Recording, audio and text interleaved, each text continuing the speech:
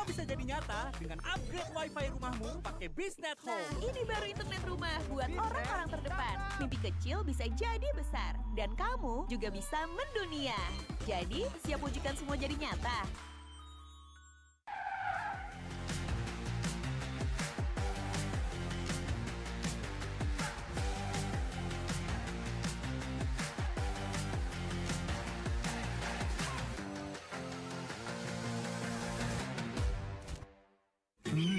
Panas. Di oven nih. Hai. Ya kelar. Wih. Nah ini Sukroven si paling seru. Mau gini seru. Mau gitu seru woy.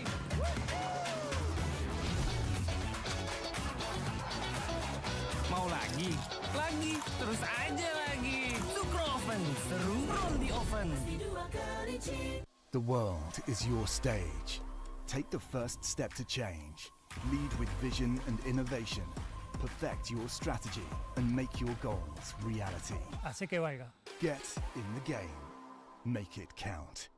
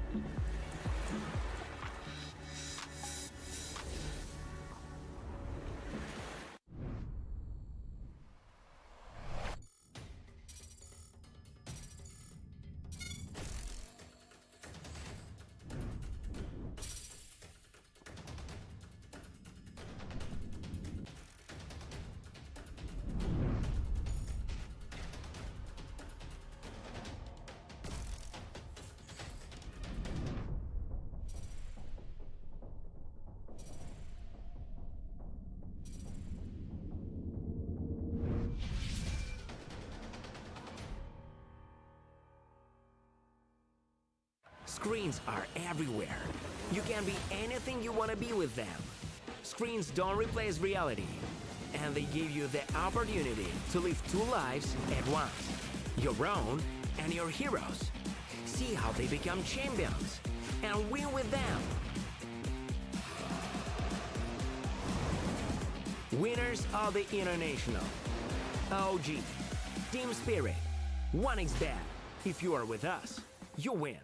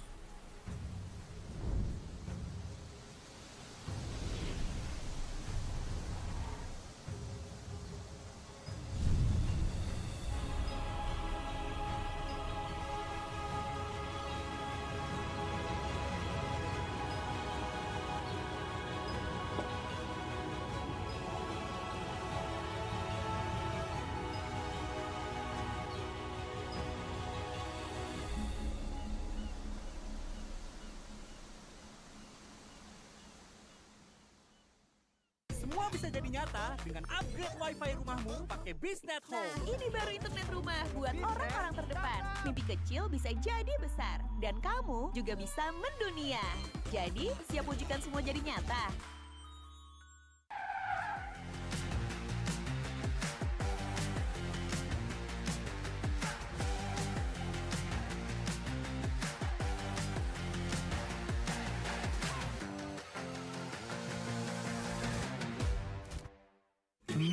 Panas. Di oven nih. Hai. Ya kelar. Wih. Nah ini Sukroven si paling seru. Mau gini seru. Mau gitu seru woy.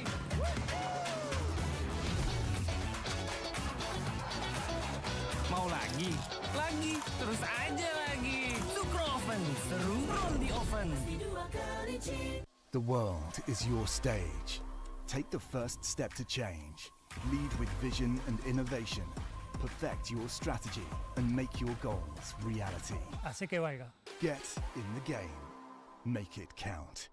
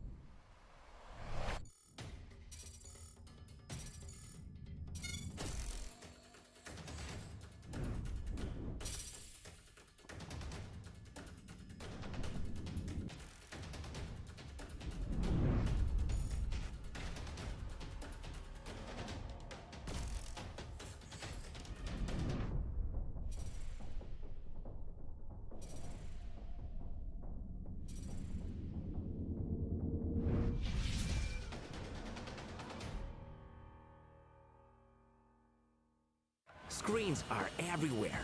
You can be anything you want to be with them. Screens don't replace reality, and they give you the opportunity to live two lives at once, your own and your heroes. See how they become champions and win with them. Winners of the International. OG. Team Spirit. 1xBet. If you are with us, you win.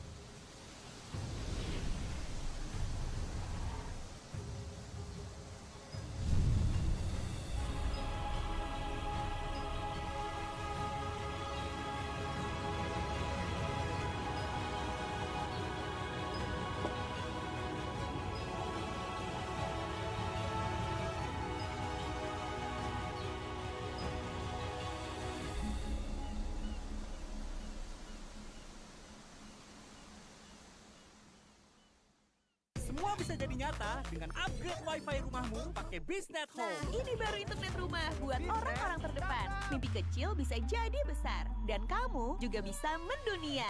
Jadi, siap wujudkan semua jadi nyata?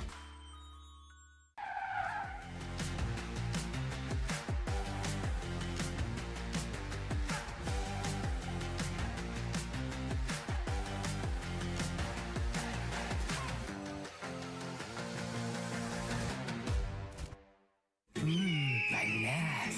Di oven nih. Hai. Ya kelar. Wih. Nah ini Sukroven si paling seru. Mau gini seru.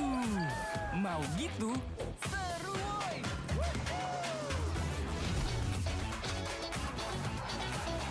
Mau lagi?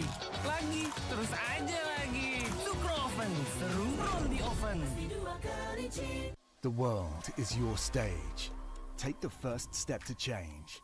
Lead with vision and innovation. Perfect your strategy and make your goals reality. Así que vaya. Get in the game. Make it count.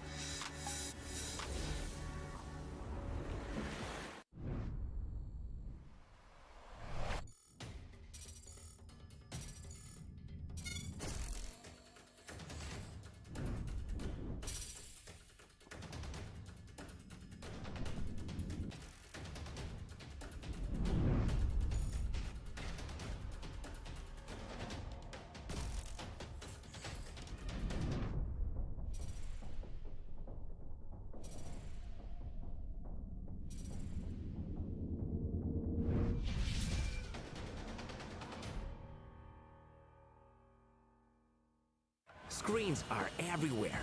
You can be anything you want to be with them. Screens don't replace reality, and they give you the opportunity to live two lives at once, your own and your heroes. See how they become champions and win with them. Winners of the International. OG. Team Spirit. 1xBet. If you are with us, you win.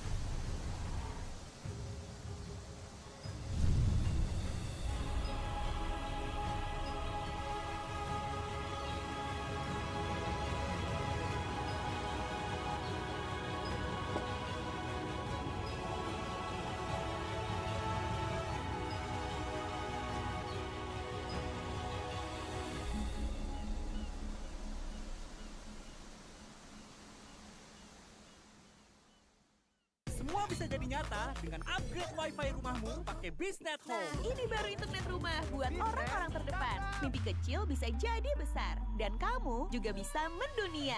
Jadi, siap wujudkan semua jadi nyata?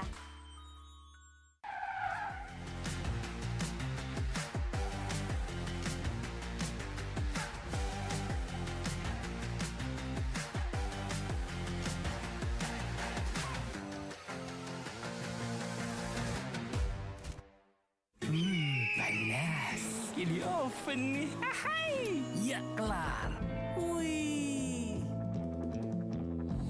Nah ini Sukroven si paling seru. Mau gini seru. Mau gitu seru woy.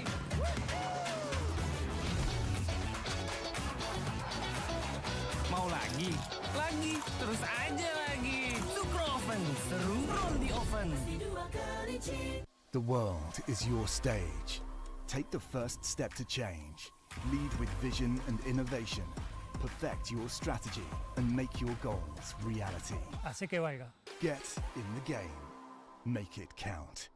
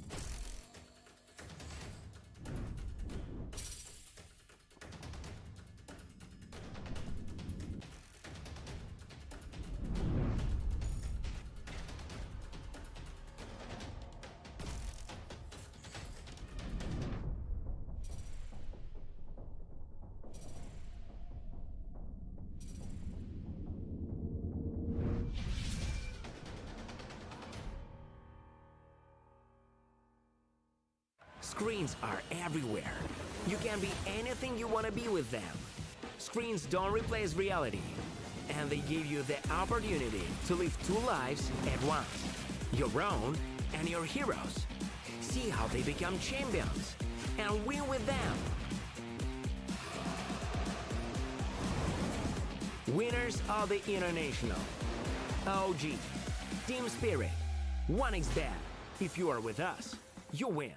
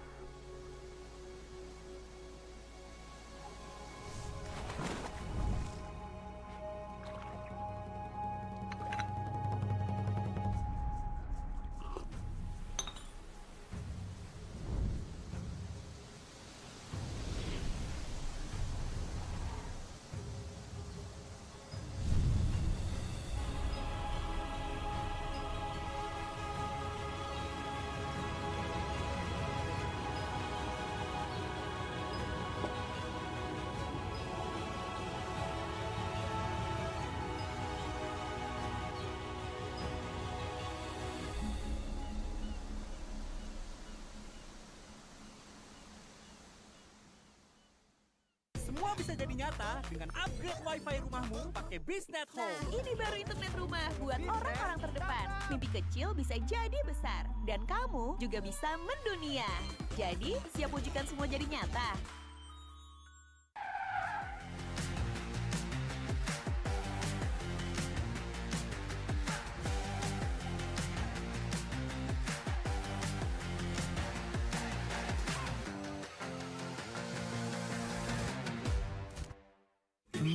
Panas. Di oven nih. Hai. Ya kelar.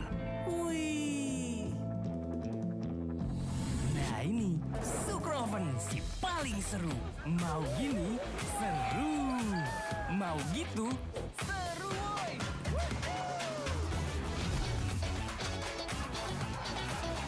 Mau lagi? Lagi. Terus aja lagi. Sukroven seru roll di oven. The world is your stage. Take the first step to change. Lead with vision and innovation. Perfect your strategy and make your goals reality. Así que vaya. Get in the game. Make it count.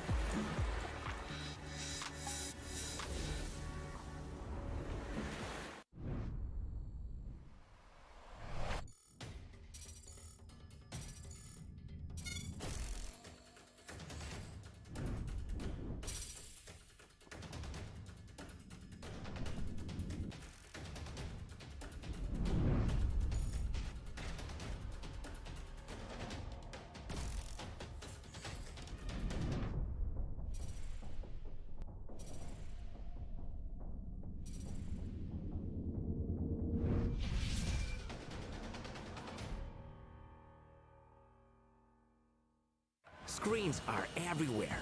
You can be anything you want to be with them.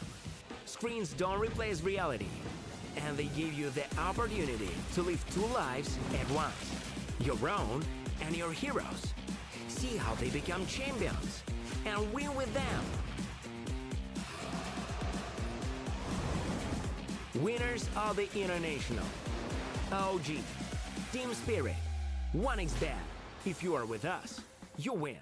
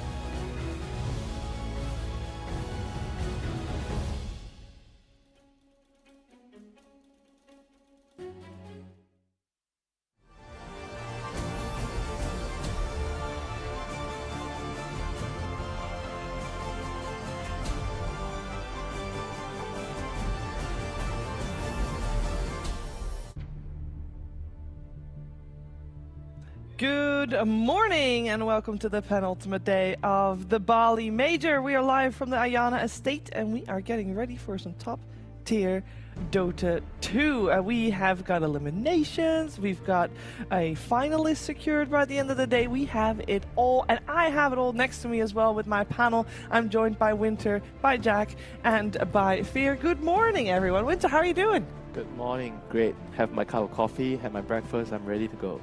Ready to go, Jack? You too? Something like that. Very similar flow of the morning here. I imagine Fear as well, or Yeah, of course. you skip some of those steps, or I'm just always ready. I'm a robot. okay. I don't need maintenance. Well, it's a good thing. We got a lot of Dota to go through, and we do need some brain power to dissect everything that happened thus far. Yesterday was a very eventful day. We had 4 series, 2 upper brackets, 2 lower brackets. And Jack, let's start by talking about those lower brackets a little bit, because we eliminated 2 teams. And I want to talk a little bit about that. What was your most surprising elimination coming out of yesterday? Of course, it was Beast Coast and Azure Raid that got eliminated. I think after watching the game 1s of both series, I think both of them were a little bit surprising. I thought Azure Raid really had an amazing draft in game 1 and that they had LGD's number. And I think it kind of just, I guess it kind of fell apart for them. Game 2, I remember there was like a timing that needed to hit on Juggernaut before Medusa got too big. In the game 3, I feel like the draft just basically collapsed. When you're mid-Void Spirit is forced into a Midas and has no gameplay whatsoever, it's rough. So I thought that this team had been gradually improving and picking up steam and like getting back into form. So I was hoping to see them continue their run against some of the tougher teams, but they got knocked out. And then also Beast Coast, we saw a really exciting game 1 that they almost threw away the lead that they had, but some really big plays there. And then, yeah, that series also kind of got out of hand for them very quickly in the last 2 games. So 2 very fun teams to watch, and sad that they're gone. Yeah, we had for 6 full games, Winter. The trend of the 2-1s continue, other than 1 series. Is that surprising to you with the current meta, or? Not really though. Like the games have been really, really close, most of them. Like I feel like teams are starting to figure out like what they need to do and all the small little details. And the drafts have been, I felt very, very close. Like you don't really see that many games that has a very clear out draft. And just like, and then the last 6 games, you know, we saw Western Europe DPC, so it was definitely a treat. Definitely a treat. And then we had upper bracket semi-finals. Fear. We had Western Europe go up against Western Europe 2 series in a row. With what we had Liquid drop down versus Tundra. Was that surprising to you? Yeah, of course. I guess it's not too soon to say it now, but I think a lot of people thought maybe Tundra losing 2-0 to BetBoom earlier on was like, you know, maybe Tundra got a little bit lucky to get in the position they're in, but they come out and prove it. They 2-0'd Liquid right after, just proving that they are still a very strong team. So Liquid getting 2-0'd in that type of fashion, first 2-0 pretty much of the upper bracket. We're not counting that one BetBoom game. We're not. Yeah, so first 2-0 of that one never the tournament. happened. So that is very impressive for Tundra there, especially because they're using a stand-in. They're using their coach instead of Soxa. Yeah, and then we had Quest versus Gaimin Gladiators, and we can take a look at the brackets as well and see how everything played out, because Quest did end up falling to Gaimin Gladiators in a 3-game series per trend here at the Bali Major, and that means we are going to see a Quest and Team Liquid in the lower bracket today. We can take a look at the schedule after we've seen the brackets, as well as we have today for you 4 best-of-3 series. We're going to start things off with 9 Pandas taking on Team Liquid.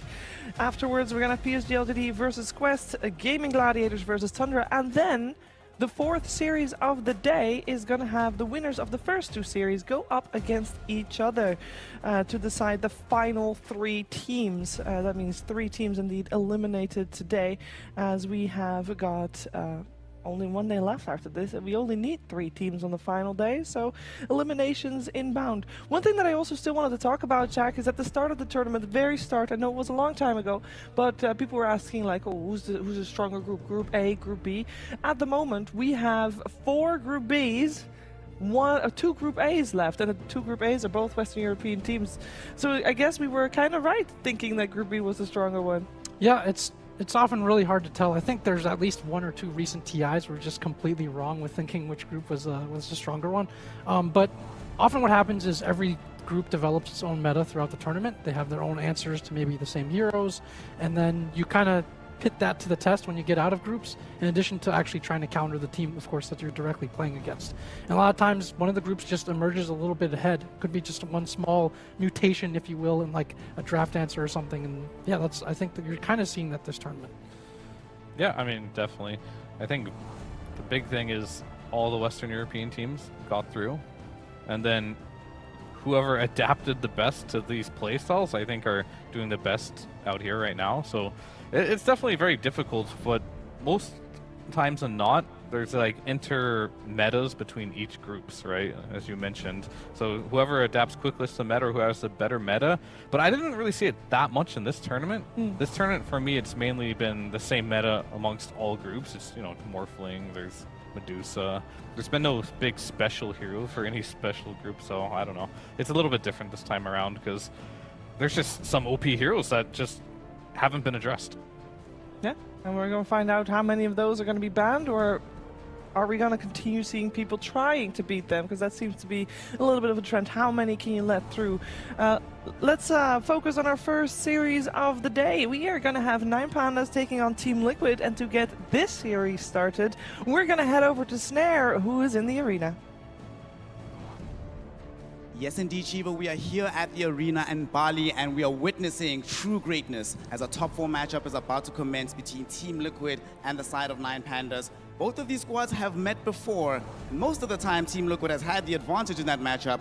However, things have been very strange here in the Bali Major. So to witness exactly what's going to be happening, let's see if 9 Pandas have gotten their practice underway. If they have a way to defeat Team Liquid, we're going to be seeing the beast from the east go at it. I bring you 9 Pandas.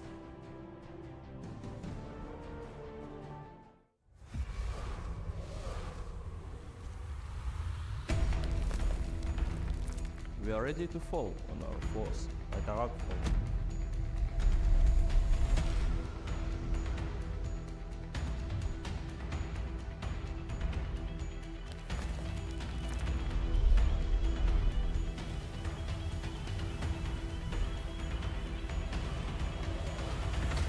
Land Pandas are here, ready to rock the stage.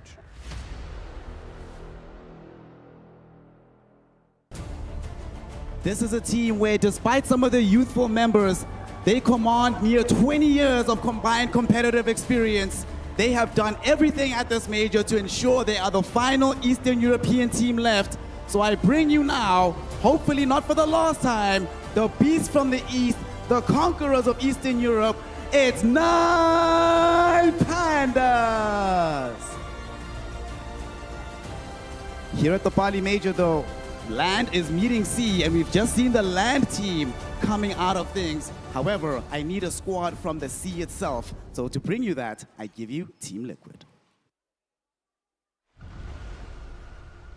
Like water, our playstyles are ever flowing, ever changing.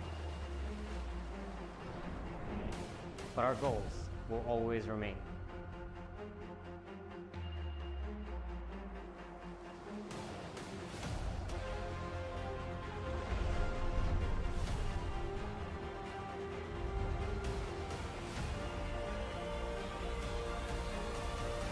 Team Liquid, rushing in with raging roars. A squad that has shown themselves to be incredibly adaptable over the years, that has more than enough mechanical skill to defeat anybody on the planet.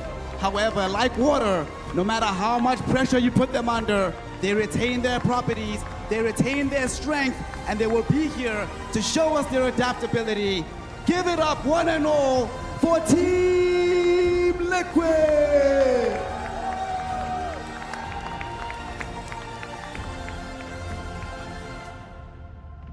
This matchup is incredibly important, as yet again we find ourselves in an elimination scenario. Whichever one of these two teams gets taken out will no longer have a chance to compete here at the Bali Major. However, both of them have shown they have what it takes not only to climb through the lower bracket, but make a run all the way into the grand finals.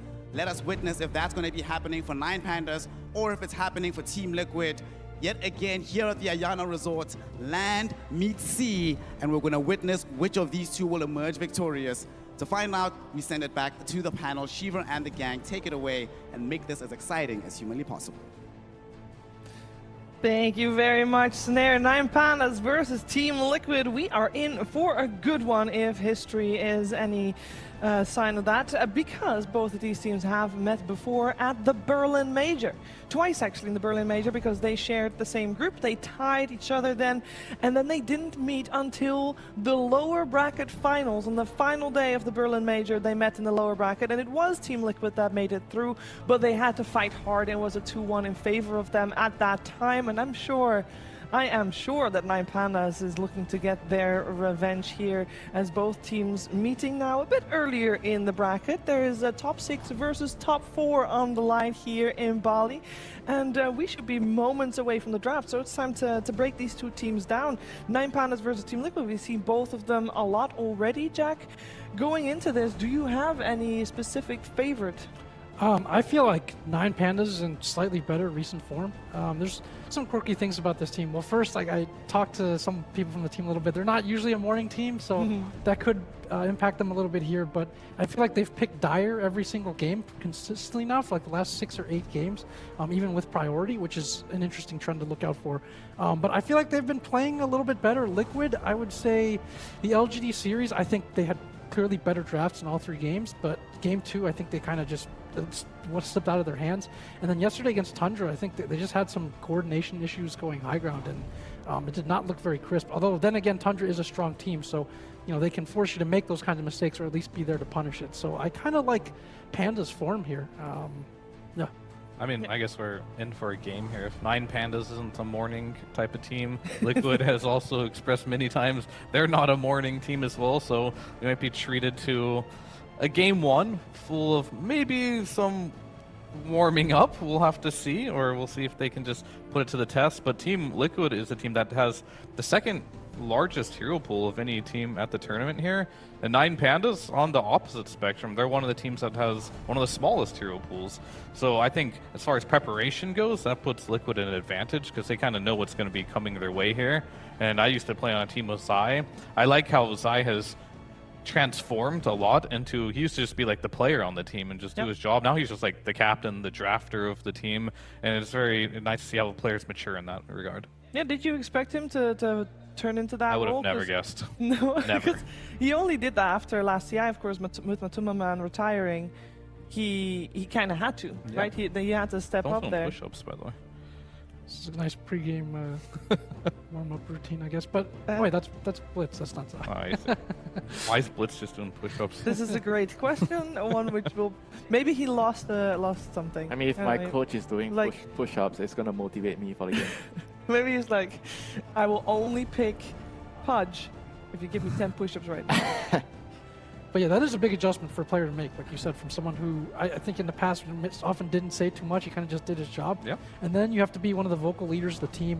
Obviously, a big part in like the drafting and strategy. I think it's mostly he and Blitz that do a lot of that, especially during the game, during the draft as well. So is a pretty big adjustment for sure. I mean, it's a good thing, I feel like the offlaner is usually the place that where you make the first play. He's gonna rally the support. He's gonna rally the team to take the first tower of the game. So I feel like being an offlaner and being the person in charge of picking the heroes and drafting the strategy, it helps the team a lot.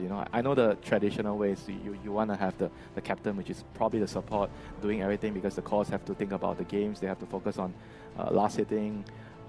Playing the game well, so you don't really want to put more burden on the core players. But I on the other hand feel like if the offlaners are the captains, I feel like it can be actually a very good thing in today's game. Especially like we see from Talon, they're not here, but Jabs is the captain. He's doing the drafting, and we see a lot of the plays revolve around him. And him being the drafter like Zai helps a lot. It can dictate the pace of the game, but it also makes me wonder, does that mean that in certain patches where the offlaner is the pace dictator of the game, you're stronger due to that than other patches, and this patch just happens to be the one where the offlaner can do that? It's not exactly a patch thing. I feel like it's just a natural way of like playing Dota, where the first move it's always towards the offlane, especially for the support, you make a rotation that just feels natural, because the carry just wants to hit creeps on the safe lane. So you don't want to bring the action to the carry's lane. You want to bring the action elsewhere so your carry feels safe. Yeah, I think that's a really good point. Usually the mid has a lot of like sort of laning mechanics and little timings to focus on. It's usually the offlaner that sets the pace for the game for your team. And it's also the offlaners, when you see any team have success, like pretty much a requisite. Their offlaner looks like the best in the world or has like a great hero pool for them. So yeah, that makes a lot of sense for the offlaner to be, if you're already in that sort of commanding position where you dictate the game, then you might as well have some control or a lot of input over the draft as well, right? Yeah, basically you have two types of offlaners. Number one is like, I want my hero last because I want the good matchup. And offlaner number two is like, guys, just pick my hero early. I'm gonna buy you the pipe. I'm gonna buy the soul. I'm gonna buy the I'm gonna buy all the team items. Just the rich support. Yeah, but when we lose, don't look at me, you know. Zai's been a bit of both, honestly. Yeah. But I do like the bans coming from Liquid. They're very targeted. I've seen Kiyotaka on the Storm Spirit, incredibly high win rate. I think he's 9-1 on it right now.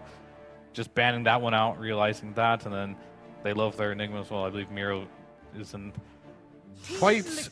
He loves the hero, but they also flex it. I think Solo's played it as well, so they're just banning some of the flex and comfort from 9 Pandas. Talked about a little bit earlier how Liquid might have a small advantage in the drafting just because 9 Pandas is a bit predictable, but they're good at what they do. So even if you see it coming, sometimes it's still hard to beat.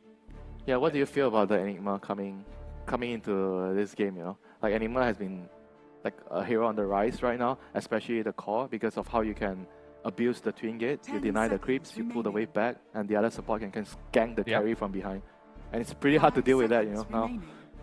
Yeah, it's definitely very difficult to deal with, and I think when you are a team like 9 Panda that's a specialist with the hero, it makes a lot of sense to ban it out. Yeah, but as a carry, what do you feel like you can do to deal with that, right? Nobody likes laning versus Enigma because it's like a crapshoot. It's either you find a way to get on top of him and you can kill him and you can kill the Eidolons, or he just dumpsters you in the lane. And then you also have to deal with the fact of like, also every carry player doesn't enjoy playing versus Black Hole or like Doom, for example. These heroes that just take your hero out of the game are not enjoyable to play against. So removing it will always give you a bigger hero pool from the carry position.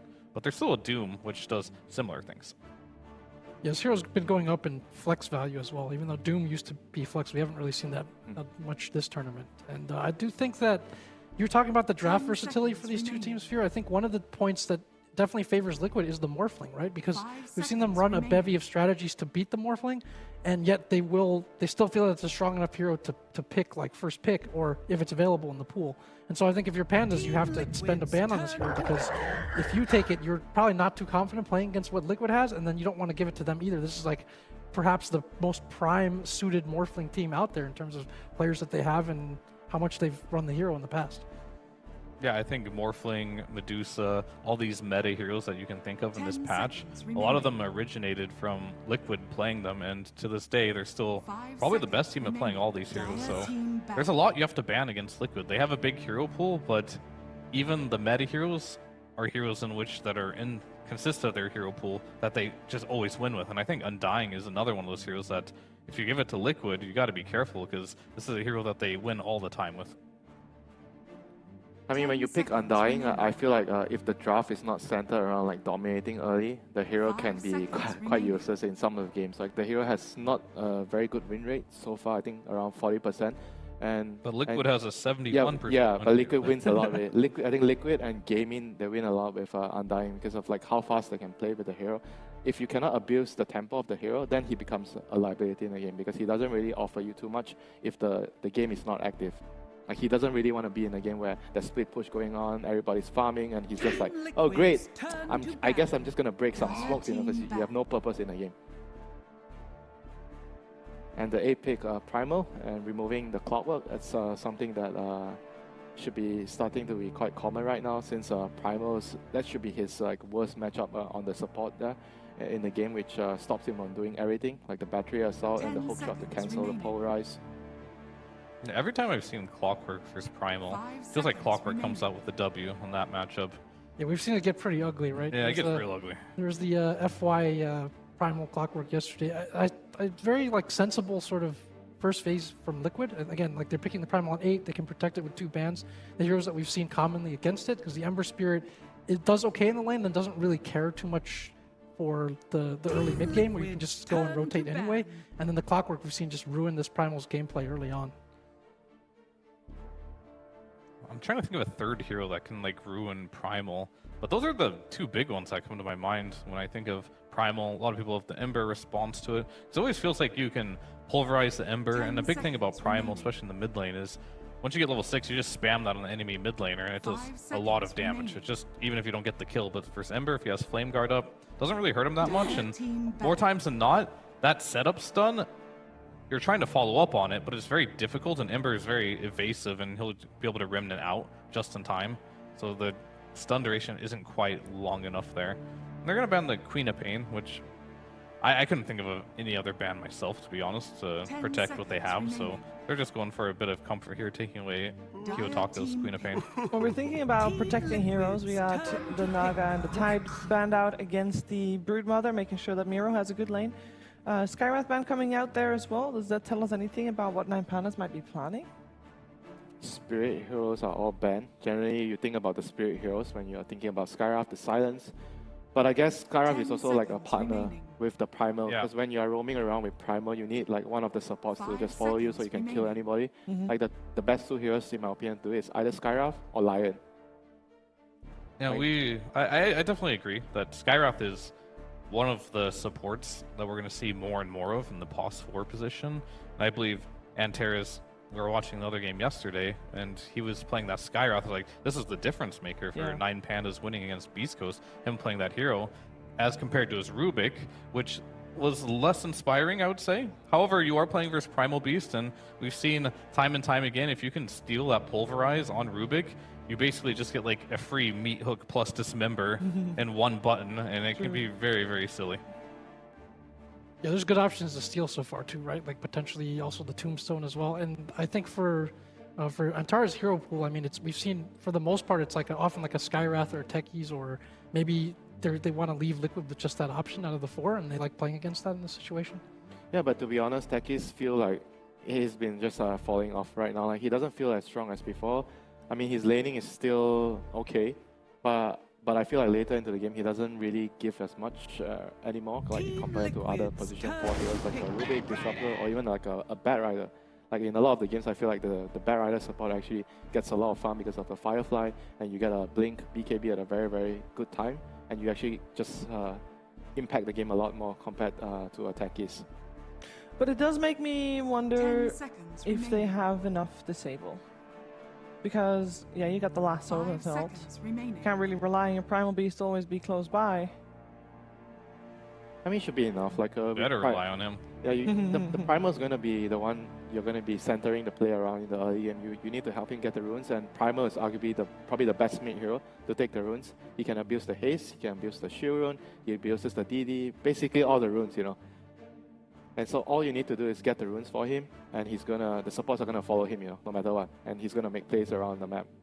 So it doesn't really matter that he's the only stunner and you have a Bat Rider and Undying support duo. You don't really have much going on between the two supports, but it doesn't really matter as much. Yeah, the only issue Primal Beast has had is scaling, I think. I think this hero's scaling generally hasn't been good, but a lot of people are bypassing that and going for the Heart of Tarosk build, which has helped him scale quite a bit. And I think the fact that Pulverize will just always go through debuff immunity now helps this hero a lot in the later stages of the game. So you don't feel very comfortable buying I wouldn't want to play any hero that buys BKB this game. You're playing versus a Bat Rider, Juggernaut, Primal.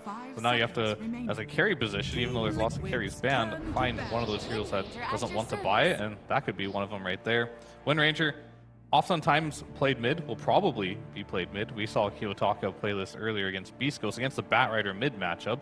Probably won't be seeing a mid Bat this game, but still going back to that comfort, Kiyotaka did pop off on the Wind Ranger, and expecting to see it go mid again. I mean, I'm quite surprised they actually go for like the Jug against the Puck now though. Like normally you wouldn't want to do that. Is that just because of the lane? Are they picking the Jug just for like a good lane? Because Jug is like a really stable carry for the lane. You have the spin, you have the healing ward, and you're playing to like group up S5 with the Undying Tombstone, and just regardless of having to deal with the Decrepify, you don't really care. I feel like some of the value there might have been trying to steal that. I feel like it would be scarier if 9Pandas got that, and it does give them this tempo option, which is kind of how they've tried to play a lot of their games. Get to that 3rd or 4th item fairly early on and try to end the game from there with the Aegis. I feel like it kind of fits how they've wanted to play, and I think it would be scary for Pandas, because with second pick, then like 9Pandas can counter pick 2 of the lanes, right? And they can potentially get like a better carry matchup as well. So 10 seconds. Yeah, I feel like whenever Medusa, Morph, and Naga are all banned, you're just going to see some different interpretations of the game from all the carry players, because we all know those are like probably the 3 best carries in the game right now if it's a good game for it. After that, I don't think anyone truly knows. It just comes down to your preference and what you want to play in certain matchups. And I think in this situation, Mickey feels that, you know, Undying plus Jug is always good because we talked about before, Undying always wants to have a purpose in the game. And I think these two heroes play really well with each other. One drops the Tombstone, one drops the Healing Ward, and now you can play again around any objective in the game, whether it's Roshan, Towers, Barracks, whatever it might be.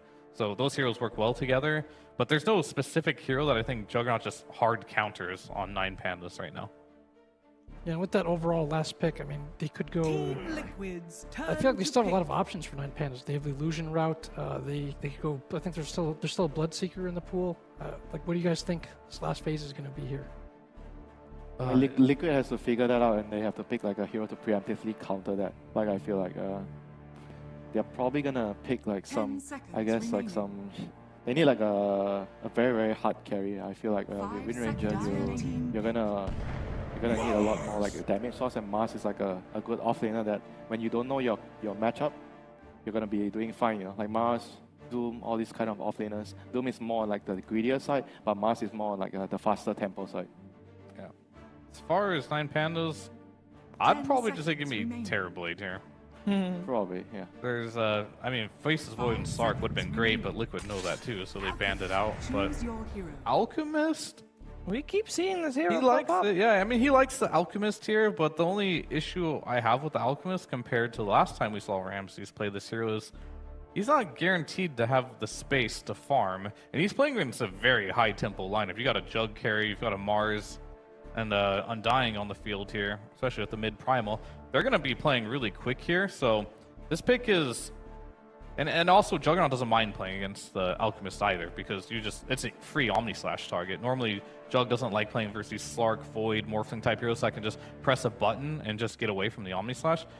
You don't have that option as an Alchemist here, so I definitely like Liquid's draft more here. I think this Alchemist isn't a gotcha pick at all, and it's going to be a little difficult to get away with, a bit greedy. A bit greedy, but perhaps the timing works out in 9 Panda's favor. We're going to find out what's going to happen here in game number 1 of this best of 3 series, together with ODPixel and Fogged.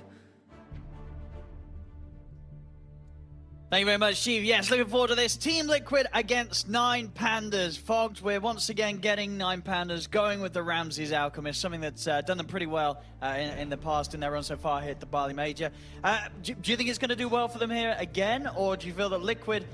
This might not actually be the lineup that you want to play Alchemist into. Liquid, have they got answers? Yeah, I think Liquid's got a fast-paced draft. I'm with what Fear was saying for the most part in this game. I really like how Liquid's kind of covered their bases, and even though Mars, in some hands, has looked kind of, you know, a little hit or miss. We'll talk about, you know, some spears that have been missed, of course, a lot in this tournament. Yeah. There has been some big hits from some of these Mars. Like Sacred, he owned on this hero a lot of times, so yeah, I mean, I'm looking forward to see how this one's going to play out, because I think everyone's looking at Liquid yesterday, and they're like, what happened? You know, losing the Tundra with Ayana as a stand-in, they definitely made some mistakes. They had a pretty big lead in the first game, in the second game there, and of course some over-aggressive itemization, perhaps from Nisha, did hurt him. But let's see what type of connection we have, because there definitely was some disconnect from Liquid. It felt like yesterday. And 9 Pandas, this is a very comfortable draft for them, as you said. You know, playing with this Alchemist Ramses, he loves it. Let's see if they can make it work. Yeah. I mean, from sort of 9 Pandas' perspectives, what do you think, or at least maybe from Ramses' perspective in particular, what do you think sort of made him make the call to go with the Alch here? If, like, to us, we're kind of seeing reasons why it's not good, what do you feel that 9 Pandas like, we don't mind about it. We're going to make it okay. We're going to make the space. We are going to make it work. What do they doubt that Liquid's lineup's going to be able to do in terms of punishing an Alch? He has won, I think, all the games on the Alchemist. It's been pretty good, right? I think I see 4 wins. Yeah, they've won every game. So I'm pretty sure that, besides just... It's just they're like... I think he's just like, I like this Alchemist. We play well with it. He has a space creator with the Broodmother. So I think he's just looking that they're going to be able to pressure the map a lot. And then this Alchemist is going to get to... He's going to get those like 4 minutes, those 4 crucial minutes that he needs in the game, even if the lane goes poorly, that he's going to catch up. Because we have seen Ramses do that a lot, right? I think the other day when they were playing versus... Yeah, he died, what, 3 times in lane, and then he was like 1,000 GPM and won the game. It was versus Aster, I believe, right? Yeah, it was Aster, XXS playing the Doom, get some kills. XXS made some like a little bit of a weird rotation. I know Brian harped on that one a lot. And Ramsey's got 3 minutes, and he had Radiance. So perhaps he's seeing that they can't pressure him a lot. But Liquid has a very, very strong early game tempo lineup. Everyone wants to play the fight. It's not really this like sit back and farm draft by any means. But 9 Pandas, they do have a draft that also fights back, so this should be a fun one. I'm looking forward to see, indeed. I mean, because Liquid, for themselves, when they're coming into a draft, you'd imagine, right, like this Alchemist is not a surprise. No, it was shouldn't be. Last pick. They were more than prepared that this would be a very viable option. If he can, in their lineup with. If the Alchemist gets to early, if he gets like a free, Radiance and stuff, and gets an early BKB, there can absolutely be problems for Liquid for some damage. But I don't think that's going to be the case. They have a Bat and a Mars in the lane, so I imagine they're going to play quite pressure heavy to look to slow down this Alchemist. But we'll see. Because yeah, Ramses, I think he's actually made some magic happen where I thought the Alchemist looked. I thought it was underpicked in this tournament, but I think he's just made it look pretty damn good. Yeah, I think people felt what the nerf and such to Greevil's Greed was kind of enough to make other carries better and not really to consider the Alchemist. But the reality is, he got quite the buff before that nerf came into place. Free spell. It's a free spell, so it's still arguably in a better place than it once was. And Ramses definitely identifying that and using it very, very well with the wins that he's managed to get with this hero. I think one of the big difference makers, or one of the players in particular that I'm going to be looking at, usually we look at these big core players and everything like that. I'm looking at Antares. I don't know, I really like watching him. Maybe I'm just obsessed lately with some of these 4 players, but Antares for me, like his Skyrath, I feel like he sets the tempo a lot of these games. Yeah. This Rubik, he has a lot of good spells he can steal this game.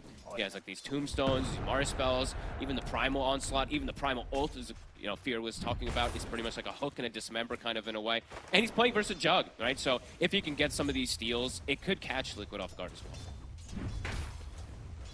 Let's see. Let's see. I mean, top lane, I feel like the thing is, Ramses in the games that he's played, as you talked about, the game against Dasher, I mean, in a lot of them, right? He doesn't care about the matchup in the lane.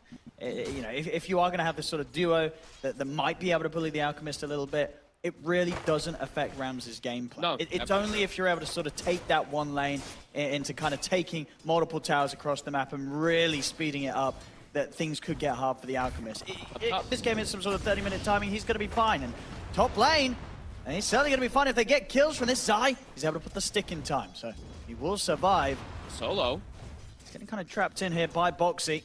So we'll still manage to make it out of there. I think they gotta be careful. There's another Blood Grenade Firefly. The setup for maybe Zai getting in with the God's Rebuke. Ramses will throw the concoction, but the Rebuke is there. Zai will claim first blood. He's got the spear. He can look for a second kill. He's got the setup on the solo. Double kill for Zai. Oh, and kind of the dream to get it, because if you look at his itemization, I think he is gonna buy this. A Helm of Iron will. Way more valuable than a Ring of Health when you're playing versus an Alchemist, playing versus that Acid Spray. That's smart. That's really, really smart. I mean, does that mean are we going to get the legendary Armlet Deso build? Maybe not the Deso, but maybe the Armlet? Maybe, but I feel like Crimson, I think he could actually just go Crimson Guard. Just go Crimson. It's a godly Crimson game versus Brood, Windranger, Alchemist. I mean, these Alchemist definitely does do decent versus it, but Brood and Windranger don't want to play versus it. It'd definitely be really different. nice. It could just be a casual helm until he decides later on, but we'll have to see what he likes to do. I want to see if we get the actual Giga Chad Armlet Deso build. But bottom lane, McKay, it's got to be okay. He's got the level in Healing Ward as well, so he'll be fine. Yeah. He's doing really, really good on the last hits, actually. But even though Miro's last hits are a little bit slower, Antares actually has 5, so they actually have 11 last hits bottom. It just looks a little weird because the core doesn't have them all. Yeah, big double kill up top. This Pugna overall has been an incredible support, as we've seen, just to be able to, do very good in the lane to be able to get these cores online. But yeah, there's a very, very aggressive lane that Liquid's picked themselves up here. And the kills can continue up here. Level 2 Firefly's about to be online for Boxy. Let's see if they're able to find the setup to go again. And mid, looks pretty even. I don't think Windranger can really pull the Primal Beast by any means, and Primal's just going to get these last hits, and Windranger should get the last hits herself as well. On top. I mean, yeah, Solo definitely has to be careful. Yeah. If they can kind of knock him back and set up for Zai, this Pugna's going to get smashed pretty hard by God's Rebuke. They're level 3, I believe, on the 2 of them right now on Liquid too, so definitely could look to make a move. Boots now on Boxy. That could be the call to make the go soon. No Blood Grenade on them, though. Ramses. Picking up the concoction. It's a good bit of harassment there into Boxy, but Boxy prepared, has the salve still. Any movements early that we're going to have? It looks like Antares is going to get at least some stacks started. He is going to check the bottom rune. So they might be able to deny Nisha a little bit of that fill up at least here.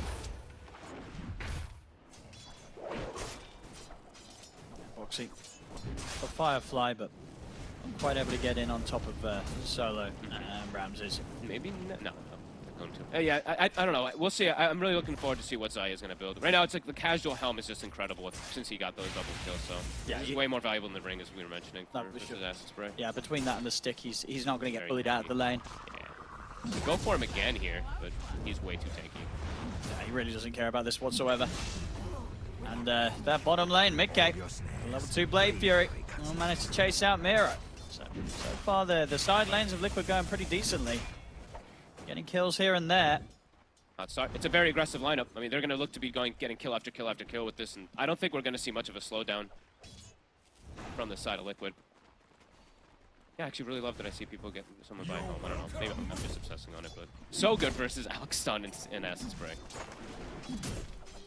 Boxy, he's actually, instead of now playing the lane, he's just going to steal the stacks. So I think he actually made this stack himself. So he actually double stacked here. And he's going to get a courier snipe he is. And that was quite the delivery, you know, the full treads basically taken away from Ramses. Cool. A minute with that snipe. Yeah, is he going to be able to finish this off? I mean, he'll have to work on it a little bit, but he has the Tranquil Boot. I mean, this is Boxy. We're going to see him disassemble, reassemble these Tranquil Boots probably like 10 times in the next few minutes. But yeah, and they can be efficient like this because Zai, he can perfectly find that corner zone. Yep. He does not need any sort of backup. And the lane's going to push out into his favor as well, too, in a moment. He's even more armor, it looks like. We'll wait for that for a second. Mickey in trouble. So he can get away with taking him out here. Any backup coming in for Mickey? Insane, he can't save him on his own. The three of them take him down. It's an important kill. The Alchemist is not getting killed, so he is getting that farm, and the Jug is getting slowed down from this move. I'm going to say they have a chance for Insania, but he's got too much strength built up. They won't waste any more time chasing the Undying, so they can resume just putting pressure onto this tier 1 tower bottom. Nice move. Very, very small one there from Solo, but a really, really good one. Just continuing to punish Mickey. Key attacker trying to make a move with the focus fire onto Boxy, but Boxy, he's away. Solo will TP over towards the mid lane. DD Rune grabbed up by Nisha.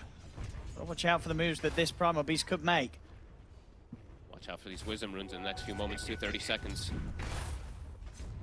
As Phase Boot, Helm of Iron Will, more than enough armor. He can stay up here, but Ramses has gotten away with, not dying at the least in lane. He's top 2 net worth ahead of the Jug by a small margin. Yeah, I don't think Ramses is going to be too phased by the outcome of the lane. Sure, it was great for Liquid, great for Zai that he got that double kill at the beginning. But yeah, Ramses still able to hit creeps, so Liquid, they've got to continue to do much more than just that kind of lane pressure on this Alchemist. If Ramses gets the space, gets the farm, as the records have shown, he will carry the game. But we will see, because the pressure definitely will ramp up, especially with Primal Beast and this Mars. Imagine Nisha is going to be pretty active, as we too tend to see from this hero. It is a lot of damage, That is the one thing that they do have on the side of Liquid, to be able to burst down this Alchemist. A ton of heroes that can just commit fully, even through Chemical Rage. Ramses gonna try and make a go on him. And the concoction to throw back at Boxy's ticking down low. Ramses, they'll find him. TP coming in. They'll punish Boxy. Here, not going to be on the mark there. Doesn't catch Solo. We'll start to back away. Nisha now swinging over. Ward, who doesn't spot him just yet. Got the DD popped. He wants this Rubik. If he gets his hands on any of these heroes, they're gone. He'll charge in, and indeed, Antar is incredibly dead. It's Anisha's trample. And straight back to the mid lane. Good pressure hit there. Zai, even though he misses that spear, he's really killing it up here. Another small armor item. Phase, Helm, Soul Ring. So triple little mini armor items. Solo. He's going to try and fight Zai here. It's a bit bold. I mean, Zai's going to have stick charges and a rebuke in a second. There it is. He doesn't even need it. Just runs him down. The right clicks alone. Zai claims another. 4 kills already here for the offlane Mars. Taka cannot get out. Ooh, Liquid hitting hard in this early game. All about that early pressure, early itemization that they're looking for to shut down this Alchemist. Boxy now 6 already. He is halfway to a Blink Dagger on this Batrider. And the bottom lane, they did get that 1 kill on the Jug, but it was just the one. And Miro, he is the bottom of these cores at the moment. Playing versus this Undying Jug wasn't the easiest for him. 7-2. Feels that the overall plan so far from Liquid, it's looking good. It's working out. They gotta it's just you have to keep the pressure up, keep looking for Ramses, keep looking for this pressure, but yeah, their lineup is designed around doing that. As they're gonna continue to fill up Nisha, make sure that he has that. I say continue to, they actually failed the mill. They failed the fill on the bottle. Whoopsie, Insania. Did he not TP from Fountain or something? Oh, whoopsie. Nisha will find himself a bounty. Boxy actually finds Solo, and he's got lasso. Also the backup of Nisha coming in. And indeed, Solo, another kill to be found here for Liquid. Getting the ball rolling. I mean, Kiyotaka's trying to make the move up top. I feel like for him, it's a difficult game to get involved relatively early versus these side lanes because of this Mars pick. The Mars Primal, yeah, they have this, you know, he'll farm in the matchup, but he is under kill threat constantly, it feels like. They have, I mean, if he gets on top of him with Primal, with Mars, this is a squishy win ranger. 9 Pandas. So if they bring any attention towards this top lane to try and push back, I mean, Zai, he'll hold back for now. The rest of his team, and Liquid, they're refueling back in base. Nisha will head back and look to see where he can set out towards with the next TP. I don't think they'll give too much attention. I think this is where they look to play opposite side of the map and then draw attention away from Ramses. That's usually what at least see from 9 Pandas, to give him that space to catch back up. Nisha's going to come back in on the mid lane. It's mid area. Farm some of these stacks. Maximizing, going to Blade Mail. Cool. Good luck ever focus firing him. It's not going to be a target the Kiyotaka wants to go for. No, not a target that most of these heroes are going to well, yeah, I mean, that's the thing. It's like, who is going to kill this Primal Beast when it comes running at them? It's going to take later items, in particular the Alchemist, once he's got some type of timing. Liquid speeding things up. Another smoke. Nisha wants to look up top. They want to find Ramses. I imagine at least get a ward up on the top side pretty soon, just so you can get some information of when Ramses is farming up here. And probably look for an soon tower push. Because their lineup doesn't really take towers that naturally on this side of Liquid in comparison to a Broodmother. See if Nisha can grab him. We can find this out. They know that Ramses is going to be playing this top area. That's pretty much what he does, of course, every game. Yep. This out, he's very effective with it. He's trying to just maximize. Chemical Rage is popped. He'll see them. Smoke wears off.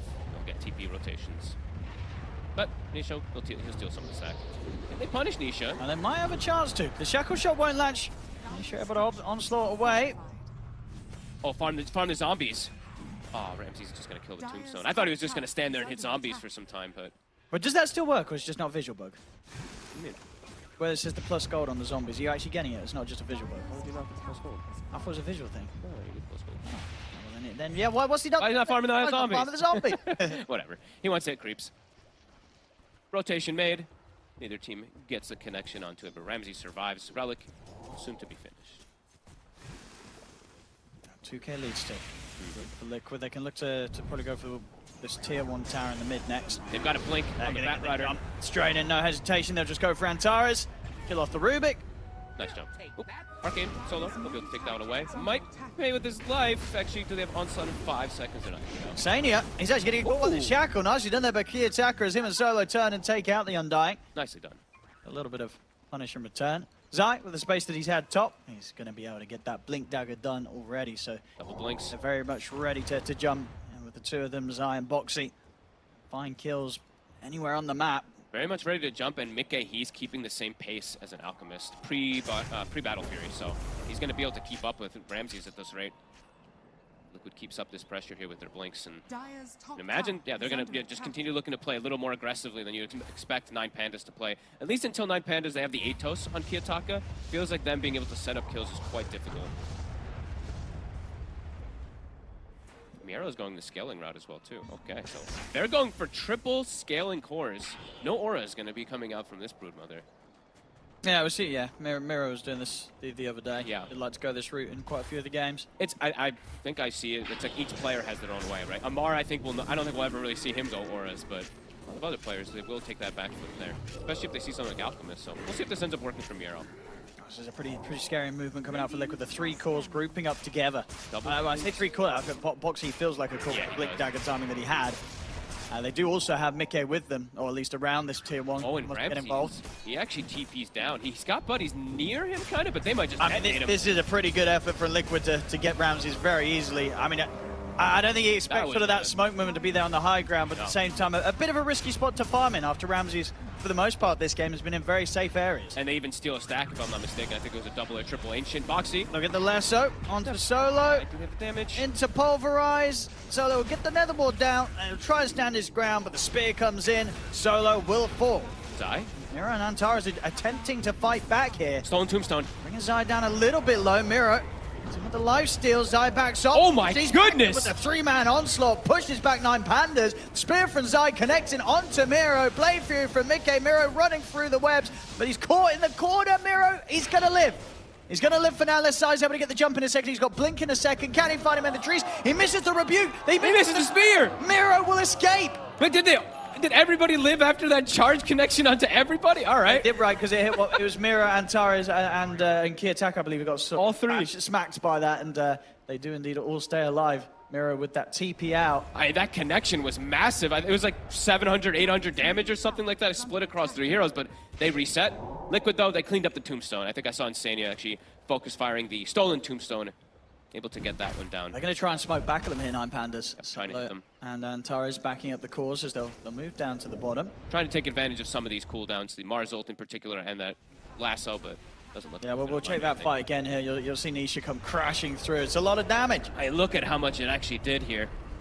Oh my, nobody died there. I cannot believe none of the heroes that are not. Kiyotaka and Antares are able to split, and as we saw, that great escape from Mira down the tree line and out with the TP. All right, that could have been a huge, that could have been huge for Liquid. That's a lot of gold. We know how much kills are worth right now, so. 9 Pandas.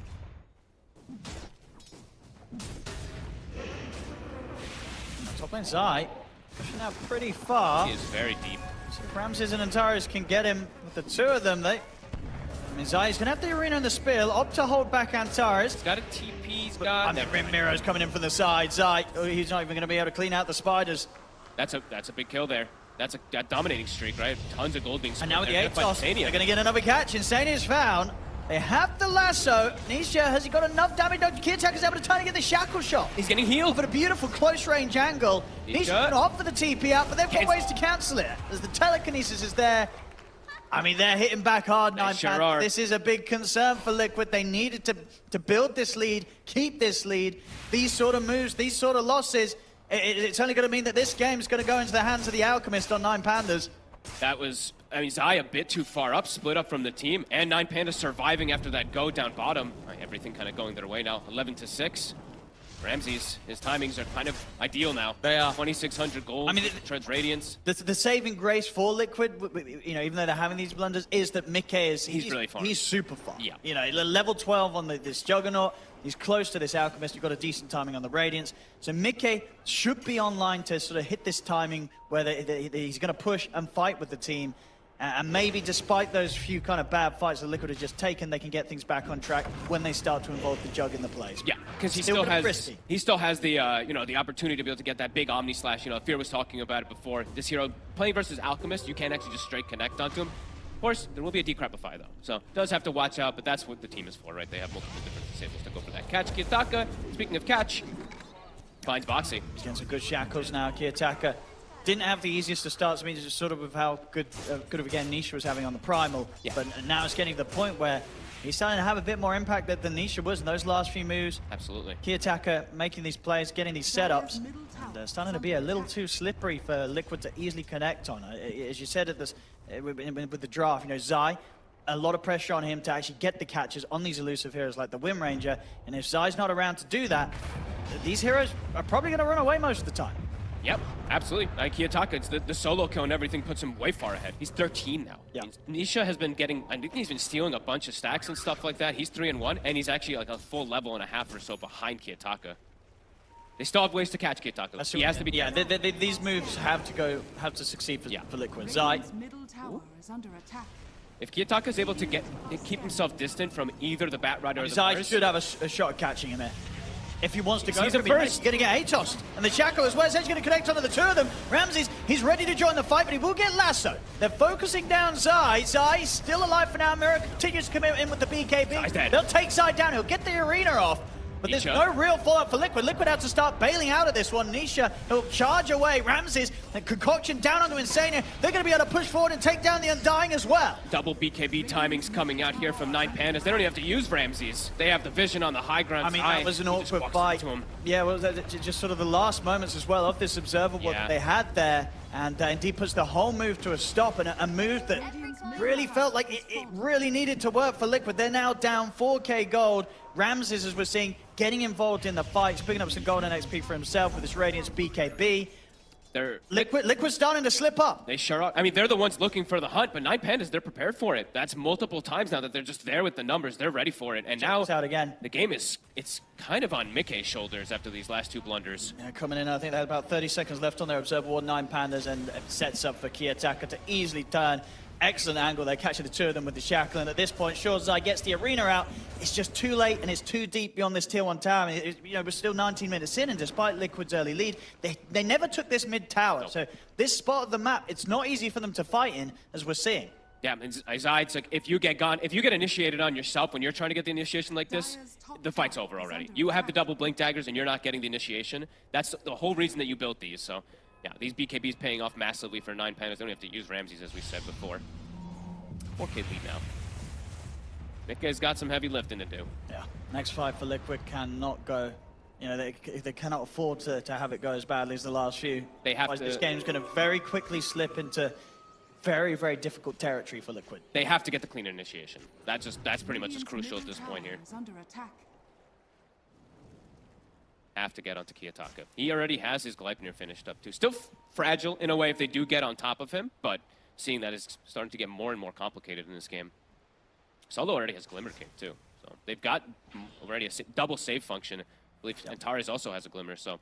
I think that Liquid's best shot at going for the next move is just going to be around Mikkei's next. I think so. Getting this nullifier at this point feels almost necessary for them to try and go into a fight and get these kills. And 9 Pandas, they're aware of it. They know that Liquid's going to fall back and after those last few failed team fights, try and get their next big items online. They want to punish this, so smoke comes out from 9 Pandas. Now it's their turn to go on the hunt for Liquid. Their lineup, as we stated from the beginning, it's tri-core, right? It's triple scaling with the way they're itemizing from Yarrow. So I feel like sitting back and farming for Liquid, yeah, Mika is happy, but I don't feel like Nisha and Zai are going to be very happy with They're just going to jump onto this tier 2 maybe to go for Nisha. As they're in with the jump, they get the opening stun. Nisha, not a chance. 9 Pandas came here to play. The supports will steal some Wisdom Runes from the side of Liquid, but hemorrhaging a lot of kills here now. Nisha's momentum, similar, yesterday he had a bit of a tough day also. Today it's started out kind of good, but then, yeah, quickly 9 Pandas now massively in the lead. And they scale incredibly hard with this core. These 3 cores. They can even look to force a Roche potentially pretty soon. Yeah. Liquid's fight. No, I'm actually curious to know why Nisha went Blade Mail and then Vanguard. And that instead of just going for the BKB, this Vanguard feels like it's kind of not really doing much of anything at this point. And it's just delaying his BKB. I guess we had similar yesterday where he did go double data list and stuff, didn't go BKB, he went Manson style and stuff like that, so 9 Pandas, they're punishing it. It's the Roche pit. Gonna get this Aegis very, very easily. It's, yeah, for Liquid, with the game in this state, it's a lot of pressure on Mickey. All Mickey, What can this Jug do? He should be on track to get the nullifier, at least before the big push comes in from 9 Pandas. I like that they give Kiyotaka this Aegis. He's the one who's fragile. They have double BKB on the He's going to get the catch on a Mickey top. Mickey, he'll go for the TP out. Will be okay. The focus fire not going to deliver enough damage quick enough to kill him in time. So Mickey will survive. Forced to TP back though. 9 Pandas 4K lead. A lens now on Antares. They're big. And the BKB for Nisha is very, very delayed. Him team fighting, I feel like he just needs it. Mars, I think Zai already has it finished, so his timing is pretty good, but your mid laner at this point, a little bit of a liability. Boxy's actually the same net worth as Nisha after these last few moments. Lysania! Oh my god. Nearly dying on the way out there to the damage of Mirror and his Spider army. That's close. And a really nice talent. I think Ramses takes this one every time. I think most people I saw took the damage per Grievous in a lot of situations, but he always seems to take the Acid Spray talent. I really like this one. When you're grouped up, especially versus something like Mars, just drop the Acid Spray in the arena. Everybody gets this nice little 6 armor bonus if they're standing in it. Be pretty good. Pushing the waves in, this mid-tier 2. What sort of a defense Liquid can put up out here, Zai? The blink before the Gleipnir connects. Liquid just so heavily on back foot. Tower's gone. They can't make blink initiations or anything like that. They can't jump into 9 Pandas at this point with these BKBs. Boxy's doing some creep cutting shenanigans. Trying to keep the game going for Mickey to get his items. That's the nullifier done. He's looking to cue at the butterfly next. Okay. His continues to rise, but the Primal Beast net worth has completely stopped. Nisha needs space to find this BKB to be able to do anything in the fights. And Pandas, they're feeling their strength. They're stalking a DD spawns top. A nice one for Kiyotaka. All right, Liquid. Looks like they are going to potentially group up here for a smoke. They have to get some type of godly connection. And Nisha's not, for Nisha, it's not easy for him to run in here. Still no BKB. So Zai, Boxy, let's see who they're going to be able to grab here. There is an Aegis on this Wind Ranger, and not an easy fight. This is a tough call to make here for Liquid. Absolutely. I mean, Mickey. Because chance of execution successfully it feels low. Sure does. When you're smoking into this Aegis, but Liquid, they want to at least try and see how things are different when Mickey's involved in the gank, in the fight. I mean, I'm sure Nisha's probably sitting there like, man, I really need this BKB, guys. This downtime is not good for me. They will just sit on high ground, maybe hoping that 9 Pandas is going to run into them there. Yeah, I think sort of the way that 9 Pandas is off the map, it's just sort of scaring Liquid. It is. They're very much worried about getting jumped themselves. Look how 9 Pandas is carefully farming for the majority outside of the vision that Liquid have. These items are coming quick. Ramsey soon has an AC. They're already starting to get more and more answers, perhaps even versus this Juggernaut, who is the only real damage dealer soon, it feels like, on the side of Liquid. This armor is going to kick in quick. The Acid Spray armor, the AC, all these auras. I say all these auras, but the mini auras. Solo will get the shard. It's top lane. Kitaka has Agamemnon now already, too. Oh boy, he's got the DD. This fight does not look easy for Liquid. It's a difficult one. Zai. Boxy able to find any sort of jump on the side. The telekinesis onto Mickey, no follow-up, so Mickey will be fine. Okay. Force from Boxy gets Mickey back to safety. I think Ramsey is probably telling his team, like, if you guys want to fight, I'm not there for a couple seconds. Key attackers, he's in with the DD. Okay. He's looking towards Mickey. Mickey will be able to get that healing ward out. Here comes Ramses. I think his AC is being delivered on the courier. Yeah, I mean, Liquid have to retreat. Yeah, they got to run. Yeah, Nisha's out with the TP. They'll just completely back out of this area. They don't want to fight now that they know that 9 Pandas have turned up with the full 5. They might catch them, though. Like, look at 9 Pandas' movements. I'm pretty sure they're looking at Nisha, and he doesn't have BKB. Like, this is a free kill if they see this Primal Beast. If they can get the jump on him. Ramses. For a second. Picking up the concoction. They'll know that he'll be there on the high ground, but Ramses, he's not going to risk it. He's not going to throw himself up there. They're being pretty aggressive here, though, on Zai. Pandas. He's considering going. It's a hard jump. He's stepping up. He's going to get caught by the telekinesis. A bit too much hesitation from Zai. They're able to turn towards him now get the BKB off. They found Solo. They're going to go straight for the Pugner, but that's all they'll probably get from this one. Kiyotaka, though. Maybe they can find the Wind Ranger. He's not going to get caught It's in the arena. outside. And the Flame Break is going to knock him a bit further away to safety. Kiyotaka is going to continue to run. Boxy trying to get the focus fire still there. Boxy's going to go into his death. And the Omni, it's actually just on like spiders and stuff like that. It doesn't even get on Miro. Miro's able to put the BKB, and Taurus was able to turn with the Stolen Pulverize. They're just going to be able to kill off Nisha as well. Oh, man. You get Solo, And but they're you not lose done. so much. They've got the Shackle on Insane here. They'll find the Undying. I mean, 9 Pandas, I mean, with what we've known and what we've seen from this team in their previous series, I don't think they're letting this game slip away from them. They've got the lead now. I don't think they're going to let this one go away. And they're just still hunting. They still have the Stolen Pulverize. So now, I mean, Solo's death. Solo's probably like, my death for giving a Rubik Pulverize, so much. 10x worth it. Yeah, I mean, they were. It seemed like they were so close to catching Kiyotaka, but they couldn't quite get him. And but he was able to run. He still had, actually, no, I think the Aegis timed out, I guess, at the end there or something like that. But they tried to go for him, but I think they would have had to get him twice. 9 Pandas, they feel their timing, they feel that strength, and they're hitting it hard. And Liquid went for they went for like these blinks and stuff like that, but they just haven't found the connections. And let's see if they can make anything happen now with Nisha having a BKB. But it's so late now at this point. So I feel like sometimes you see these primals, they have BKB at like 15, 16 minutes. It's 28 minutes already. Where do Liquid go?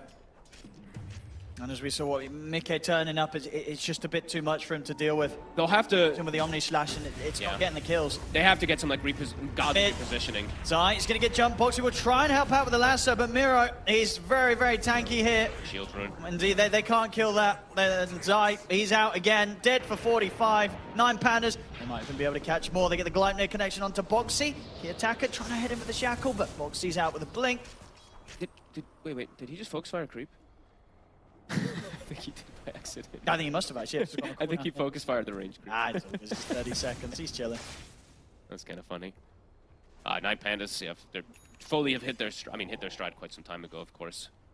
just back-to-back fights that Liquid tried to force and were unsuccessful in doing so.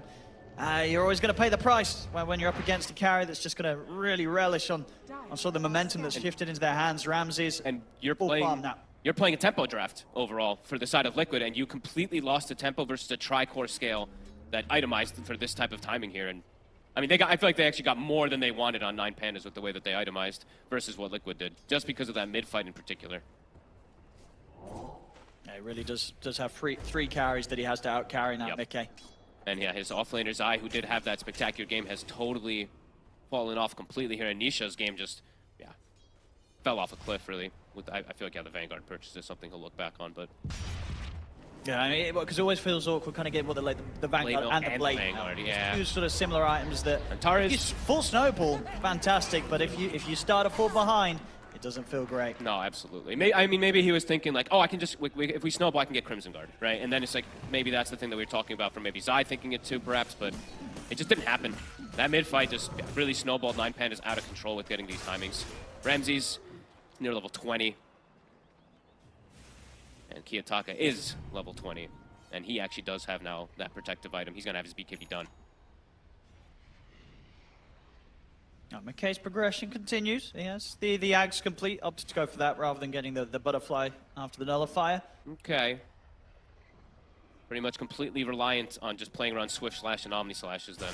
Because if not, you're just going to get hit by some of these misses. And you're playing versus a Radiance, you're playing versus a Wind Runner, you're playing versus the Bola of the Spider too, so you cannot just stand and attack. Like, you're literally just completely playing around being inside of invulnerable form.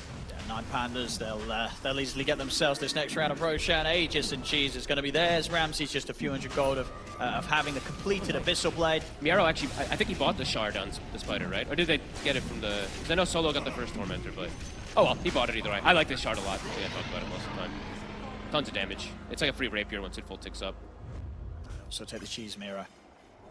Yeah, and now an Aegis on Kiyotaka plus the BKB. A smoke's come out from Liquid, but of course Roche, it's already been taken, and 9 Pandas, they're not kind of leaving any sort of gaps. They haven't split up, they're just staying as 5 as they head towards the top. Kiyotaka's charging ahead quite far from the rest of the team. Fiero, maybe they get Solo. Looks like they probably will. That's awkward. All right, he's able to glimmer. He should still be found here. They'll catch him with the spear. They'll kill him. Can they get any more, though? Stun on 2. It's going to catch the 3 of them as Mickey. well. But Rams is stepping in. Kiyotaka steps forward. They take out one. Mickey's in with the Omni Slash, but it's onto the illusions. We'll be back onto Miro, but it's not enough. Miro's able to put the BKB. Turns to die. They take Zai out. Mickey Blade Fury attempting a TP out, but the physical damage is too high. 3 dead on Liquid. They just cannot fight 9 Pandas. And Taurus, he's also going to be able to catch Nisha on the escape. It's 4 dead, as it really feels like that this one, Liquid, they've lost any chances of getting it back in their favor. Done and dusted, for sure. Get Solo, instant buyback. They don't really need him for the fight anyway. Everybody just connects. And then they get like a 2-man concoction, a 3-man lift stun. Yep. And then Mickey, he gets shackle shotted, and I think Insania clicks grab ally, and it grabs himself instead of Mickey. I mean, either way, it doesn't matter, but little small things that end up going even more poorly there for Liquid as 9 Pandas, they smashed this game. They did. No, I don't think they were ever worried. It was one of those games, again, where Rams is, sure, early levels in the lane, dies a couple of times, but yeah, just the 3 deaths, and then he gets the farm on, and the rest of his team making excellent moves and getting away, as you say. We're going for this kind of 3-core, the carry build on the Brood. They had a great time. The fact that you win these like early fights when you're going for this type of itemization, it really hurts Liquid. Like, they're all about tempo setting, and there's no way to recover, exactly. So there's just no option for Liquid to stabilize the game after they let it slip away as much as they did. Kiyotaka just runs into the 4 of them. No fear. Takes out Insane. He's going to get lassoed, but he doesn't care. BKB's up. He's getting healed up as well by Solo. Kiyotaka continues to stand his ground. There'll be a buyback from Nisha. Zai is in with the arena. See if they can punish 9 Pandas a little bit here. Solo's getting low. They'll take out the Pugna. Can they find Kiyotaka? He's ticking down to the Firefly. They'll kill him the once. Killing him a second time, though, that might not happen. The damage is being done to the base. Zai, he's out of the game for 50. No buyback on him. The racks have been taken. They'll get the grab on Tanisha. He's out for 75. And they'll call it GG, as 9 Pandas will take game 1. First 10 minutes, Liquid looked good. After that, total dominance from 9 Pandas. Better macro play, better read of the map, and just, yeah, better fights overall. A really good execution by them, and Antares kind of ends up being the better Primal Beast. There's a lot of great grabs, right? A lot of great pulverizers from him. Yeah, I think he actually got pulverized like every single time, it felt like. It's obviously almost impossible to cover it. You just steal it freely every single time if you don't get on top of that Rubik, but whew, Liquid, they're gonna have to, if they're gonna play tempo, they have to play clean. 9 Pandas, they didn't play tempo, they played a farm game, win early game, and they just smash in these last 10-15 minutes. It's seemingly difficult really to have a good strat against 9 Pandas, because like, what do you feel it is better for teams to do against them? Do you want to try and play this tempo? Because the alternative, right, trying to play the farm game, it feels right now that when it comes to farming, Ramses, he's always going to be a step ahead. It doesn't matter what hero you're on compared to him. He'll get his Alk or his Terrorblade, and he will out-farm you. Yeah, it definitely feels like there's some problem. Maybe we're going to see that Alk get a little bit more attention. Perhaps that's something that's just... It's a hero that sometimes just like... It used to be the old days of like the anti-mage, just like where's the anti-mage? Where's the alchemist? We have to kill the alchemist. We have to kill the alchemist. So, you know, perhaps there's going to be some slight adjustments, but either way, 9 Pandas outplayed, and they kind of just crushed Liquid in this one. Yeah, very solid stuff from 9 Pandas. Looked incredibly difficult for Liquid the majority of this game. As, ladies and gentlemen, 9 Pandas will take game 1 of this best of 3. Thank you very much, ODPixel and Fogged. 9 Pandas with 1 game up against Team Liquid. 9 Pandas were very cool, calm and collected. It doesn't matter that Team Liquid had the upper hand in the first 10 minutes. They knew exactly when their timing was going to be, and they were able to wait it out and then just smash Team Liquid down when it was their time, and that's exactly how this game happened. I'm joined by Fear, Jack, and Winter. Winter, this game, it felt like Team Liquid kind of crumbled. I feel like after watching the game, then we realized what was lacking in terms of the draft. You know, when the draft was like completed, it wasn't very obvious. But during the game, it was really apparent that the Primal he didn't really have enough damage. Like from the supports, the Skyrock ban was actually really crucial from 9 Pandas, and the Bat Rider, Primal, and the Mars, the 3 heroes. They kind of do the same thing. You know, they want to go around, they want to kill people, but there's not really an obvious hero that's unloading the damage when they're ganking. So Mars had a really good game. Like Zai, he won his lane, he was top net worth, but he didn't really have anybody to play with. So he was running around the map, he didn't have a partner. Undying doesn't really give you the damage, he's like just there, chuck his tombstone down. Yeah, sure, you know, but you don't have that instant burst to kill the hero once the Mars jumped in. So there was that period where after the laning phase between minute 10 to minute 20, where Liquid didn't really have anything to do, you know, and Jug was like farming, so he's a really slow hero now because of how you want to build the hero. Battle free, you want to get your level 20, and the Alchemist on the other hand, once he got the Radiance, he was participating, he was making a difference for his team, and that's when Liquid slowly lost control of the game. We saw LGD have a similar struggle, I think, when they also had this Primal Mars as their 2 cores, like especially with the Bat Rider. It feels like you have a ton of initiation, a ton of like ways to start the fight, but then again, like Winter said, not enough damage follow-up, and then finally like changing sort of how you look at these heroes. Juggernaut, Alchemist. Traditionally, Juggernaut has been a faster hero for a long time. It's been with that Maelstrom build, right, into like maybe like Spin, Shard, Blink, that sort of thing, lets you take skirmishes early on. And Alchemist has traditionally been a hero that needs a lot of protection and resources, but obviously there's more camps to farm now. Obviously you get Greevil's Greed ticking in your favor sooner on, and then Alk just, it's much harder to completely shut this hero down and not have him hit this like 20 to 25 minute window where he has a Radiance +1 item and can be a factor on the map. And so nowadays, it kind of changed a little bit. It feels like Alk is often a faster hero than the Juggernaut, and right around the time that Liquid started running out of damage, as we saw with that fight bottom, was the Delta split on Pandas just barely escaping.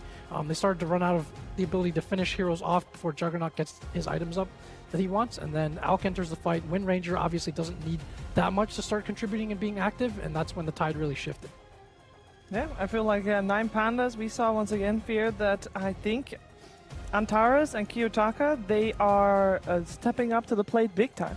Oh, yeah, for sure. Antares had a great game. We talked about the Primal Beast in this matchup and how the interaction where if you still pulverize, it doesn't just slam him in place, it brings him to you. And when you have additional cast range on top of that, it makes Rubik the superior Primal Beast in this game, just by virtue of how the hero works here. And it just came down to what everyone else said here. It's just, you hit your timing a lot faster on 9 Pandas here. Juggernaut is just, it's not the same hero as it used to be. I need to reevaluate how I think about this hero. It's like, oh, Jug's kind of like a tempo hero. He comes online quickly, but that's really not the case with this hero anymore. You're playing for that level 20 talent and around the Omni Slash more than the spin, so he just wasn't involved in the early fights here for Liquid, and that's what Liquid really were missing. They were missing the damage, and Juggernaut kind of had to provide that, but you don't want to be stuck in a situation where you need your carry to do the damage. He's supposed to just close out the game for you. So I think after reevaluating this, 9Panda's draft was just more well-rounded here, and they just came online quicker. And I really like how Miro, he just didn't really go for ores this game. He could have, I think, however, but he just turned into a core. Kyotaku was a core. Ramses was a core. I think the idea of Liquid trying to punish this and playing a fast tempo type of lineup is good, but maybe this Juggernaut wasn't the right pick to make that happen. I think having this Mars as well with the Primal, maybe not the best thing if you want to group up more. I think Liquid just could play faster and abuse 9Panda's like greed, because this is what this draft is. You got to carry Brood, you got to carry mid Wind Ranger, and you got to carry Alchemist. You got to be able to punish us somehow. I think this game also tells the other story about Liquid being the team that picked the most heroes, and 9Pandas is has a smaller hero pool. But in the game, it shows that maybe when you have a lot of heroes that you play, you don't really truly understand your lineup as well as the team that only plays a specific amount of heroes. And they felt like, oh, the Juggernaut is supposed to be able to punish, but 9Pandas, on the other hand, felt like with the Elk, they should be able to hold the game. And because the Brood actually decided to go for a carry build from the early from the get-go, so it just gave me the feeling that 9Pandas knew that the Brood is going to be able to be greedy this game. The game won't be, they won't get ran over by Liquid in the early game, and after the mid-game, you have a Brood and Alchemist which went greedy, and you'll be able to just outscale the Juggernaut at the end of the game. Those are two sides of the Bulba coin, right? If you pick if you have this sort of flow chart of Storm on both sides. That's true. Like if you have a the Storm is frequently picked or banned. It's like there's like a pool of heroes for each position and each player that you like coming into tournament. And it's like if this isn't here, this is here, and if it can oversimplify things, but that can be in your favor if you're executing well, if you have a strong grasp of the current meta and how teams are playing. And I think for this last pick, I think maybe for Liquid to execute their strategy, they needed this last pick to be an aura carrier that doesn't care about the lane. And as you mentioned, they picked the Mars because this hero gives you certain tools regardless of what the lane is. But ultimately, those two tools were overlapping in this draft that they had. Yeah, we had a first phase Broodmother coming out as well, which, I don't know, Miro gets away with it quite frequently, and he doesn't really seem to get punished. It's really hard to punish a Broodmother nowadays. This is why the hero is so strong. It's a lose-lose situation when you play versus Brood. It's like, I have to counter him in the early stages where he's strong with the Bola. He can also lifesteal it back. His webs give him a lot of regen, so it's kind of hard to harass him. And then when he gets level 6, can I play a hero that can deal with the spiders as well? And it's almost impossible to like be able to do both. You can like usually get out of the laning stage against Brood, but then you have to like focus on your own farm. But yeah, I mean, just Brood is just a strong hero right now. We're seeing a lot because you just can't punish it in the laning stage. Yeah, we're going to find out if maybe Team Liquid wants to solve that issue by banning it out, or potentially we'll see it again. Maybe we'll see it on the side of Team Liquid. If you want to know what's going to happen in Game 2, you got to stick around until after this break.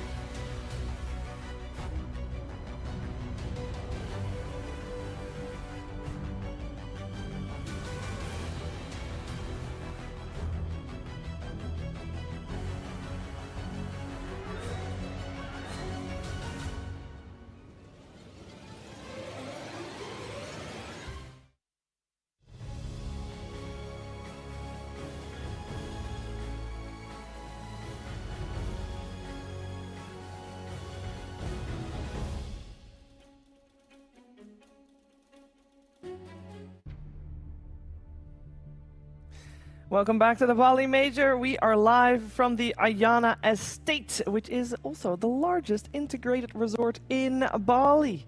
It's got nice beaches, jungle, it has a fantastic rock bar, and currently it has some Dota being played as well, as we're heading to game number 2 between 9Pandas and Team Liquid, where 9Pandas is 1 game up. This is elimination on the line, so Team Liquid, they really want to win this next game to force out a third if they want to keep their tournament lives alive, but we'll see what happens. Game 1 did not look so convincing for them, but a lot was riding potentially on holes in the draft, and we are going to see what kind of holes are left behind in the current draft for game number 2, as we are heading to that in a second. I'm joined by Winter, Jack, and Fear, and we are looking for adaptations. Jack, where would you like to see this next draft go? I think that third pick might have been where things turned. They went with the Bat Rider. We were talking about, like, there's a good ban in the Skywrath and need a little bit of damage there as follow-up. And then I think once you take the Bat Rider, and then again you're forced to blind pick your offlaner into something that needs to have a lane. And let's say you don't go for an Aura Carrier, maybe like an Underlord or something like that, or an option that is more likely to be counterpicked by the opponent's 18 or 24, then your draft can get into a weird position. But I thought that Liquid still did execute the lanes very well. Obviously they came out with a pretty nice advantage early on, that early double kill from Zai top. So they had a playable game, but you have to, as you guys said, you have to continue to be crisp and sharp from that point. You want to turn that into a win. Yeah, just to throw out some random stats here. On the last game there, 9Pandas, they had second pick, and they had Dire. Yep. And currently right now, Dire has a 51% win rate, and second pick has a 53% win rate. So they had the winning side and the winning pick, and they won the game. So that could be a trend we can keep an eye on this game. This game, I can tell you that Team Liquid had the priority, so they most likely chose that second pick, whereas 9Pandas is known to choose Dire. And they'll get first pick with that one as well, as they are the ones to ban out the Broodmother. Team Liquid goes back to banning out the Enigma. Of course, previous game, Morphling and Medusa were banned out by 9Pandas. So we'll see if Team Liquid wants to try to ban one of those. Team Liquid previously, together with the Enigma, they banned out the Storm Spirit, which is now, for now, still in the pool. I mean, that's the good news, right? That the main reason why they lost the first game is draft. Whenever it's draft issues, it's easily fixed, like in between series, but because if you have like issues like within the game, the macro game stuff, then it'll be difficult to fix, you know. So I'm pretty sure they've already come to a conclusion that they needed to change something in the opening picks, and right now they have I guess because they have a preference this game, they chose to be on second pick, and yeah, hopefully they get to adjust that and just come up with a better opening, like 6 and 7. I think for the second pick, the most difficult part is to come up with your 6 and 7, and after that in the second phase, everything will be much easier. Yeah, I've really been enjoying 9Pandas drafting depending on what side they're on. They're shifting their bans entirely, and it seems they have a good read on, depending on what side they're playing, they're banning accordingly. So the last game they banned Morph and Medusa on second pick, which makes me believe that I think they want probably more for Medusa while on first pick, and the reason for this is they like to abuse getting that overall last pick as a carry when they play the second pick, but they realize if you play a hero like Morphling, like Medusa, and maybe even some games of Naga, these are like the 3 heroes in the meta that you can just pick them early, and you'll have a fine lane regardless. That's kind of their mentality going into this, because these type of heroes, if you get them right away, you don't have to worry about that last pick getting counter-picked from your carry position. So they're just going to pick the Morph right away. And the logic that I'm going with, that I think 9Pandas has as well, is kind of like proving itself here too. Like, they really value this Morphling even over the Medusa, thinking it's the counter matchup, which I would agree. But on first pick, they want Morph Medusa. On second pick, they want a last pick Ramses, and they want to ban out the Morph and Medusa, so the other team can't just have a stable offlane. Yeah, and because they are banning the Pugna, it tells me that when they are second pick, it feels like they favor the team having second pick, opening the draft with like a Pugna plus Storm, you know. So, I mean, the hero is also really good without the Storm. Like, without the Storm, he's still a really strong laner. You still provide your heroes with your team with a lot of like push. You're really good in the lane. If your first pick, like you said, you leave like either one of the best carries in the pool there, right? So you're guaranteed to basically take one, or you get your first pick of the litter on that and then draft around that. And then if you're second pick and you give up one of those heroes, then I think you're in a lot of trouble in the draft, because they can play that lane into anything and they can counter pick your other 2 lanes. Yeah. So I think that makes sense. And then Liquid, we've talked about this coming full circle from the start of the tournament, they seemed as equipped as any team for both playing with and against the Morphling. And this is a pick that we saw very early on in the tournament. They would use immediately against the Morphling, the Visage. Usually goes into that lane, provides some early pressure against the Morphling, and then sort of hits these like aura and timings that are a little bit faster than the Morphling. Liquid has chosen often a very timing route in dealing with the Morph. In addition to like scale, which we've seen a few times when they run like a Drow or something, or a Slark. But we've seen Necro, we've seen Visages as their first phase answers to Morphling, and here they go for it immediately this game. Yeah, you probably see there's a high chance that they're going to pick Drow if it's not banned in the second phase. I do feel like whenever you're playing against Morphling, you need to understand what is Morphling's strength. He's really good in the lane, and after the lane, he actually just needs to farm. He wants to get to the stage where he has Aghanims, Manta, plus another item, like maybe BKB or something else that he needs to. So before that phase of the game, the Morphling is actually not that strong, and Visage is one of the few heroes that can actually abuse the fact that the Morphling is not ready to fight, and you can just take the map or even get a set of racks at minute 20 to 25. So I think that's probably the best route right now. I feel like to deal with Morphling, you need to try to do damage towards the game before he actually hits the Aghanim's timing. Yep, and I think if you're Liquid on the opposite side of the coin here, you also want the carry matchup to be good, because it's really hard right now in the meta, and you don't see many teams just try and end the game early. It kind of just feels like you had a good laning stage, things kind of just fell into place just through one team fight or something. Then the game might randomly end around that 25-minute mark, but nobody ends up like playing the game like we have to end the game at like 25 minutes and build a draft constructed just to do that specifically. So you do want to feel comfortable going into the late game here, and to do that, if you're Liquid, you need to make sure you have probably last pick carry. Because, as I mentioned before, a lot of carries just can't be blind picked. We saw the Juggernaut in last game. It wasn't blind picked, but it has the same effect. Like, there's some heroes that just go farm, and they feel like they don't have a lot of purpose, but if you lose your lane, and that was more prevalent when we saw Beast Coast get eliminated, they pick a PA, right? This hero, a lot of the carry heroes, if they lose their lane, they just can't farm very quickly. So they need to see their lane matchup, and it also has to be good against Morphling. Yeah, but don't you feel like if they leave it to the aura last pick, everything good might be already banned out? Like, I feel like with the Visage, you're probably thinking with either Drow or maybe a Luna to fit the whole draft, you know, and I guess right now, because they banned the Dusa and PL, so you're probably going to still be able to get one or the other. I think that's just the state of playing carry right now. It's like, it feels like your options are very limited for the carry pool if you don't see your laning matchup. I think Liquid has more confidence against this morph precisely because they can go either the scale or tempo option, and so that's too many bans. Because you can see like pandas are, obviously there's like Medusa being the other obvious carry, but they're starting to ban illusion heroes, right? So that's one route that gives you some amount of scale against the Morphling, but there's also tempo, there's also something hits a timing, there's also these Slarks, these Drows, there's a lot of different options, so I think they don't feel quite as bad about getting overall last pick against this morph because they can kind of have a different approach to dealing with it. But can you get a draft in the end that fits the whole lineup? You know, I feel like that's what happened the last game. You know, they opened up with a decent opening, but they couldn't finish the draft with picks that made a lot of sense with the overall strategy. And right now, that's my concern with Liquid. If you leave the carry to last, can you actually find a good pick that rounds up the whole draft? Because right now, Naga's banned, PL's banned. Like, Naga and PL are probably the few better heroes that if you're talking about late game against Morphling. So right now all the heroes are banned. So it means that you kind of are left in the pool where you need to pick a carry that fits with the Visage and you try to play for more tempo and early game. So you're not going to scale against the Morphling. I think outside of Slark and Drow, there's not going to be a lot of very comfortable carry picks going into the Morph into late game. But that's your other option, is maybe you pick some Luna or something, get ahead early and hit a timing and just be like, we're not going to play this late game against you. We're just going to end the game before you're ready.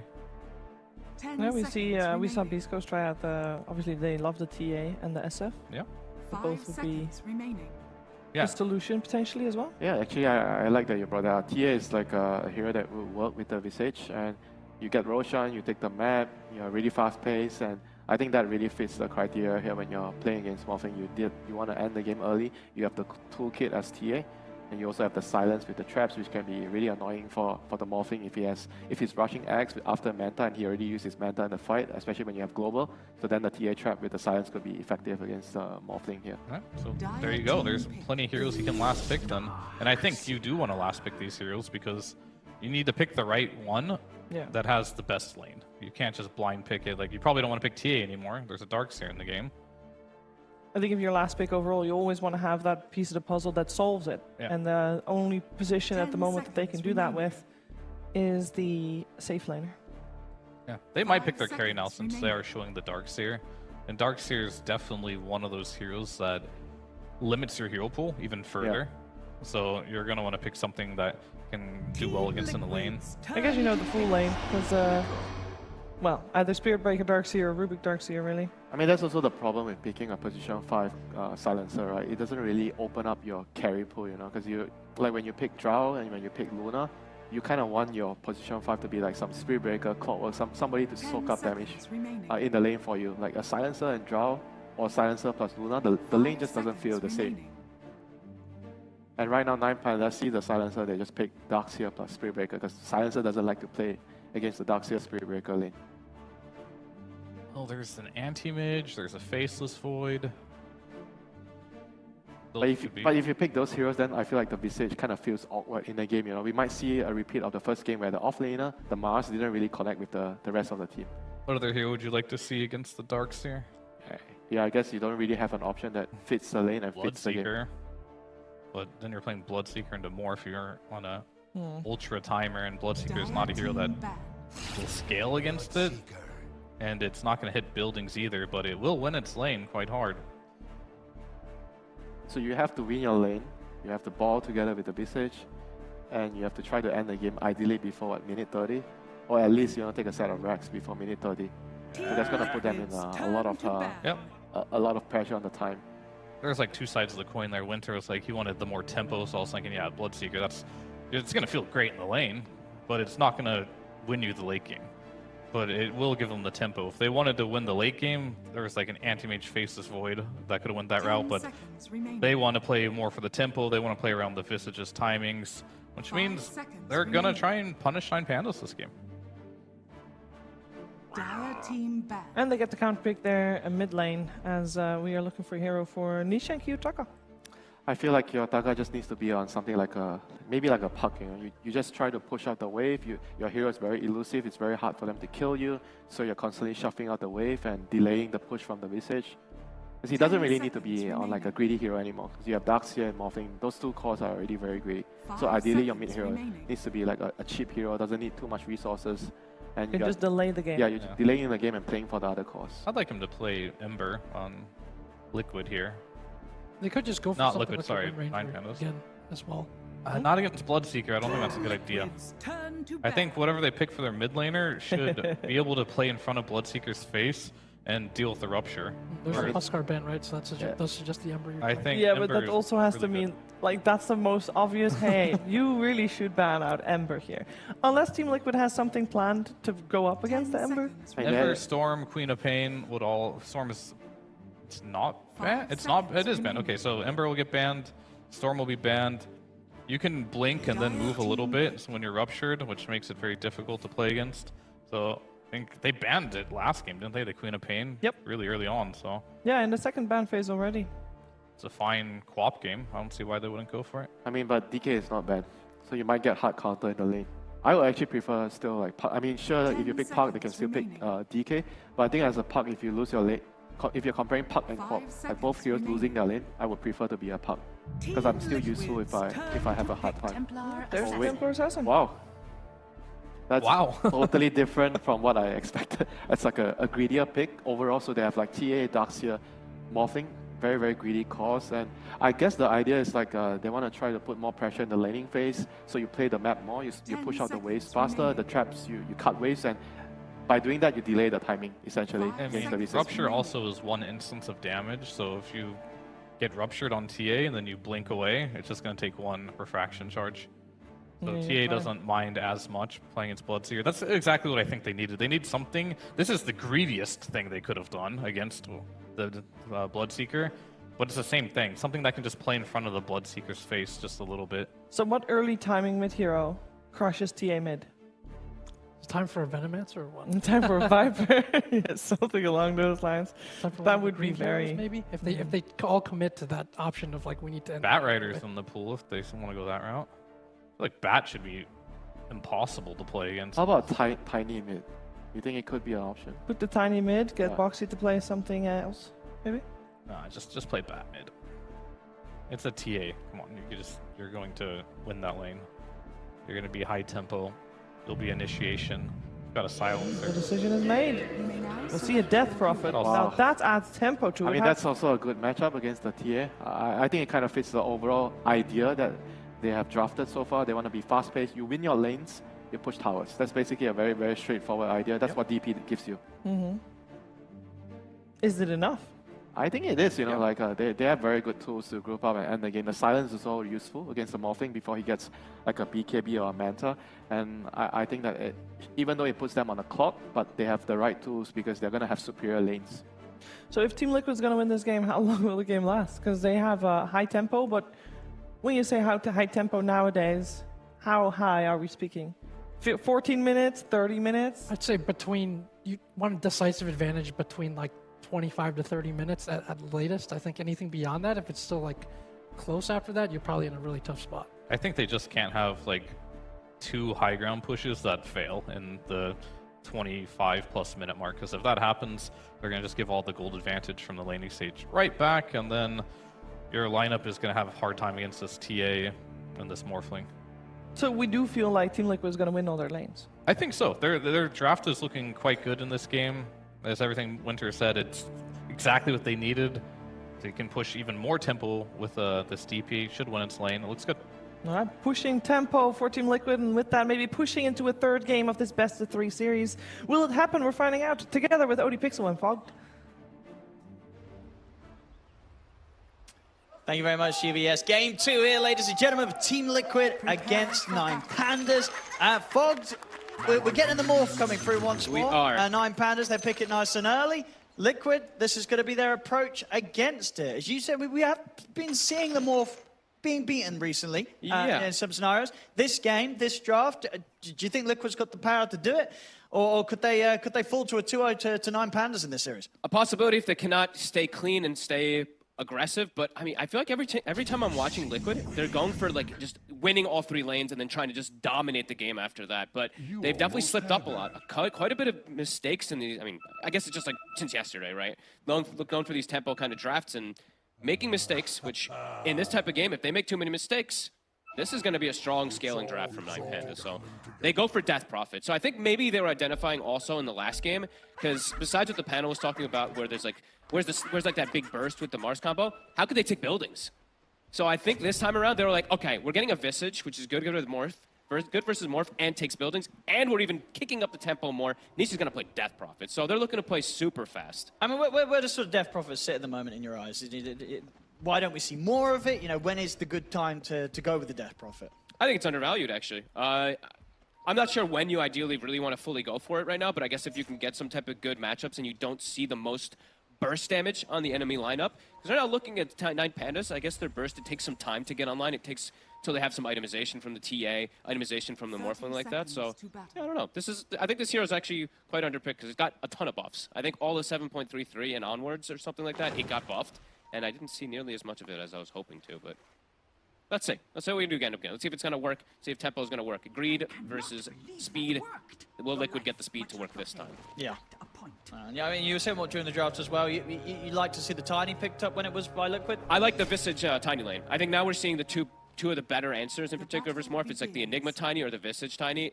One, you can get kills. One, you can slow down the farm. This one, it's a kill lane. I've just seen these Tinies actually just catch every Morphling off guard. Like 3 tree throws, a blood grenade, a hit, and then a soul assumption, and these Morph tend to die.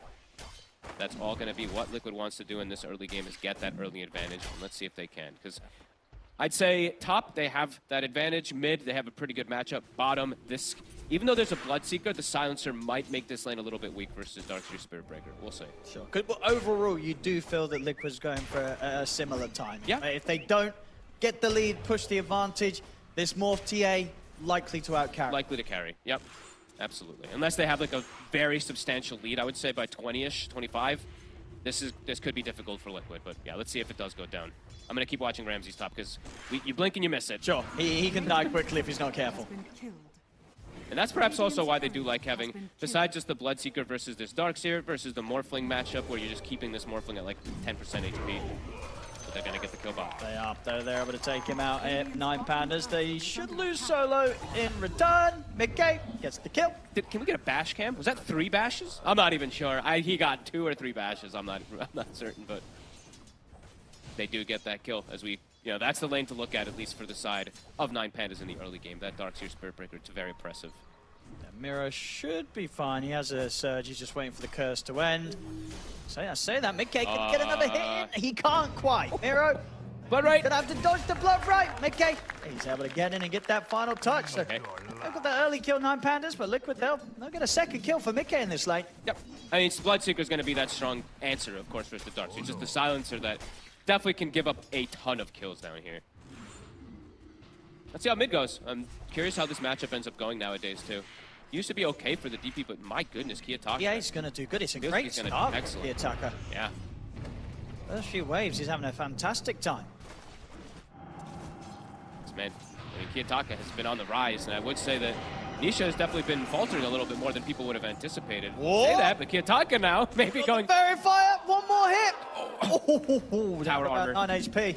Tower armor saving him for It sure. certainly did. Meanwhile, back down bottom, Solo. He's going to be able to get back in, take out Insania again. McKay, can he find the trade kill? What are the bashes? I mean, if Solo gets a bash, it could get pretty messy pretty quickly. You got to watch out for this Darkseer Spirit Breaker combo. Level 3, almost on Miro. Okay, back down. I mean, Solo, careful. Bashes in a row there. Solo might just die here now. Charge. And indeed, with the curse upon him, Solo will pay the price. That's a fun lane. Yeah, they're playing pretty reckless down here. And top. It should be okay. It's still, even if it's early, he's able to shift enough strength quick enough, Ramses, so they won't be able to burst him. You say that. I got to keep eyes on it there. Some sort of random tree coming. One soul assumption and a tree. Yeah, it could just bring him down. They will get the Rubik. Tons of aggression coming up from these lanes. Ramses is doing okay though. It's getting rough.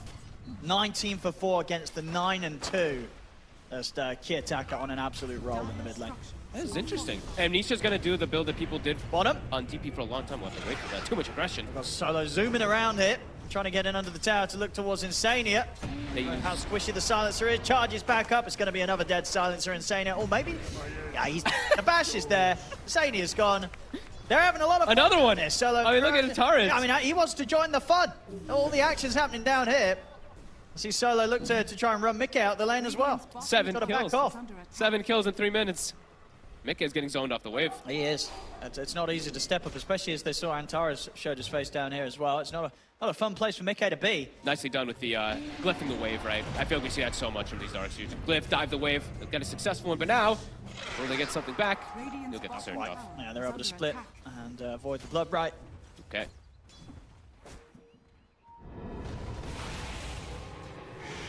Death Prophet a little bit behind, but you see the Darkseer, they're getting kills, but he's behind on last hits. Zai, Roxy. Living on the edge there, both Zai and Ramses. I mean, they tried to abuse the fact that Boxy had left the lane, made the move over towards mid. Look at Antares' inventory. This is the saddest Rubik on the planet, but it's all about playing with the Morphling. So double salves and raindrop just to throw onto Ramsey so he can continue farming. Ramsey's 18-6, getting slowed down a little bit. Well, they tried to go for Miro again. It's going to be fine. In terms of regen, of course, just sitting on the ring. It's out of mana. Kiyotaka's not going back to the mid lane. As good as he was doing, this is where the matchup becomes just dominant for Nisha. Pushes him completely out. Level 5 is hit. Solo surged up, looking for a lucky bash, won't find it. Yeah, it's interesting. Kiyotaka is literally just completely full jungling. I guess the wave's going to push down to the mid lane. He'll get these next 5 hits. And they're actually setting up with the charge. With the dive, I mean, Boxy's here. Look at the wave. Let's see if Liquid get away with this dive, because TPs will be coming in from 9 Pandas. The avalanche onto Solo, but Antares has turned up. I don't know if Liquid's going to get away with this. Boxy's in trouble. Nisha will get a kill on Solo, but they'll lose Boxy in return. He immediately pops the Exorcism to try and turn this into more. Now for Antares, chasing him down. Further TPs to be coming in from 9 Pandas, but not before Antares goes down. Nisha he might keep going. Kiyotaka could be in trouble also. Miro's going to turn up, offer the surge to allow Kiyotaka to keep a safe distance. Back in action also, Solo's going to be TPing over towards the mid. Can they punish Nisha? Solo, he's got a siphon in a second. They've got enough damage. The meld hit comes in. Nisha trying to keep alive with that final siphon, but that is his last one. It's going to be enough, though. As Nisha able to walk away, he's just going to turn back in. Manages to pick up the power rune, get that illusion rune. He should full heal off of it as well, too, pretty much. How much the Ghost end up giving him. That's good stuff there for Nisha. Had that slow start in the mid, but off the back of that, making that aggressive play, hitting the 6, he's back on but exactly back where he needs to be as a Death Prophet in this Absolutely. And I feel like this is one of those like examples here where it's like, you haven't played versus this hero much, and it's like, oh my god, Spirit Siphon's still broken, everybody be careful. They do have a Rubik, though, so remember, that's something we're going to have to always look out for as game does progress, too, is there is a Death Prophet, but it is picked into a Rubik for these spell steals, and into a Morphling. So Morph, I feel like he's one of those heroes that can actually utilize Death Prophet Siphons amazingly. Even though you're not shifting into this like Agi or anything like that, just playing off of the DP spells is very nice for a Morph. 6-4, slight lead, only slight though for Liquid. But this mid tower, it's going to drop very soon. I mean, they just continue to pile the pressure onto Key Attacker. Nisha going with the Siphon. Caught by the trap slow. Up top, Antares tried to head over towards the Wisdom Rune, but Boxy still grabs it, and he'll also grab the kill. Farewell, my friend. Nisha will get charged, but Solo's not going to complete that one. Wisdom Runes was a 1-for-1. We saw Antares attempt for the little steal there. But yeah, mid tower, it's going to very, very quickly soon drop. Let's see if they look to make multiple rotations, because right now the supports, they're kind of struggling. Solo, he's doing okay, but Antares, he's playing like a full 5-position Rubik at this point. Kind of, I guess he has to, because Solo's playing the Spirit Breaker with the Darkseer, but this is not going to be that Antares show that I think we saw last time from the Primal Beast in particular. It's going to take more time for him to be that flashy Rubik.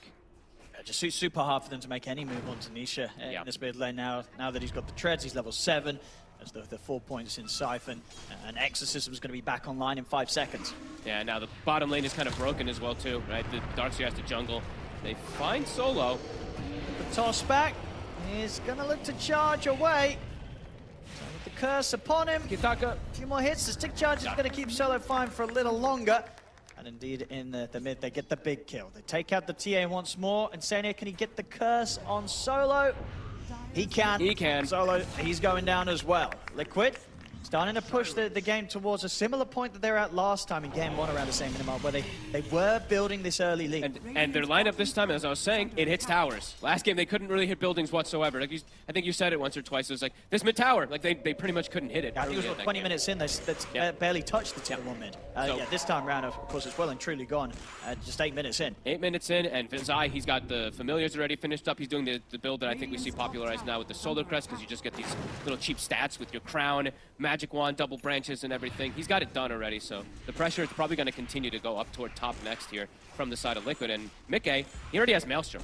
Like, even though they lost some hero, they lost a Silencer and stuff bottom, it is a Bloodseeker versus that Darkseer, and he's been able to just keep himself all the way at the top here. So Liquid, this time around, much better, at least in the tempo. Just can they keep it up?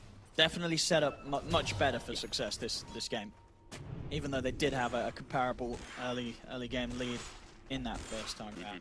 The factors here this time with the draft definitely seem more favorable. Yeah, as long as we see, as long as DP, we'll see what the hero overall, how it ends up working into like the later stages of the game, especially when he's playing into, giving siphons to both Morphling and Rubik and stuff like that. Nisha gonna be going down this Witchblade route. I like it versus the TA quite a bit. We'll give you protection and offensive potential here. 2K lead at the moment. 45 seconds until they have Exorcism. Nisha very likely to just, I think that's when it's just the call to maybe invade the enemy jungle, that top jungle, and also take the top tower. But that's going to be pick your poison, because if you do go top, then it's going to be Kiyotaka. He's going to farm up these Ancients, which I imagine are both going to start getting it very stacked up for this TA. Solo actually misses the stack on the secondary one. That happens. And now he's going to check to see if it's blocked. Which would be nice powering to be able to hold for Nisha. The Arcane. It's a really good one, yeah. And looks like they will be able to. I mean, 9 Pandas, they're not heading over towards the river. Nisha will have an Arcane ready to go for that next Exorcism. Arcane straight to the top rune of that Arcane, tower. Exorcism, push top tower. Sounds pretty appealing. We'll see if that's the move they want to go for. It's going to be fully spotted, of course. They have wards, as well as traps to see. I don't think they care if they get spotted, because they can just push this tower, and I don't think 9 Pandas will want to do much about it. No. They don't want to fight into Exorcism right now. No, they need... this lineup is pretty slow, honestly, from 9 Pandas. Having a TA in the mid lane, having a Morphling, it is quite greedy. Especially with the Darkseer being lane versus that Bloodseeker, he's slowed down as well. So yeah, this tower, it's going to drop. Nisha Not even going to use the exorcism for that. Nisha actually looking like he wants to potentially set up for a kill with it. Yeah, he's TPing bottom. All right, yeah. Play a bit more aggressive here with the Ghosts as the Ghosts are out. Miero. The rupture upon him. He's going to try and keep his distance. Look for a deny to the neutrals. Not going to get it. Nisha's in with the Crypt Swarm. Another kill for him. They're snowballing pretty hard, 10-4. Top tower, it's dying to familiars. Bottom tower should die to this exorcism too. A lot of map control going to kind of be gone here from 9 Pandas. Some nice rotation here from Nisha. Witchblade's done. And that was the end of the Arcane Rune, right? If I'm not mistaken, for the Exo. So he'll have it up very fast. And he used his TP, so his TP will be up faster too.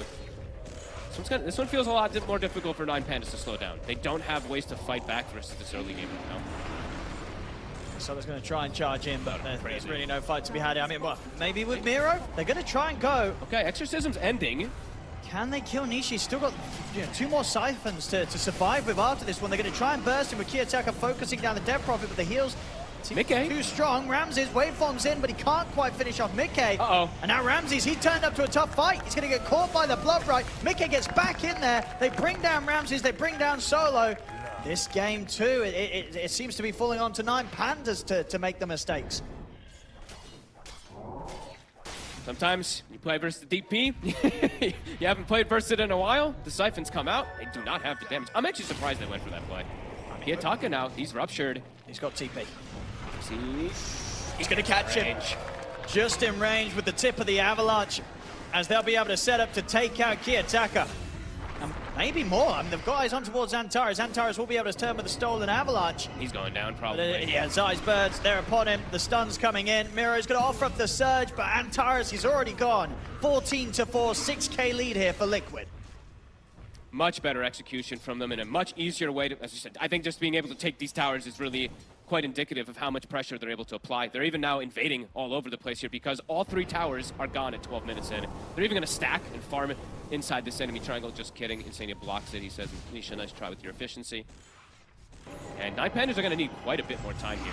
Yeah, it's going to be a much more difficult game for 9 Pandas to recover when in terms of, like, when you look at the carry, right? Ramses this time, he's not on an out on this Morphling, and a Morphling that just turned up to a very painful fight down bottom. So everyone's struggling. Needs a lot of space, a lot of time to really get his game back on track. And yeah, with the implications of Liquid's move so far, it doesn't look like Liquid's going to give 9 Pandas that chance. That is the fastest Mjolnir. I'm calling it. That's the fastest Mjolnir ever, right?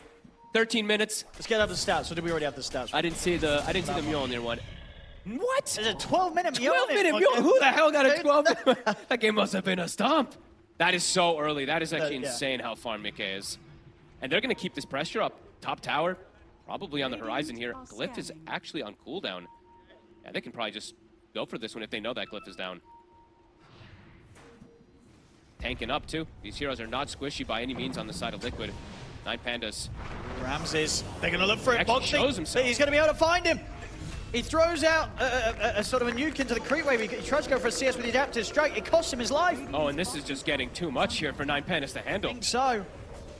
This global play, the blink now for Boxy super early. Everyone on Liquid is having a good game, and almost everyone on 9 Pandas is having a real rough one. Even Kiyotaka. Boxy. Maybe they can punish him at least. They're going to try. But the toss. He's going to go straight for the TP out. Good call from Kiyotaka. Will manage to save himself. Of course, back at the river, they did not have the damage to kill Boxy off. Solo's going to charge back in onto Insania, but this Spirit Breaker ain't killing any of these 3 heroes. They're just going to turn and kill him. Another kill for Mickey. How the hell was there a 12-minute Mjolnir? I'm still like, what the? Who would it have been? Maybe it would have been a Bloodseeker. I mean, that must have been some sort of brown. It was definitely some brown boots, probably. Mjolnir rush, right? Something like that. It was pretty wild, but indeed, yeah, we see here, as soon as he reveals himself, Boxy's quick with the jump. And of course, at this stage of the game, Ramses has only got that Yasha, does not have the Manta. So you get a catch on him, you're going to be able to blow him up. Another one. They'll find Kiyotaka. Ramses is going to turn into Tiny, use the Avalanche to try and hold them back, provide some sort of protection. The refraction's back up. They've got the charge and the wall down on the 2 of them. This is a decent attempt at a fight back from 9 Pandas that will get them the kill on Boxy. Siphons. He's still healing up. See if Solo can stay on top of him. No, he's going to back away from this. Mickey, he gets it to get the double. He's now ready to swing across and look to help outside to find more. They're in onto Antares. The Rubik's going down. Triple kill for Mickey. They have to run. Ramses and Solo, they've got no part to play in this fight. As once again, Liquid coming out on top. only Boxy going down there. This Death Prophet pick seems perfect, honestly. Nisha, he's 5-0-5 this time around. Tower's dying, pressure's being given. He's being the frontliner. He's tanking for his allies. They threw everything onto him here. He just Spirit Siphons. And Tara's actually stole it, but it doesn't do nearly enough there. This one is... This is going to be a tough one. Yeah, I mean, they're definitely seeing the strength of coming Another into... one. And do this mid lane solo. Is he going to be able to run? Get the charge off. But he's low HP. He's going to be all right. Okay, he'll be able to get away. I mean, Boxy, he picks up the invis ring. He might stay on the hunt for him. Let's have a look if Boxy can do something sneaky. Ooh, Solo, careful where you're clicking. Okay, he'll be able to get out. Yeah, Boxy's actually going to head back over towards the mid. They might. He wants bigger ones. Jump on key attacker. Yeah, he wants a bigger target. Antares. Level 12 on Nisha. Exo's back up. Feels like he has no cooldown. And Boxy can get the toss back. It should be a surefire kill. Antares hiding in the trees. They're going to look for the jump onto the TA instead. They get the toss back. Nisha got the Siphon and the Ghost up. They're in on top of the TA. Is there any way for Key Attacker to separate himself? No. He's going down. Antares to fall as well. 2 more dead. The Exorcism out. The tier 2. I'll put the fortification. Well, they should be going down pretty soon as well as Liquid. They keep their foot on the pedal. Tumit, way too much pressure. A Yule's, a Witchblade, they have so many. The 3 cores are just absolutely massive. Even the support's catching up to those cores with this pressure plays on all these kills they're getting. It's 21-5. I mean, Mickey's gonna have BKB Mjolnir before Ramses even has his Manta. Dire's middle tower is under attack. And yeah, definitely not slowing the pace down by any means. Having this natural tower push, it just continues to give them the map to be able to swing over, continue to pressure, and just give no breathing room to 9 Pandas. Is there even mech yet? Okay, mech just coming out from Mira, incredibly late as well. All these item timings have been delayed so much this game for the side of 9 Pandas to try to be able to fight back.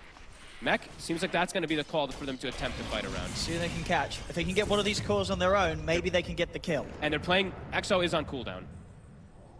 Okay. BKB is about to be delivered. I mean, they're underneath the vision here. Boxy's going to have the eyes on them, and he's in with the jump. He gets the avalanche onto the 2 of them. Mickey just commits in. We'll put the BKB. See if they want to get back into chase for more. Looks like they'll respect 9 Pandas, and 9 Pandas are able to split. I mean, maybe if the BKB literally doesn't get delivered at that exact second, they perhaps could get Mickey there, but still a difficult kill. You can feel 9 Pandas kind of grasping at straws this early game from Liquid. It's been their cleanest one. Well, we have seen them lose some advantages in the past, but yeah, this game it's going to have to be like another level of mistakes really for Liquid to let this one slip away. It'll have to be a pretty big blunder on the pushes in particular.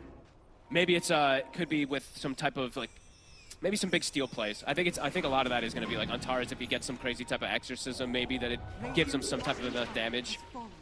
But yeah, difficult. Or Rupture. I mean, he does have a good run. Ramses, he's got a fair bit of strength build up, and he has got his Manta done. It doesn't matter. Doesn't matter. They still catch him. I think the Blood Right hits. I think I think he manted into the Blood Right. Manta the DP silence, and then the Blood Right hits, or vice versa. They're going to continue. Exorcism's back up. They're gonna go for this end. Boxy, there's another grab. He's in. Gets the toss back. Another kill. Oh, this one might be done and dusted. There's no glyph even for this tower. It's dead. That's Rax at 19 minutes. Yeah, we've had some quick games at the Major. This one's definitely going to be up there if this continues at this pace. Nisha's going a bit of a different item choice here now, too. He's actually going to be going for the Aghanim's. Cool. I mean, it's cool with Exorcism. It does make your spirits do more damage, so. He doesn't even have to use Exo. This tower's just dead to the Visage. They're just going to go top? They could. I feel like top lane's exposed as well. They're actually going to back it up. That's actually a bit surprising. I thought that they were just going to keep going because they have Exo, but maybe Nisha's saying, I'm 100 gold from Aghanims, and then just saying that he's going to go for it. Or maybe they take the super safe route and they go Rosh. They could. Especially because, like you said, they did end up like, that yesterday, especially versus Tundra, after having like a 12k plus lead, ended up losing it, so maybe trying to be as safe as possible. Yeah, I mean, this is, obviously, if they lose this game, they're going home. Yes, and you know what? It is daytime, so it shifts to bottom. They have the tier 2 to push down bottom too, so. Let's see if 9 Pandas can mount a fight. This feels like it could be their last one. It could be. If this goes badly for them, they're probably losing the base, probably losing the game. Boxy. Not a bad start. If they can kill the Tiny quickly. They have detection. He's going to be able to still get the avalanche off, and indeed that jump's not going to go well at all. Boxy's fine. They'll get a nice 4-man vacuum, but there isn't really any follow-up. No. Ramses, he's been ruptured at the side of the fight. Mickey did pop in a pretty early BKB in this team fight. Ramses. He's trying to back away. He's got the manservant to remove the first silence, but they're in on top of him. Ramses, Too much he'll damage. get taken down. They will get Mickey in response. Can they get anything more, though? Miro and Antares falling low. Zionisha still pretty healthy as they'll push on to take down Solo. Miro's going to get followed down by Insane as the curse is upon Miro. He's up to the high ground, but Insane will finish him off. 4 dead on 9 Pandas. They get Mickey, but it's just not nearly enough. They still lose more. They've got eyes over towards Kiyotaka. He's trying to hide, but they've found him. The sentry down. They'll toss back the TA, get the team wipe. Team wipe, and then a Wisdom Rune. Nisha beyond godlike. This time it's flawless from him. Okay, now they're all dead. Maybe don't go back for the rush. Yeah, it really is. I mean, as you said, Nisha having a few games recently that were a bit shaky. He's making up for all of them and more here. 10-0-10. With a clever pick. I gotta be honest. Like, I think they weren't ready for this pick, right? No, I really don't think so. And I think we definitely saw, that the power kind of bringing in a hero that players and teams, they're not too used to playing against. Another There's setup. a lot of moments where they underestimated what this DP could do. Yeah. And a great lineup to really play around it, too. Playing around the Visage, it's all about just pressure, pressure, pressure. 20 minutes. There's been literally no space for 9 Pandas to farm this time around compared to the last one when Liquid just couldn't take the buildings. Yeah, a much better approach. And a much cleaner one. They'll protect the bottom set of racks in the tier 3, so Liquid, they'll back off. They could look to go back towards the Roshan. So last time 9 Pandas attempt to bring a fight down here did not go great. Ended in getting team wiped. They might try again because it's sort of all they can do in this position. True. We'll see. They're grouping up down bottom. Exorcism back up in 30 seconds. Liquid being patient on the high ground here. When they see a target, they might just strike. They see Kiyotaka. Foxy, he's ready with the jump once more. They get the toss back onto the TA. Kiyotaka's gone. 9 Pandas, they just have to run. So if they get the opportunity, Mickey's ready to look to chase them down. Antares will manage to telekinesis back the Bloodseeker momentarily, but this Bloodseeker too speedy. Mickey gets the double. They might just lose more. Boxy. It's on Solo. He's going to get the catch. Another one. Toss into the Blood Right. 3 dead.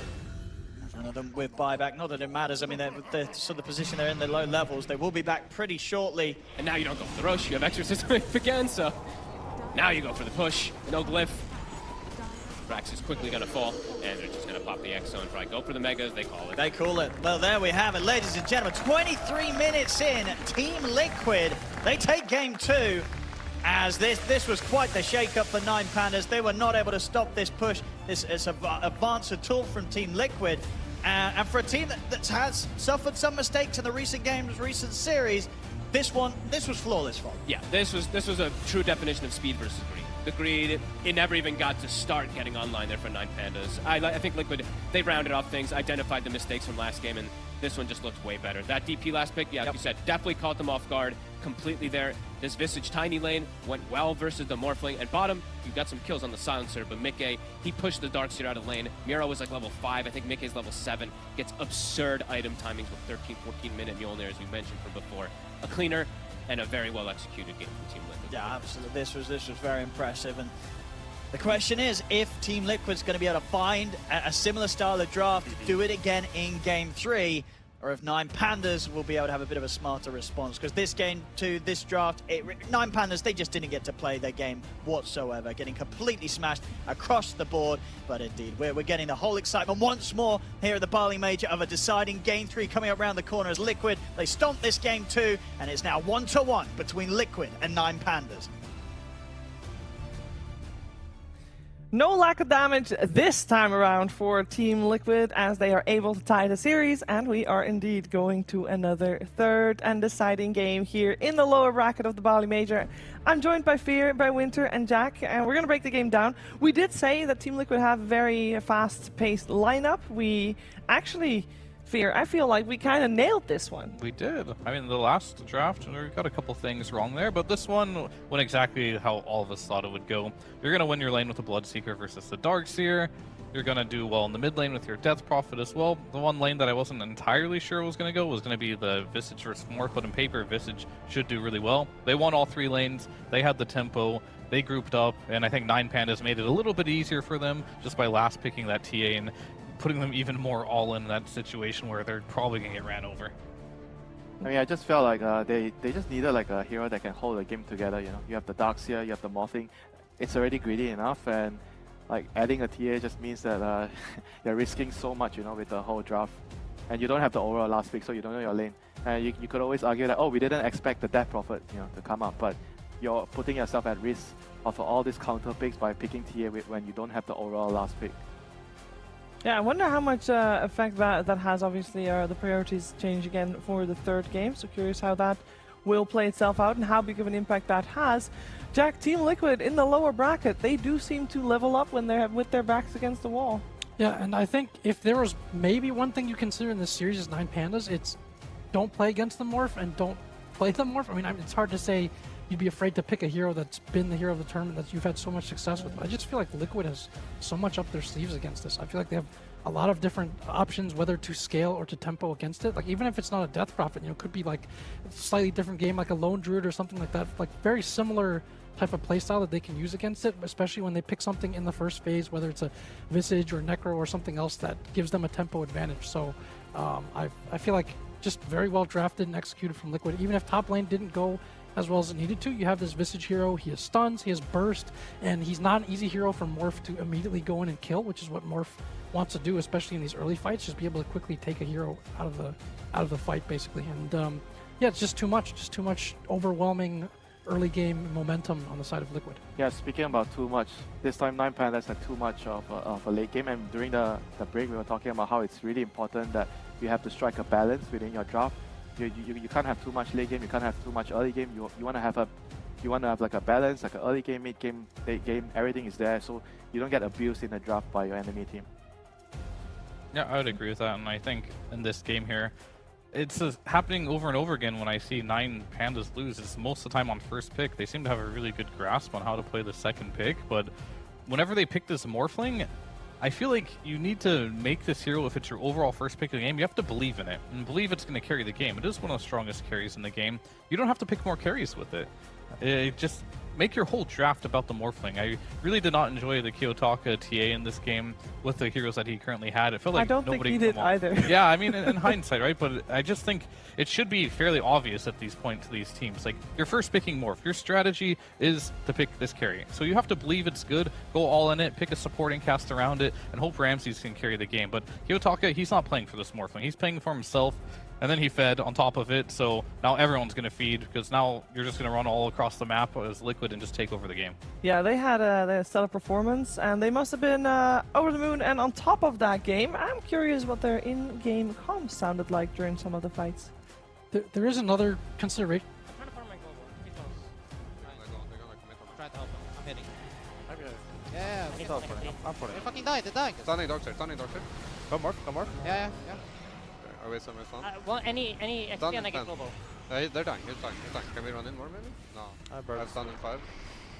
4 seconds. 3 seconds. I get him. Maybe a soldier.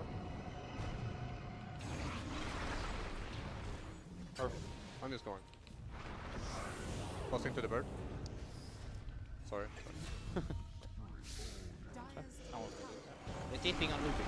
Morph is here. They're gonna. I'm running. It's gonna be 5-5. I'm running. It's easy fight. Just take it slow. I'm for sure dead. I think it's kind of scary here, guys. No, it's good. Keep fighting. Keep fucking fighting. What the fuck? They cannot fight us. Yeah. Okay, more? Yeah. Yes, blink, yeah. Just wait. I'll catch him. We're catching him. That seemed to be having one overarching thought there within those team fights. Keep fighting. I'm going to go in. I'm going to go. It seemed like that was the entirety of the comms, and it makes sense because that's the type of draft they had. They played it very well. And Jack, you were about to say something right before we listened to that one. Well, I was just going to say the other possible option there that some teams would do, like maybe like an Aster or someone else that I don't think 9 Pandas has done, is if you think that the Morph's been adequately countered out of the early part of the draft, you try to flex it instead and run it mid. I don't think this team has done this, so I don't know if that's, again, I feel like they should not play or give up this hero against Liquid. I mean, it goes back to you have to believe in the Morph. If you first pick it, you can't be like, oh, it's not a good Morph game. No shit, it's not a good Morph game anymore. You first pick the hero, right? So you have to believe it's good and just really just make your draft about it.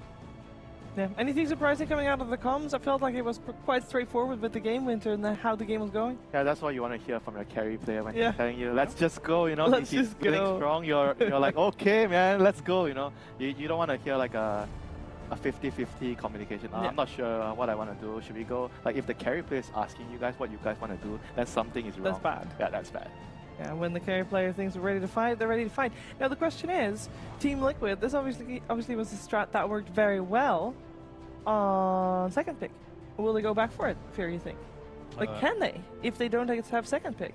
I think they have to toss the coin again to see who gets second pick this game. All right. Might determine the series. Toss the coin! I'm curious what this coin toss will give out, and I'm sure you are too, but if you want to find out, you've got to stick with us until after the break.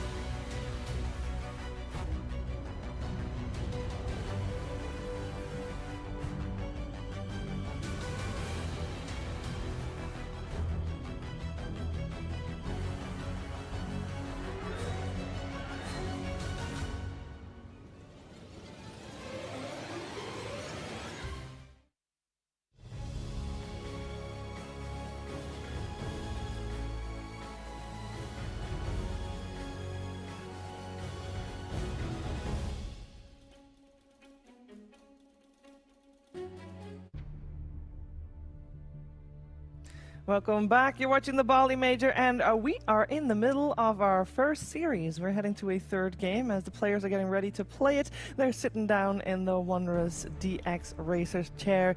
They are an official sponsor here at the Bali Major, and you can get your own one as well. And better yet, if you are a US customer, you can get a 5% discount if you use the discount code the Bali Major, or Bali Major, not the just Bali Major. There you go. I know you can figure it out. Make sure to check that out and you can enjoy the same world-class comfort. And comfort is what we're looking for 9 Pandas here in this third and deciding game. They did get their comfort of Dire. I know there was some talk on the panel just now about who got priority. It was Team Liquid that got priority. They chose second pick. 9 Pandas chose Dire and therefore get first pick, which is the same position as the game they just lost. Winter, that might spell some problems for them. Back to the drawing board. I think what they could do as first pick is like, if Undying is open, you can open with Undying, and then you try to play like a faster paced game with the Undying. Try to either match the pace or try to outpace them. And I feel like if the bans are going to be the same, they ban Enigma +1 in the previous game, so you can potentially open Undying plus Medusa right away. If you don't want to play that fast and you want to have late game, that's an option too. Yeah, we should be getting in there soon. I mean, do you think that 9Pandas will just... Okay, they learned, they banned out the Morph this time around. Enigma still banned out by Team Liquid last time and was paired up with an Undying.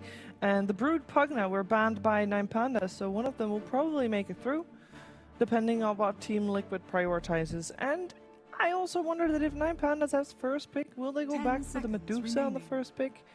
I think they want Pugna first pick. Pugna first? That way they can go into Medusa or Storm. So there's no way Liquid will let them have that. they're going to let them Surely. have... Team What, Liquid's the turn Pugna? to ban. Yeah, well, they ban their ban own. that out themselves. Yeah, not a huge fan of that ban. I think that could have been a strong tool for them, but we'll have to see. They must have something planned. They do, for sure. I'm curious on what it might be, because from my perspective, that Pugna would have been really, really good for them. They're not going to get it. Maybe Undying is their plan. I think that's a pretty good opening as well. Maybe they just figure that they'll get either Dusa or Storm here, guaranteed. Yeah, whichever one Team Liquid chooses to ban out. But what if Liquid pick Storm Medusa? And I don't think they should overall first pick Medusa. I think that's a mistake. They can only pick it on the last pick of the phase, so... I mean, you're saying if they pick Undying, they pick Storm Medusa, then can't you just pick Anti-Mage right away? Team pick. Panda's our first pick. I want them to pick Undying here.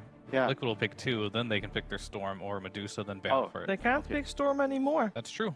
But they could pick Medusa there. I haven't been a big fan of just overall first picking the hard carry. I don't They think that's sometimes overall first pick their Brood.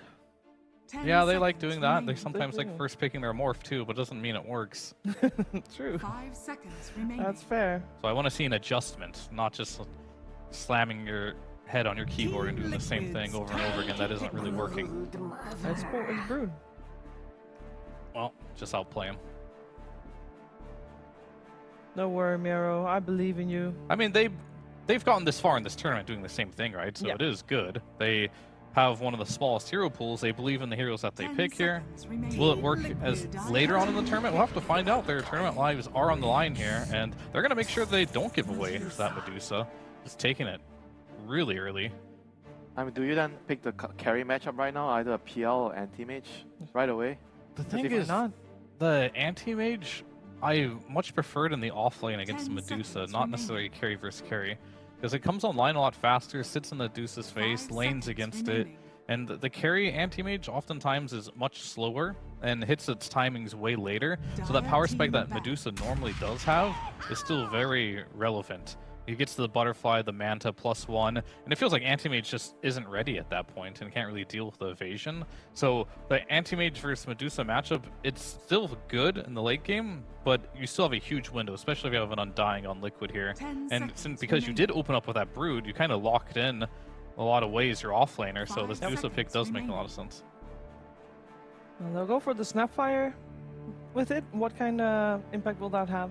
Little Shredder the Tombstone, I guess. Yeah. It secured a pretty good lane for them, at least as it presently stands. Again, I don't know. Some teams will flex this Brood. I don't know if 9Pandas has done that much this tournament. I feel like that hasn't really been the case. Not for them this tournament yet. So yeah, they've secured that lane for the moment, and they don't have to commit their carry pick just yet with leaving Liquid that much more draft capital to deal with it. Goes back to the first pick core. Is it a mistake? I am starting to feel like it's not giving them many advantages, we'll put it that way. But it goes back to comfort. We'll have to see what he can do with this Broodmother. We did see a game where the Broodmother was like, I think, was that against Parker, where he was getting solo killed by spiders in the lane or something? The lane matchup can go really well for you, so there's always that. Yeah, but the Dusa is Undying though, so not entirely sure how well that's going to go for you. Like, I feel like that Dusa, regardless, he's going to be able to stand the lane free farm. Like, I rarely see like Dusa get dumpster in the lane. I think the only game that I saw was what? The AR game where the Clockwork was solo killing the Dusa in the lane, because the lane just went so well for the Clockwork. But apart from that game, I just feel like every Dusa I see, she's been just free farming in the lane, and you can't really pressure her that much. We need 9Pandas to win this though, because I can't have our Eastern European team going out, China going out, and now we might as well be just watching Western Europe DPC. That is... That's true. And you're already counting out PSG.LGD? Come on. I'm not counting them out. I'm just, that is a possibility. I just don't want to see it, and it could start here, where some of the other regions get to play more Dota today, more than just today. True. There's the anti-mage ban. So just maybe with the Darkseer ban, there's more of an illusion path they're looking for here. Maybe we might see PL, we might see Naga. Those are like the more popular ones. Perhaps Terrorblade. Even the Shadow Demon has been picked up a lot against Medusa, although I wouldn't say it's anywhere near like hard counter, but it does help as the game goes on. I mean, I would say like even though PL feels amazing against the two heroes, the Tombstone and Dusa, but PL always runs into the problem where the early game is very weak. You know, you get bullied in the early game, the enemy offlaner gets like a really good start, then the PL doesn't really get to the stage. You know, he's very similar, I would say, to Anti-Mage, where he's really strong against their lineup, but it's late game. You know, and oftentimes getting there can be a huge problem for Phantom Lancer. I want to see a Ramses sniper. Bust it out. Yeah, that would be cool. Against, you can kill the Tombstone, you can kill Dusa. Obviously, you're going to want to pick that much later in the draft here, but you have a very limited amount of heroes that can just hit the Medusa. Haven't played a lot of Sniper recently. He used to be a little more popular, but against Medusa, it is a good hero. Heroes that can just like hit Medusa from afar are definitely valuable. I think also go the Void plus. Oh, remember they can't go the Void anymore. Yeah. So the Void plus like range damage combo as well, but not an option anymore. Not anymore. 10 seconds remaining. I do like the Shadow Demon as well that you talked about. Remaining. It's really good. Oftentimes, even as a POS 4, you don't need to put him as POS 4, but it can trade versus the Rubik or the Undying, so the lane shouldn't be an issue either. Disruption, you get your own Medusas. Follow that up with Ramses, playing some hero that can just hit the Medusa. I think that's the most important part without committing. PL, I brought up Sniper again. I don't know if that hero's good though. I mean, then the question comes down to, do you pick the mid lane or not? Because if you're picking Shadow Demon, I would assume that if you want to choose, yes sir, you want to choose a hero to pick, you have to leave the carry last, right? Yeah. So they're going to go for like Silencer plus Pangolier. So the Pango is a diffuser builder, so another hero that can sort of deal with the Dusa. And Silencer, I guess they're trying to get a lineup which has overwhelming team fight here with Global Silence plus the Mortimer's Kiss, and they're going to rely heavily on the Pango to do the initiating. But the problem with that is, because you're picking Pango here, you're going to run into like some counter matchup, like some Ember or whatever they're going to pick here. And that would mean that the Pango is going to have a slower start, and it means that the draft gets a little bit more unstable for 9 Pandas. And now that Team Liquid knows that they're going to be up against the Pango in the mid lane, in all likelihood, they secure themselves the Ember Spirit. Yeah, it just feels like Liquid is just going to have like 3 advantageous lanes with how the pick order is playing out right now. Ember's going to have a good lane, Dusa's going to farm against Brood, and in the last pick, they're going to be able to see what 9 Pandas is going to go for and decide their lane. So the laning phase is definitely going to be already very, very good for Team Liquid. And overall, the Dusa is also going to give them the stability to go through the mid and late game. So I will be very, very happy with how the first 2 phases of draft has ended for Liquid.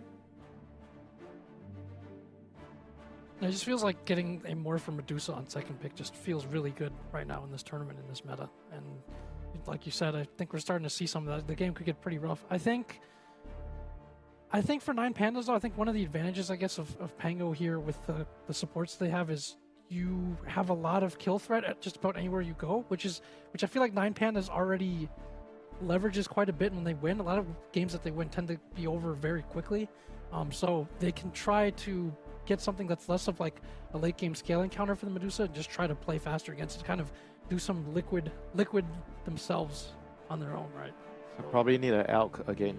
I need like a faster hero. Yeah, I could see that work.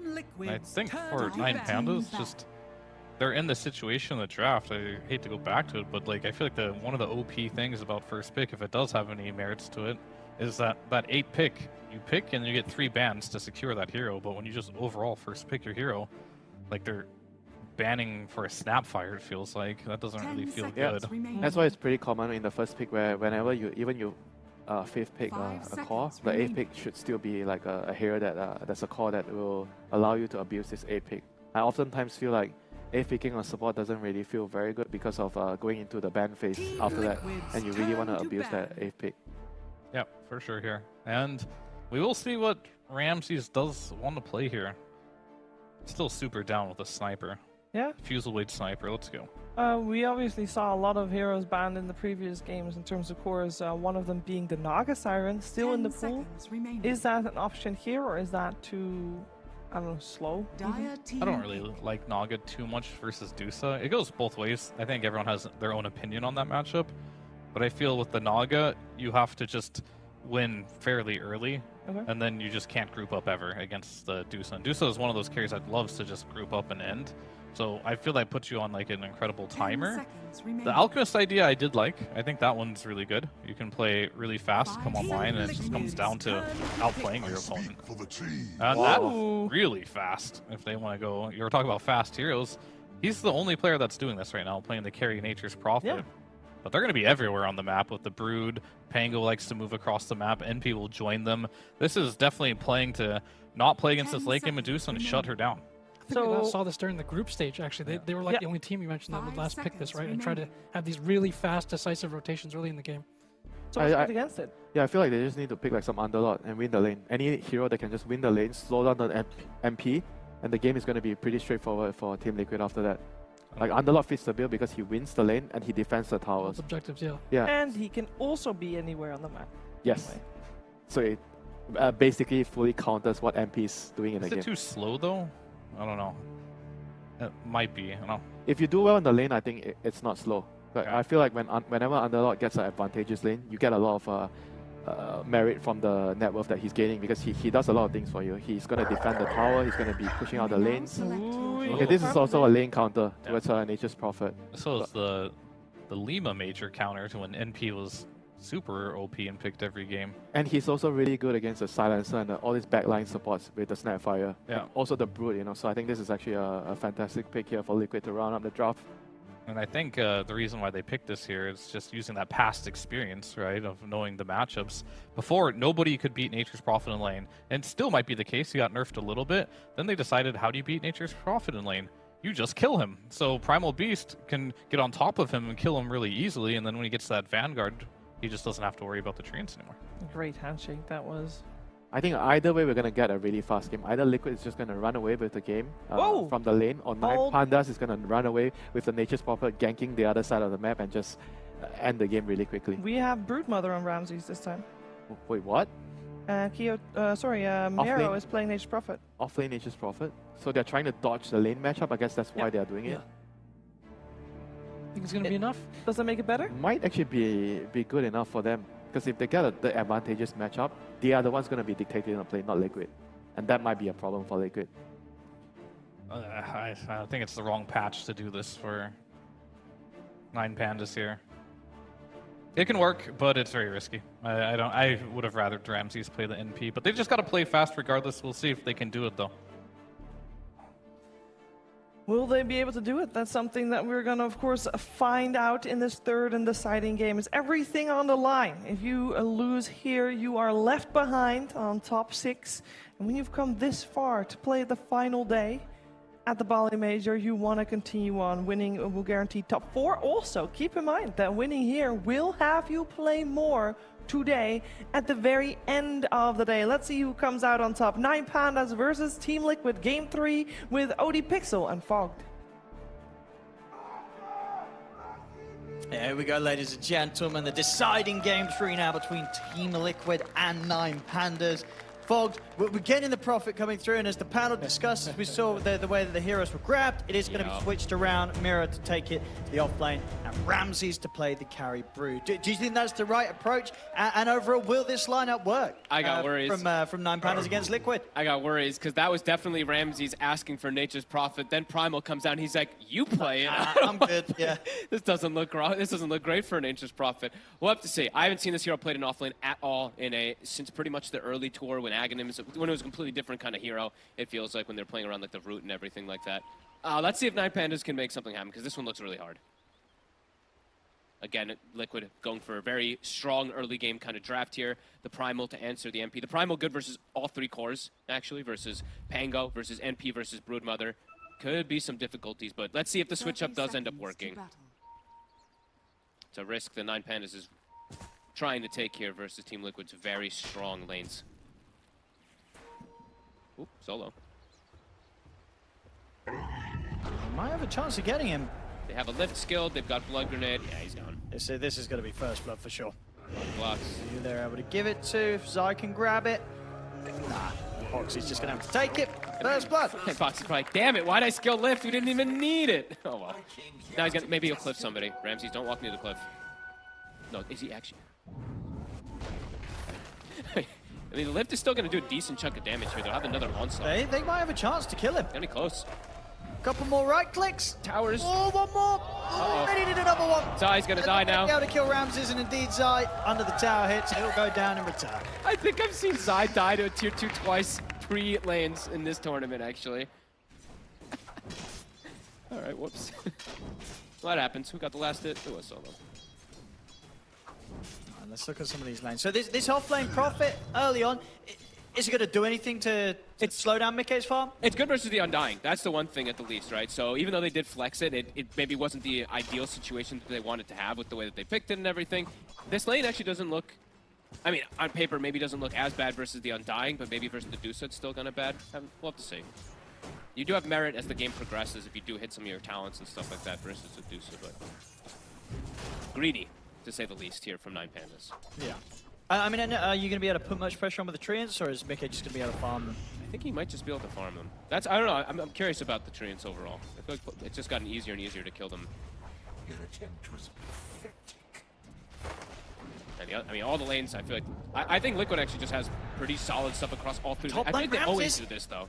Top Ramses. Oh my goodness, it nearly goes down, but will survive. Repercussions of that early start here, having level 2 already on Boxy. Ramses has to be careful how low he stays. Solo's going to do work here to body for him. They're out of regen up top. I think actually both sides are out of regen. Zai very close to his ring of health though.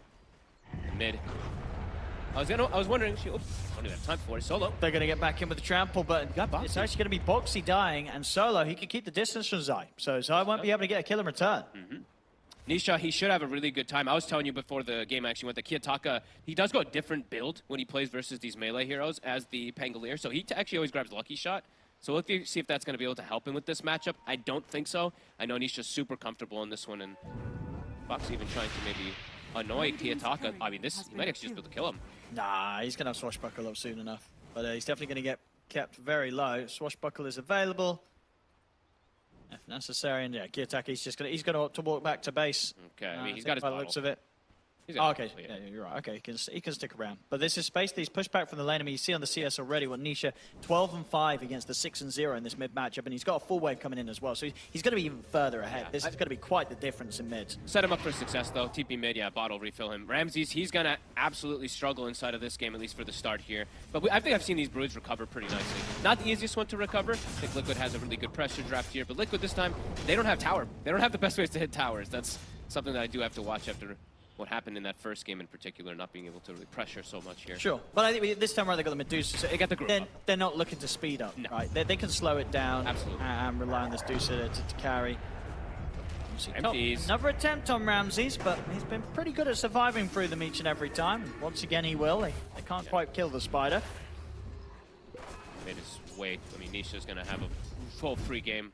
That's for sure. But bottom, Miros is handing his own. So the NP matchup versus the Dusa, it's actually not too shabby. Even though the Snake Bans does give you so much because you are that, of course, that int hero. He's doing great because of that Undying. You know, it's an Undying what likes to play versus strength melee cores. Remembers the range is difficult. Ramses, again, it's just constant aggression.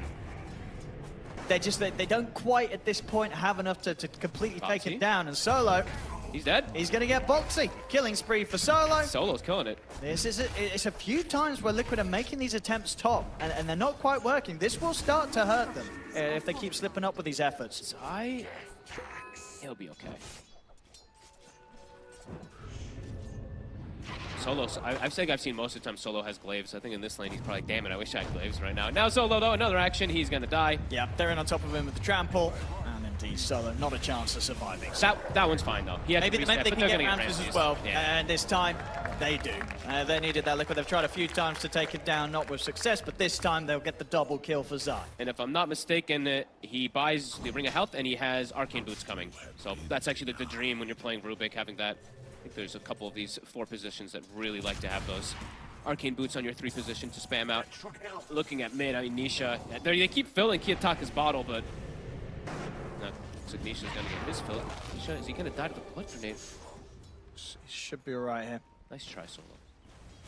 The attacker's actually still very close. Nisha, he'll spot him out now with the sleight of fist. And now Solo's in trouble again. Flame Guard's back up, and Boxy and Insane, they'll run down the silencer. Kiyotaka trying to kill Nisha. He's not going to get him. Nisha's going to live. He's going to Kiyotaka's reset. going to get taken down. Indeed, the 6 hit. Remnant's out, back to base. He'll be back in the lane with full HP. And top lane, they're going to get round Solo. again. Killing spree for Zai. Solo kill, and he's going to potentially get away from Miro as well. Liquid, the early game dominance continues. Yeah, this is some big stuff. I mean, yeah, mid lane is just such a huge difference right now. He is level 6. Kiyotaka level 4. He did go 2-0 too. He tries to go this kind of trade build. I've seen him do it before with the Emperor Spirit. Absolutely not working. Nisha, a master of the matchup. Panel said it. There's quite a bit of counter picks that Liquid set their draft up for. That's a hot start. Seeing it. Mike? Got a Mango and Wand. Yeah, they can't finish him. Mike knows he's fine, and Miro and Antares, they know not to push this. They can't kill him. Yeah. Power Rune. Are they going to be able to help Kiyotaka get it? I mean, they have to. Keeping Such it low. I mean, Nisha might be able to kill him. Slight fisting him with a couple of remnants. This is a kill if he wants to, but he's going to play it safe. Doesn't quite know what's behind Kiyotaka.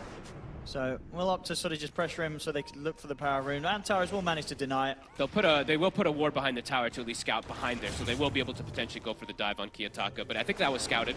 Miro looking to get involved. Boxy cancels his TP. Boxy, he will die, but this might set up for Miro to die in return. Zai goes forward with the onslaught. They have the pulverizer. Zai hits the 6, and that's going to be 1 kill. And with the Remnant back towards the mid, Nisha, they're going to clean up more. They get Kiyotaka. It's 2 dead around the mid lane for 9 Pandas. 8-4. So many kills coming out here. This Pango has no game, Owen. 20 lasted 0-2. Nisha's already 7. He's got the max slight. Not an easy game for the Pango by any means through recovery either.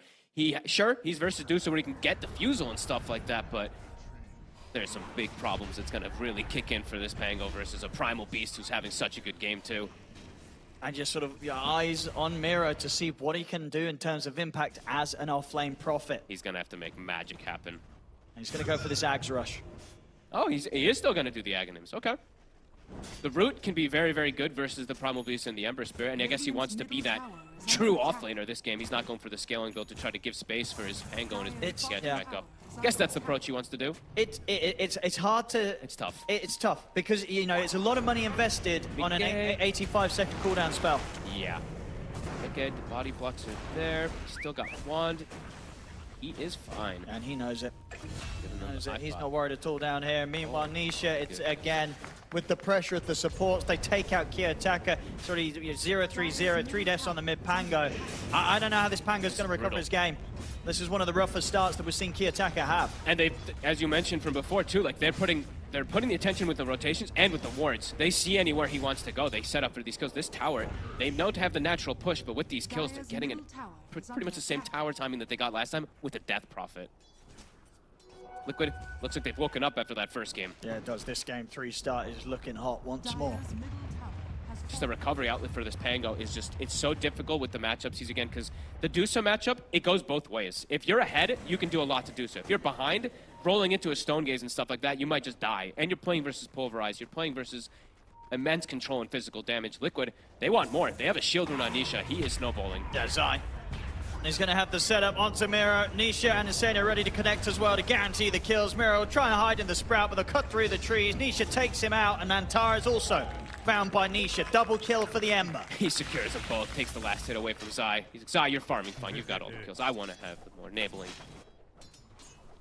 It's just going to be swinging around the map, and there's no one to really move around on the side of 9 Pandas yet in order to kind of salvage any of this. They're just stalking Kiyotaka.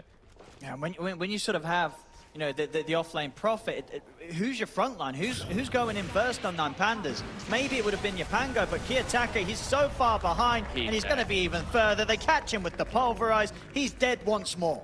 Even if he does catch up, there's always going to be that Pulverize, right? That's always going to be there to just grab him even during the roll. He is soon going to be surpassed from Antares. I feel like the supports now on 9 Pandas have to do everything, but they're just, I mean, they're literally just running at them. Liquid. Now giving all the space in the world for Mickey to keep that farm going, and mid tower dropped, and they potentially are going to swing toward top. It's already pretty low. Nisha could dive for the kill. He's thinking about it. He's not going to go for it. I mean, especially getting hit by the curse from Solo. But you could tell he was tempted. He's not afraid to dance around these tier 3 towers. The attacker. Taka again. He's got the rolling thunder. Chains. They'll catch him with the chains. He should still be able to get off the ult though, Kiyotaka. But indeed, he has to ult and run. Cannot get in. He cannot play aggressive with the rolling thunder. He's got to just back off. And when you have this advantage on an Ember Spirit, you're just getting every single rune. So he's got shield rune. He's perfectly fine. And now he's going to find a DD. He's playing versus like no stuns as well too, Owen. There's like a Pango Rolling Thunder, there's the Global Silence and the Cookie and stuff like that, but these are not the easiest things to shut down an Ember who's snowballing like this. It's like, for 9 Pandas, it's like slow the game down, but you're playing versus a Medusa, so you're stuck between a rock and a hard place here. Dire's top tower is under attack. And Torres absolutely needs 6 at the least, just so they have some type of kill threat on the map. Has been denied. But my goodness, this must be the poorest Pangolier I think we've seen. Yeah, that's pretty well. What, 10 minutes in, and Boxy's going to overtake him in farm. Yeah, 0 for Boxy and Antares. And Antares isn't really having much of a game either. Down he goes. As indeed, the man in question looks to be dying, or maybe Slight. not. Oh, yep, that'll do it. Nisha pops the DD in a slight to take him out. Top lane Ramses is trying to go for Zai. Zai is very tanky though, Vanguard. Ramses can't continue to push for this, especially with the fact that rotations are coming in for Liquid. Boxy and Insane are heading up there. I mean, it's unbelievably fast the way they're playing. 13 kills in 11 minutes. They have the curse, they have the lift potentially. You're gonna find him. He's able to get up to the high ground in time. They'll drop the tombstone. I think lift was on cooldown actually for a second there, but for Boxy. Couldn't quite get it on Ramses. Zombies chasing spiders. Spooky. Yeah, the timing that they're closing in on any of their cores, it's going to be the Ags on Mirror. I just don't know how much of an effect that's really going to have. Zai already has Lotus, so he has the counter for the silence, Yeah. and he has the counter for the root that's going to be coming out too. I mean, it's insane timings that they're hitting. That has to be one of the earliest Lotuses I think that we've seen. Maybe not the, what is it? How it is the fastest? Yeah, so makes sense. Very good pickup this game. Solo still level 5. They're just getting ran at. Kiyotaka. He'll get away. But only just that. He'll come back for one final pass by across Nisha. They do kill Boxy with Miro TPing over. Can they get Nisha at all? Nisha would be the big grab if there's any chance of closing in upon him. They've got the Sprout, but Remnants are still there. Nisha's away, dodges the curse. Potentially, if Solo's 6 there, they could maybe get Nisha, but so underleveled on these supports with the way these lanes have gone down.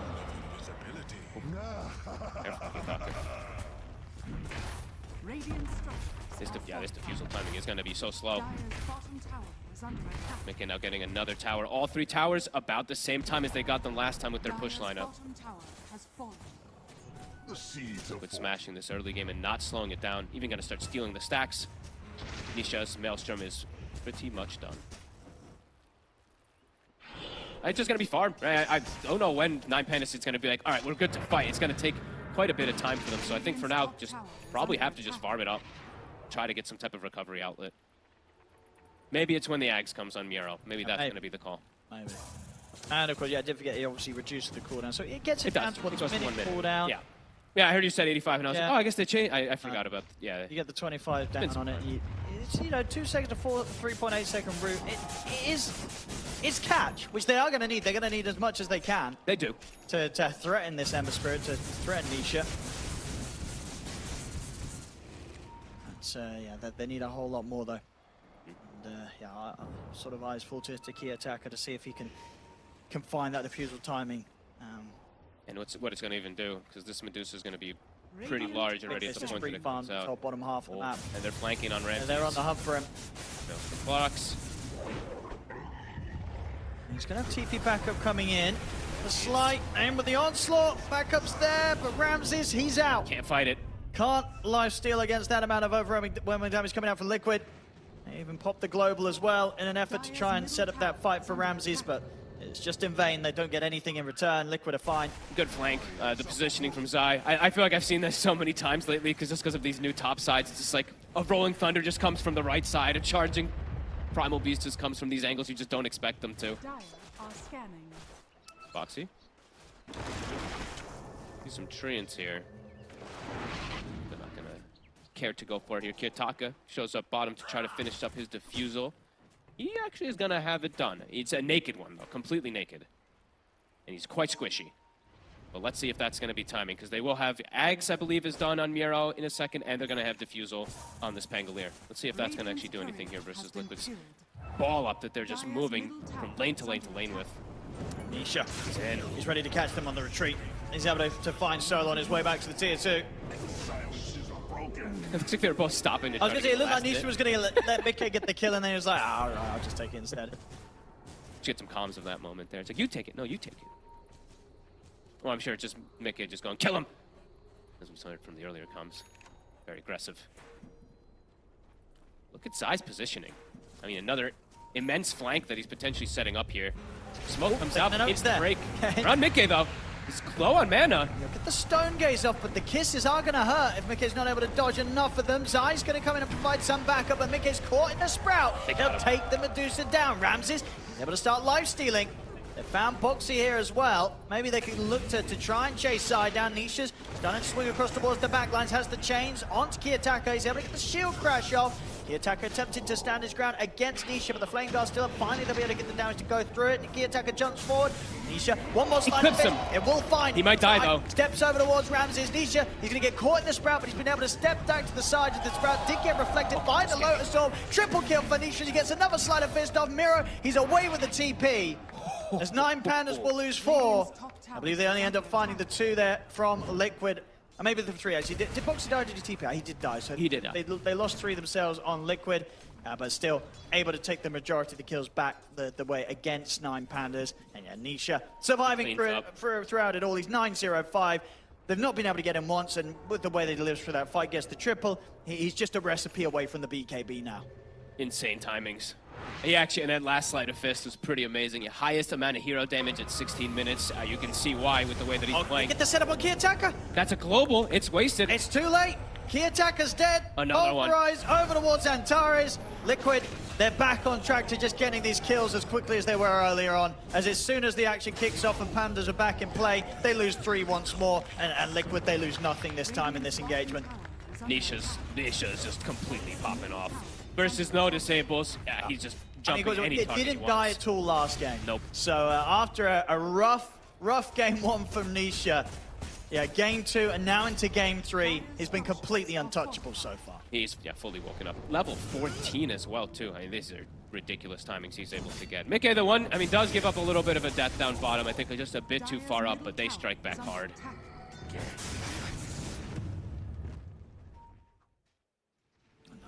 What is their next move? We'll see once again the replay. This first, like catching Kiyotaka just off the edge, honestly. Then the reflected Sprout it helped back Miro. Yeah, it was pretty good. Miro wasn't able to step forward, get any more hits onto Nisha. And yeah, Zai joining him, being that phenomenal front line to just hold them at bay and make sure that Nisha is able to live. This time round, though, Nisha? He's got a remnant. He has. And he's also got Boxy by his side. They won't be able Miro. to him. Maybe Miro can. The telekinesis is there from Boxy. Stops Miro from being able to continue to punch into Nisha, and Nisha will continue to live. That was actually close. Kiyotaka looks like he should be able to find Insania here. But here comes Nisha again, cleaning up the supports. Boxy. There's going to be more kills for him. Yeah, Solo, he's gone. Antares, he's going to turn with a little shredder, take down Boxy, but Zai's on top of him. Ramses, an attempt to fight Nisha, but Nisha's got his BKB delivered. Zai with the pulverize, and the root is going to hold back Ramses. Another slide in a second could cause issues. Here comes Mickey. To lifesteal up, but he cannot survive this as Ramses down for 45. They've got to run once more here, 9 Pandas. The chase from Nisha. Remnant over towards Solo. It's going to be more kills here for the Ember. Beyond godlike now at just 18 minutes in. Jesus, 13 and 0. He wants more. He's going to be able to find Miro in the tree line. As Miro, he'll Sprout himself, trying to hide. The TPs are coming in from 9 Pandas, but Zai, the pulverize is there. Godlike for Zai, takes him out. The jump forward with the shield crash. Zai, can he charge? He's so tanky. He can. He's going to go back in over towards Kiyotaka. Zai still surviving through this, and he keeps his distance from the Pango. Mickey finishes off Kiyotaka, and Taras, he's desperately trying to kill still Zai, alive. but he can't. Zai survives. He's also beyond godlike now, as everybody's dead on 9 Pandas. I think they passed him over a healing Lotus. Maybe he dies, but nope. How many godlikes is that? Godlike Zai, beyond godlike Nisha. Mickey's like, please guys, give me some kills. I have only 2. But Mickey, he's still almost top of that net worth on this Dusa. Liquid, yeah. Beat down this game again. Ramsey's trying to find some places to farm, but they're not stopping. It's 29 kills at 19 minutes. Boxy He's got the setup. Nisha's a bit low on mana, so might not be able to chase this time. Ramses, he'll manage to survive that attempt. Lucky to get away. Mickey confidently standing on the triangle. Butterfly, it's done already. 9 Pandas are smoking because they have to utilize these ults. They have to get something going their way. They have to try something. They do have the 3 at the ready with the global. And Nisha's still very low on mana. He's got a dispel. This is going to be a very BKB. kill, but indeed BKB's up. He's able to turn, get the chains off onto Kiyotaka and Solo. Onslaught 4 from Zai. They're both dead again. Double kill for Zai. Ramses, he's chasing Nisha. Can he finish it? They can. He gets him. They'll finally end Nisha's streak. It's a lot of money going the way of Antares. Can they kill anything more? Because Mickey, he's turned up. He will get trapped here by the Treants, but he has the Stone Gaze at the ready. Zai, they just don't have the damage to bring this Primal Beast down as Ramses falls. Double kill for Mickey. It's his turn now to pick up a bit of the action. Triple for the Medusa. Everybody dead on 9 Pandas once again. You know what? They got Nisha. They got Nisha. They do get that pesky something to write Ember. home about in this game that overall has been incredibly rough for 9 Pandas once more after that game too. Oh, and I didn't see if it popped up on the screen there, but this might be one of the highest kills we've had at the event too. He's just dancing around Kiyotaka. He's got the grab. Is the Rolling Thunder. They got the steal. The grab. Insania was able to swing by and grab all the bounty runes. He's dead again. I actually don't think I really get to see the Rubik who doesn't have the cube. Wait, what the hell, Boxy? He's actually just a normal Rolling Thunder. See it again as Zai with the side steps, couple of dodges, picks him up, slams him down. There's no messing around from Zai. He's having quite the game. 12-1 of 16. That was pretty. Whew. I mean, there's no time to even look, because every time that you look, Liquid's just immediately running at heroes. Nisha immediately respawns back toward top. Somehow, as a 13-1-11 Ember Spirit, he's actually the 3rd core on his team. Shows how good of a game Zai in particular is having, and Mickey just able to get that space for his team. He has all the space in the world. Sure does. Level 18 as well, so that's pretty crazy the time that he has on his levels in that XP. They're just gonna go Roche. They have this Undying, so free grab there. 9 Pandas. That was, I mean, that last play, that was their big hit. Yes, they get Nisha, but the hero that gets the kill, it was unfortunately Antares. It wasn't one of the players. He gets, what, about 1,000 gold for himself, and then about 900 split between the others. And he'll have a solar crest. He's keeping up with Kiyotaka's farm the entire game. He's actually higher level than him, too. Nisha hunting with the Invis. He's going to start some action. It's just a dead Pango. Kiyotaka gets completely splattered. This is the roughest game I've ever seen from Kiyotaka Depressed Kid. He is 1-10. I mean, what is this down to? Just sort of early misplays in the lane? I mean, how did this go kind of so badly so quickly for him? I think Liquid they made this Pango pick. I think they knew this was coming, and they immediately just snap-picked the Ember Spirit. They have this Primal Beast too. I think they just have the answers for it, honestly, Owen. The way that they set up that drafting, Panel talked about it was a counter pick after counter pick after counter pick. 9 Pandas, they had to deviate and swap stuff around. Like we said, the Nature's Prophet thrown into the off lane. Did pretty good, but I don't believe that was their initial idea, because Ramses has been the only one who's played it. It just hasn't been able to have the impact that he'd hoped for as to carry Spider this game with that change up. Yeah, and Nisha, this time, yesterday, he maybe was getting a little bit ahead of himself, never went BKB. This game, he went second night of BKB. No hesitation. He knows they're snowballing. The only way they lose is if he just feeds kills. Yeah. And top, Ramses. Is he able to sneak away through the webs? They know where he is with the Sleight of Fist. He tries to heal up. The telekinesis is there. They're popping the global. He's going to give the chance for Ramsey to strike back a little bit, but Boxy, he TP's out underneath them. Can they get Nisha? They might actually be able to if BKB's down. They have to try for the Rolling Thunder, but the chains will cancel it. Mickey's in with the Stone Gaze. They can't continue to chase. Kiyotaka, he has to use the Rolling Thunder just to run. And they actually feed him a Lotus, so he's back up for mana. Kisses aren't going to do much at all at this point. Liquid can walk it off. Mickey covering his buddy there on the escape. Now Nisha's going a very greedy item. Now he's going Octarine. Incredibly greedy item for the Ember Spirit. But this game, I mean, they have the backup of a Medusa in this draft, so I think he can do this. Yeah, he's the perfect fallback if anything crazy goes on. Yeah. You know, even if they make a few mistakes here, Liquid, they're still going to be far, far ahead in the lead. Zai, a full heart now. Itemization on point. Lotus Orb, Kaya Sanj, natural into heart. Where's the damage? He's going to be 4k HP already on this Primal Beast. Versus super underfarmed heroes on 9 Pandas. Kiyotaka far below Antares now. They're up to the base now, 24 minutes in. Zai, he's ready to go into the base. He goes straight up underneath the tier 4s here, Zai. I mean, look at his health. He's feeling pretty unkillable. And rightfully so. He literally is just walking at him. Don't touch him. Look at this. Go back in under the tier 4s. Grab Antares, take him out. Ramses is trying to get at the backline, see if he can threaten the supports of Liquid, and will manage to get Boxy. Nisha, he's going to get Mira. Mira tried to TP in aggressively to fight this. Nisha standing his ground. There's going to be a dead Nature's Prophet. Nisha, can they find him? Sleight of Fist is back up the chase as well. He's able to walk away from the Spider. Nisha's going to be fine for now. Another Sleight of Fist coming to play. Ramses got him. Finally gets him, but it costs Ramses his life. He's dead for 70, no buyback.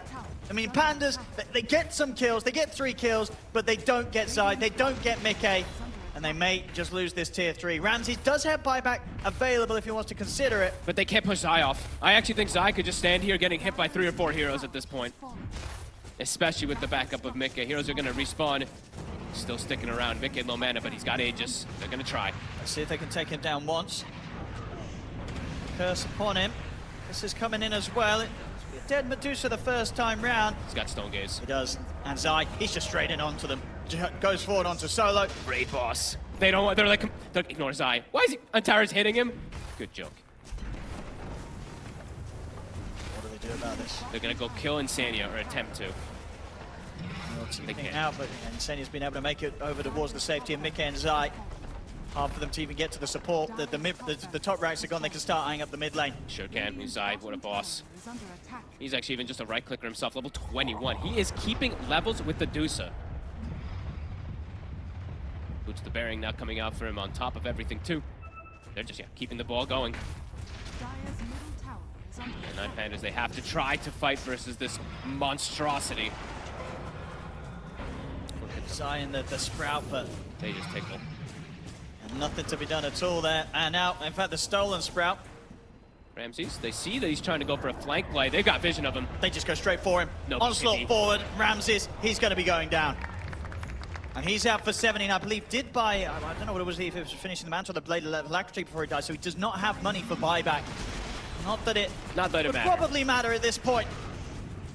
As Liquid, 22k ahead, they're going down the mid. Zai, he's once again just stepping up under the tier 4s, not a care in the world. As these mid bracks, they will not be defended by 9 Pandas. They're going to be able to grab Antares. He's going to get forced away. The stolen swashbuckle tickles him. Mickey takes the kill. The chains are going to put a stop to the Rolling Thunder. Pulverize as well. GG is called as Liquid will take game 3 and will knock 9 Pandas out of the competition. At least Ramses got to play as Alchemist in the first game. He had some fun on that one, but these 2 games, I honestly, a pretty big draft win, it felt like, from Liquid. Broke them? I think the draft's broken, but I think that the way that they played has been a big thing. Because I think Liquid, in most games, when we've looked at them, when we talk about them, their drafts tend to be pretty good. It's just sometimes execution, sometimes things start to falter a little bit. This time today, Liquid, it took them 1 game to warm up, but this one, they were on fire. It wasn't even just warm. 45 kills, 27 minutes, 3 towers dropped pre-12 minutes. I don't think you could ask for more with this type of draft. Yeah, this game 2 and game 3, they look borderline impossible for 9 Pandas at most points of the game. Yeah, as you say, this time. Nisha did end up dying twice, but if you consider his KDA over game 2 and game 3, it's insane. And Zai, did die once, but still 16-1 and 21. Not much more you can ask for from your offlaner when you're playing this sort of snowball style that they ended up doing. Maybe not intentionally with their draft, but just because of how well they were playing at the start, right? They were like, well, hang on, we could just close this up in 27 minutes. I mean, like I said, Kiyotaka, how many deaths did he actually end with? He actually still ended up with the 10, but I rarely see Kiyotaka have that rough of a game. He literally did not get to play from start to finish. Yeah, that was a tough one indeed for Kiyotaka after he'd had some very impressive performances in this run, but unfortunately for him on this knockout series that they will be finishing their run with, it was not his finest moments. 9 Pandas, huge struggles in this game 2 and game 3, as Team Liquid will take this best of 3, 2-1. 2-1 for Team Liquid. Give it up, Bali, for the Dark Horses. No longer Dark Horses, but what a victory. What a game. That was incredible. And honestly, y'all have just had crazy games back to back now the entire day. How do you guys handle those emotions when everything is so insane inside the game? I don't know how crazy I felt like these games are. I feel like everyone's just cheesing every game pretty much. Like, one team picks Brood, you find whatever the hardest cheese counter is to that. So, yeah, I mean, it doesn't feel that intense to me. I'm just playing on dying, clicking decays on mid laners. Like, I don't really know, but No, I mean, Dota meta right now is quite interesting. I feel like, you know, last DSL, or sorry, Dream League, we had like Huskar, Brood, Medusa, Undying. Like every game is just, is gross. Like it's disgusting to play. Very disgusting to watch even. Like something that actually you guys do, we all talk about how versatile your team is, how many different heroes you guys pick. But one thing I've noticed is that you guys also itemize very differently. Game on game, it's very rare that, cores especially, will pick up the same items. Is that a deliberate decision? Do you guys specifically talk about what's needed for the game, or do you just like deride the idea of having standard items to begin with? I mean, Nisha is kind of allergic to normal item builds, so I don't know. Like yesterday, he has a Battle Fury, Maelstrom, 2 Daedalus. Like, you know, he's cooking. He just does whatever he wants. So, and as long as it works, no problems. When we lose, you know, you give him like the maybe BKB is good here, but yeah, no, we mostly let people buy whatever they think is good, and as long as it works, it's really nice. So one thing that you guys have also done pretty much since TI and even during that tournament, y'all have become sort of kings of the lower bracket. You literally have not lost the lower bracket matchup since then, once getting to the playoffs, right? What is it about Team Liquid that makes you so resilient under that much pressure when elimination is on the line?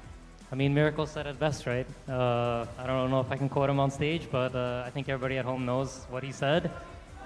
Yeah. Okay. Go look out for the Miracle quote if you know what's up. So top 3 is just in reach, right? I think you guarantee top 4 at this point in time. Europe has been a little bit too strong, in my opinion. What do you think Europeans are doing right now, or the region overall, that the rest of the world should be learning from to catch up? I think the rest of the world plays Dota like honestly. They enjoy playing the game. They like actually want to play Dota, you know?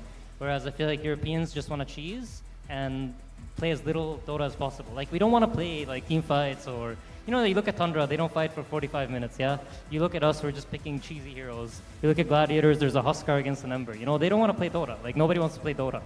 And I think hopefully Valve can fix that with some updates so we can get more high quality, you know, Dota games without these Huskars, without these Broods. Just some honest, you know, like Puck versus Quap mid or stuff like this. Well, you guys have not only been winning, but you've been ruining all of our pubs. Thank you for that so much with the cheese. But congratulations on getting yet another top 4. And as kings of the lower bracket, probably we'll be seeing you later on. We'll be seeing you later tonight and maybe tomorrow. So good luck, have fun, and thank you for your time, Insania. Thank you. Give them one more round of applause for Team Liquid. Top 4 guaranteed. They'll be in action later on tonight. We'll see exactly how far they can go within the tournament. Back to the panel to discuss the cheese and the disgusting Dota that we've just witnessed. Thank you very much, Snare and Insania. We indeed are going to witness Team Liquid later on today. Again, we don't know their opponents yet, though. That will be decided in our next series. But first, let's close this one out and talk about how that Game 3 went so horribly wrong for 9 Pandas, who are now eliminated from the Bali Major. This game, we talked a lot, this game, especially compared to other games here, about pick priority and getting second pick, and what do you do with your first pick, and obviously if you have second pick, you have overall last pick, and Liquid with overall last pick smashed that out of the park. Yeah, this could have very well been just they won because they won the coin toss. It's very possible. It seems 9 Pandas really plays well on second pick, but on first pick, sometimes it just happens. You're good on Radiant or Dire, you're good on first pick or second pick. They're really good on second pick, but on their first pick, a lot to be left desired there. The first pick Brood, they end up giving it to Ramses. The first pick Morphling going to Ramses. Just first picking his hero, but on second pick, he's getting last pick. Big difference there. And I think they tried to be a little bit cute here by putting the Brood in the safe lane to dodge the Primal Beast lane, throw the NP to the off lane. Neither of those lanes really worked for them, especially not the Brood one. Zai just went out of control on this 24-pick Primal Beast here. So very unfortunate for them. And of course, we have to talk about Kiyotaka. Absolute disaster in the mid lane here. I don't know what happened, but he decided to go for a 2-0-2 build, all in on trying to trade with Nisha, lost the lane, and now he has no way to farm. Then he's getting ganked. He just couldn't play the game, and unfortunately ended up with not being able to do anything. I mean, he had a wrong mindset for the game. I feel like the moment you pick the Pango, you can't really expect to try to win the lane. It's more about like getting your levels and helping the other cores, you know. And I felt like he was trying to play for his own game too much, and he lost the lane because of that, and he couldn't even help his team, so he was totally helpless the whole game. I thought that was the idea of the last pick, Nature's Prophet. If you're choosing this tempo route, then you need your mid to work together with you, be able to go around and get kills and actually push the pace. And this hero basically, I mean, at some point he's behind the 4 Rubik on the enemy team in net worth. He basically didn't exist for a long time. So That was rough. And then credit to Liquid for the draft. I think they put together 2 really nice drafts that fit how they want to play and dealt very well with 9 Pandas for these last 2 games. I think in this game, and again, this is maybe the power of getting a second pick, Morph or Medusa, is like you're not really worried about that lane. They can just go ahead, get a team fight hero coming out of the first phase, and then just counter pick the other 2 lanes if Pandas allows you to do that, which they did. And yeah, there's not much, even the lane swap didn't really help them here. Free primal game, as you guys were talking about, and it was just a one-sided beatdown. Yeah, it makes me wonder how much worse it would have been for 9 Pandas if they kept the same lane setup that they initially could have been thinking about there. But this was a very rough one for 9 Pandas. Definitely not the style that they wanted to leave the Bali Major with, I think. And on the other side, Team Liquid in the lower bracket, they do manage to turn it on, Winter, when it matters most. Yeah, that's a sign of a true strong team, you know. When you're back against the wall, you have to figure out what's wrong, you have to be able to solve the problem on the spot. Like I said in the previous panel, I think the problem previously was just mainly like the draft priority, the selection. Those are very minor things that you can really adjust on the fly. It's not like a big problem for the team, and they were able to fix it, identify the problem, and right now, yeah, we're here, right? We're here, and they have already moved past 9 Pandas. We're gonna get to see them again, you know, later today. Yes, we are. I mean, at some point also, Team Liquid, they knew that they had to play tempo. They kept running at, well, they didn't have to play tempo. They were playing tempo because they could, basically. They kept running at 9 Pandas. Mostly this guy kept running at 9 Pandas. We have chosen Zai as the MVP. There was a little bit of niche in contention. And even though Primal Beast overall last pick, I think it was said, Fear, this was the best Primal Beast game ever. Yeah, Still deserves it. We started the day off talking about Zai and what he does for the draft and how he's more of a leadership figure, and we're going to end the day with him going 16-1 on Primal Beast, so I guess he had a pretty good day at the office here. It was a really good Primal Beast game. They brought it back from, like I said, it was the Lima Major where this was really popular, to pick the Primal versus the NP, but all their heroes did nothing to Primal Beast this game, and Zai exploited that to the max here and just had a phenomenal game here.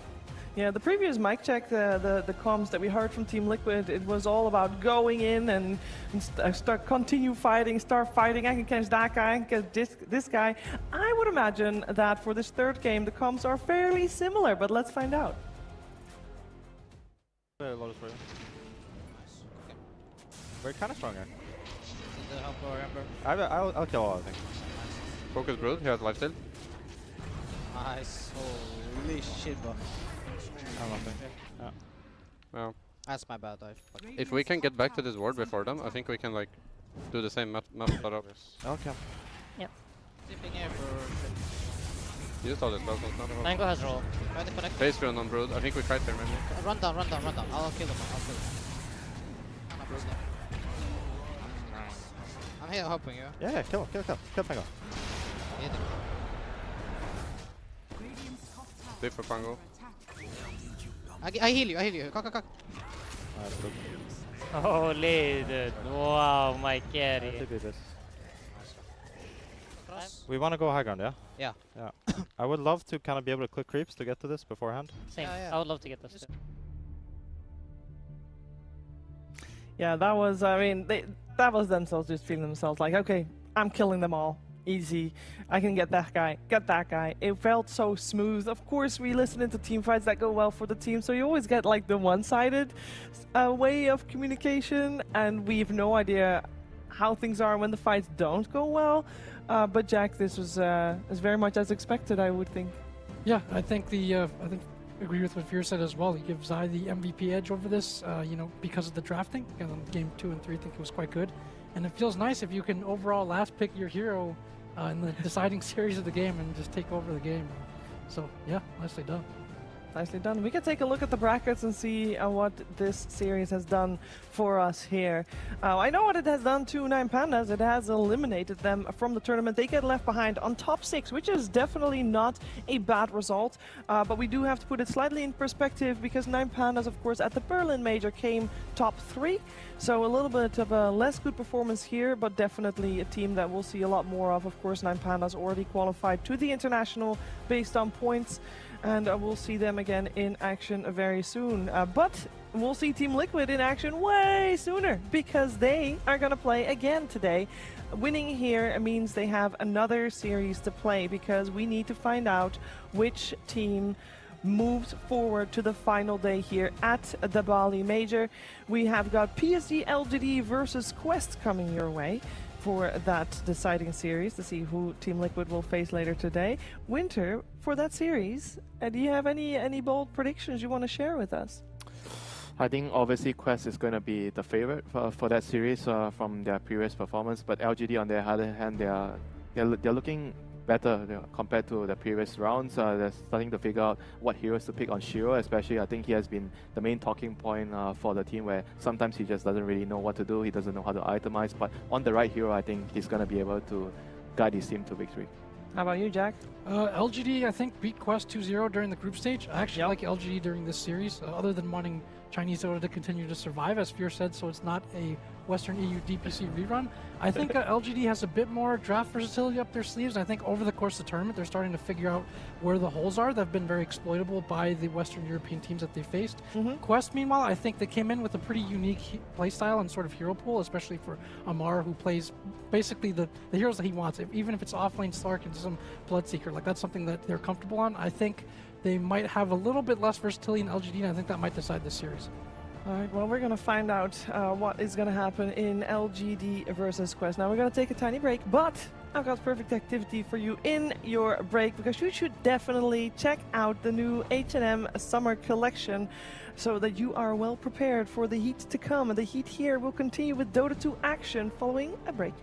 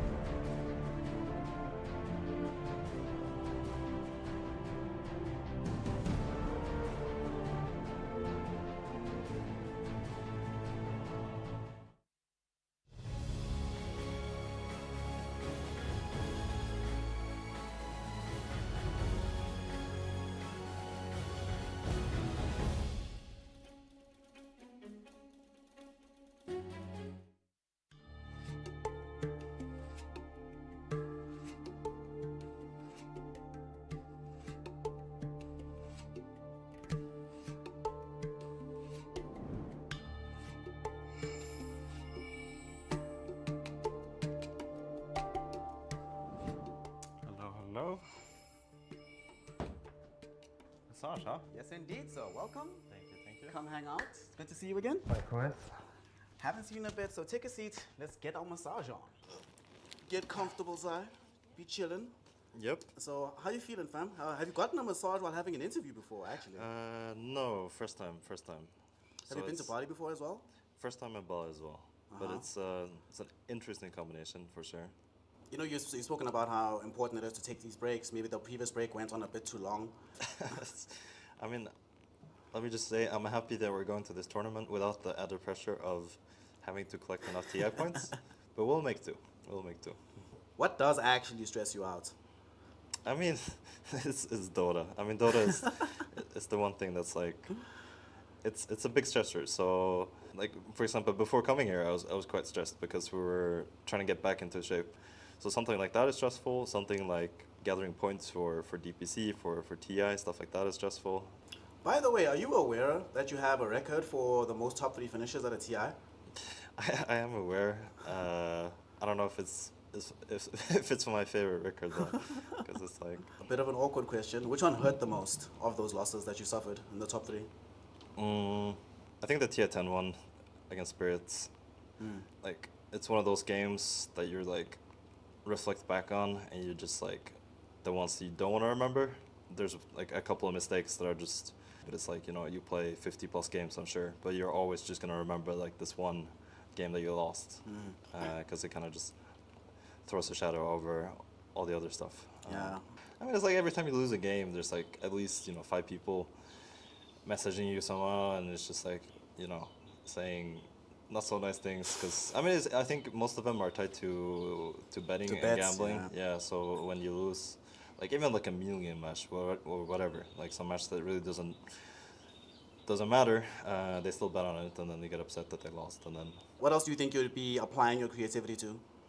Well, I played piano when I was a kid, but then I ended up quitting because my piano teacher just had me play classical music, and I thought it was extremely boring because I was like 8 or 9, and classical music wasn't so fun, which I kind of regret to this day. But I think that would be my go-to instrument if I started picking something up again.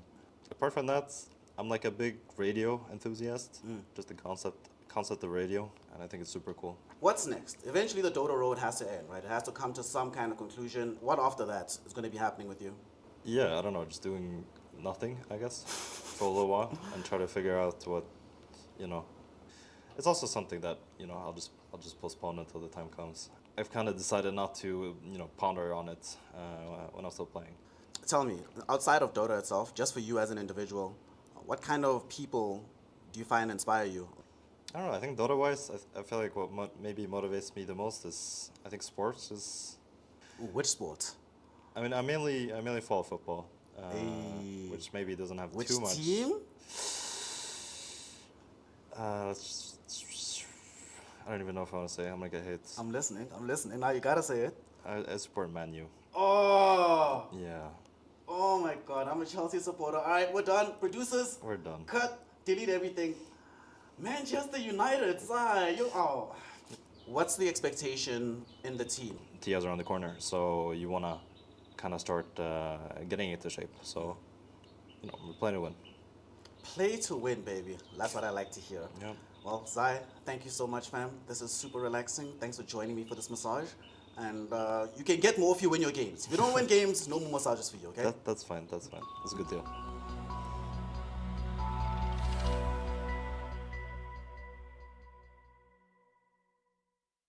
Screens are everywhere. You can be anything you want to be with them. Screens don't replace reality, and they give you the opportunity to live 2 lives at once. Your own and your heroes. See how they become champions and win with them.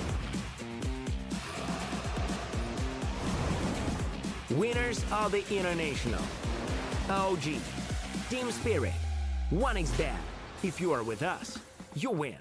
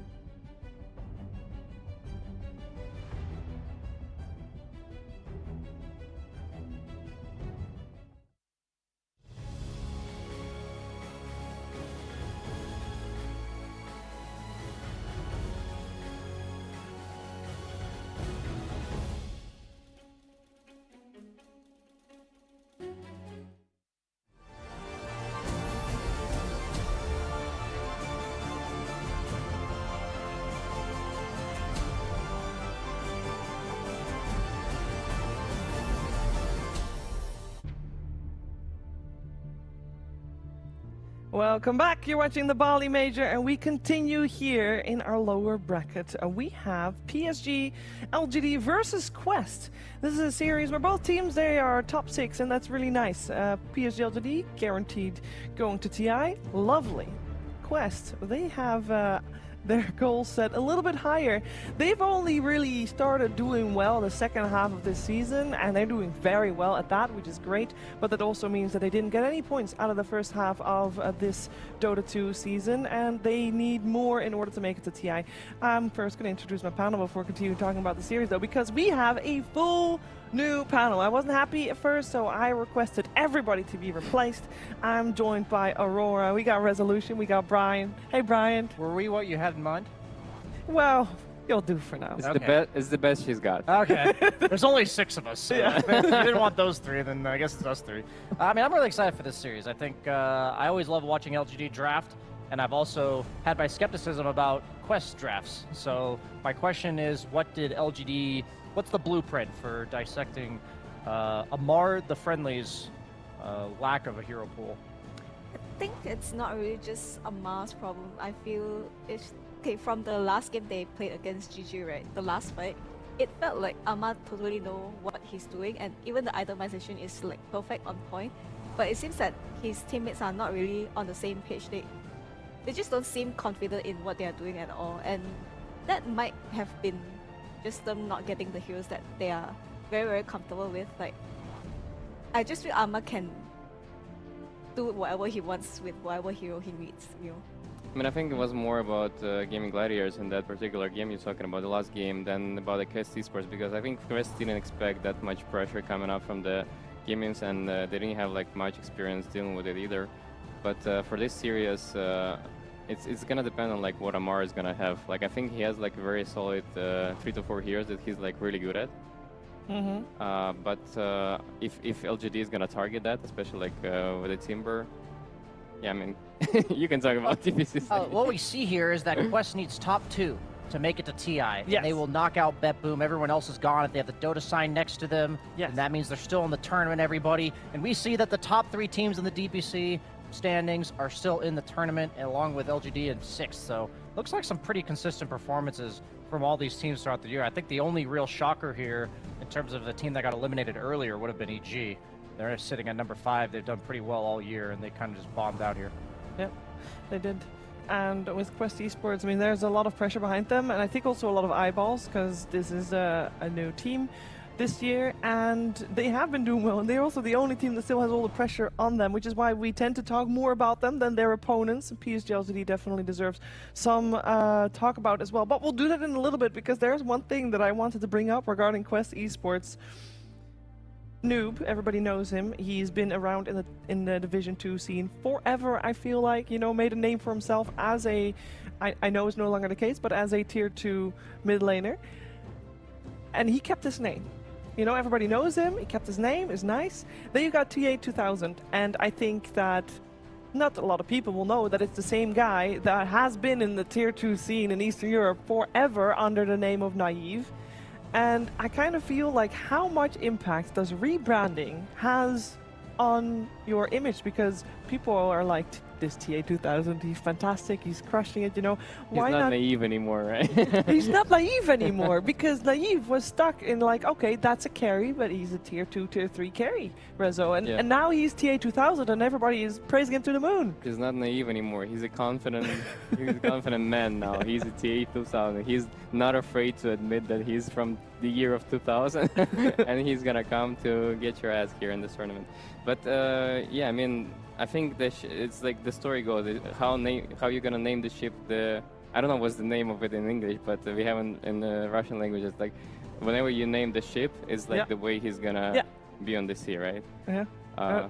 Maybe you know it's better words, but I don't know. I know what you're going for. Yeah. So I think it has a big impact, like whether like how you gonna like translate yourself to the audience, like whether they're gonna call you the noob or they're gonna call you like the pro, you know. So maybe there's time something. for a rebrand for noob as well. I think so. Yeah, I think it might be. I mean, you've seen in Nightfall, you know, he's been an epileptic kid, but now. I was going to say, Depressed Kid had me for about one tournament until I found out Kiyotaka was the same person. But hey, I was like, who is this guy? Right? He But kicks it ass. has an impact. It has an impact. The only one guy that kept his name and still winning tournaments is Duraiche. Because Duraiche in Russian means like, you know, dumb little guy. Oh, does it actually? Yes. Okay. Yeah. He's living up to his potential, a name fulfilling of... nah, he's doing well, of course. And we're going to find out who is doing well today in this lower bracket series. But before the series can start, we need to get those teams on stage, Snare. We do indeed, Shiva, and the teams are waiting in the wings to try to get themselves in action because this is a top 4 matchup. It matters a lot more for Quest because they want to take their destiny into their own hands and qualify for TI directly from this tournament. But getting there is no easy task as they have to face off against the giants of PSG.LGD first.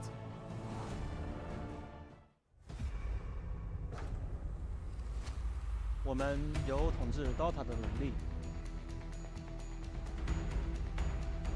虽然还没被加冕，但我们依然坚强如山。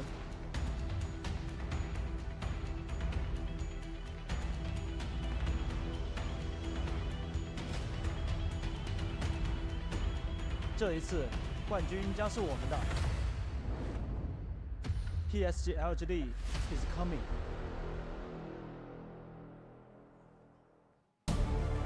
PSG.LGD, a squad that not only carries the hopes of China, not only carries the hopes of Asia itself, but their whole world is hoping that they can break the monopoly that Western Europe has on the Dota scene. Give it up, Bali, for the last remaining challenger, PSG.LGD!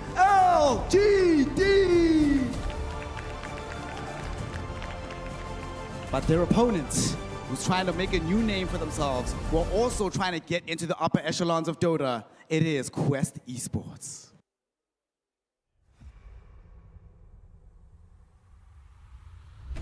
From the ground up, we've returned.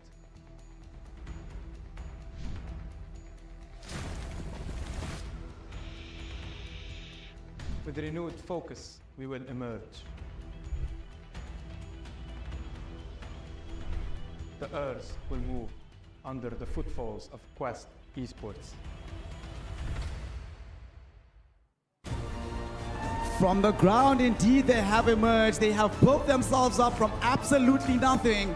And here they are at their first major on the cusp of getting top 4 in Bali. Noobs no longer, unknown no longer. They now stand proud as Quest Esports.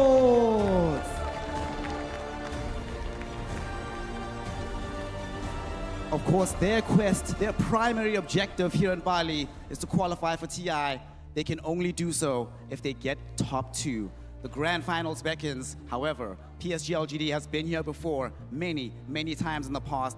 They have claimed major victories themselves. They have taken players on that squad have won TI, remember. The coach as well as Nothing Innocence, excuse me. We'll see if they can do it here again in Bali. We will see if China will have a representative and maybe Western Europe has something else to offer except just pure dominance every single event. We're going to be finding out though what happens in the draft, what happens in the game. And to break that all down for you, I send it back to the Shiva squad. Take it away and tell us what's up.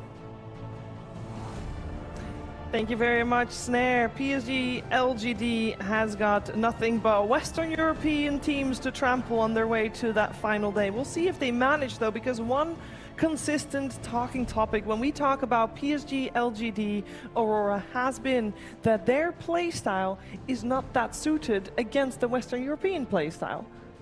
Sorry, I was just so happy thinking about how Snare called us the Shiva squad. Thank you, thank you. But anyway, You're gonna tell us what's up? But anyway, I think LGD and Quest, they kind of have very different play styles to begin with, so I wouldn't really compare like head to head. But it's just, I'm always curious how LGD is communicating in between the team, you know, because they always have this 4 protect one, but then Shiro doesn't really want to play that kind of hero. He wants to be on Plains, he wants to be on Monkey King, that can kind of connect to the team and join the tempo. But for some reason, sometimes they get the draft where the carry needs to hard carry them. He needs to kind of just scale and farm and, you know, carry them all together in the late game. I just kind of want LGD to play on more of the 5-man thing and not just 4 protect 1. But for Quest, I would say it's quite a lot on Arma. I think Rezo mentioned. It's just he needs to be on the heroes that he is fully confident in. And I agree with that because even if your matchup or your opponent draft a lineup that is against your hero, you still have the tenacity, you know, you still know what to do with your hero. But maybe that's just me. Maybe he is more than that. We'll see, we'll see. I mean, to me, the other weakness that Quest Esports has a noob hero pool, because it seems like if some Snapfire Spuck are gonna be banned, he needs to come up with something new, and it was like Tiny, which was pretty well for them, but I wonder if they have like something else instead of that too. Yeah, I think they realized in game 1 versus GG that like the Lina pick was nice in terms of the lane and the overall, like it was a good Lina game, but the problem is it doesn't fit the recipe that Quest has been cooking with this entire tournament, which is just Noob being a melee guy or Snapfire that runs around the map, ganking for his super tanky cores, who are basically forcing 3 or 4 people to gank them, and he's counter ganking and punishing. So when he picked the Lina, we definitely saw that exposed, and I think PSG.LGD taking Timbersaw is like the #1 hero in consideration because Quest's drafts look like infinitely better when Amar's on Timbersaw because they know he's going to win his lane. They have like one of their limited players taken care of in the first pick, and I'm almost surprised Quest gave it up because I mean, I think they have to go for the Doom right now. Doom? For the Amar, yeah. It's like his second best hero, and it's quite nice against the Timbersaw in the game. Oh, they go for Dusa, even without Undying. You think that we might be seeing an anti-mage on 8? Could be potentially, sure. Especially if there's going to be, That's probably factoring in the potential anti-mage right there. In the previous panel that I had said that if you want to pick anti-mage against Medusa, you probably want it on the off lane, and with Timbersaw already picked up, that doesn't seem to be an option anymore. They still go for it though, never mind me. I think it's totally fine to pick your carry and off lane in the first round. I think a lot of teams have been kind of baited to be like, I'm not going to pick 2 cores in the first round. But if you overall a first core, this 4th overall pick, slot number 8, is like the easiest position in the entire draft for first pick to protect. So a lot of times people will be like, this is a first round anti-mage. I would consider anti-mage less exposed here than he would be in the second round because you can protect it with 3 bans. So it's almost certainly going to be carry, though. Is it going to be like Doom, Mars, and Slark? I mean, I think probably physical damage offlaners are what you go for. So potentially against a Mar, he doesn't play like Legion. He plays Slardar. These are Slardar. Slardar's a good one actually for him. Yeah, but he hasn't touched that hero for a long time. Slardar is one of the unpicked heroes at this major. It's just whenever people pick something like anti-mage, I'm totally down to all-in counter it, and so I wouldn't be too surprised. We also saw Amar take Razor earlier this tournament. Didn't end up working out, but it was against the Medusa, so he's not afraid to just hard counter pick the carry and go a bit off meta. No, I mean Razor is horrible here, right? Well, I'm saying like he did the Razor against Medusa, so I wouldn't be surprised if he does Slardar against anti-mage. Yeah, makes sense.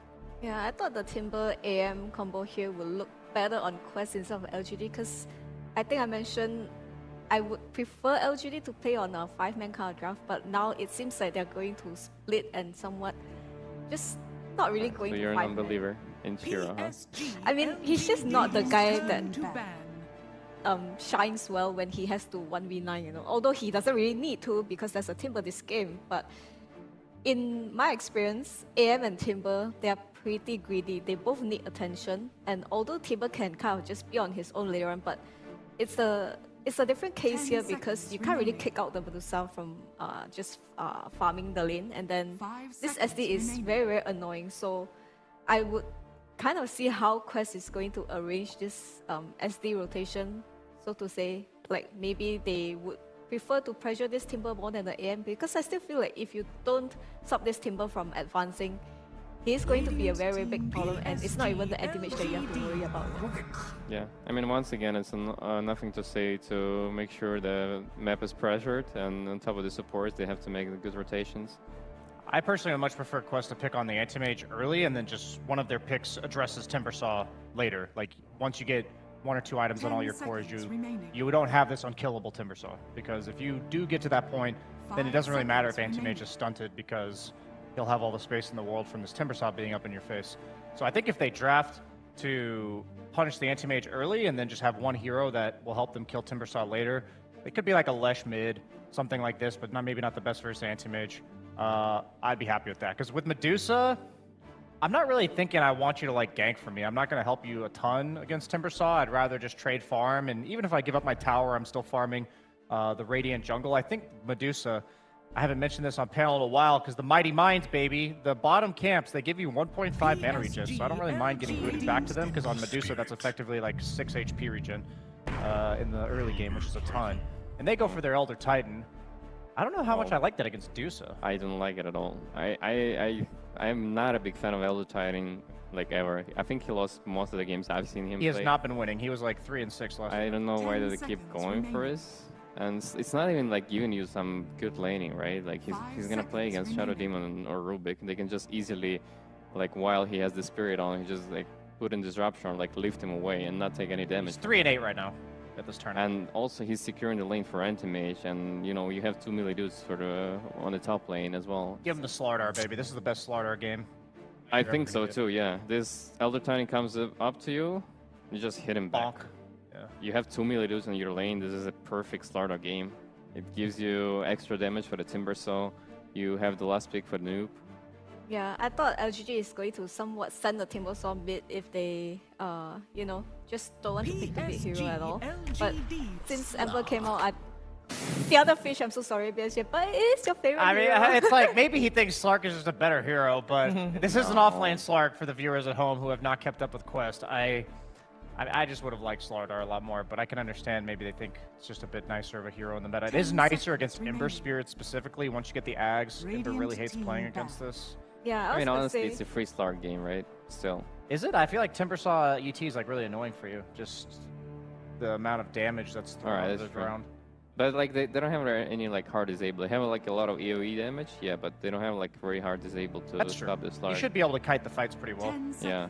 I think Quest's idea now is just we want to play a long fight even though it's not a good thing against anti-mage and Timbersaw, but if you have Diffusal on this slot, I can totally see it because I feel it's very difficult for Ember to play this game right now. You generally want Ember to be able to kill at least 2 heroes on the other side, right? Like, sure, there's SD and there's Rubik, but Rubik is one of the support heroes that has like decent stats, so it's not that easy for Ember to kill him.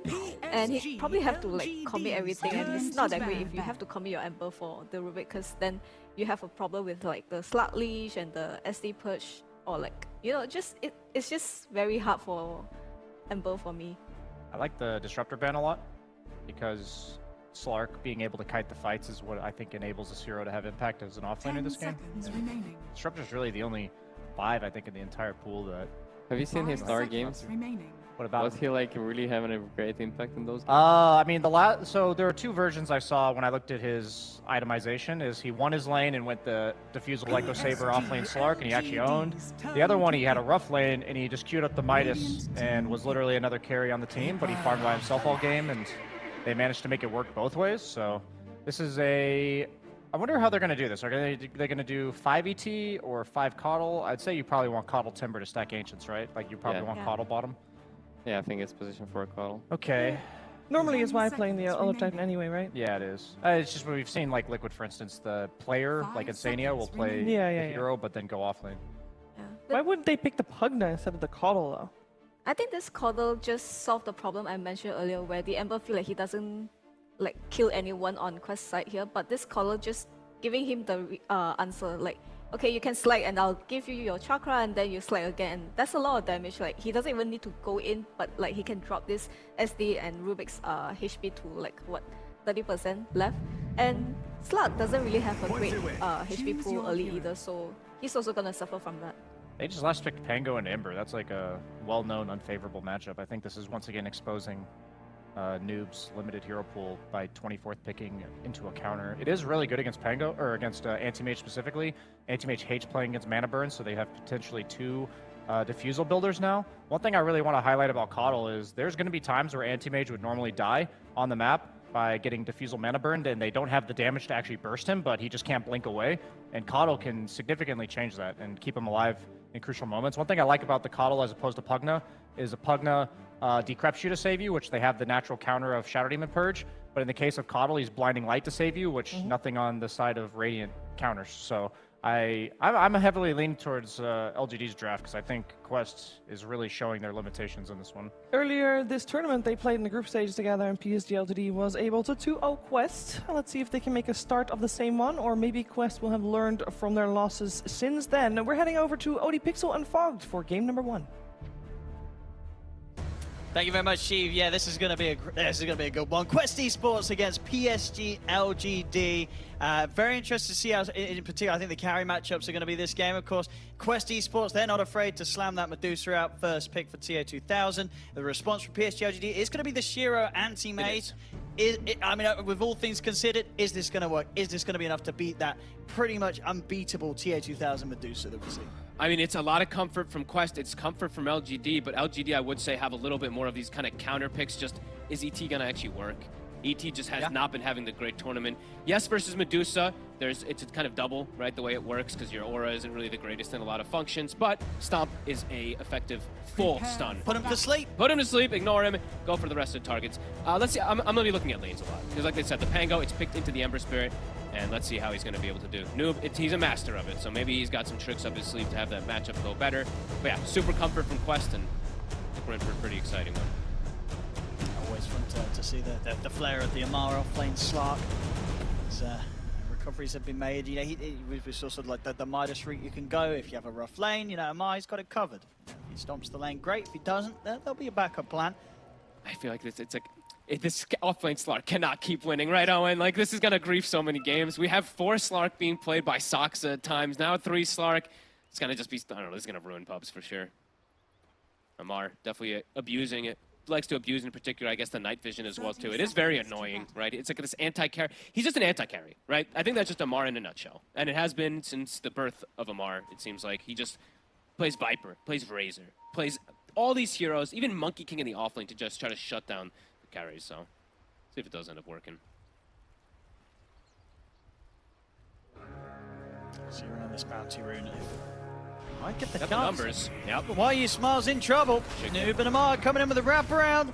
Why You Smile's going down. Of course, Amar's got the point in the passive, ready to get that permanent agi. He'll get first blood. Yes, he does. And already, I mean, maybe this is just for the first blood, but Noob takes shield crash immediately. So what we saw from Kiyotaka, he skipped it in the matchup. He actually went 2-0-2. So we'll see if that's actually the approach, or if it was just for the first blood. But yeah, Amar, he'll net the kill. Means he's going to start out with a pretty much full Wraith Band. He's going to have extra regen up here, too, to be able to trade with this ET and this anti-mage. And it looks like PSG.LGD is actually setting up for a first blood onto him. I mean, yeah, they know that he's skilled passive first, obviously, so there's limited escape from R. If Planet's able to get some good knockback with a Blinding Light, maybe they could try for a kill. They'll go for Omar. Yeah, it's a free kill. And indeed, nothing that Amar can do to help. Ooh. Planet took it, though. I thought he was going to give it to Shiro. Well, you know, he spent the time hanging around for that gank. He's like, you know, I'm going to add to this top lane with Why You Smile. I'm taking the kill. But he didn't even throw his blood grenade. Why You Smile did. I mean, they have 2 blood grenades up here still, so... They kind of want to go again. I mean, Planet will have the Blinding Light again in a couple of seconds. How long are they going to stay up here? You definitely don't want to keep splitting that XP the entire time, but potentially just want to get another kill so that you can set up this... I mean, maybe this is their answer to the offlane Slark. They try lane the offlane Slark, make sure that he's pretty miserable. Zhao Wei's saying, I used to play back in the day. There was tri-lanes every single time 10 years ago. Nah, they're going to break it now. Planet's going to go down bottom. Don't blame them. They tried for that secondary kill. If you can push, if you get a kill on Omar there, then it's a Slark alone in that lane for like a full 40 seconds, so it could be difficult for him. Good attempt, though.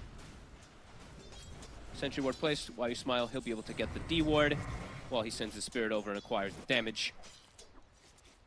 And Neo, a couple denies, of course, since he was playing versus that dual lane at the start, but he still got these 6 last hits. I'm going to be looking at mid overall quite a bit here, too. It's, as you said, Ember favored matchup. Let's see how much Nothing to Say is going to be able to do to put the pressure on like Nisha did. Yeah, I mean, in terms of support movements, you know, who could be swinging by the mid lane early?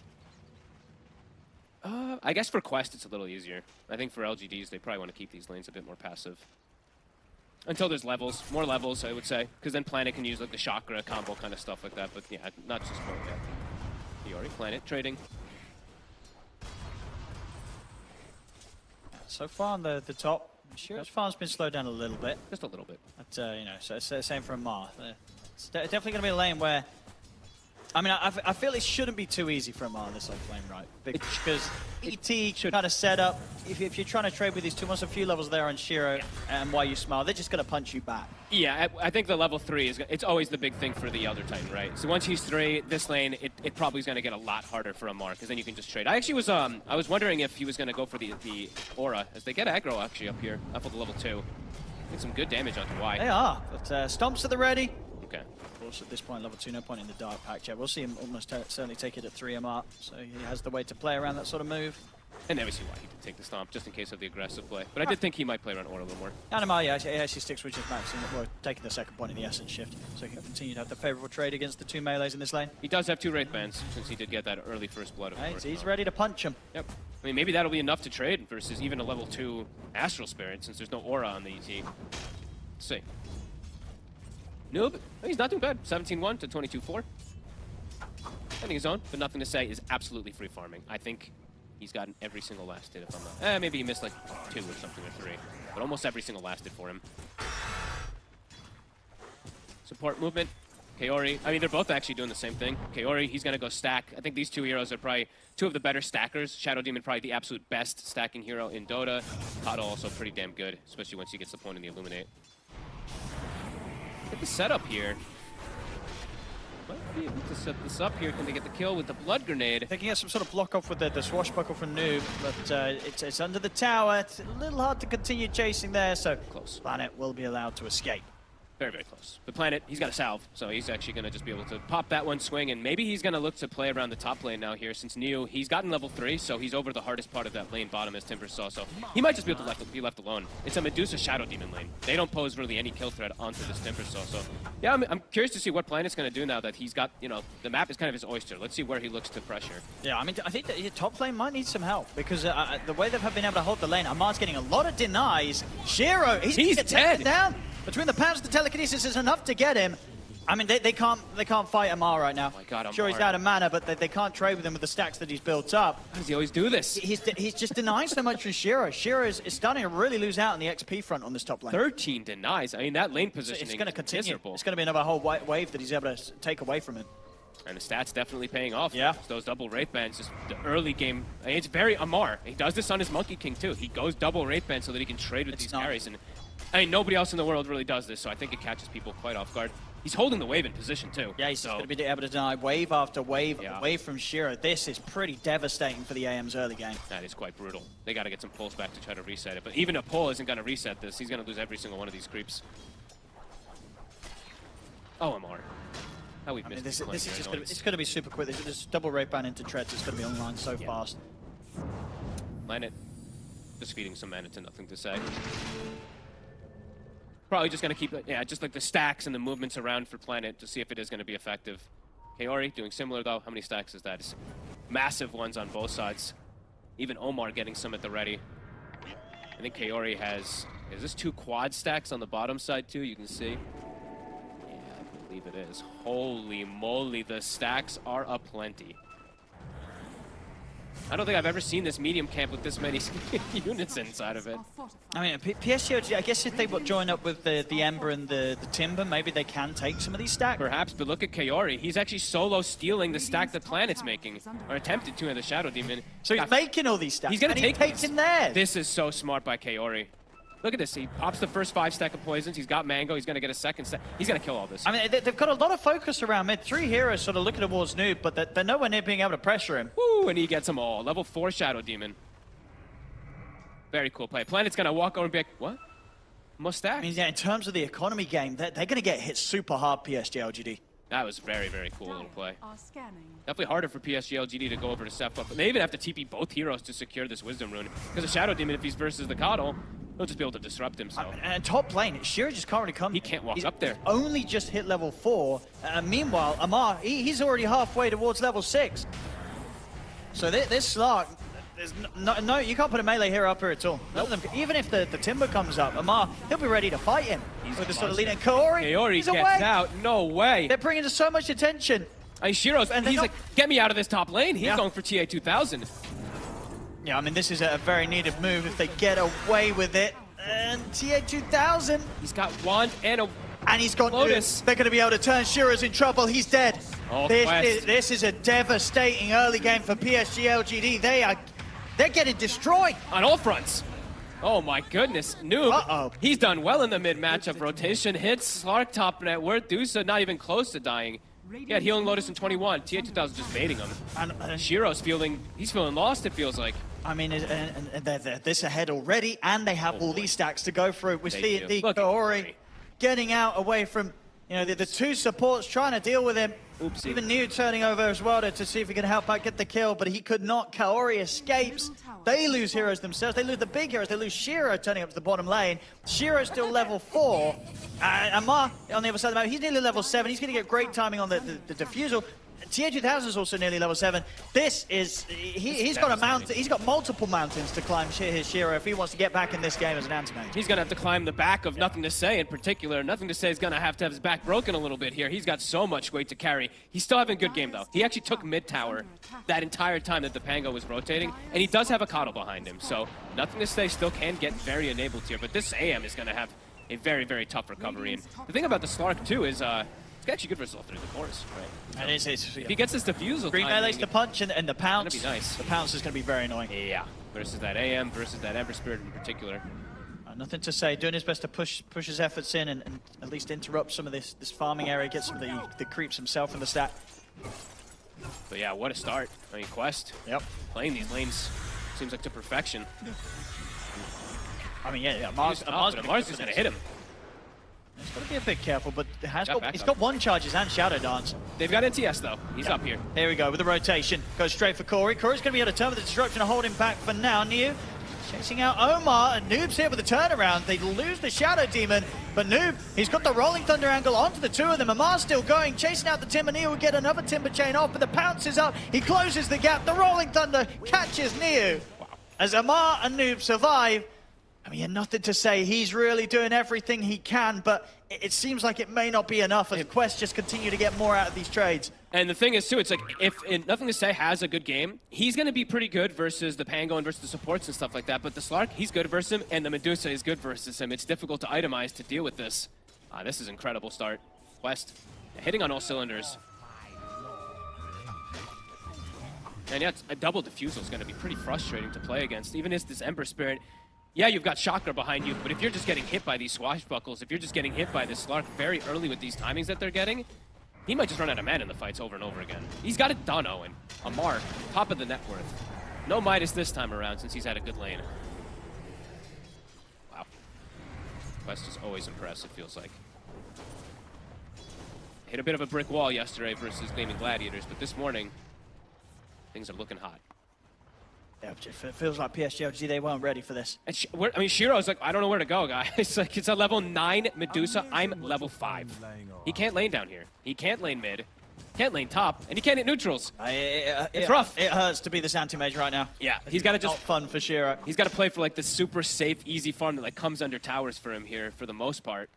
Yeah, just tons of pressure as Kaori just continues to get stack after stack after stack to boost this Medusa. Medusa's had a good lane, and this Medusa is set up for absolute success with these ridiculous stacks. And Noob, even though he was in this quote-unquote tougher matchup, he's done excellent, honestly. 2-0-3, only 600 behind. Defusal is pretty much done because he's farmed some stacks. I mean, see, Amar and Omar, they want to mess around with Nothing to Say. Yeah, he's got a defensive remnant down. Omar will take that. Thank you. 4K lead already. But for the lineup with a lot of carries, a Medusa and the Slark, both with 6K net worth at 11 minutes in. And there's a Shadow Demon too to make that Medusa even better. Double Defusal's done. Yeah, this is going to be very difficult for all 3 cores. I mean, for everybody. The supports too. The mana pools, they're going to look very small. 12 minutes hit, gets another one. Shiro is man avoiding neutrals, by the way, so this is like, I mean, we've seen this, that's the Eternal Envy thing versus like the Rubik's and stuff, so you don't give it away. I mean, it's Link, but it's the best thing he can do to farm. He needs any type of enhancement. Yeah, and it's also just it's a pretty rubbish level 1, so it's never going to, unlikely to make a difference in a fight. And as you say, Shiro's not going to want to turn up to any fights anytime soon. Hell no. I don't know who's going to want to turn up to fights for PSG.LGD at this point, besides nothing to say with his Coddle behind him. It is level 3 Chakra, but Quest, they know that they have this big timing here. Double defusals ready. They've got Omar with this Remnant too to get the catch if they want to.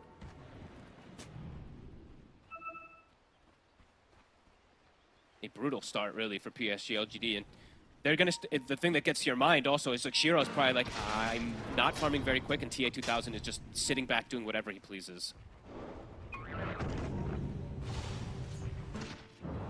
Shiro. Well, look at that one Goes up in the swashbuckle. mid, and indeed just one swashbuckling, and he's sad. He's going to feel very sad. Very sad. He feels bad. It's not fun for the poor old anti-mage. Shiro having a rough time. It's literally all on nothing to say at this point with Planet. And it's definitely not a game where an Ember Spirit is going to be able to do the craziest amount of stuff, because even if they're addressing 3 or 4 heroes, it's a TA2000 is just going to be... He might even do like the 1 level per minute when he goes and farms all the I mean, they're both fuck hard. TA2000's free farming bottom, Amar's free farming top. This is brutal. And then there's... How many stacks is this? This is a 6 stack on the Ancients as well, too, that Omar had prepped from earlier. So TA2000, he's going to go over there. And I think this Medusa is actually going to be like level 13 and a half or something like that. These timings going to be crazy. They're going to try and make moves mid. Should have a chance of getting Omar. Yeah. That's Noob. He's got the Rolling Thunder.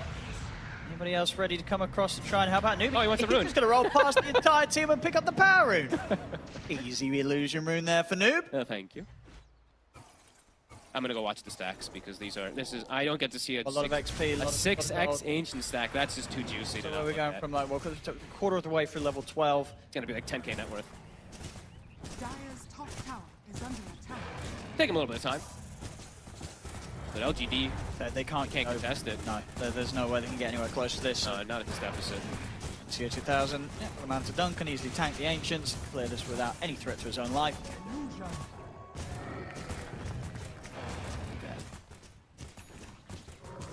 I'm not looking away. I'm gonna continue looking here. Nothing's happening anyway. Yeah, you got about over a full level from that. Actually only 1,000. I don't know. I don't know why I thought it was gonna be that much more gold. But either way, I mean, he's 13 and a half. He stacks it again, stacks the hard camp. The freest Medusa game on the planet. 7,000 gold lead. Pretty Slark also, who's now got Echo Saber Diffusal, level 12. Quest, they're probably keen to fight, but they're probably also we're not forced to fight because we just destroyed these lanes so hard. I mean, Amar's ready to kill. He wants to kill. Yeah. Diffusal Echo, he wants to get some of these permanent Agi stacks. And there's a free one bottom for him. Yeah. ET can't do a thing about this one. Oh boy. This could be a quick one. Well, maybe it could be it's one that gets stalled out for a long time, but Quest has answered everything here in this early game. Yeah. I mean, Quest has been, they've been pretty good at, like, when they do have the Medusa and it has a free game, they've been pretty good at still closing the game stats. That's true. 25, pre-30 minutes. I mean, the butterfly into Aegis timing and then just go high ground, right? And you're playing an anti-mage Timbersaw draft. Yeah, you have Coddle to kind of spam stuff, but Dire's bottom tower is under attack. not really the most effective versus a Medusa. And a Medusa Shadow Demon at that. Radiant's middle tower. It's taken away. Can they cook Kaori for it? Probably. Yeah, he's completely on his own. You've nothing to say every kill. At the same time, though, Amar, he gets him. Okay. He's able to get in, kill Alone. Shiro once again. He's up to 5 permanent Agi stacks. I mean, he's having the time of his life. Amar has been, I gotta be honest, a little bit of a changed man this tournament, not offensively tipping or anything like that. I thought for these type of kills, when you're solo killing an AM as an offlane Slark, you might see something like that. He just feels bad. You know what? You know, he doesn't want to. He doesn't. That's true. You know, Don't fire them up too much. Far. Yeah. Too far. It doesn't want to go too far. That's fair. Rotation. I mean, yeah, hug. Nothing to say. I think run is 3. Use Why You Smile on Planet to amp up this Ember Spirit, looking to get some kills. Try to shut down perhaps this Pango a little bit. 5v5's impossible though for PSG.LGD. And the other farm. Dire's middle tower is under attack. 15 on Dusa, anti-mage, level 8. Don't think you get to see a level discrepancy between carries that massive too often in Dota. Dire's middle tower has fallen. Yeah, Mar with the shard, the depths are out. He can save himself, save his teammates. He's not at risk of dying. almost, he can play super aggressive. He's not going to be able to burn enough. Oh, actually, maybe with the stun of the Rolling Thunder, they can finish off New. He's caught in the combo. Another bounce with the Thunder. He's down to the low ground. Doesn't matter. Noob with the swashbuckle kills him off. Nothing And to NTS. say. He's trying to get caught. Ori, can he get the side of fist off? He's going to get caught by the pounce. He's leashed. His He's man is gone. burned. He's out. All right, Amar. You monster. 11,000 gold lead. TA2000 solo sieging the mid-tier 2 while they're Another kill diving. to be found here. Plan is stacks. gone. Oh my goodness. I don't know how much more of this game PSG.LGD is going to want to endure. They might, honestly, they might just call this pretty soon here. I'm sure Shiro's telling you. They may be talking about things, but Shiro's going to get his Battle Fury and try to just get some farm and stuff like that. But Quest, just they're hunting, and there's no one now to give space. Yeah, they're having the time of their life here out on the main stage here, Quest. In this game one. TA2000 walks in. He goes, "Oh, you guys were stacking some Ancients. Thank you. I'll take that." More records being broken, I'd imagine. The Butterfly, it's 80 gold away. Manta, Butterfly, level 60 Medusa, 18 minutes in. You've just got an Invis here. No Rolling Thunder, so can't really make any acute play to try and set up onto nothing to say. LGD has to hug his 4. I feel like Neo, MTS, and Y and Planet can't really move around separately anymore. I mean, Amar's just on the Amar's hunt just for hunting for Shiro, and he's gonna probably catch him. Oh no. Uh-oh. Low. Low Shiro. That's it. Dead anti-mage! Oh my god, I mean, they're tipping Amar. Did you see what he did there? Tried to plop a branch down to break the pounce, Shiro, trying desperately to get away from this I mean, you can't do that, right, yeah? Yeah, but if you get it right, it's just dead. And then push yourself out of it. Amar just leading the charge. And he'll go for another one. Looks for Neo. Neo will manage to get up with the Timber Chain. I do put the ults for this to both Shadow Dance and Stone Gaze. Death Shroud will keep Amar safe. Here's the backup move. In with the 3-man Rolling Thunder. They might just type it. They do. GG is called 19 minutes in. I mean, we talk about games where one team doesn't get to play the game, and this is the definition of it. PSG.LGD, they didn't get to do anything here. I mean, tip Amar for sure. He broke the game. He literally broke Dota in this one. Wow.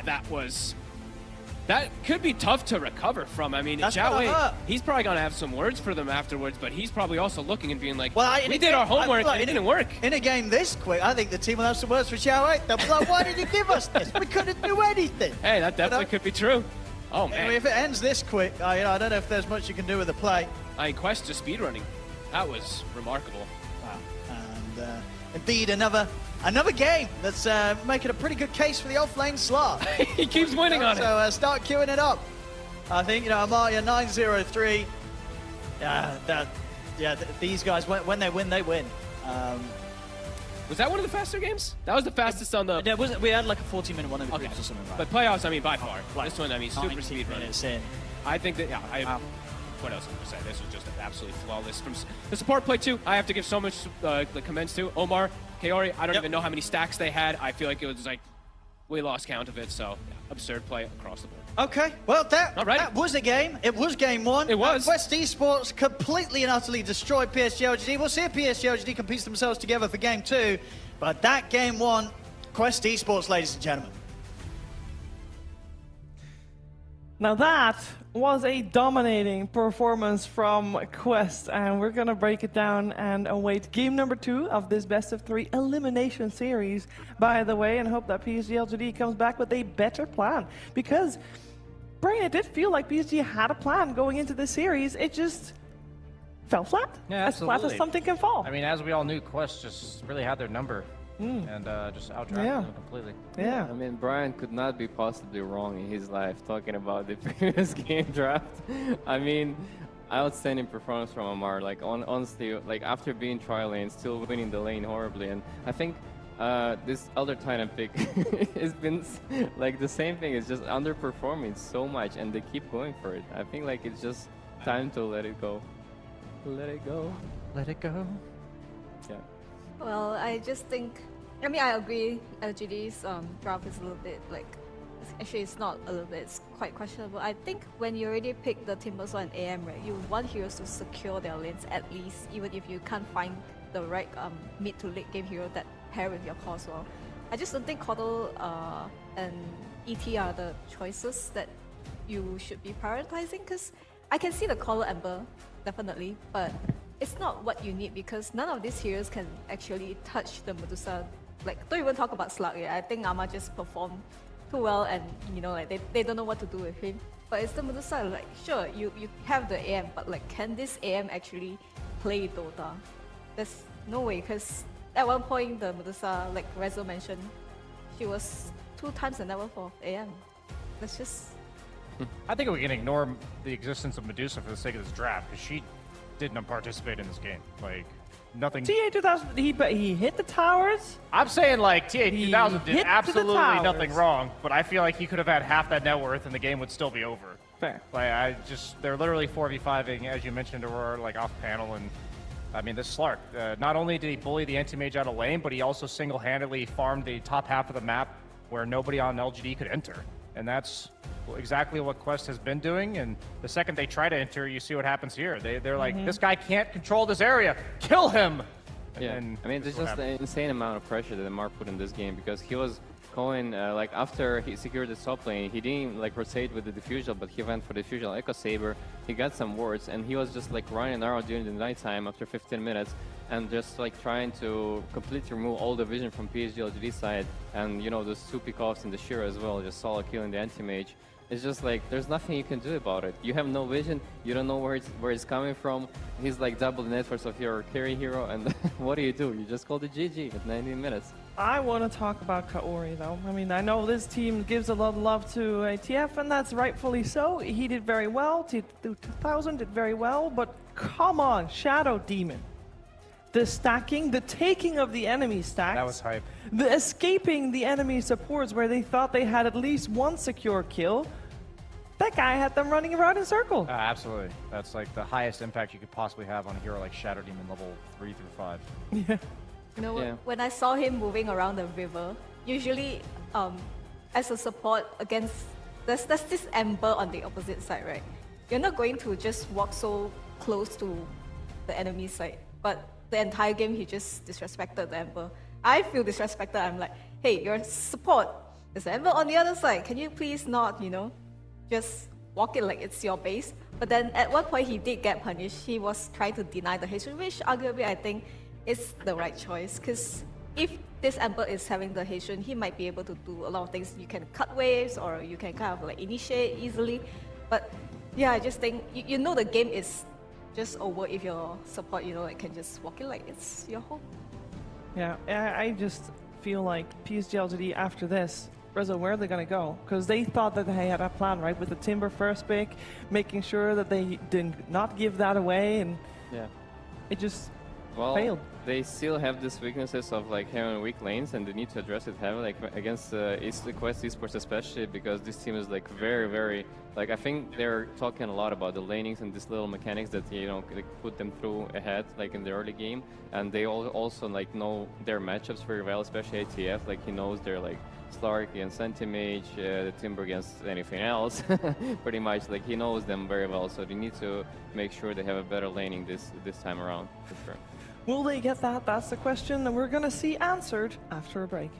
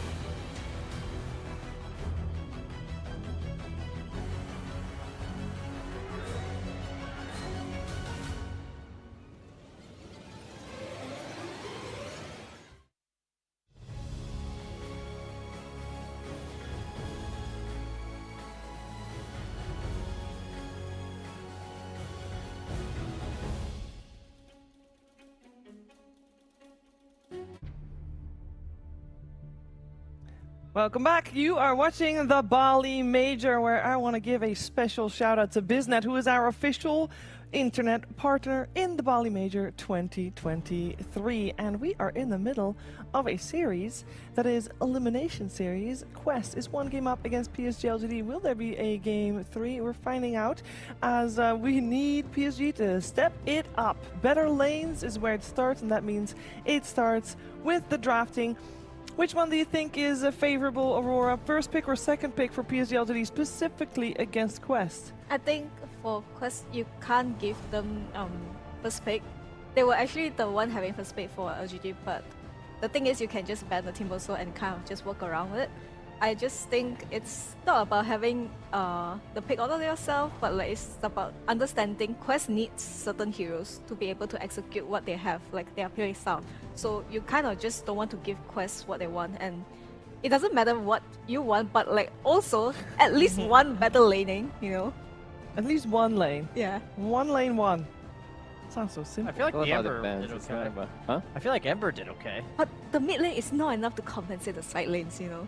Yeah, I mean, at that point, yeah, nothing to say was like 4-0, but there's nothing he could do in that game. Absolutely nothing. I mean, I feel like with the problem with LGD is when I get baited by their drafts is like You see the big picture. They always draft for the big picture. Their 5-unit as a whole makes sense, but then you look at the lanes and I feel like they just forget that the first 10 minutes of the game happen sometimes. I mean, I think mostly it's not about the cores, it's about supports. The way the draft day supports. Like, the cores were fine this game. Like, anti-mage against Slark, it's fine if you have a decent If you have like a support that lich can or secure the something. lane. Huh? If you have like a lich. Yeah, like if you some have a ranged lich, nuker. you can just man-fight the Slark with him. Skywrath, yeah. Just poke something to poke the Slark down, so as long as he's sitting at like half HP. Yeah, he doesn't and I think it's especially important for supports to have like some catch mechanic or like some damage, you know, because we've seen like a lot of disruptors, Clockwork in this patch, even like Spirit Breakers, they have like this catch and this ability to play the map better, especially like when you have like this anti-mage Timbersaw type of core. They need somebody to start the fight for them, and it can't be just only on Ember. Only Ember is not enough usually. Only Ember not enough. Sorry, nothing to say. Need more. We need more coming out from PSG.LGD. They'll be first pick again this time around, and Dire again. So we have the exact same scenario last time. Last time they banned out Broodmother and Morphling, where Quest banned out Undying and Broodmother. Wow, I wrote it down wrong. They both banned Brood on my notes, so that's definitely not how That's happened. not possible, Shooter. That is not possible, but that doesn't mean I have no idea. Yeah, there you go, 2 Broodmothers. Close one. Close one. We do have the Timbersaw banned out by PSG.LGD. They don't want to give it, they don't want to pick it. I respect that. Like, sometimes you just have to acknowledge the other team understands the hero better than you do. Yeah.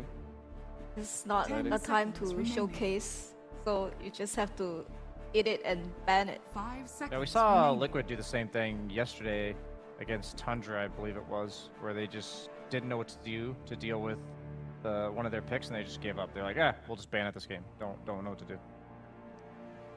I like how Amar just performs like insanely well under the pressure. Like today is like the most pressure they can get, right? They're like, if they keep wanna, you know, having this hope for the TI, like this is like elimination matches. It's like this is where it gets serious right now. You make mistake, you're out. Yeah. And he's been like performing super well, and especially like even yesterday, he was like playing Broodmother. Even though it was like a horrible Broodmother game, he was just still like outstandingly performing that game. As the youngest player in the tournament as well. He is? 18. I feel like straight up, for better or for worse, this guy just doesn't give a 5 shit. seconds remaining.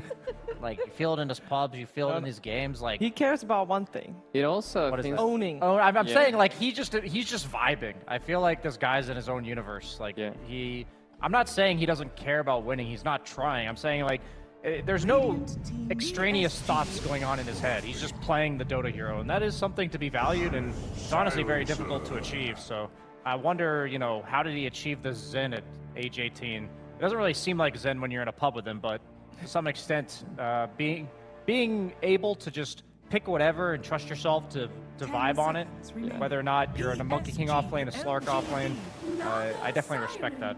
Having that confidence, for sure. To me, it seems like from the outside, he has like a lot of testosterone going on for him. You know what I'm saying? And he has like this amount of confidence that, you know, not a lot of other players have the same way he does. I agree. It allows him to play the way he does on the edge, and on never really, well, very rarely falling on the other side of the edge, that is. I mean, he does have a history of, you know, like getting somewhat blamed for only having a very small hero pool, right?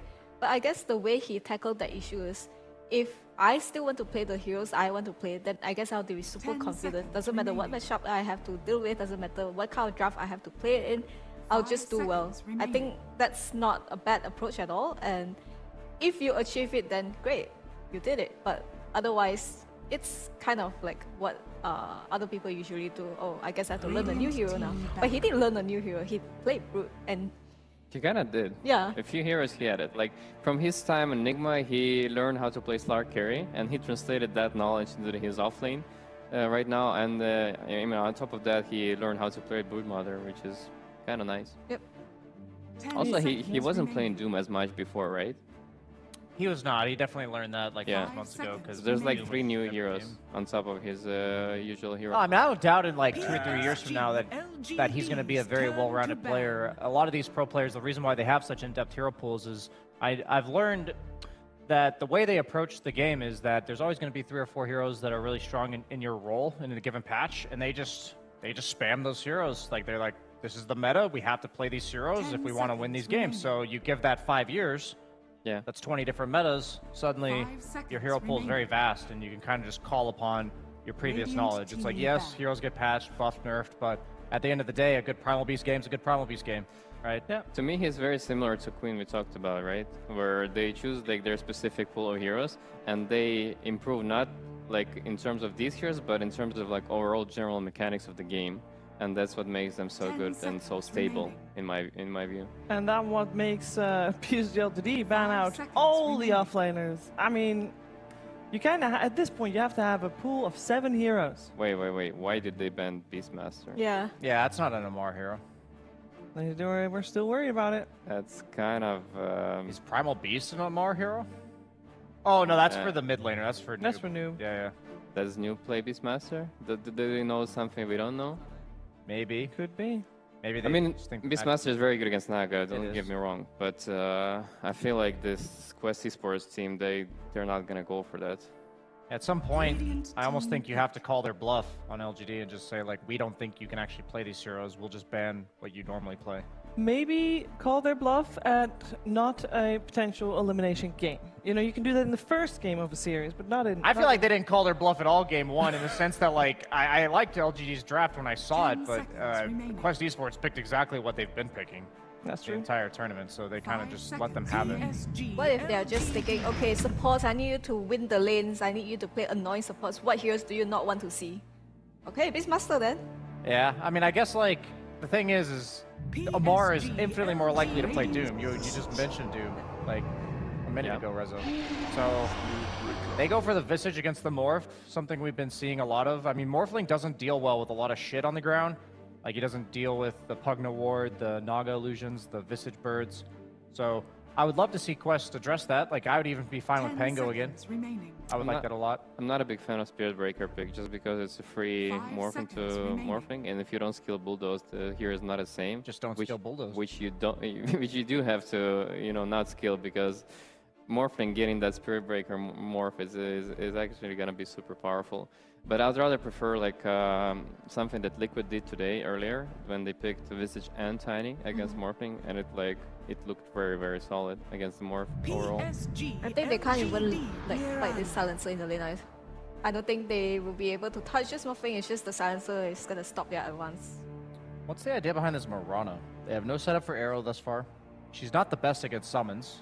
Like, Starstorm is, in theory, an AoE nuke, but you can't really go that close in a game like this. Maybe to kill the Pugna Ward? Kill the Pugna Ward, maybe build some Euls against the Spirit Breaker. Some utility out of... Oh, yeah, the Euls. You do want a natural Euls builder. Yeah. Maybe... I guess if they pick a mid laner that they can rotate to, Mirana will have a purpose in the game. She doesn't mind stacking in the early game, too, but they don't really have, like, the best stack takers. LGD has to ban the Ember. They ban the Pango themselves. Yeah, I think they have to ban the Ember. Yeah, otherwise you got the nice Ember Mirana combo.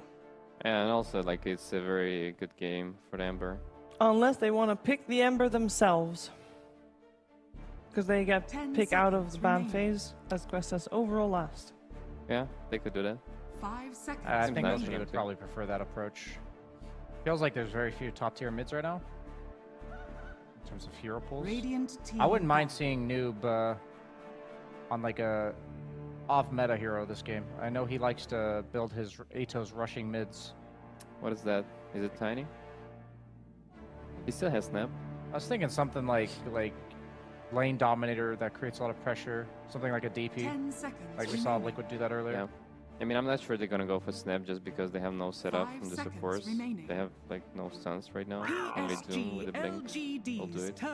Tinker. Oh, the Tinker ban. The respect ban. And instant Wind Ranger pick. We've seen Wind Ranger quite a few times in the last 2 days on the mid lane. Yeah, we saw Kiyotaka own with it yesterday. Yeah, I did not own with it today. It's definitely a hit or miss hero. Very polarizing in regards to the impact that she has. It's very similar to Slark last game, where you either occupy a certain part of the map and just nobody can kill you because of win run, and then you just solo kill anybody who comes into your wake. But on the other hand, if you fall behind where your damage is lacking, they're no longer afraid of you. So maybe they can't kill you, but you're just kind of stuck running to your base all the time. I was wrong, by the way. He did own on it this morning. It was the only game that they won. Oh, my bad. All right, so what lanes well against Mirana that we would like to see Noob play? Against the Wind Ranger? Yes. Okay. Oh, sorry, my bad. Yes. Ladies, you know, with yeah. I got you. Bow and arrow ladies. Bow and arrow ladies. I mean, in general, any hero that has this... Okay, melee hero is kind of okay, but not in a way against the current Wind Ranger, because she is universal hero, she can buy sets, but... I'd love to see DK here. Yeah, the thing is, West. you want to contest the CS. If you're a range hero, you almost always lose to Wind Ranger because her attack power is really Tiny. There we go. You wanted the Tiny. Yeah, I love this Quest Esport lineup. I think it's a free Morph game. I think it's a free Doom game. I'm not a big fan of Mirana support, but it's their preferred zone, I would say. The only setup they have right now is like the Tundra Classic. Tundra used to do it with their supports, but you have the Avalanche toss straight up in the air for the arrow. It is decent setup because it is a lot of burst if you manage to land it. The only thing that's going for LGD lineup is that they have a lot of vision mechanics. They have like burst, they have Naga Illusions. Is going to be like super easy to take good, favorable fights against Quest Esports. And the Quest, in order to push the lanes, they have to show actual heroes to do that. So might be because of that, LGD will have a better, mid game. Is this not like a similar recipe to Liquid versus, or not Liquid, excuse me? This was Gaimin Gladiators versus Quest yesterday, where they had the Brood, the Terrorblade, and Quest just couldn't really make their moves. So just based on that game, I think this looks a lot better than game one. I mean, that's not much to say there, but and the lanes are also stronger for LGD this time around. So it might be 1-1. It might be 1-1. It might be 1-1.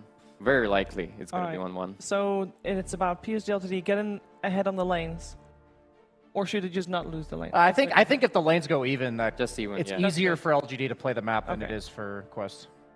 That should be manageable. Aurora, you agree? I mean, the Mirana has the other thing that I think is really, really useful here. You mentioned about the vision game. I think she has this Moonlight and she allows her teammate to just pick a fight where it's advantageous for them because they don't have the better CC, right? But if you have Moonlight, you can kind of like notice where the heroes are and you want to just kill them off and then reset and they're like one hero down because you have a Doom, you have a Tiny. So it's not that, I would say, not that sad for Quest, but yeah, the lanes definitely look stronger on LGD side. Okay, we're gonna find out what's gonna happen here in game number 2. It's time to head over to ODPixel and Fogged.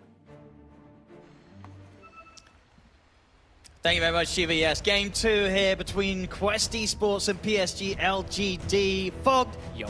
Question is, at the end of the day, is PSG.LGD going to be able to make this one last a bit longer? Because that game 1 was rough. Yes, this will last longer. There's no way that this one can be faster than that one. This one's going to be a bit more greed, I would say, from both of the sides. Amar's not playing one of these super bullying offlaners. It's a bit of a different style, a little bit more farm, so should have a little bit of a closer one, should have a little bit more of a slowdown. LGD, they should be able to actually get to play their draft. Yeah, I mean, and because overall, do you prefer PSG.LGD's draft to this match, or do you still kind of like what Quest Esports got away with? I mean, Quest, they're just magicians of playing like some of these certain matchups and stuff like that, but LGD does have some good stuff going for them there. My worry is the thing of like Rezo, what he was talking about, just this Morphling's game versus the Spirit Breaker, because he can just get this bulldoze constantly. But this lane is tough. Definitely gonna see LGD have a bit more success. Yeah, he'll have to pop that attribute shift right away. Very early aggression, so PSG.LGD trying to make a little bit more of a statement here. They have this Visage to actually slow down this Morphling. I mean, TA2000 had the freest game ever last game, so Kaori. This one should be a lot stronger for LGD in the early game. See if they can try for this kill instead. Where's the bashes? Might not even need it. They don't. All right, clicks alone. Planet will find first blood. Oh, and look at this approach, and instantly taking out the range creep. Okay. Okay, try and get that creep wave pushed in under the tower. Cool. Yeah, should be an infinitely better time here for PSG.LGD. Stronger lanes and ways to actually play early. There always can be this difficulty, you know, the anti-mage, when you do open it in the first two and make it your carry, teams can identify and just shut it down. We saw Quest do exactly that. Let's see how bottom goes. I haven't seen the Spirit Breaker Visage approach versus the Morphling, but the Visage overall we've seen has excellent success versus it. Spirit Breaker, though, is not the same kind of monster as like a Tiny, where he easily just gives you the soul assumption stacks every single time. Takes a little bit more time. Sorry. I'm wondering how this mid matchup is going to go, too. It doesn't feel like the absolute easiest for a Tiny. No, you are going to get sort of just constantly clicked here by nothing to say. You have 0 armor. And the first 2 waves, very nicely set up here for nothing to say. He's got double range creep to put some extra harass onto Noob. Been able to secure some denies. He body blocks him, so prevents Noob from actually getting the last hit in the mid lane. And we did, you know, last game, all things considered, nothing to say. He was trying his hardest. Yeah. He played the first few minutes that kind of lasted in the game decently, right? He got his items, he got his timings. It was just way too much for him to do anything about. He was dealt the crappy hand. You know, there's only so much that he could do with it. So far, TA2000, not really feeling that. He actually looks like they pulled the lane kind of behind Kaori. Yes, he's gonna die for this because he steps up too far, but TA2000 is getting these last hits, so 8 and 4 on him. Kaori will be the sacrifice. Probably gonna see the same build out of these Visage that we've seen popularized. He's actually changing it a little bit. He's gonna go for some early Wraith Bands, but every game I think I've seen it's just like Wand into Wraith Band, Wand into Solar Crest. Surprised that he didn't go the Wand though. This lane definitely spams spells onto you. You want to be able to keep that soul assumption going. So up on the top lane, will we see Amar and Amar be able to put pressure onto Shiro, or is Shiro kind of cool against these two? He should be fine. I think the Mirana pick is the little bit of the weird one for me. I mean, Omar, he's really good on, like, his 4 position is excellent, but the Mirana overall, not really the easiest hero to apply pressure versus a Pugna. Pugna just outtrades you pretty easily. It does feel like Shiro. Shiro, nothing to say, gonna have a really, really good time, but TA2000 is actually just not gonna slow down here.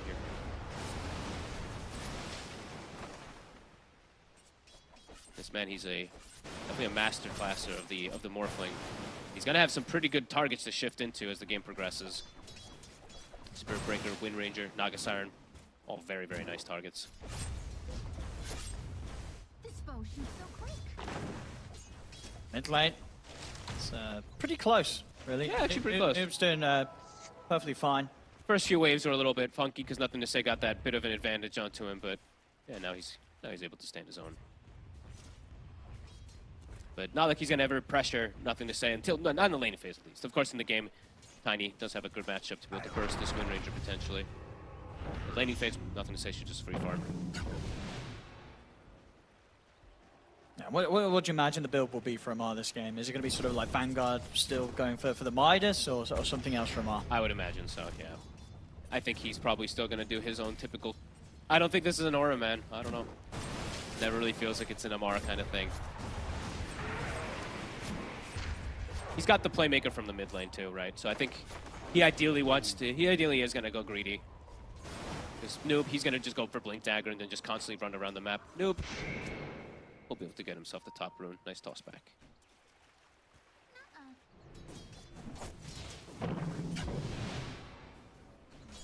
Bottom lane, Near's starting to sort of get bullied back by Kaori here. I gotta be honest with you. He's not really getting any sort of chance of looking at the wave. I'm a little weirded out that he didn't go for Wand. He's just getting spammed. The Wand stacks, they've helped quite a lot here, so.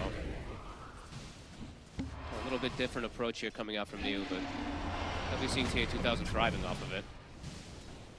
Literally free farming, 24-10. No slowdown at all. No. He's got raindrop now too already, so the first 3 minutes actually are usually the toughest for a Morphling versus the Visage kind of lanes. He's been able to do excellent, and they might actually go for a kill here, New. I mean, they're just trading damage so efficiently in this bottom lane. It's too much for really Planet and Neo to deal with. They're being kept incredibly low.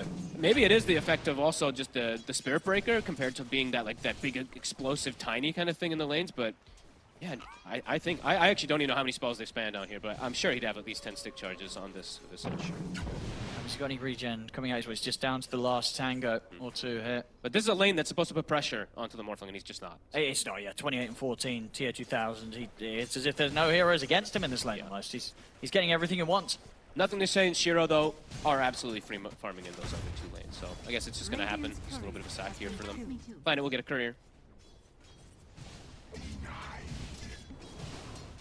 However, will do indeed have that bit of a gold lead this time around. PSG.LGD 5 minutes in.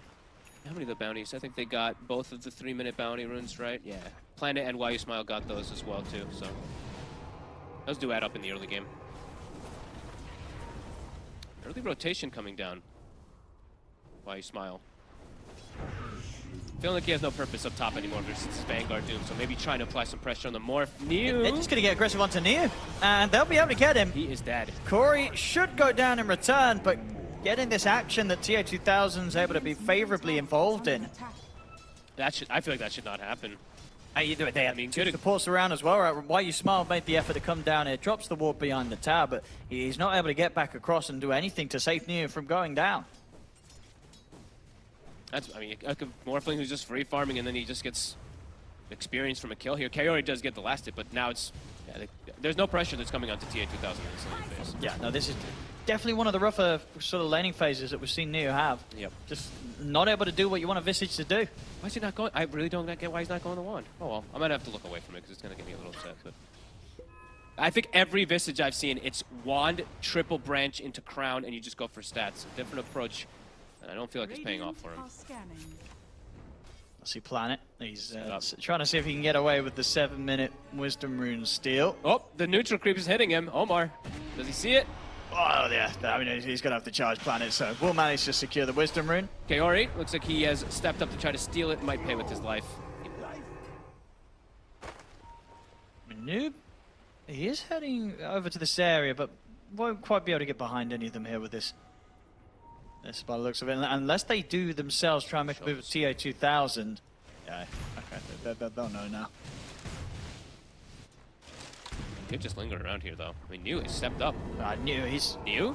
They saw the tiny, right? I don't know if he did. I think he may have been on the side. I edge. didn't get to see. I toggled a little bit too late. Okay. But New, he'll be able to. They'll know now. Yeah, New. He's into the trees. They're really putting. Look, I mean, you've got Planet and Nothing to Say coming down to this bottom lane. They want to do something about them all. They're going to hold back on the charge. They don't feel they can get in underneath the tier 1 tower. I mean, it's sort of similar to some of the movements early in the last game from PSG.LGD. A lot of resources, 4 heroes heading somewhere, but not getting anything done. Noob. Maybe having the setup. They have the arrow, the combo. They've got the full combo. Is it enough? Not quite. Nothing to Say. He'll be able to head off, and Power Rune is up top. Oh, it's a good one. Yeah, Nothing to Say. He's not going to risk going for it, actually. He's worried about what else could be there. So Noob, he's still going to be able to walk up and grab it for himself. It's a big one, the Haste Rune. It's like the best rune I feel like you can find on Tiny's. This and DD pretty much in the early game. I mean, those three are always the best. DD, Haste, Arcane runes. But this one I really like on Tiny because you can set up on these lanes. And Amar, he's free farming in the top lane. No pressure on a Morphling. Shiro is free farming. Yes, the Naga's having a good game. Yeah. So potential here for Shiro as opposed to what happened last game. Noob. He's going to get in with the setup. They have the full combo here. Nothing to Say. He's going to be going down surely. He just came back. And he's back out. Ooh. That's a big kill. I might be able to get another one too, Noob. Has another avalanche in a second. He's got the tree back up. He's got enough damage to take down Planet. He wants to keep pushing in under the tower. We'll get bashed. Can't quite persist. So he'll head back to the creep wave, head back to the pressure he's putting onto this tier 1. Shiro has to stop sending illusions into the top lane. Oh, he's giving more gold to him. He's just farming them. I think I didn't see how many it was now, but I think I just saw at least 6 to 9 of them just get cleared out from Scorched Earth. Hopefully don't feed those over to Amar. How many was it? What's our number there? Yeah, it's quite a bit. So 6 in those last few minutes. It's not the most of a gold, but yeah, either way, it's like you want to be using these to farm, not to do nothing. If you're just feeding your illusions off cooldown, you're not going to be able to get that accelerated net worth that you want versus a Morphling. And again, look at mid. Nothing to say. He steps up, he gets caught in the avalanche. The toss is there to follow up as well as the arrow. He's going to tick down low to the curse. He should be fine. Still, he's going to have to probably take a trip back again? to base again, yeah. He just got back out here. Oh boy. Having the supports hang around like this, Omar and Kaori, it's causing issues for Nothing to Say. He was having a pretty good start, pretty good lane against Noob, but starting to slow down a bit with this pressure that they're putting on mid. I mean, this is just really big brain stuff, really, from Quest. They're just like the only person who can actually pressure the lanes, and anybody at this point is Nothing to Say, so... It should get Kaori here. Should get it. Straight in with the focus fire. We'll be able to get a bit of revenge for the pressure the supports of Quest Esports have been applying to him mid. But Owen, those 5 kills, it's all on Kaori. So... That doesn't feel that great. We've seen that story before with Quest, right? Yeah, he's good at dying. He's good at making the space for his cores to get these absolute free side lanes. And it is those free side lanes right now. TA2000 in the Doom, cruising. Kaori puts himself down bottom to protect. They might even be able to get planted. They go straight for him. Easy damage. And the birds. TA2000 is perfectly fine. He just summoned these. Are they going to be able to farm them? Nah, okay. Yeah, TA2000 doesn't try. Thought he might. Max waveform. Cool. That's some insane burst damage. I mean, we saw how I think Planet was kind of caught by surprise how quickly he went down on the Spirit Breaker. I like to see the difference of what players do, because sometimes it's like a 0-4-2 build or something like that. So prioritizing putting more points in waveform for just magical burst, because I guess he can get involved a little bit early to get some kills too. Like he can even threaten like the Wind Ranger and the Naga early on if he does see an opportunity. Hey, they're farming. They're absolutely free farming on Quest. Chiro's still farming, but I feel like it doesn't feel great if it's just him. Versus this multi-core scaling lineup that Quest has set themselves up. Noob has Blink Dagger. I feel like for Quest, they're going to accelerate things here while they have this Morphling free farming. Yeah, they've got great heroes to hunt with. Even if it is just Noob and Omar. Kaori again. Best heroes. He'll be the one to tank it. 6 stats. And they will be able to get a tower off of this. Radiant's bottom tower. Yeah, mid-tier 1 in trouble. Radiant's bottom tower. Planet's going to hang around to put the fortification, see if they want to bring anyone over to try and hold this tower. So against the push of the Tiny and the Mirana might be something that they don't want to sign up for right now, PSG.LGD, especially as Noob indeed will be ready to jump. They're going to try to set up on top. They're going to need probably the 4th hero. Yeah, they're getting the charge coming in. Shut down Amar. Their rotations. But the net to set things up. TPs are going to be coming in immediately, but Amar completely surrounded. Not tanky enough. Not a chance for him there. They get themselves, outside the core. He kills finally a big core kill here for PSG.LGD. I think his Midas is up too, so I know you always like to see that. Feels bad, yeah. 20 seconds of inefficiency. It was honestly like the bash comes into play massively there. There could be maybe a situation where he stick Lotuses and then it hurricanes himself and see some kind of weird stuff. Probably still dies, but maybe they get some type of trade, so gotta love these bashes.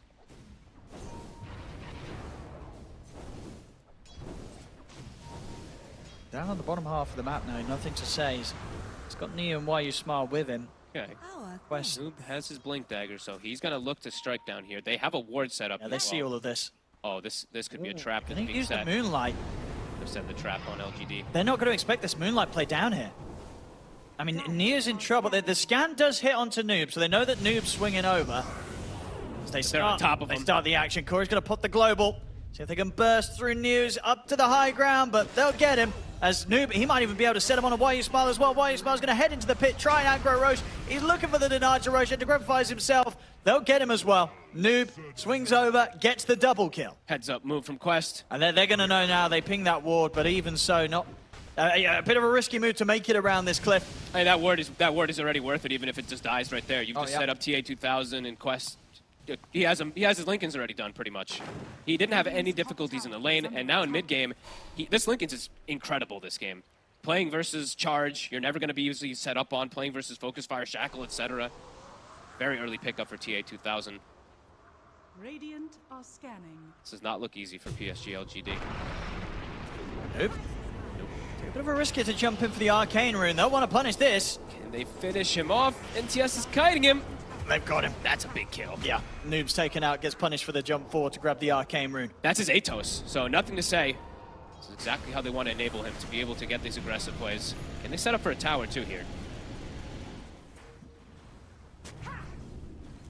Radiant's middle tower Should be able to. Yeah, I think with Noob out for 15 seconds, Quest, they won't have the resources to put towards mid. TA2000 is going to want to keep farming bottom. It's 10 seconds for the Tiny. Hug the blasts. Looks like they should be able to finish it, yeah. All right, good hit. Space being made for Shiro. But you got a TA2000 problem. And Amar is still farming very, very decently. Only died that once. Outside of that, he's going to be okay. He's just going to try and get this Octarine as soon as he can. They're just playing it greedy. Yeah, he pretty much has it done, right? He just needs, one more small little component for it. And, he'll find a courier, looks like. Oh, I'll give him an extra bit of money. And that did have Cornucopia on. So, well, he's not close to anything like that. It wasn't just close. yet, but It's always nice to have that bit of white health for mana. absolutely. Yeah. And he won't get it. Shiro is getting some very, very good farm. Quest. I mean, they used the Moonlight, but they should be aware. I mean, this was popped while Samar was still on the wave, so Shiro should be full retreat. The ward, they see him. They see the real one. Yeah, Shiro's... he's sticking around. It's a little deep now, though. Omar's trying to get on top of him. Yeah, heal song. And they're TPing in to go for a kill here. They've got the charge on Omar. Looks like they'll settle for just the Mirana. They won't be able to fight more, but they will be able to get something. As Omar, nice kill. Left behind. Give it to NTS. I mean, New's trying to see if he could lead in for more, maybe get some control of the Familiars. Corey has been split from the rest of the team. Ooh. He's going to have to hide and hope that he gets away with his TP. He will. They won't have eyes on him. Very good movements in these last 3 minutes or so from PSG.LGD. Getting some very, very necessary. Well, they're going to see Noob. He's going to step and say that. Well, she's going to get a bit of a nasty surprise. There's a lot of heroes here waiting for him. And he is incredibly dead. Caught in the net, completely surrounded. Bash is coming in. Shiro tries to turn back in to take the kill, but it will end up just going the way of Neo. Still, though, a dead Tiny. It's slowing down the flow that you want to be hitting with this mid Tiny. No Noob at the moment. He's lowest of the cores. Back-to-back deaths with his blink reveal. Is he going to pump up Shiro's mana? Yeah, I was like, Shiro's low. Come on, White. He's going to fill up his Naga Siren back up the full. And continuous push around these towers. LGD getting the ball rolling. They take these towers quick, too, with the Pugna Visage. And Noob, that's 2 times now where he dies, and it's almost immediately that these towers do get taken out. Yeah, it feels like very quickly this game, if Noob sort of has another move like that where he dies, it's going to be all just sort of on the side lane, the one of the 3, right? Amar and TA2000 to really make the magic happen this game, because this Tiny could start to feel pretty weak if Noob suffers another misplay. Another catch, ain't nothing to say. I think that's like 3. Power shot! Raindrop! It's going to save him. That was real close. He was about to say, like, he's really accelerating the momentum. His Maelstrom was going to be pretty close if he was able to get that kill, too. Still lingering around the top side, too. Amar and Kaori don't want to lose this one yet. I've got global backup. Of course, Doom is also ready to go. The Octarine, it's not going to feel too bad to throw it out. I like how they're sticking together here, these 3. They're going to bring more numbers in. They want to try and take this fight. They will still lose the tower. Here's the Familiars. Oh, TA2000 Managed to charge. See what TA2000 can do. Turn into the Spirit Breaker. Go straight over towards Neo. Waveform towards YU Smile. Find him hiding around the trees. He will. Take down the Pugna. It's just 1 kill, though. Neo's going to be able to back off in time. And Planet, he's away with the TP. They get the tower. They only lose the support for PSG.LGD. Great disengage. TA2, I think as soon as TA2000 turns up, you just have to get the hell out of there. And yeah, a clean disengage as Shiro. Manta Orchid's done. He can start getting involved in all these fights too with his team. There's some still really nice rotations, and I'm liking that they're sticking with those 3 heroes on the side of PSG.LGD, the Pugna, the Spirit Breaker, and the Visage to continue applying pressure. And Noob shows mid. Noob is trying to farm this dangerous spot of the map. I mean, they're bringing in the backup. Ooh. They don't see him? Wait, what? They ran out. Oh, no detection. The net ran out. All right. The dust in the backpack. Noob is. Planet, he does the face palm and the sorry because the dust was in the bags. Well, Noob, he's going to feel pretty lucky about that one, getting away from that 3-hero attempt in mid. He just walks out of there. Had to keep walking because Corey's in trouble. Noob will not want to show himself unless he feels strong with TA2000 by his side. He might try to jump back in. He's thinking about it. Get the waveform for TA2000, instantly close the gap onto Planet. They want another one. Noob, send the jump forward, get the avalanche. Arrow won't connect. Neo. Mars here. And he's going to have a bit of a nasty surprise with the Doom on the high ground. Neo, he'll still go down as TA2000 cleaning up the kills. Double kill for the Morph. Man, Noob Really pushing the limits there.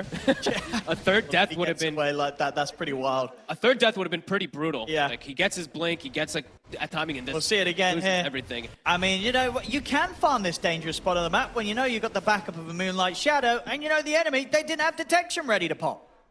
And you know what actually also saves him probably?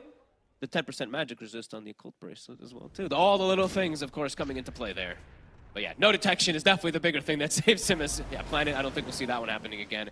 No, they got to be prepared. Gotta have dust. As we've seen now, Omar, he's been good to go with the Moonlights.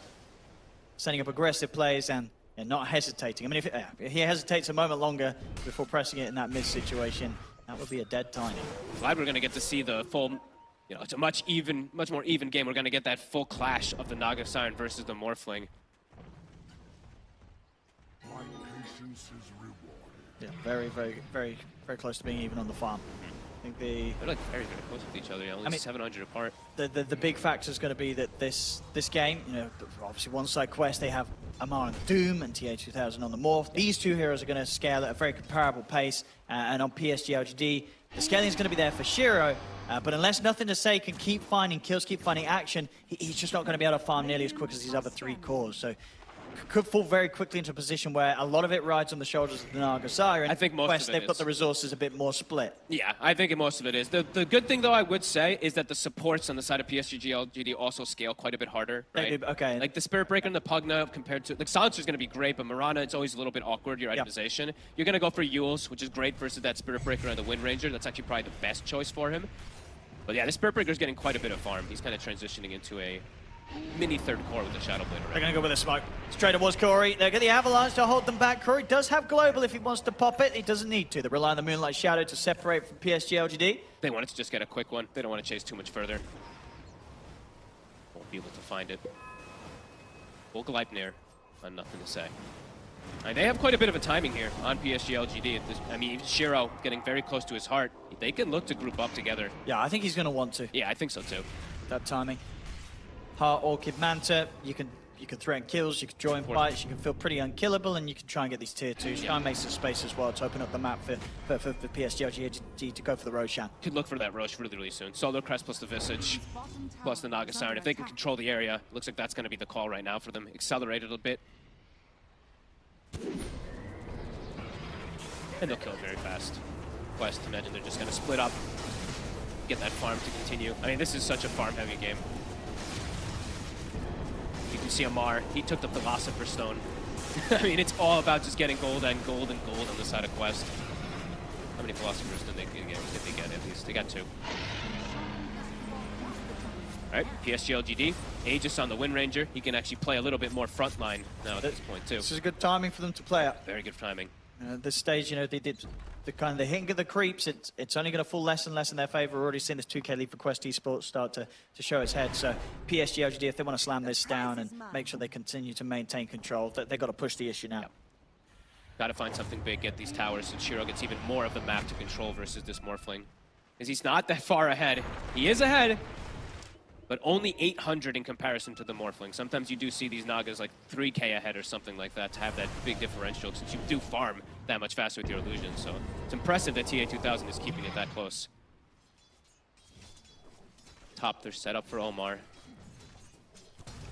Need to know that he's here. Can't get him though. Noob hasn't found too much of his blink either, but he has kind of stopped looking for plays and farming a bit more. And he is keeping up with Nothing to Say. Push down bottom. Tower should just die to the familiars. Yeah, they'll definitely want to continue to go for the tier 2s here. I mean, on the mid, Shiro's going to be bringing in the wave. Look to try and just take these towers at a point where Quest are going to be more focused on splitting themselves up on the map and having Amar and TA2000 continue to farm.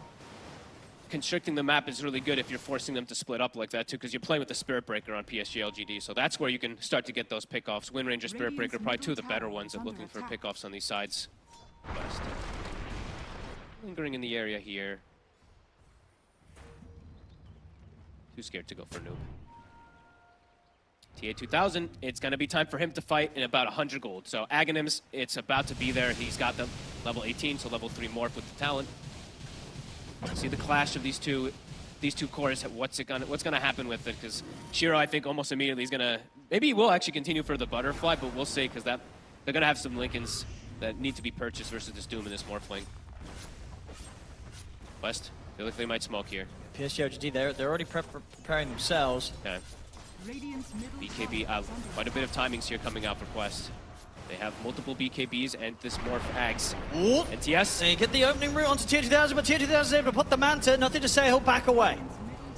Doesn't want to continue to push into this bit of a surprise that Quest Esports hit PSG.LGD with. In fact, they just back off straight away over to their half of the map. They don't want to take this fight. Look at his damage on the Wind Ranger. He actually has 95 damage when he gets morphed. Immediately just has to run. That's with Aegis. You can see that they're like, oh my goodness, yeah, wait a minute, be careful. Close game. Neo's going to show again in the mid. Nice try.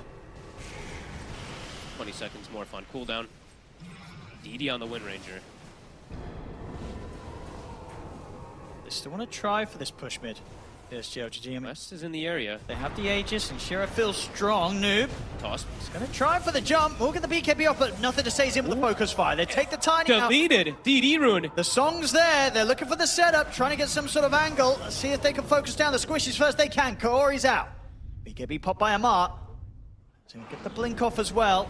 So the rest of the three of them will manage to escape. Maybe not. As the root's there, the silence as well. They'll get a third kill out of this PSG.LGD. Now, the push, nice. They can bring the wave in down the mid. Maybe see if they can do some damage here to the high ground. I think Hero's dead on Quest. I think Noob thought he was going to be quite a bit tankier there, but the DD on the Wind Ranger just rips right through him. I think Morph, still on cooldown, wasn't able to turn into and steal the stats at that moment. The push is commencing. GD. Getting in that big timing here, and they see Amar bottom. The charge might just be able to get him too. Yeah, they're going to go for the CPs to try and punish this. They know that Amar, BKB, it's on cooldown. There's the focus fire again. It's back up. It's going to be another catch here for PSG.LGD, starting to really get into action here at this point of the game where they got their core timings. This was the time to bring the fights to Quest Esports, and we're seeing exactly why. Ain't nothing to say. He is heavy lifting. In these last, 12 minutes or so, I feel like he just keeps getting pick-off after pick-off after pick-off with Planet. And we're seeing the itemization at Lincoln's. It's going to be done for nothing to say. Planet's also building for it since he's getting some good farm in the Spirit Breaker, so they will have Lincoln's to protect. And Shiro, he's going to go for his own itemization. Almost a butterfly.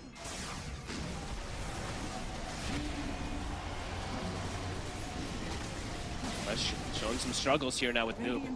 Every single time he jumps for something, it's actually turned on them. It's been a tough game for him. Has not been able to have sort of that jump surprise impact that he'd hoped for. And it only gets harder as the tiny PSG.LGD getting as much farm as they have on their cores. No longer really any target that's a clear jump for Noob. He's going to have to play for sort of crazy high ground defenses, get some sort of deep toss back on one of them. Which they do have potential for, but it does feel almost necessary at this point. It's Tier 2000 to carry this by himself. Definitely looking a little bit harder now, even though the Doom is so farmed. Seeing how much damage NTS dishes out. None of these heroes actually look tanky. Shiro, they're going to make a bit of an effort to... He's got buddies. He's with them, and... Oh, the arrow's actually going to hit him.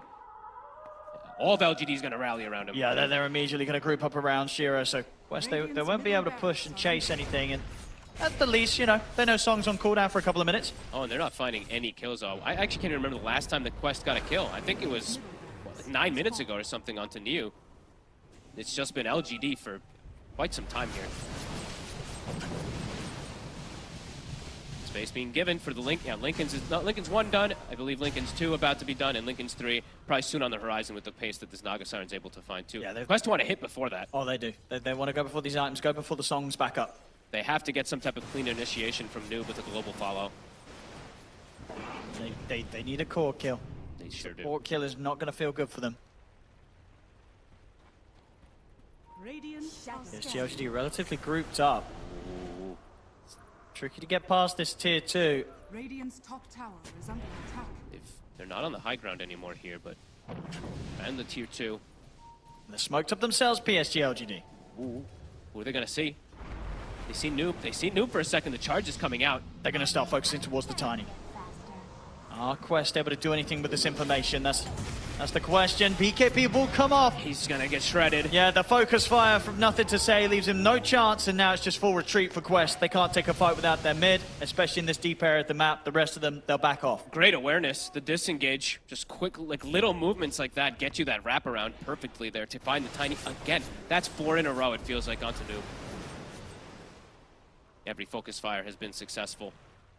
And that was Quest, they were trying to hit and get some type of timing fight before all these Lincolns do come out, but I think that is going to be them, right? At least 2 of them done, almost the 3rd. And a full Hex now on Niu. Extra forms of catch now for this Morphling. They're just causing more and more issues for TA2000. I think they know that this noob Tiny is just having absolutely no game. Yeah, it's just the Morph that is the issue at all now. Yeah, and maybe a minor, because Amar's farm is still very, very good. He's got 3,200 gold.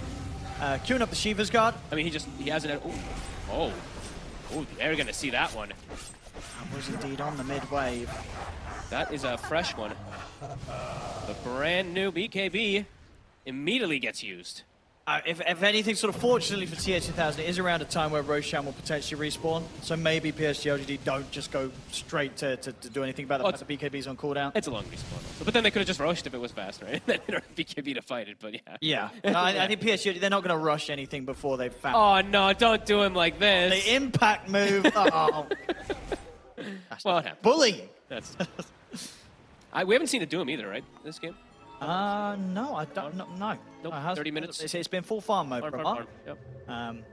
Which is paying off, you know, literally. He's got a lot of money. He's nearly got a Shiva's Guard. They'll actually go for the smoke beforehand. They're going to try again. Because they know potential for Roshan to be up. They do not want to let PSG.LGD have this for free. But they do not have BKB more for 30 seconds.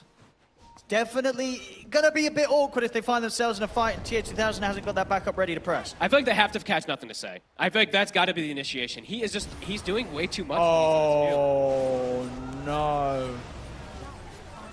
Oh no. Well, that's the first doom. It happens to the best of us. As yeah. They're definitely. I mean, they must be feeling the pressure this game. That's one of those mistakes that you only make if things are feeling kind of tense. I mean, nothing has worked out for them in this game with, like, literally, Noob bought Blink Dagger, and the game went downhill after he got the Blink, just because he wasn't able to find I think, if anything, they sort of kind of confused themselves then, right, because they were smoked and moonlighted, so Amar didn't realize that the smoke hadn't come off him because he was invis as well, so he assumed he was just invis, so he's like, okay, my smoke's dispelled, so this is real. Justified. But anyway, I mean, that's definitely what happened. That is definitely what he was moonlighted and smoked, so he didn't realize that the smoke had not come off him. He was like, I just look like this because I'm still moonlighted. But indeed, the smoke had not come off him. And you know what? Silver lining. Doom's going to be back up almost when Roshan is, I guess. So could potentially still look to take a fight there. As you know. And at least, at least for TA2000, he'll be able to have a bit of a laugh. Yeah. Because when TA2000 put the BKB in the mid, Amar was like spamming the laughter voice lines. So, you know, TA2000 probably gets a little giggle back and is like, bro, what are you doing?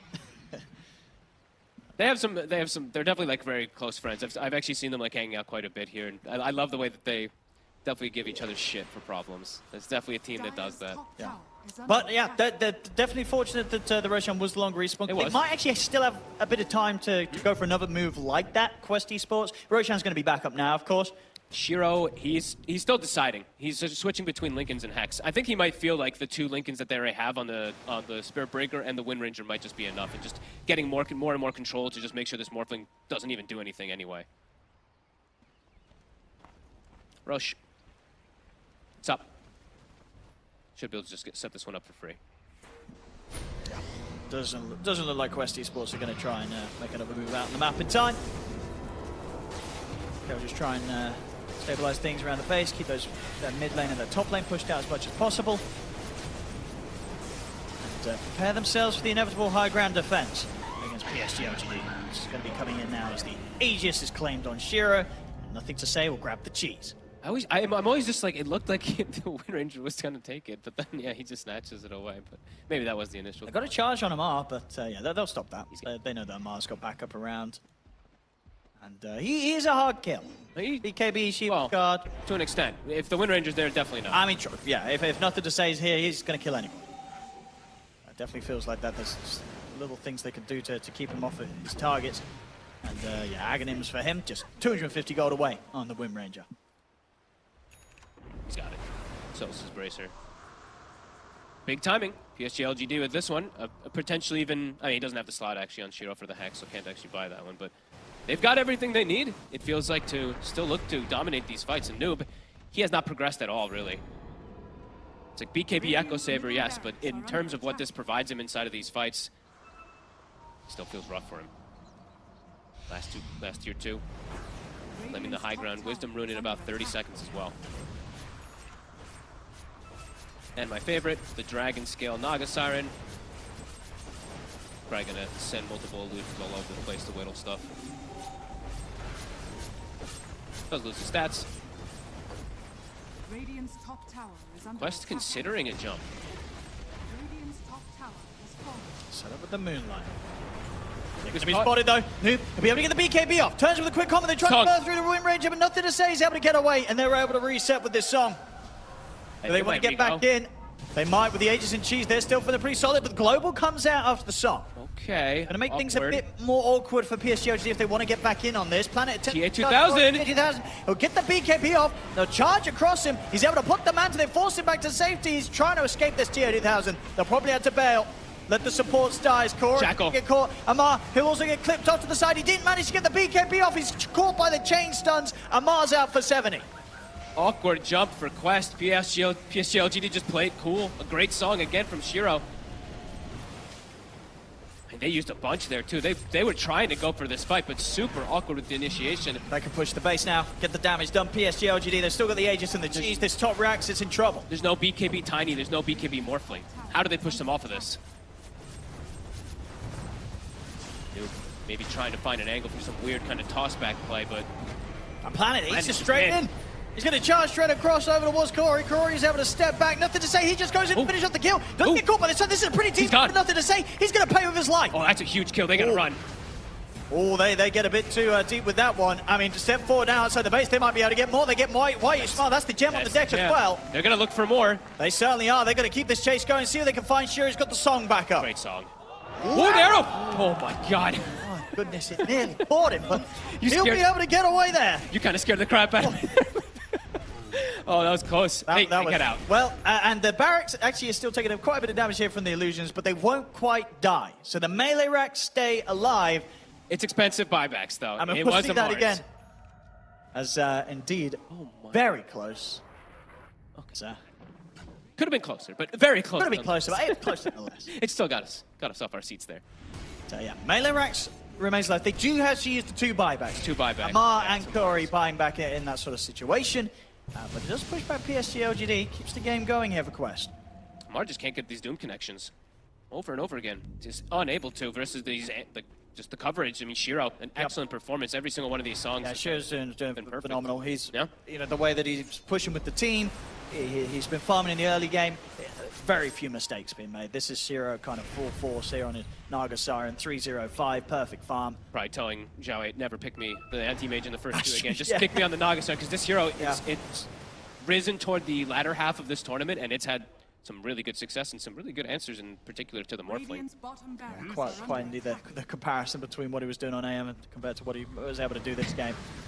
Very, very different stories here from Shiro. We get the, do we have the bounty rune indicator as well too, if we could get for it? Because I feel like I've seen them pick up, I want to say a majority of them. I mean, most of the map control has been on the side of PSG.LGD, but even in the relative early game, around like the first 18 minutes, I was watching Planet and YU Smile claiming pretty much every single one of these, and that does accrue quite a lot. It's 11k gold lead. You know, they have 7,000 gold from those bounties. So PSG.LGD want to try and go for another push. Of course, they no longer have that Aegis or Cheese, so... Aegis is 10 seconds also, it's sticking out. Yeah, it's got to be gone before the next move. For Quest, it's all TA2000, right? If they can get that support and cast to buff them up. I've been clicking around seeing like where the drums and the spirit vessels or the solar crest in particular, because you want to throw everything you can onto TA2000. They will have a Lotus Orb that's finished up on Omar from earlier. Oh, we've got the Axon Shiro here. Axon Shiro. So looking to, I mean, it's this like flank surrounding of these illusions plus this Visage that comes in. Raxes continue getting whittled down. Full Aghanims also for the Spirit Breaker. Support scaling. These BKBs are no longer going to make Quest Esports feel as safe as they may have before. Lots of ways to mess around with them through that. Charge is 8 seconds. He can just use it pretty freely to just break these Lincoln spheres. Or TA2000's Lincoln sphere in particular. West looking to try to catch something out here, but look at top. Illusions. Yeah, Amar's going to have to head back to deal with that one. Now Shiro. smoke comes out from PSG.LGD. They know that Quest are likely to have been split up by the fact that they've had to go back for that defense. Shiro did commit for his Aghanims.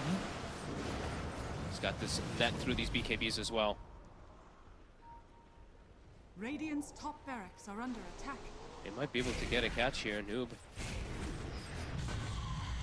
Big wraparound. Look at Nothing to Say in Planet. Might find him again. And this is a gem on Noob. Noob. Oh, he's going to get caught. He does get the avalanche off, so slows down a bit of the opening damage, but focus fires there. BKB, it's not going to save him. That's indeed gem. It's the deck. The Planet's able to grab that one. Corey. Another one. Oh my goodness. All right, that was way closer than the arrow. That was close. That one was 0.1 probably. Corey gets out, but now without Noob for a minute. Of course, SpenUp does not have buyback. PSG.LGD, a minute until we see when Roshan's back up, so they may just continue to hold the map until that one. Nothing to Say has just had it safe. Completely out for Noob this game. It just be a pickoff. 5 pickoffs, it feels like. 5 times this game, and it feels like it's been the determining factor of why PSG.LGD have just been completely controlling the map. Yeah, and their 2 supports, as you anticipated, you can see on the gold, they are scaling an absolute treat.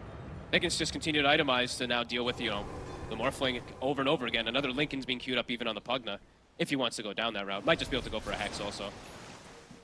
TA2000 is still big, but still getting all his items. Sells the treads, picks up his next few items. He's got the completed Silver Edge, the completed Satanic.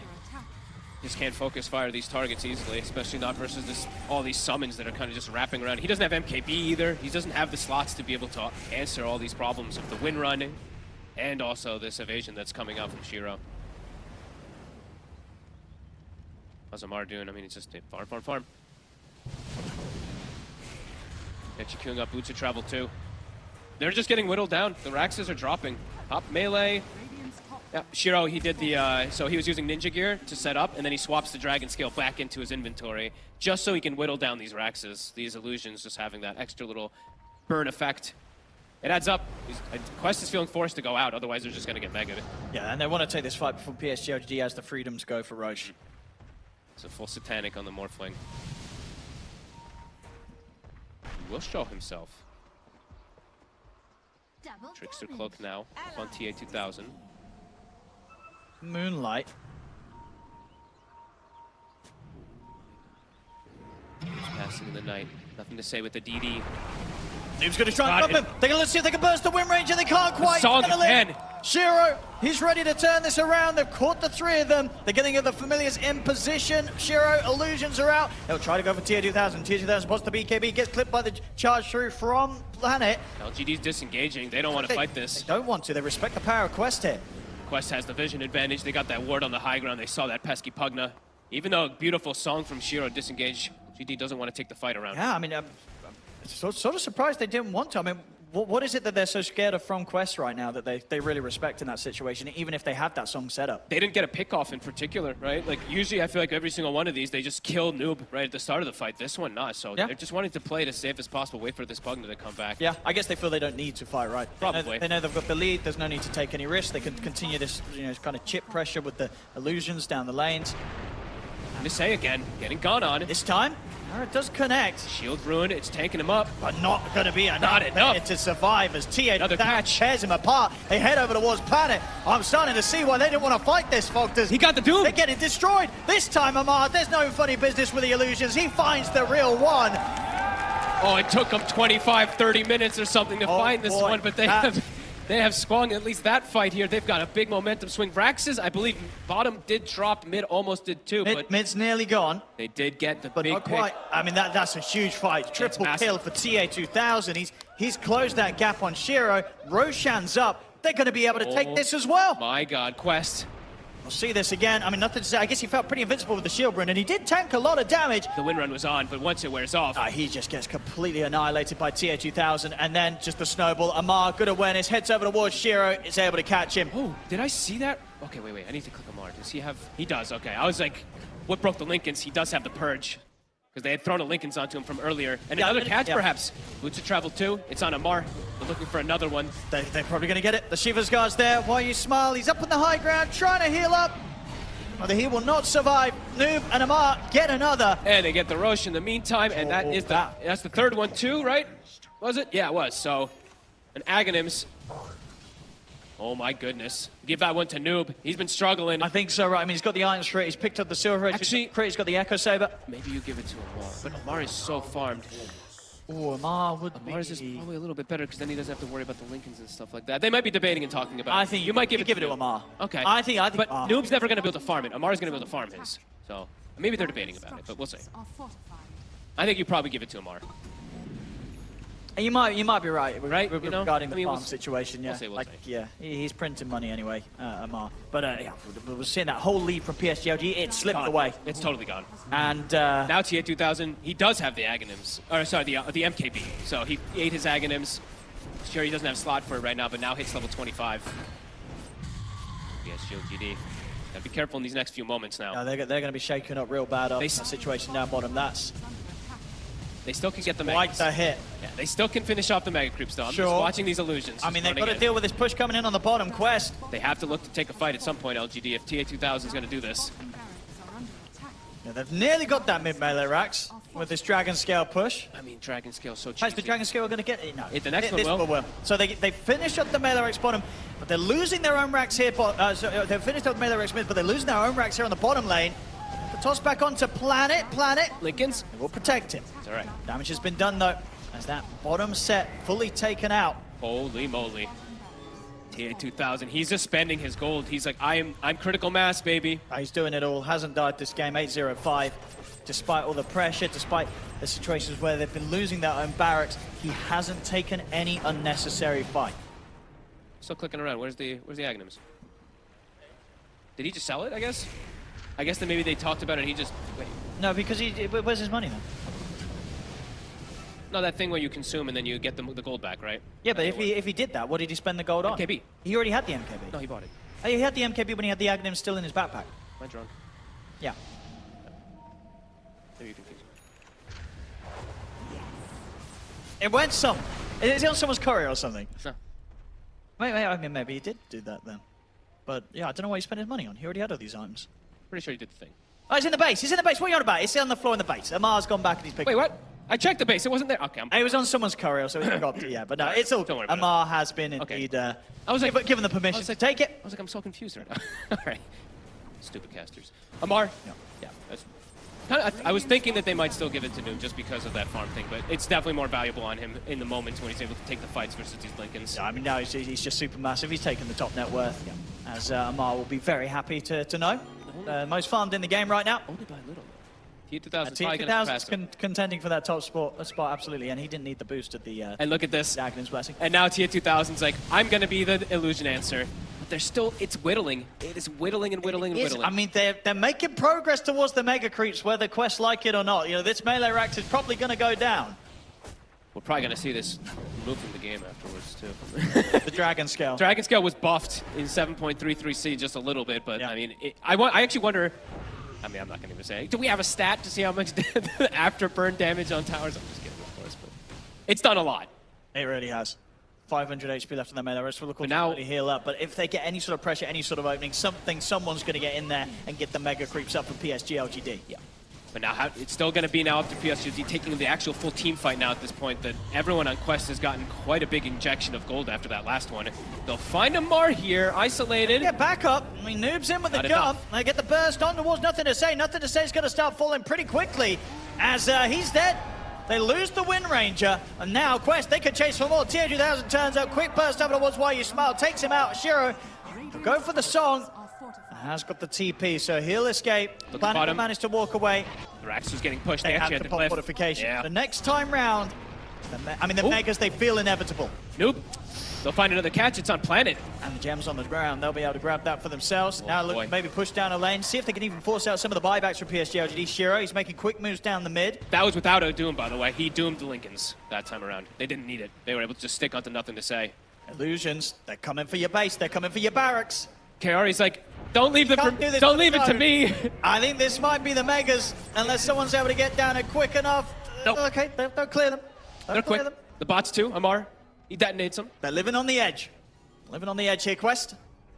But they seem quite firmly rooted on the edge here. As they're killing the heroes, no problem. They're holding on and they're growing the lead. They're now up a 12k advantage. Creeps, I don't know if Creeps are going to win you the game this time around, PSG.LGD. You're going to have to try to win a fight here at some point, even after you get these Mega Creeps, because they can fight them. Yeah, they're super prepared for these illusions. Might start seeing some wards be placed a little bit more outside the base too, just to catch when they're coming in. TA2000, how's his buyback looking? 600 gold. Everybody in the game has got buyback.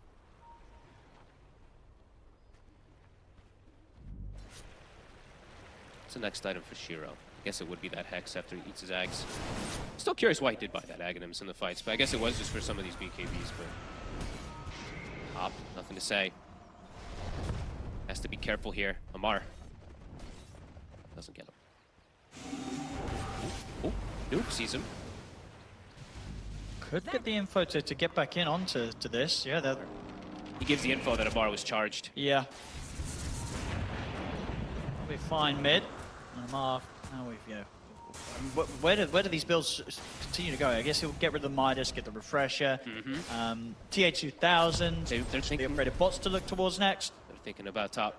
Can't quite get it. And nothing to say he's finally got his BKB.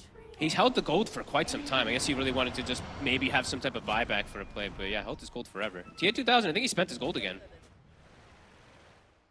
Bots too? Yeah, bots too. He just brought the fully upgraded bots. He has to answer this. Look at the birds even starting to get set up. New wants to get involved with the split push that comes out from the Naga. I don't have any creeps up them now because Quest are doing a really good job of making sure that backdoor protection is consistently there. Keeping all the waves shoved out. And they want to fight. Shiro, they see him. Noob's in. He's in with the BKB. He's able to jump forward, get the catch onto Shiro. Illusions will block the arrow. Noob, his BKB running out. Nothing to say. He's going to try and temper the focus fire, but Noob gets forced back to safety. He's able to put the silver edge. He's going to be fine. He's actually all right. Immediately, the Visage Birds and everything start looking for a chance to maybe try to push, but nope, they catch him. Quest doing a great job here, covering this last little Rax. PSG.LGD definitely very hesitant to actually take any type of straight-up 5v5 engagements. They want to try to look for that next item. But is that next item going to pay off? Yeah, quite a bit of a snipe there, unfortunately, for Corey. Will lose his courier. That was a full Hex, huh? Yeah, pretty much had it. It's just a little bit of gold away from the Void Stone, so that'll be put on hold for 2 more, nearly 3 minutes. He's somehow been able to farm quietly. I guess that's just the impact of the Philosopher's Stone in particular on him. I mean, what is the game plan for PSG.LGD? They must be feeling this right now. Like, how do they break out of this position? They're so close to getting the Megas. They for the majority of this game, had the lead, but the last few fights, Quest Esports have been too much for them to deal with.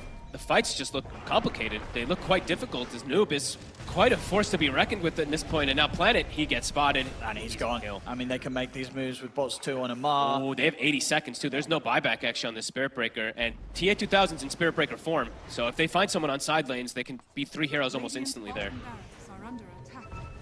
So much farm, Amar. Got the refresher pretty much done. The bottom racks, they're whittling it. But they can't finish it. They're not quite getting it. They're not quite getting it. I mean, Quest, they're just proven to be too good at turning up in time to defend this. Hey, I mean, I don't think these sort of pushes are ever going to get it. I mean, they're going to have to go for something a bit more full-on, a bit more heavier if PSG.LGD actually want to force these Megas. Oh, and this is where Quest thrives. They want a 2-hour game. 53 minutes in, they're just getting comfortable now. These are going to be some crazy, maybe 10-on-10 fights that might kick off pretty soon here. Quest. They're finding around the vision to get the ward down on the cliff. They are going to have Amar get caught by the initial Hex. They're on Shiro. Runners out. See the bots 2's coming in from TA2000. They'll take out Why You Smile. Shiro. It's coming out immediately from Why You Smile. Amar's going to opt for the BKB TP out. He's away before the net comes in from Shiro. Look at the silence of the TA2000, but he still has the BKB. Shiro keeping his distance. Nope. He'll find Niu, though.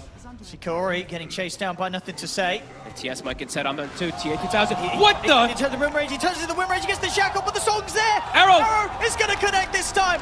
As it catches Nothing to Say. Avalanche from Noob as he's able to fight on with the BKB. Wave 4-4 for TA2000. They can look to chase down Shiro. Shiro's able to put the illusion to dodge the shackle shot. The illusions are out as well. He can't but run. He's completely surrounded. Shiro's going down as well.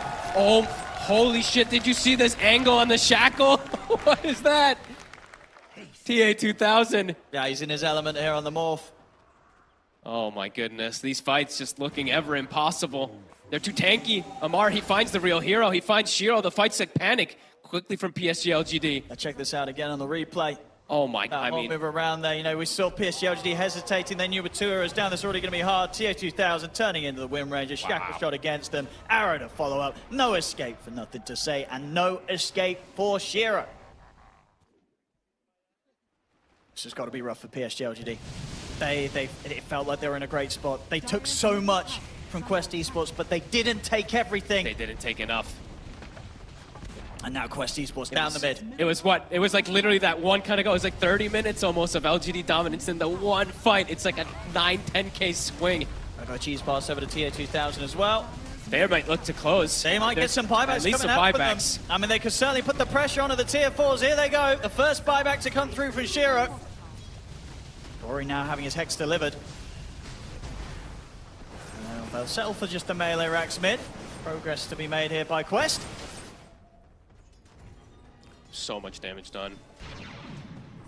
Where's the damage from PSG.LGD?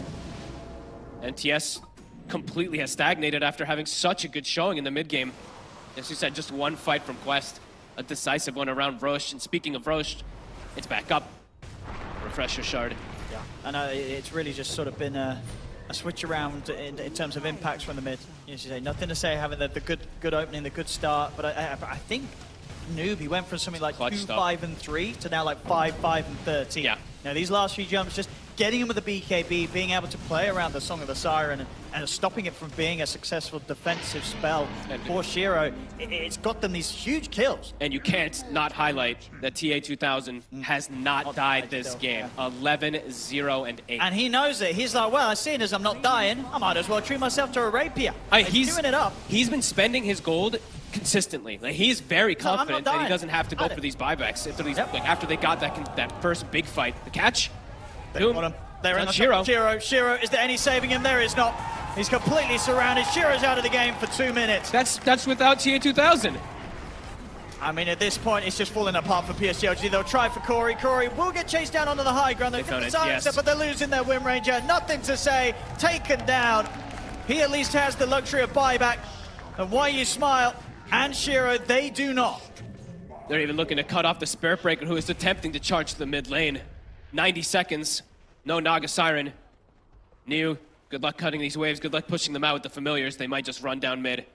Got the actually drawing on the side lanes. All right, so they may be worried about bottom. So push out top, push out bottom. But 80 seconds, no Naga Siren. When he respawns, Doom's back up. Mar has 10,000 gold. TS1000 still ahead of him. Okay, so they're going down mid. They're shoving the Laves with the 2 Boots of Travel heroes. They're buying back on Kaori. They're ending this. What can they do 3 versus 5? I mean, PSG.LGD, they were barely able to do anything. 5 versus 5, 2 heroes down. It's not going to be easy. We'll see Nothing to Say. Step forward. He's caught by the Avalanche. The Hex for Corey. They got the lockdown on and Nothing to Say. Jump forward. He's out of the game. No buyback for him. Same to be said for Planet. Okay, Planet does have buyback. But that's it. They'll tap out. It's over. GG is called. Quest take this game too. I mean, wow. That was amazing. That really was such an amazing game. They do it both ways in this series, right? The question Sure like, do. well, we'll give you a nice quick game, we'll show you complete domination, and then you know what? We'll give you a bit of a late game comeback. 57 minutes in, PSG.LGD not able to close it up against them. They got so close. That melee racks, that was for so long. Quest were able to keep that up, make sure they never got mega creeped, and then it just got to these fights at the end of the day that PSG.LGD, they could never take them. I mean, Shiro's farm, it was pretty very good. early to mid-game. I mean, he ends 3-3-6. He wasn't able to do nearly enough with the amount of money he had in comparison to just these cores on Quest Esports. I mean, it all felt like it did come down to one fight that Quest was able to find after losing a ton of map control for what felt like 30 minutes. Right at that 40-something minute mark it was. They hit, and they hit so hard. They get that, they get the Roche. TA2000 spends his gold, and they get back-to-back-to-back catches. Damn. Yeah, Quest is such a treat to watch. 12-0-11 on TA2000. I mean, this guy's morphling. can't ask for more. I didn't die, of course, the whole series. I cannot believe No, he when didn't you had die. that first game 1-0-5, and they couldn't even kill the carry once this series, folks. And even in a game that was 57 minutes long. And they tried to counterpick it too. They tried to go for some type of pressure stuff in the lanes. This was first pick carry both games. First and he pick does carry this. both games TO 2000, and they can't kill him. Not even once. Not even once. I mean, Quest Esports, they might have been knocked down into the lower bracket, but they're going to be they're looking to go far. I think this could be quite the low bracket run for these guys now, because this series is insane. This series is insane, and I really do. I love watching all these teams, but hope the Quest makes it to the finals. With performances like this, they're going to be quite the scary team to be up against. There we go, ladies and gentlemen. Quest Esports today 2-0 against PSG.LGD as they'll be moving on. 2-0 from Quest Esports. Bali, give it up for Quest Esports. What a team. What a victory. What a game. Y'all are just making a habit out of these insane comebacks. Like, talk to us about it, right? The last time that you had a crazy game, y'all said, guys, we're younger than them. We can outlast them. What is the conversation like this time around?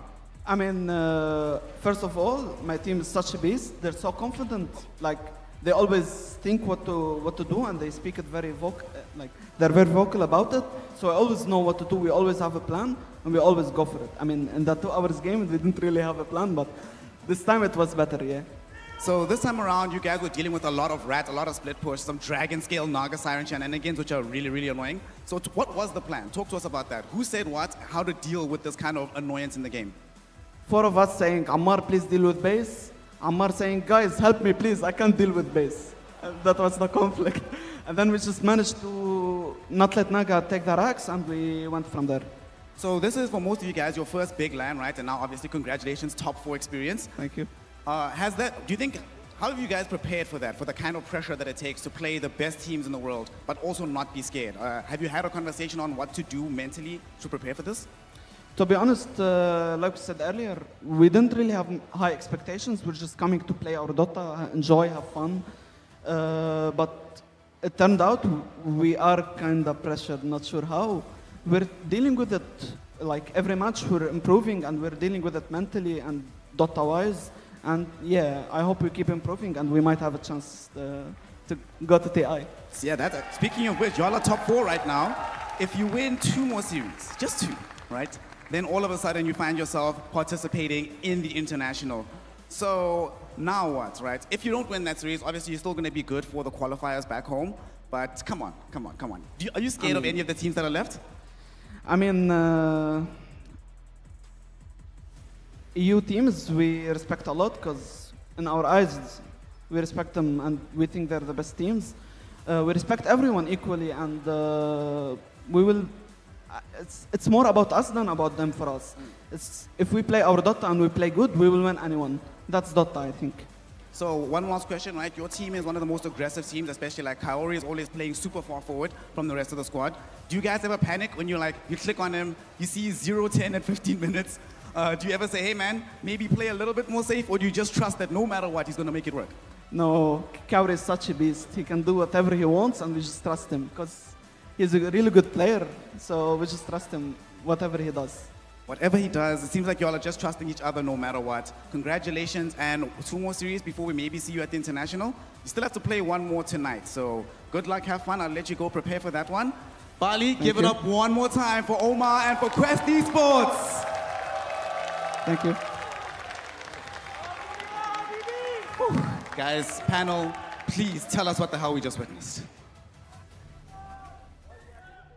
Thank you very much, Snare and Omar. Some top-tier arrows coming from his Mirana in a game that at some point seemed like PSG.LGD had it wrapped up with a bow, with everything, and then all of a sudden, they just dive a little bit too far. A Wind Ranger dies here and there, and it is comeback time. Quest Esports playing the late game like pros that we know they are, especially in that late game as well. I'm joined here with my panel. We got Resolution, Aurora, and BSJ, and we're gonna break this game and this series down. Aurora, looking at that game, we have to start talking about the pressure that Naga Siren applied and the way that Quest was so hell-bent in making sure that she never took that final racks. I mean, I was just thinking maybe they don't have to take a fight and just take the racks, but sometimes it's not that simple, you know. Like you can try and mega creep them, but if they are a stronger team in the late game, they will still kill all of you and they will still be able to end your game. But the thing is, I'm just thinking, why didn't Nothing to Say just farm? Like he was losing his patience. He was trying to take a fight, but it didn't seem like they are on the same page. Okay, they were very patient in the early Dota phase. They were not giving Quest any chances of killing them at all with the Moonlight Shadow. But then later on in the game, where they only needed to secure one more Rex and they will be in a better position, they lost it. So I think it's more on just they're not in the same page, and yeah, of course, Quest, they noticed that this is the only way they can get further. I mean, this is the type of game that makes me... I always get reminded how much I love Dota when I watch towards the end of these really big tournaments, because I think you kind of forget what it feels like to see... That looks miserable to play when you're watching Quest. Like, they're in the freaking horror movie where the walls are closing in on you and you're about to get squashed and you have to consistently push them away, and it just gets heavier and heavier, and somehow they persist, you know, the perseverance as a team and the communication in these stressful moments, and it just basically, Dota is a beautiful game when you see 5 people trying their hardest to win, and that's exactly what we saw here, where one team, you mentioned, they got a little bit impatient, they got frustrated, it got to them. You can see it in the game. You can see like their game plan collapsing on the side of PSG.LGD. Like, they did not stick to their guns, and on the other hand, Quest outlasted them, so I admire that a lot, especially coming from such a young, inexperienced team. Yeah, I mean, it's an insane patience from the Quest, just holding on to the strikes and knowing what they're playing for. Like, they have this insane understanding of the late game scenarios, and they know what they're playing for, especially at TTA 2000. It's really important to have that clear vision from your career player, that he was just spending his items, his gold non-stop. He was just buying new items over and over again. He never had like more than 4,000 or 6,000 in his inventory, and he never like even kept buyback. He was just playing off of his limits, and this is why they could just like take any fight they want, and he was confident that he would not even die in these fights. But I agree with the Aurora point that Nothing to Say had actually like he had a responsibility to farm in this game and like at least like get this BKB, because in the fights like he could not even like hit one single hero because he had no like survive mechanics, and he had only Lincolns, but Lincolns is not enough against like, you know, Tiny, Mirana, and you know, some global silence as well. It's just like you need to be able to hit heroes and make sure at least one hero dies from Wind Ranger. Yeah, these team fights as well, they were very back and forth, but you could tell that Quest seemed to be, I almost want to say, communicating a little bit better. You could tell they were on the same page, Brian, in these fights, whereas PSG.LGD felt a little bit more split in them. I feel like what they did really well, maybe it's not necessarily communication, but it's like a mutual understanding of their win condition, like how they're going to take the fights, what the fights are going to look like. I mean, it's like, for instance, on LGD, since they're abusing the wave clear from the summons and the illusions, you would theoretically want to take every fight 5v4. You'd want to be at the informational advantage. Quest is busy, you know, dealing with their base while you're killing one of their other heroes. And on the other hand, Quest, it's their job to make sure that doesn't happen, make sure that there's these brief windows where they killed one wave of Naga illusions. It's going to be another 20, 30 seconds before another one gets there. That's the exact window they have to hit. They have to itemize for it. The Boots of Travels 2, the Silver Edge on the Tiny, even the Silver Edge on the Morphling. These are items that are allowing them to hunt even the Dagon on the Mirana so you can kill an extra illusion. It's just communication, whether or not it's like synergy of game plan. You can just tell for such a newer team that they're able to align their views on these situations. This is probably stuff that happens outside the game, I would imagine. I mean, Dota is a game is about team fight, right? At some point, you have to win a team fight in order to win the game. And at some point, I feel like LGD's game plan turns like, we're gonna red them, we're gonna make mega creeps. But even if they made mega creeps this game, like I don't think there's a way that they can still win this game after that, because they still need to, you know, kill the heroes in order to kill the throne. And they were not able to kill this hero right here. TA 2000, 12-0, 11, not dying a single time in an almost hour-long game where they were behind for about 42 minutes. That's when the team fight happened that turned the game on its head. And that is an incredible performance from TA 2000, so well-deserved MVP for him. And I can only imagine in those team fights, we're talking about a feeling that the team is on the same page, but does the communication within the team reflect that? I will do. It's not the... Oh my god. I will stay here. Look at Naga, guys. This is Naga. This Yes, is Naga. yes. No sleep. Oh. Trying to. Not on time. Yes, yes. Oh. Naga, I don't Naga. More. Yeah, Fine. yeah, I'm tipping. Need detection. Under test. Nice! I arrow. I got him. Marlet. Yeah, I'm coming. In place? Just tip it. Guys, we have good ops. We can go from gate and look. Yeah, let's go. I will go for already. We need to fight, guys. Some heroes can go base, guys. Look. It's real? No. Yes. I've Kill him. Coming. Fine, let's Guys, push. we need lanes. We just need creeps. And. Need creeps. This is gonna No attack. buyback. I arrowed. Get the other guy. Nice. You might have noticed that the webcam that said TA2000, you might have recognized that was the same guy was standing on stage. That was Omar, so the webcams were swapped. But the one you heard talking most was Omar, so it's very fun to hear how he drives his team, because it's not just saying that he's going, it's also the way he's saying it, right? Because you want to go in the... He just has a very upbeat... I mean, I was hyped about his Marana Arrow battle cry. He's like, we found it! I don't even know how to express this, but you guys know what I mean. Yeah, I mean, I think it's very important to have someone like that in your team where even if they might not be the best player, but they offer this kind of strength to a team. Like, okay, we may not be having the best games, but we still need to try, you know, and that's the exact person that Omar is. And you realize that the other players, they don't actually talk that much, but it's because that they are focusing on their gameplay, which is good, because like when you're team fighting, you don't want to have like chaotic communication. You want to be able to recognize what do you need to do in the team fight in a split second, you know. But having at least one person to be able to just tell you to keep going when you can keep going is very, very important. One victory screech person. Yeah. I mean, here in the Elmar interview, the guy just straight up won my heart. He has like a very good principles, and he's praising his teammates as well. It's like it's very good to see, especially like. I think when he's playing it with the ATF, it's important to balance, you know, these personalities out, and I think they're doing a very good job in that. Yeah, you can see the gleam in his eye when he was talking about the international, which is still on the horizon for them.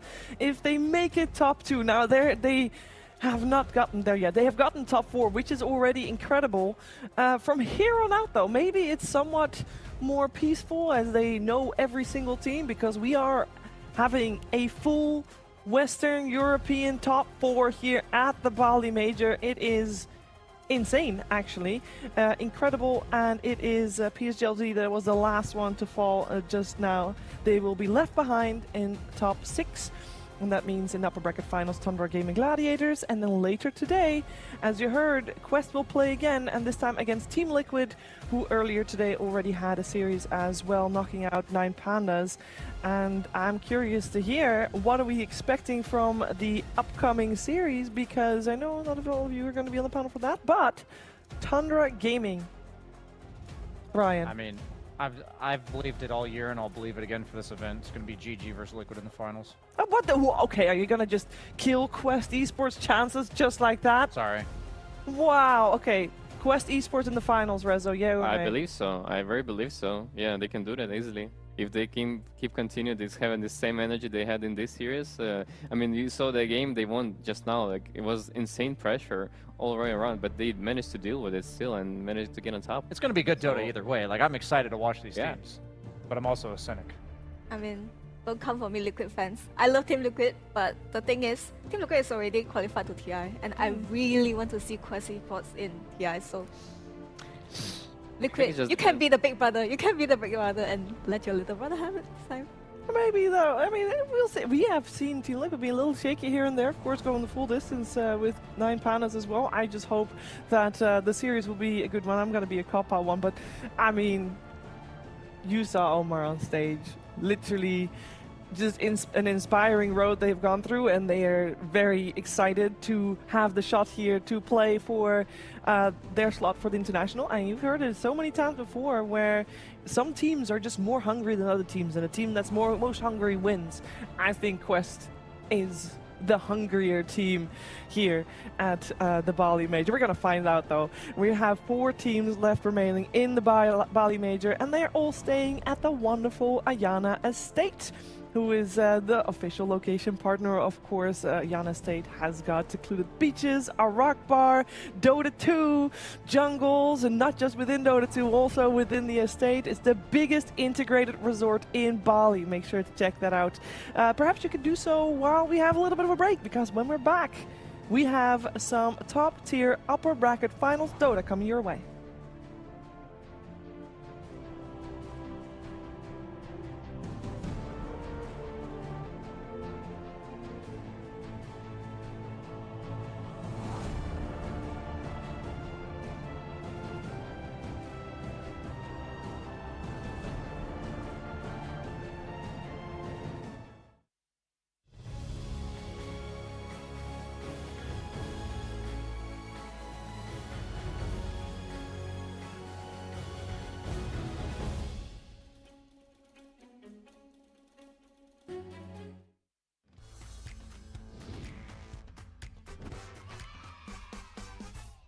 I'm so confused.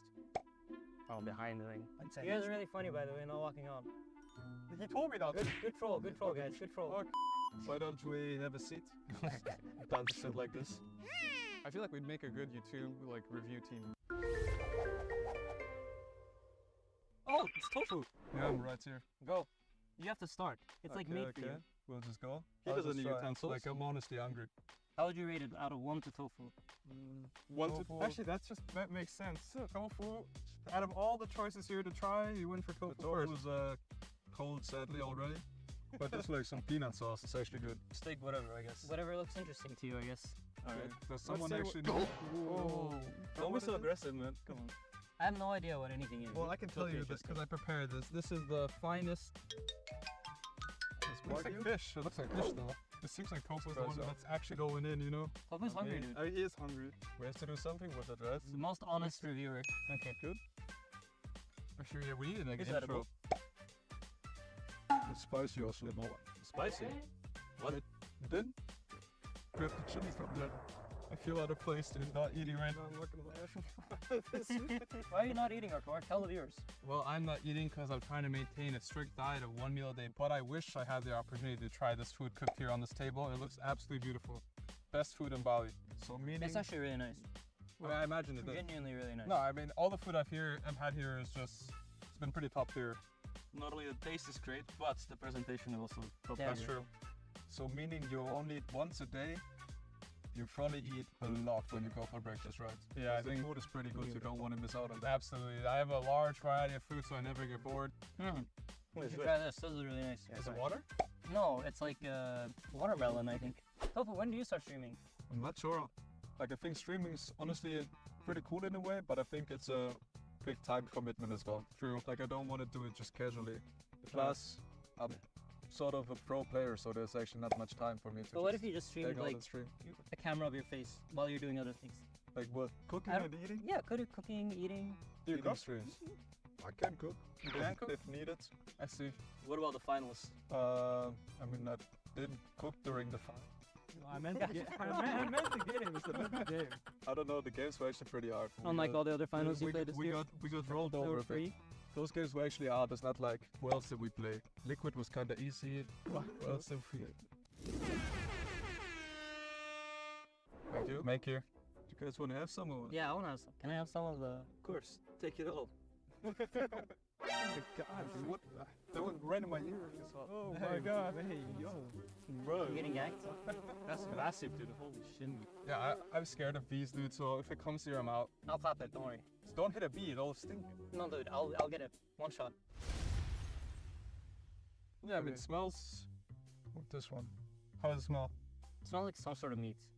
That's fair, so some meat That's fair. wrapped around the stick. Oh, yeah, it's fine. Looks like chicken satay. I want to try this. Not sure what it is.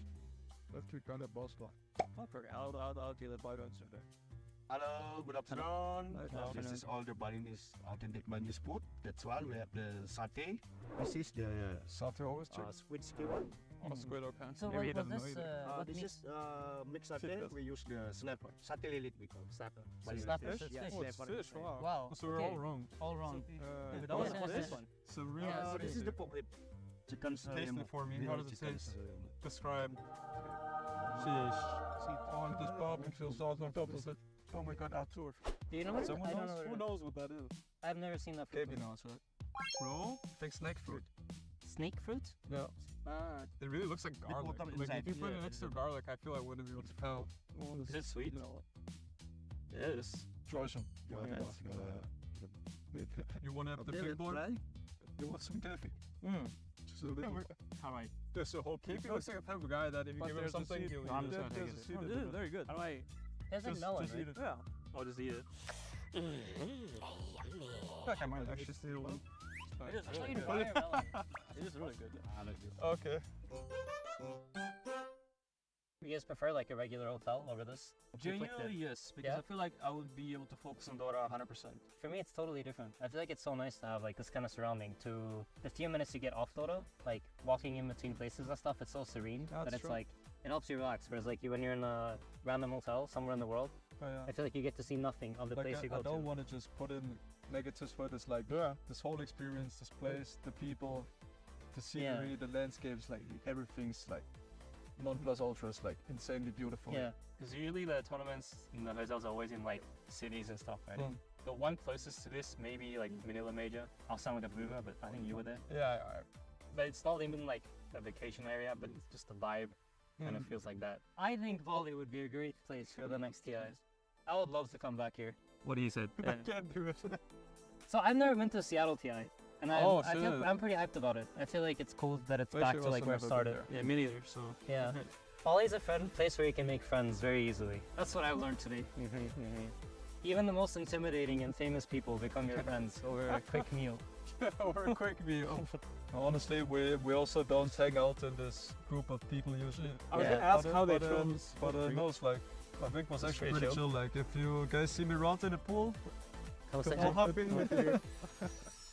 So this has been the boys trying out some nice food in Bali at the Ayana Estate. Signing out here from the lads and shout out to Bali. I feel I'm rusty. Good, good. How long do you think we have to hold each other for? I don't know what to say now. That's all for today.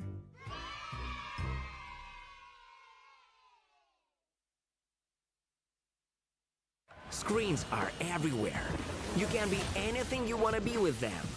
Screens don't replace reality, and they give you the opportunity to live two lives at once.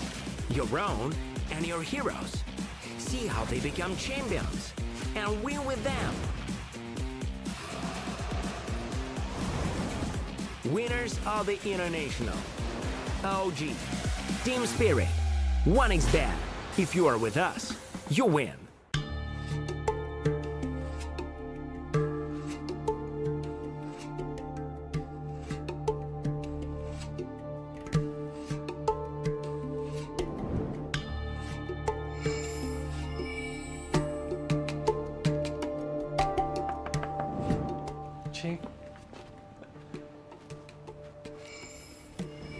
Hello，好久不见，好久不见，好久不见，欢迎你接受我们的同时按摩采访环节。啊，就直接坐下。对对，就坐下，脚放这里。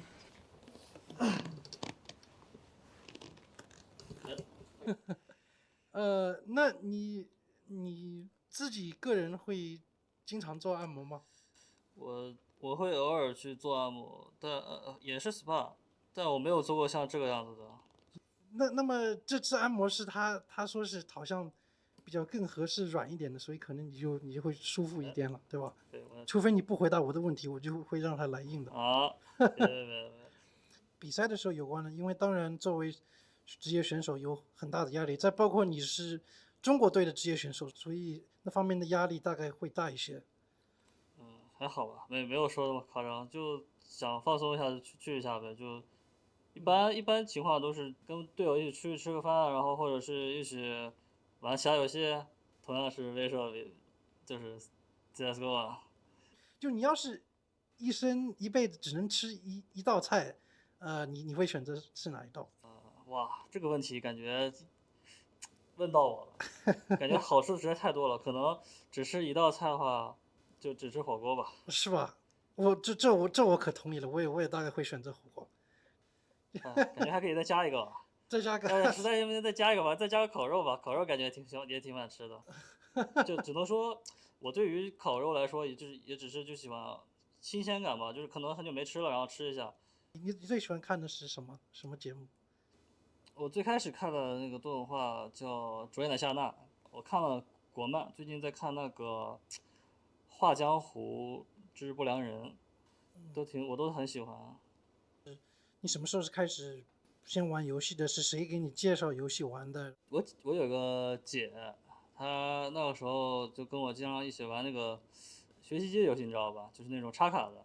我还有发小，经常跟发小一起玩游戏嘛，就一起。当时他玩那个魔兽世界，不是魔兽世界，是那个魔兽沃3，玩着玩着就发现里面有其他的图嘛，然后后面就找到了DOTA 这个图，就一直玩，然后后面有 DOTA 了，也开始玩 DOTA 2嘛。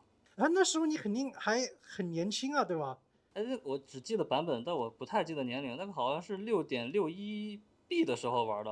哇，家人和父母那时候是怎么看的？玩游戏肯定家里人都看不惯啊，肯定就是不行啊。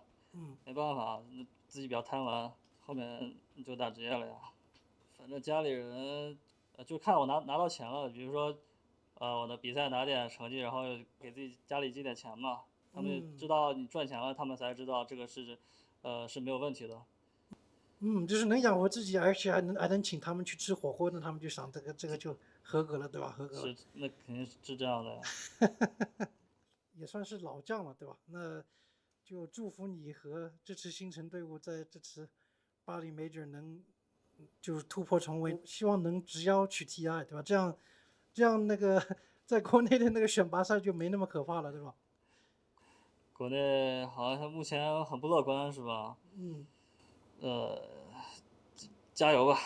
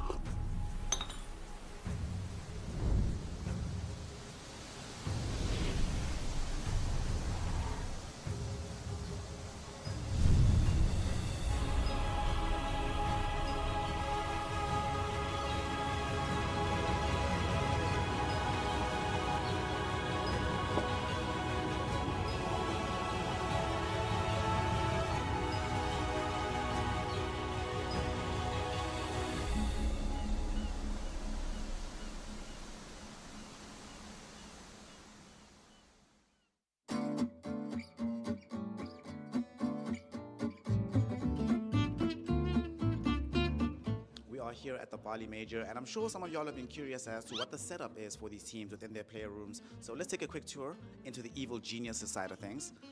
So come with me, let's see what's happening in here.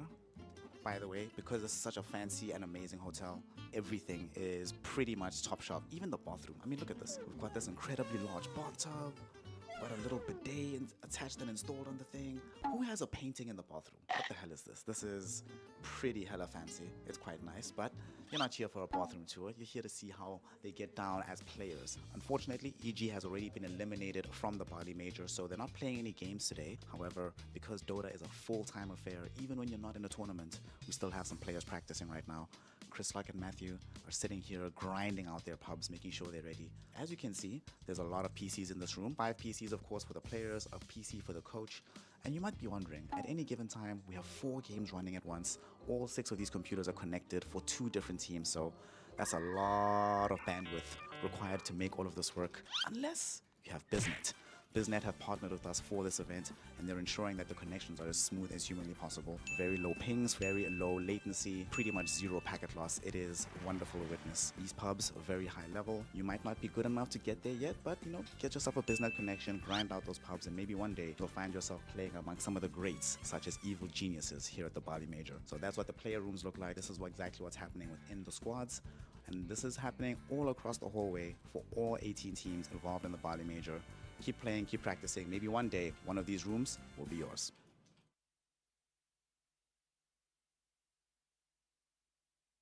Semua bisa jadi nyata dengan upgrade WiFi rumahmu pakai BizNet Home. Nah, ini baru internet rumah buat orang-orang terdepan. Mimpi kecil bisa jadi besar. Dan kamu juga bisa mendunia. Jadi, siap wujudkan semua jadi nyata?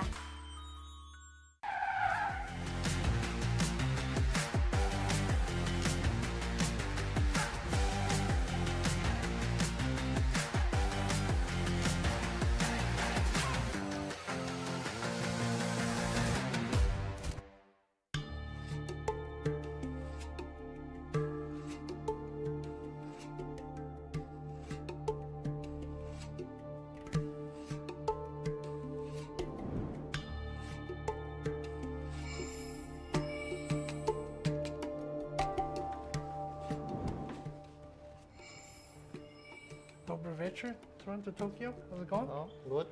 Welcome to Bali. You ready for a massage and interview? Yeah. Поехали. Just start right. Yeah. Okay. So, do you use massages to help you deal with stress and relax, or is there something else that you prefer? Usually, when I'm stressed, I'm going to the gym, and it helps a lot. Do you guys party together? Do you go? What do you do to have fun and relax? We don't really party. We didn't have time. I would say our team is playing Dota 24 hours. When did you first start playing, games, or when did you first start?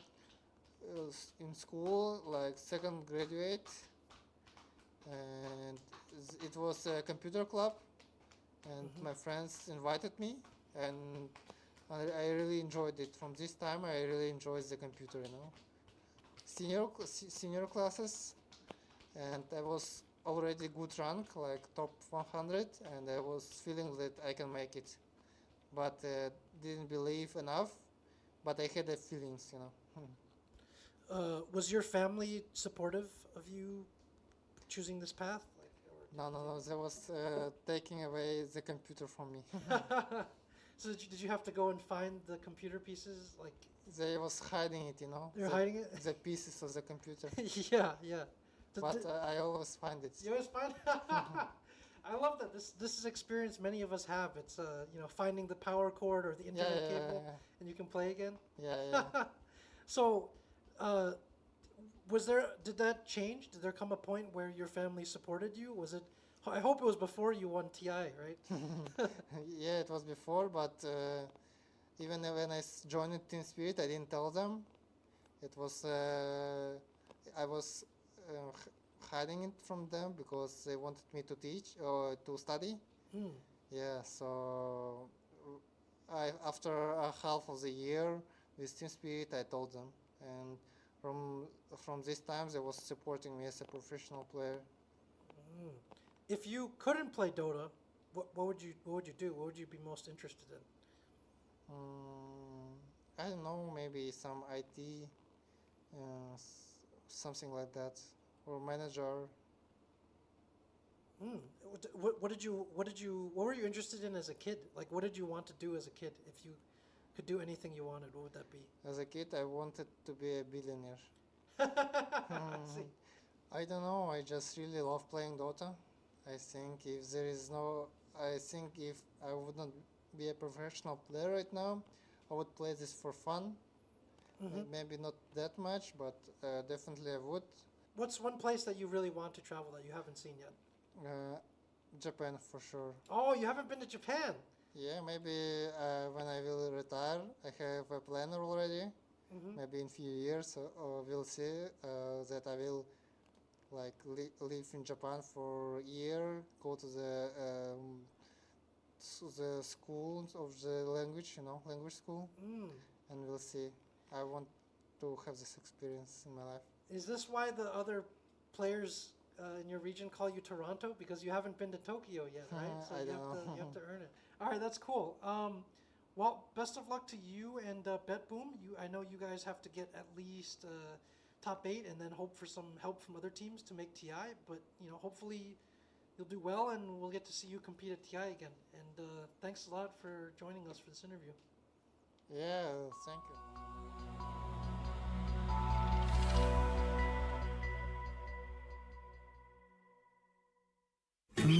Panas. Ini oven nih. Hai. Ya kelar. Wih. Nah ini Super Oven si paling seru. Mau gini seru. Mau gitu seru woy.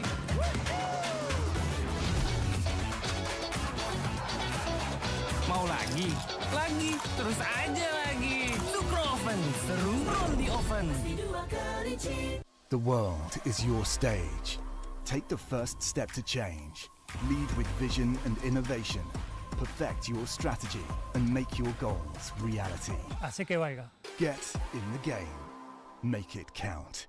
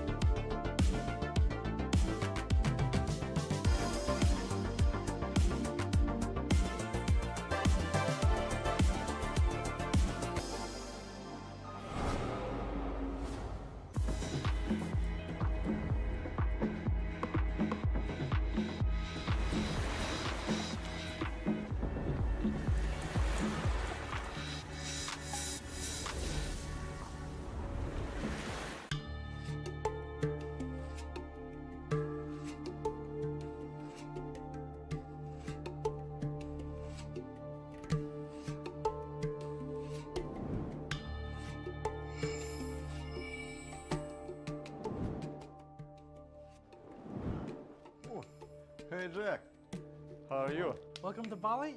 You ready for the massage and interview? Of course, давай, погнали.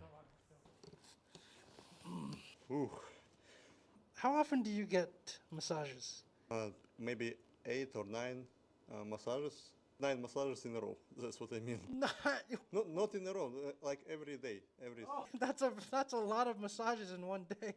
Did they hurt after a while and you stopped getting it, or what? What happened?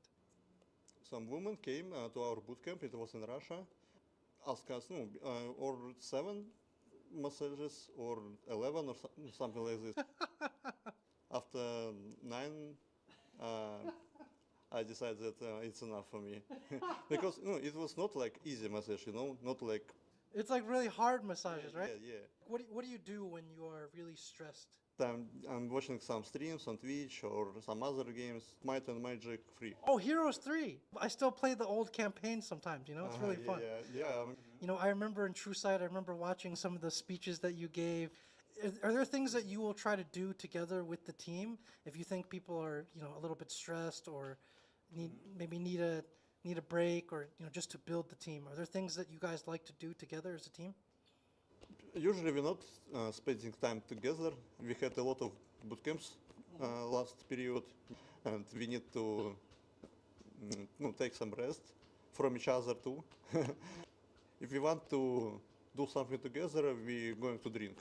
That's good then. I noticed that I think usually Russian-speaking players and South American players like to party more, so you guys always go party together. Yeah, that's cool. Okay. I think the last TI you played at before Romania was TI 7, and then you make it to the biggest TI with the most prize money, and you win it, right?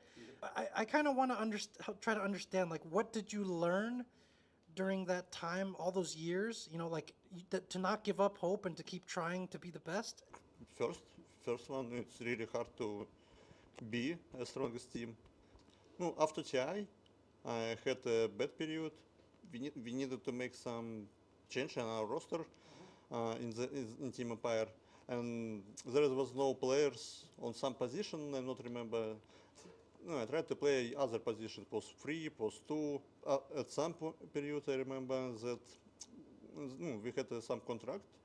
I decided not to stay in Team Empire, and after like 1 month, I got invited in Team Singularity, but my English is not very good, and that could be my first team where we're gonna talk on English. But I decided just to try.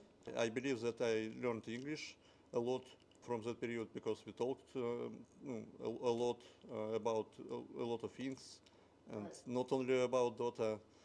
That's an amazing journey because there's so many players, and I've always heard people say that your region has a lot of very strong core players, but it's hard to find leaders, right? Like yourself, captains. And did you find that it was hard to keep people maybe hungry or motivated after winning? Like, because there's a different set of challenges after you win, right?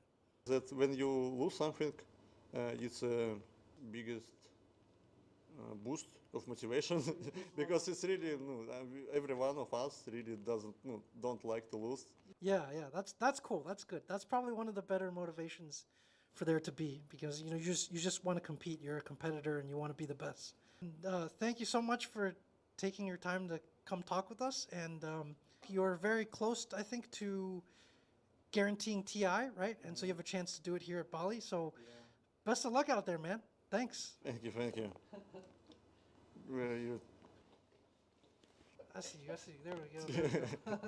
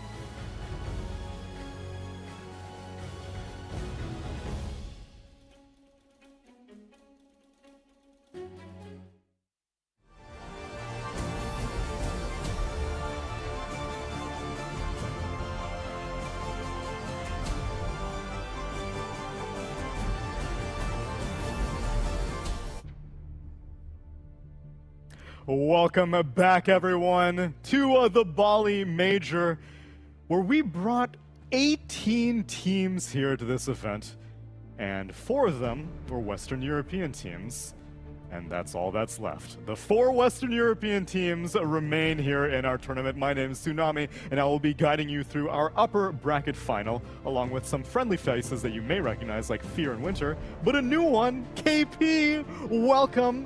And now I have an opportunity to get mad at you. KP, we graciously invited you to our Southeast Asian panel during Tour 2 when you were lost at sea between teams, and then you abandoned us. How could you do that to us? Well, I'm sorry, I guess. If I have an opportunity to play, I'm going to choose that first every time. Which is what you said. I remember Winter, we brought him on, and he had nothing but off lane on the mind. He was grinding out the MMR, and it ended up working out. He found the team. Classic players, you know, they just come on panel one game, shit talk the other player, and okay, bye. I'm out, boys. This is probably why Mike got you, because we had Mike for Tour 1 of CDPC. This is like the panel curse, where like you go on the panel once and then you play again. You understand the pattern. This is the pipeline. Exactly. Maybe he's gonna come back. That's what I've been hoping for, man. I mean, what? You just want me to leave, don't you? I want to see you on the stage at some point. So you can maybe, no longer be on my maybe it's the janitor or something. No, I want to see the gyrocopter here. Yeah, the gyrocopter. I mean, if Rezo was able to go up for a series, why can't you, Fear? What's stopping you? I mean, nobody asked me. Nobody asked. Unfortunately, Nouns and Shopify were eliminated too early before anything could happen. But as for this series, KP, it's a pleasure to have you because, yeah, we're getting into upper bracket finals. Like I said, it's 4 Western European teams. For this one, it's Tundra versus Gaimin. Do you have any expectations coming into this? Do you have any favorites coming into this? I slightly favor GG, but not by that much. I think they're just overall more solid on paper, and you know, coming out of like Dream League and like the previous majors, they show that they're really consistent, right? So I think they do have an edge, and I also would put these teams probably like top 3 in the world right now. So it's gonna be like a really, really good match, and a lot of the heroes actually overlap.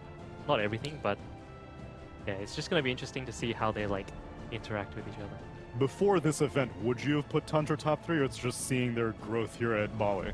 I mean, me personally, I think like throughout the year, I still think they're like really good, even though sometimes they had, you know, like rocky tournaments, stuff like that. I still think they're really, really, really like good. So for me personally, I would have put them top 3. Okay. How are you think AUI has been slotting into it? Because I think that's been the topic of discussion for most of this event is like, technically they're playing with a stand-in, but is it really a stand-in? And then like, how is the snaking AUI support relationship changing? Is snaking the 4? Is he the 5? What's your take on the whole thing? I think it's really natural because AUI as a coach, I think, I'm not 100% sure, but the impression I get is he's still playing a lot of pubs and stuff. Yes. So it's only natural for him to, you know, play for the team, I guess, like when Sakurai can't play. So, like, as a spectator, as a player, it looks really natural. You know, even if they're like changing snaking to like pos 4, I think it doesn't really like change that much. Like, they're still like Tundra. Yeah. Alright. And as for Gaimin Gladiators, I'm sure you guys already know a lot about them, but do you want to see them again? I know you do. Let's have Snare bring out our teams. Thank you very much, Tsunami. And indeed, we do have teams we have seen a little bit too much of. However, what's quite intriguing about this matchup is that although these teams have played many, many times in the DPC, and although they've met in the group stages of a major, they have yet to ever compete against each other on the main stage. So between Gaimin Gladiators and Tundra Esports, this is new unfound territory for them both, and we're going to be witnessing some stellar Dota to be brought by both of these teams. Introducing first, though, the current holders of the Aegis, Tundra Esports.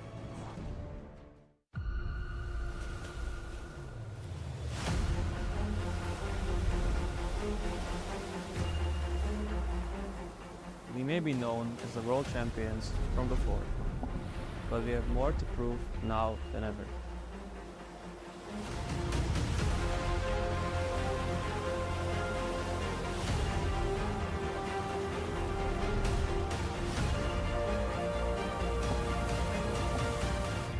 Like the crashing tides, Tundra Esports is coming.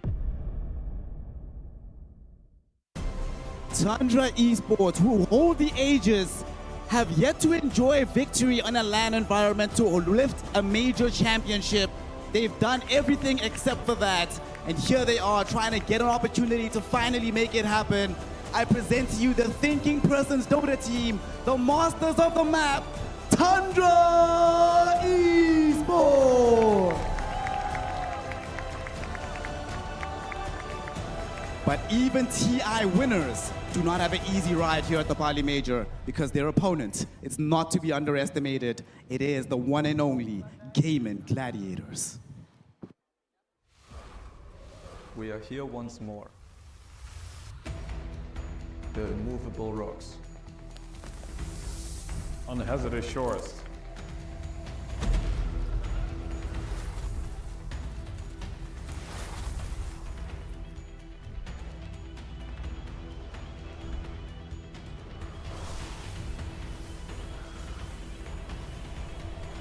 Crash against us.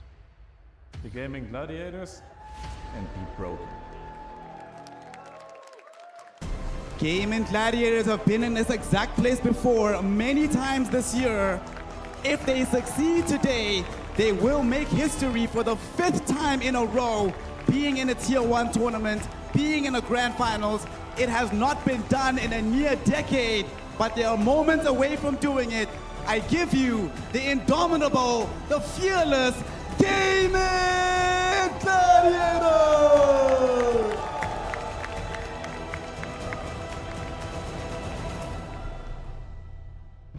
GG have done this now 4 times, back to back to back to back.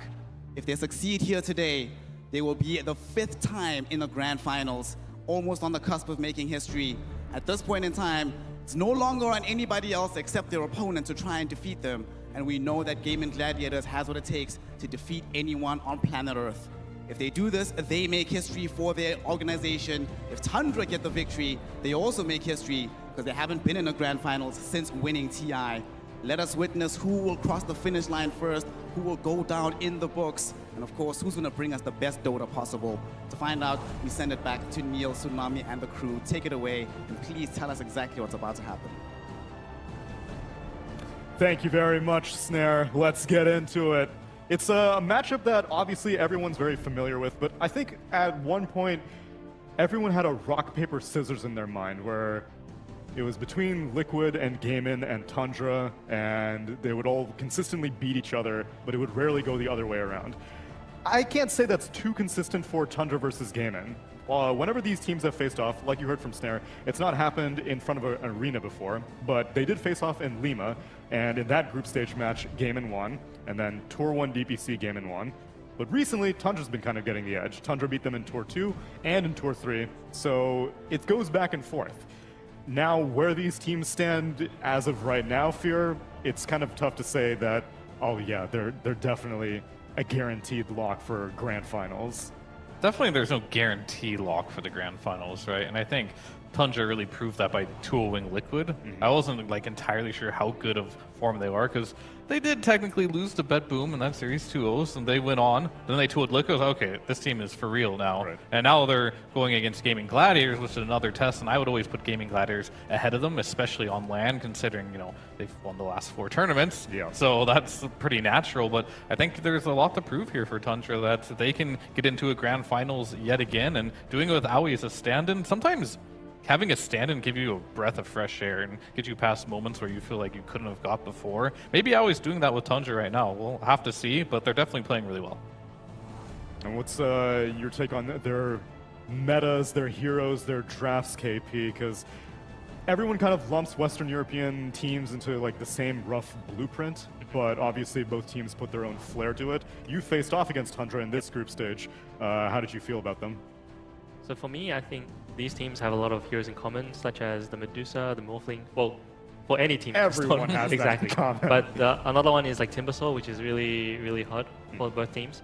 And then what's interesting with both these teams are that they don't like really care about showing their cores early. Like they'll just be like, oh, I'm just going to show this. We're good at this hero. We're just going to like pick it. For example, like back then, GG, when Magnus Void Spirit was really like popular, they were just first to. Like they don't really care. And then right now, Gaimin have a few cards such as the Lesh, they would early pick, the ENG, a lot of teams respect ban them, and then on the flip side for Tundra they have the Enigma now since they showed it yesterday, and also the Visage, right? So, but I think Visage is like maybe of less importance for GG, so I think Enigma is like the big one to look out for because it can also be played as position 5, and I'm sure Tundra can play it as well. Yeah, that was my take on the Liquid series in general, was Liquid knew that the Enigma was coming, at least in game 1, and was like, okay, here's our approach to beat the Enigma with the sniper. Yep. And it did not work. Yeah, I mean, they also didn't really show that Enigma was that high priority like previously in the tournament, so maybe it came as like a bit of a surprise. Do you think it should be high priority right now? Like whenever you have a chance, you should. Okay, it's very high priority. There you go. I when I was playing, I also felt this hero was like slowly becoming more popular along with the Visage, but Visage obviously I think is not as strong. So yeah, the Medusa ban is expected. Yeah, we'll see if they'll leave the Morph as well going into this one. But a big one for Gaming Gladiators is they love IO-Lesh still. This is a strat they've been running pretty much all year long, and even though it's gotten through multiple nerfs at this point, it's still something that Gaimin will always pull out of their pocket if they need it. Like personally, I feel like Gaimin's like a playstyle is like very good against Tundra because Tundra tends to be more greedy, and Gaimin tends to have a lineup where they always like try to hit like a maybe 20-25 minute timing, especially with like some IO-Lesh. Even when they were playing Terrorblade yesterday, they had a lineup Terrorblade, TA, Brute. You do not expect that type of lineup to actually just all of a sudden group together with their items and just push your tower. You know, the Terrorblade wasn't even farming in a way where it was efficient for his own game. He was playing more to pressure and take towers early, even though he's farming a lot less. That is true. I think I view the game like there's like a lot of different ways to pressure. And for Gaimin, it's about pushing timings, Roshan, towers, and Tundra, their type of pressure is like they're gonna pressure you by out-farming you. So it's just like a really different approach. And do you think that they have to try to adjust certain things to deal with the pressure that's coming out from Gaimin because they are more or less the more greedy team here? I think it's a lot draft related, but Tundra have shown that, you know, even if they're behind, even when we played against them, right, we're like not stomping, like we're doing well in the lanes, but they always like manage to find space to farm, and then they like minimize their deaths and stuff like that. So. Yeah, I'm curious to see how AUI is going to be annoying to find space to farm, because we've seen him do it on the Visage, where he's like cutting creep waves with his familiars hovering. We've seen him do it on the Enchantress, which is also banned out.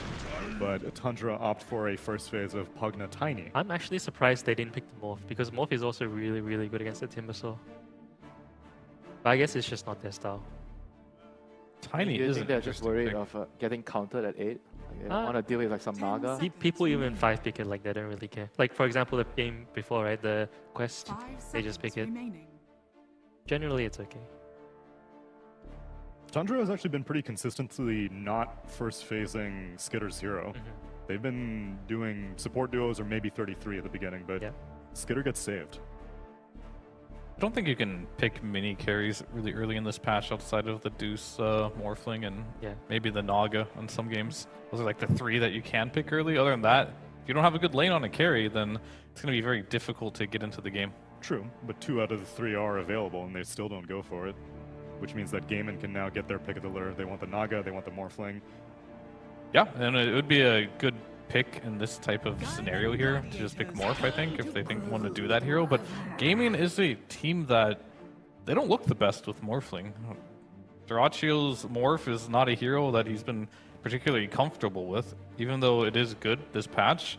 I've seen him lose on it, and I don't think he wants to play that hero more than anything. Yeah, because Morphling is like a hero that you need to farm a lot. Like you need to hit that item timing with the Aghanim's, usually like 3 item timing, and usually it takes around 25 minutes. So your team tends to have to play 4v5 for quite some time. So I think this is like a classic Gaimin opening. It's like they don't really care about showing multiple cores.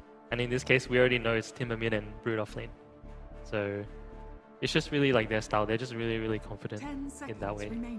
But don't you feel like it's quite common right nowadays when your first pick, right? Your 5th and your 8th pick and your 5th pick are going to be really, really important. And right now there's so many imbalanced heroes that you can snatch at number 5, and you also want to abuse the number 8 because the number 8 pick is like arguably your strongest pick. So you want to open the draft with 2 cores and just ban plan accordingly in the second phase for them. For some teams, I would consider Brood to be a flex, but I can't picture Duraccio playing Broodmother. He hasn't yet, no. He hasn't. Not yet. Yeah. Unlikely. I think when you do get to some of these teams, such as Gaming Gladiators, they have like a foundation, a system, if you will, where they play certain heroes and certain roles, and they just make sure when they do this that you're just the best at what you do, right? And I think they're just always going to put this Brood on Ace. I don't think anyone else will play this hero. And maybe Ace could play the Timber, but they're just locking it in for Quinn now. And now we're going to get a Duraccio hero. Probably later, he's going to be the one that sees more. But now they have like their kind of like foundation set up here. I think they need supports that have some type of like lockdown. Because when you're running Timber and Brood, both these heroes are pretty self-sustainable, want to run around the map and get kills. But sometimes they just need a little bit of stun to help them out. I hear people like to pick against the Pugna's Snap, so I think that's a possibility. Gaimin also liked opening with it previously. There's also the Undying, but Undying doesn't really have catch. The hero has like kind of fallen off in the last couple of series, like last couple of days. I think teams are starting to realize that if you pick the hero early and your draft isn't really centered around playing with the Tombstone and with the timing, then the hero doesn't really give you as much value. And a lot of the reason is the Medusa and Morph is always banned, and Undying is usually really good with those heroes. Dude, is Morph not going to get second phase banned? I think both teams just don't want a hero at this point. Gaimin might, I mean, both teams might play it actually. Wasn't there a stat where it said like Morphling was the most contested hero of the major? Yeah, it was earlier. Yeah. As of right now, I think Techies overtook him. Okay. But for the majority of the group stage, it was 100% contested. Oh no, never mind. He's still the highest contested. And as far as Tundra's Morphling, they've only played it 3 times. And out of those 3 games, Skater has only won 1 time on that hero. I think both of their carries are very similar. They don't really like to farm as much, so they like to play more like an active carry, like Bloodseeker kind of hero.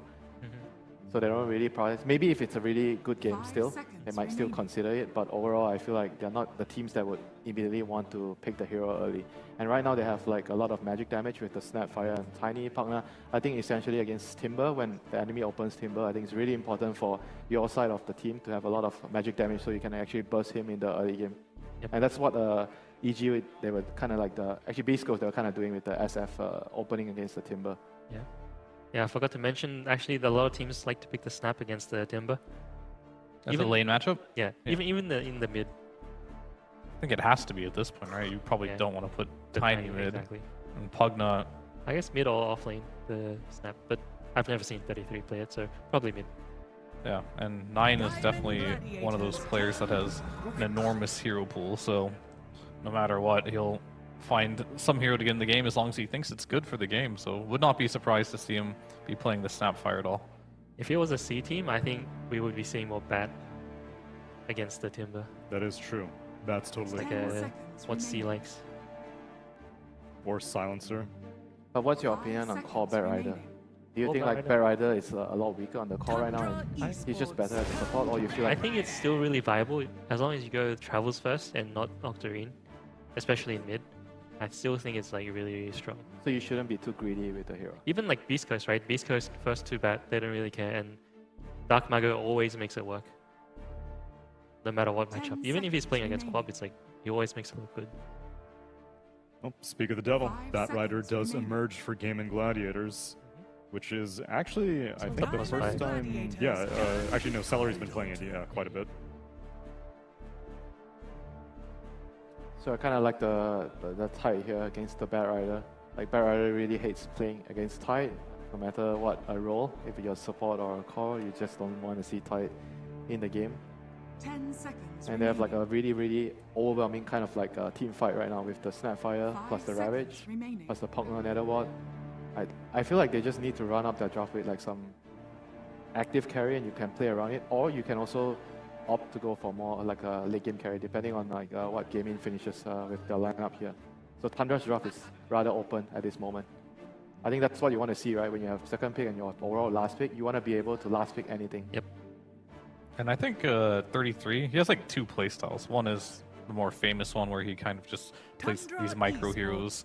Everyone knows that, but he has a secondary playstyle as well, as where he likes to play these frontline tanky heroes. And he'll just like never buy Blink Dagger. He'll just like get like a Heart of Trosk at some point and keep scaling and be this unkillable hero. And I think that's what he's trying to do in this game as well, playing versus a Brood, just be that frontline wall. Bat will never be able to lasso him as well. And just absorb all the damage so his team can continuously just push forward. And he likes to stay like, I feel like he's pretty much top net worth most all the games he's played these heroes as well, and he just never lets go. So that gives Skeeter a lot of space to play not only what he wants, but how he can maneuver around in the team fights as well.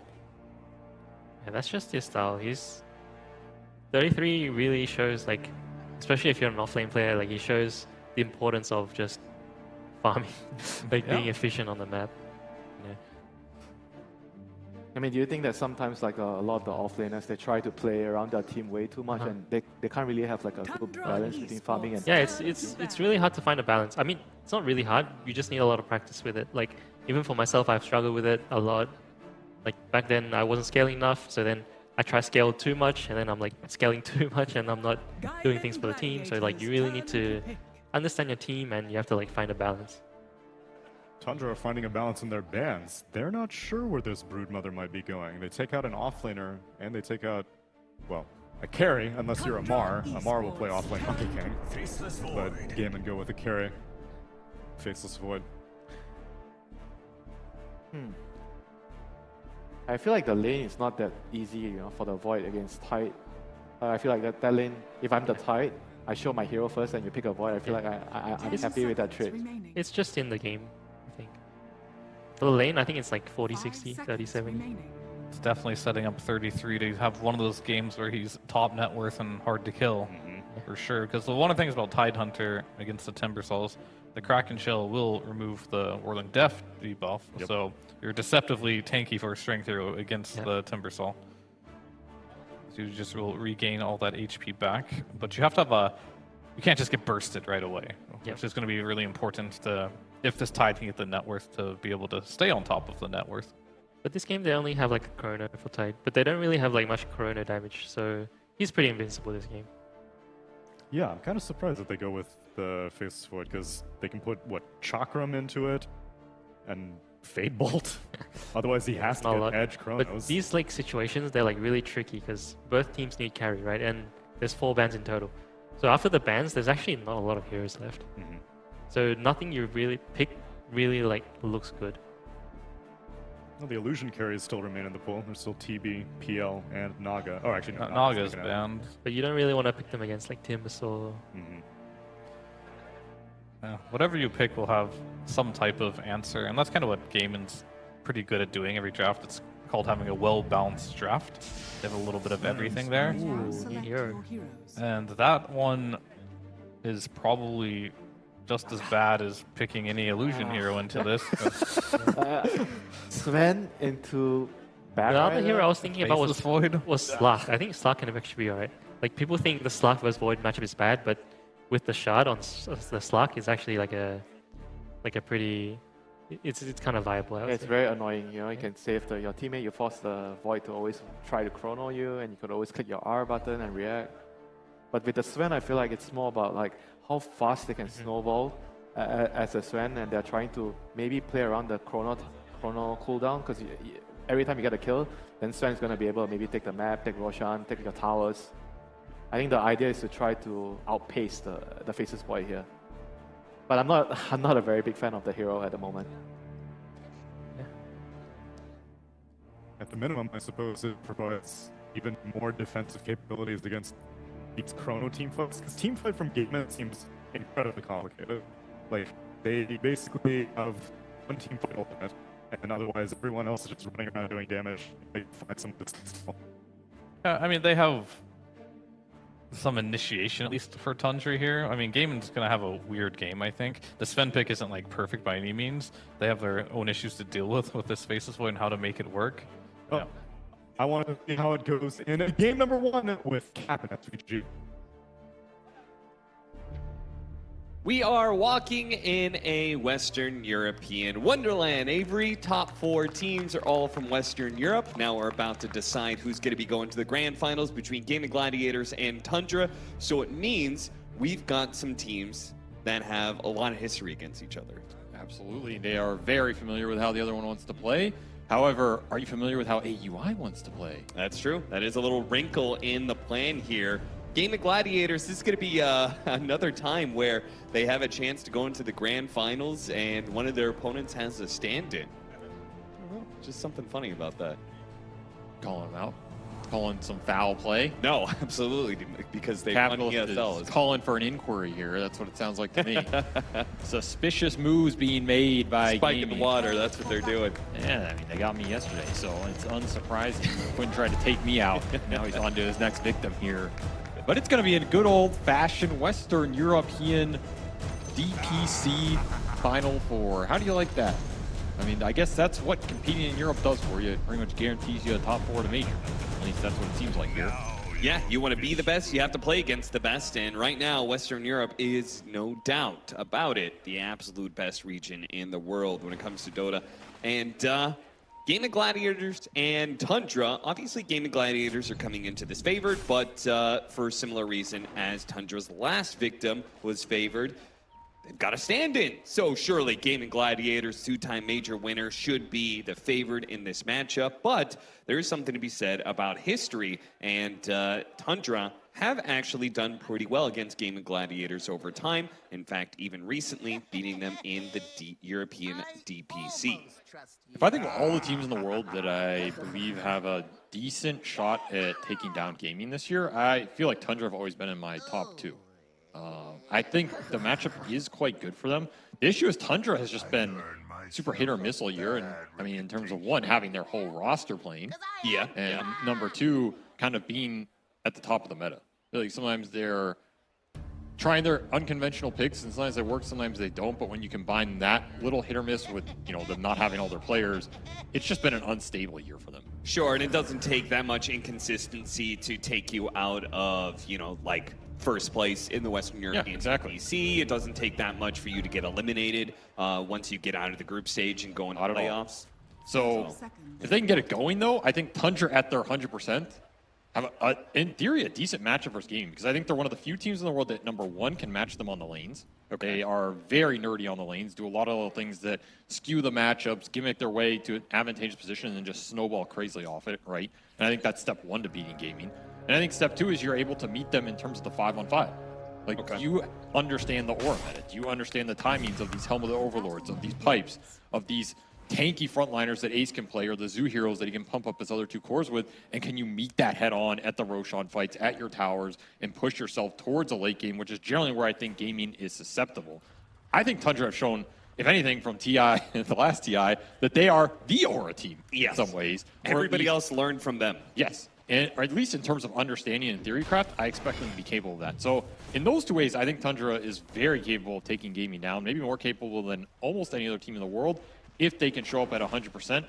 That's what we're going to find out today. I mean, this is the first of what could be 2 meetings from these teams, right? Yeah, absolutely. So it's a lot about taking this victory and also about learning how this tournament meta is developing and what you want to propose here, because Morphling got ignored, and now teams are ending up with some diversity in the carry pool. Sven versus Void. Not a fun matchup generally for Sven, which to me says Skeeter wants to get out and have a pretty fast early game here, at least a free farm lane. A lot of blood grenades being thrown around in this bottom lane. Dyrachyo tried to go for the kill on 33, but of course, without the chance to bash, not going to work out level 1. A lot of creeps still alive, so things can get very awkward if you get this many creeps staying alive while you're battling like this. AUI barely able to get out from an attempted kill at top lane. And then our mid matchup, we've got the Quinn Timbersaw versus Snapfire, which is a matchup we've seen a number of times at this point, and is something that, yeah, Timbersaw can get close on Snapfire and kill her pretty quickly, but most of the lane and a lot of team fights, Snapfire does have an advantage. There's also a lane just designed to not let Timber run some hero over, which has generally been how this mid Timber has won games for Gaimin. Right. And it's something else you have to think about with Gaimin. You do not want to give Quinn a favorable matchup especially one that can create a pressure area that's going to force your supports to collapse on the mid and just get routed in the 3-on-2, 3-on-1. So Tundra, part of the Snapfire mid is it's a hero that they don't necessarily need to help. And at least they shouldn't over the long run, which is good because they need these supports on the side lanes. Sven and Tide are not heroes you want to leave alone early here. And they're going to do some little tricks to make sure they get advantage. Half pull top by AUI. Little gush into tree grab action bottom to try and get some physical traits. And no snaking is getting run down. Should be okay here. This is a tough lane, the double melee lane into Faceless Void.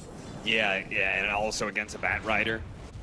Feel like those two are naturally advantaged against melee heroes, but they're doing their best at comboing, as you said, the gush into physical damage, trying to get time walks out of the Faceless Void, then put damage on him. And the result is actually an even CS so far between 33 and Terraccio, so doing all right. And if they can get the Lotus here, that's pretty big. Get this Lotus on to 33, then you're super happy with the next set of exchanges here. You're also running double stick on this lane versus the Bat Void. So you're winning the regen trade a little. I don't know if Snaking's getting this one. Yeah, Snaking is going to have to avalanche and hope he doesn't get bashed. It immediately gets bashed. All right, Terraccio takes it ahead of him, and now Snaking's going to be in some trouble here, especially if he gets body blocked in. Yep, just a little bit, and that's going to be enough for the Firefly to run him down. First blood goes to Celery. Well, I mean, there's a little precursor of what his RNG is going to be this series. I guess you're not going to play for luck. I'll tell you that much. That was instantaneous. Yeah, seriously. Terraccio says, my friend. Might be a TI winner. But you're not a TI RNGer. Yeah, nobody beats RNG. That's I'm telling you, it's the ultimate Dota weapon, man. You can't outskill just raw luck. Perhaps Gaimin, the luckiest team all year. You want to look at it that way. Definitely run the gambit here. If they get another Grand Finals appearance. I Even if they actually don't win, that's just ridiculous. Yeah, I think that might be maybe the unluckiest thing. If you just win all year, I mean, history has said the teams that win all year do not win TI. That's true. What are they doing? Yeah. They So need to start losing some games fast. They don't have a lot of time left here. They want to do well at TI. yeah, they got 2 tournaments to go. This one and one more to quit. A vicious gank. Yeah, it is, and he had just enough. The blood grenade. I don't think that landed. Either way, I think he had enough regen. Yeah, he has already Ring of Health plus 2 points in the armor. Quinn just playing this lane to survive the early waves and make it up later. Still, it's a mid lane that's going pretty well for 9 in terms of resources, and one where... Hit him with the cookie. Is this long range shot One gonna hit. be enough? Not quite. 20, 30, 40 HP. He's good. That second point in armor really paid off here for Quinn. Now, Nine's going to have to TP back to deal with the creep wave, which means all the resources from the Snapfire are gone. The Timber gets to go to base. Actually, a very good exchange for Quinn in the end. He's very happy with that overextension by 9. Yeah, certainly. He might end up being like a little bit behind in experience, but the lane should no longer be a problem, right? And if you're not worried about getting ganked here because you come back full, that level 6 for the Snap is not doing much, especially when he's out of resources here. Yeah. Self-sufficient lane for Tundra, though they're not getting the max value out of they want. Still, they are going even on lanes, and that's a decent sign for them. They can transition this into ancient stacks, triangle stacks for the Tide and the Sven. I think Tundra are going to be really happy with this. And if you're gaming, you're really wanting to snowball through Ace in the next 3 to 4 levels here. Get this Brood online, get her ult going. Try not give away any kills to the Sven that would skew this lane, as Snaking right on cue is going to look for it, but he does not have toss here. Something to keep in mind. Telekinesis stuns a lot of these heroes. Ace starts putting 1 damage where he can, but Tofu's definitely dead, and Ace won't be able to get a return kill. Not in a 2 versus 3 scenario. Nice read by Snay. Knows this Tide Hunter is completely an unkillable bottom with early perseverance here and cracking up. So now he's going to try and get this dual roam going, get their supports XP, and contest 6-minute power rune. Do have level advantage. If 9 can get it, it's a lot of resources. It gets denied though by Celery. He gets it in front of 9's face and then bumps back into Quinn for the kill. And I kind of wonder, with the core gone and the siege wagon pushing in, this is time to be able to push in against these 2 supports trying to hold the tower. You just got your Timbersaw 6 off that too. Yeah. Just an overextension by 9. And it goes back to that play earlier where he tried to go for the Timber kill, used a huge amount of resources and teleport. That's why he's still low. That's why he has no mana. Right. He just died to this casual bat rotation. Crazy amount of XP for Celery for very little committal. And the dual roam from Tundra that was supposed to secure that 6-minute rune yields nothing for them. Look at Celery. He's going to lead them to the Wisdom rune. Won't really be able to get it because Snaking has a stun. And Celery doesn't. I mean, he has Flame Break, but I don't think that beats a long duration stun. Should be guaranteed for Snay here. Yeah. As long as he times it right. Toss even, just to ensure it, and yeah, he does get it. That's the nice thing about playing stuns here, and we're seeing Tiny come back in the meta. You know, I was thinking about this. There's... Has there ever been a major TI without Tiny in the meta?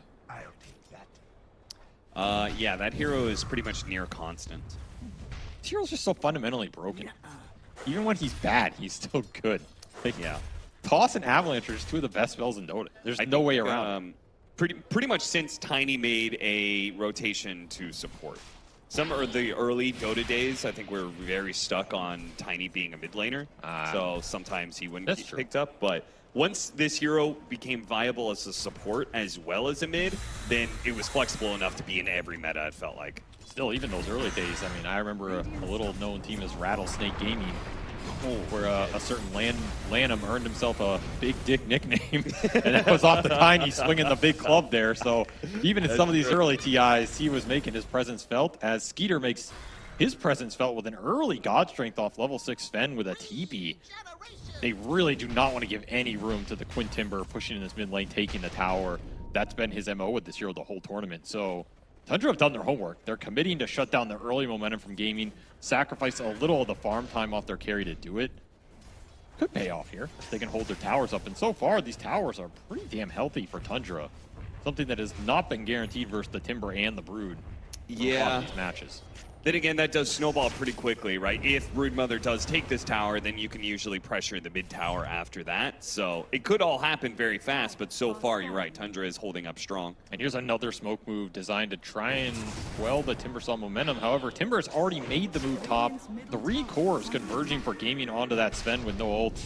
Yeah, Tundra's going to be here just a bit too late for it, and their carry is going to die. Maybe they'll still fight around it, though. I mean, if they get the opening for the kisses.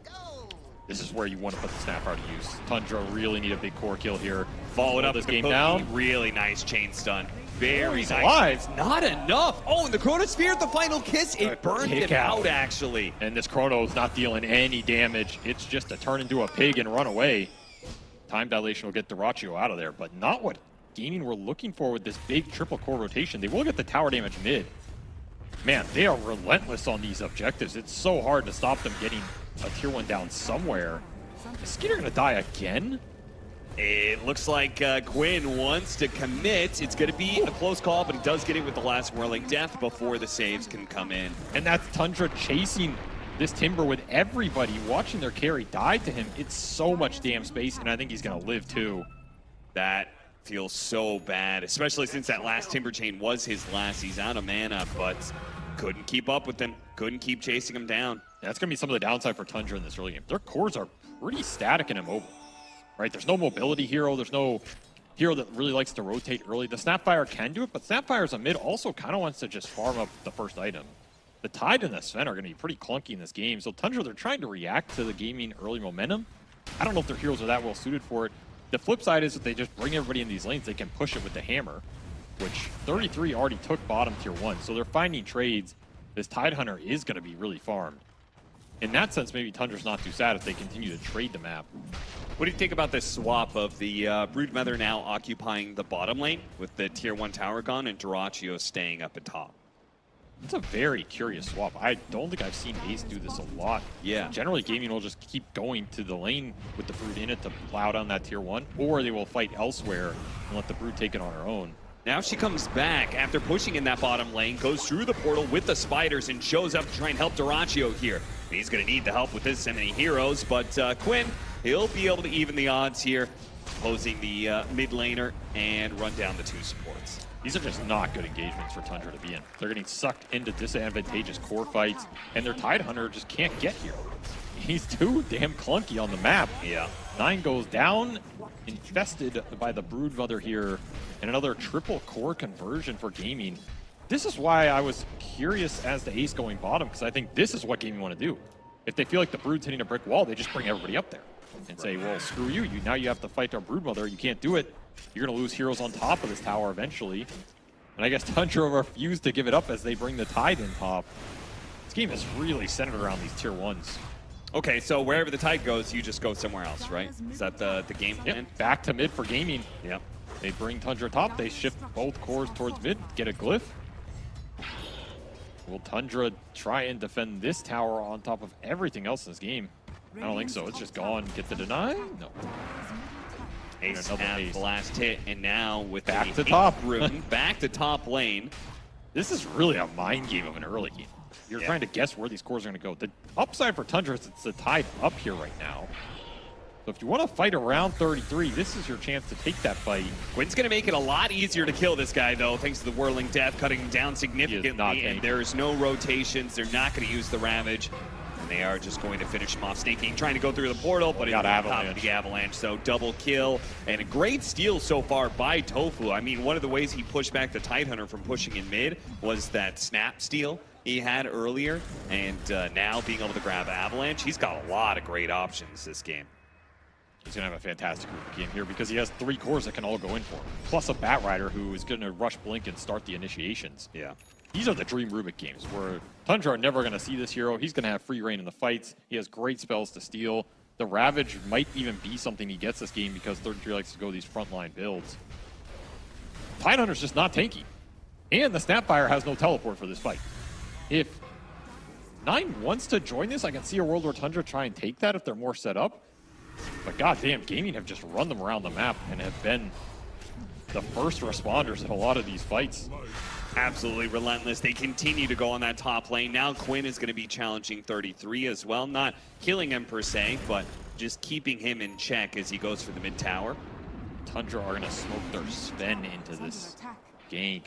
This is such a huge committal for Skeeter, especially at this point in the game when you have max cleave up. You'd rather be hitting Ancient stacks right now, not trying to find heroes with no blink. Yeah, and I think Quinn has a pretty decent idea of what's going on. Tofu and Ace are both rotating over to try and help out.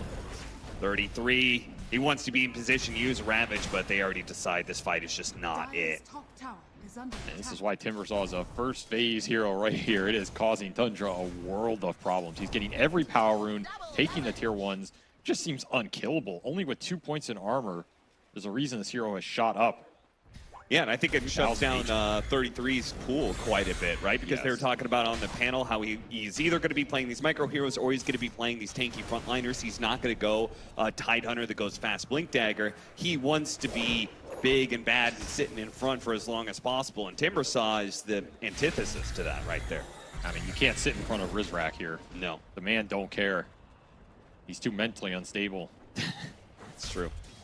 He sees something that big and green, it just pisses him off and thinks it a tree.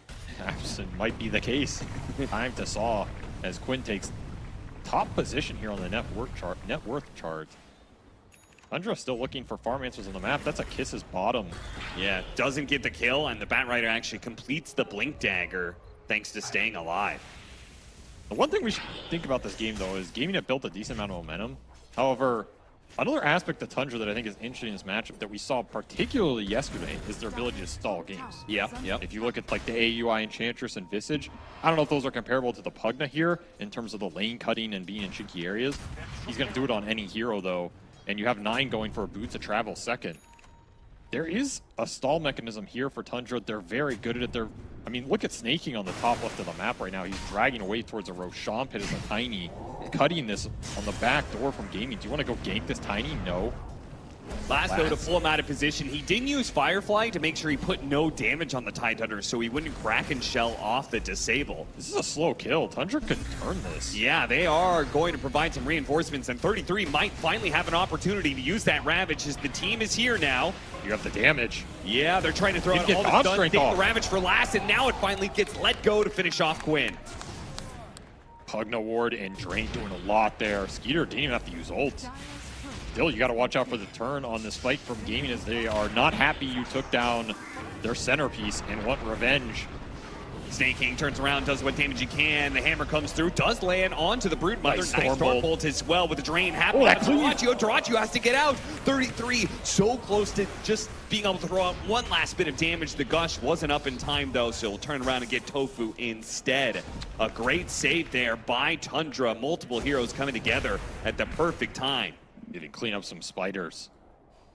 That fight gets dragged out. That is not the same type of skirmish we were looking at that top tier 1 where 33 goes down first. Tundra are ready to bring in the help. And you have to think about the overextensions here, especially with the Chronosphere for Dyrachyo.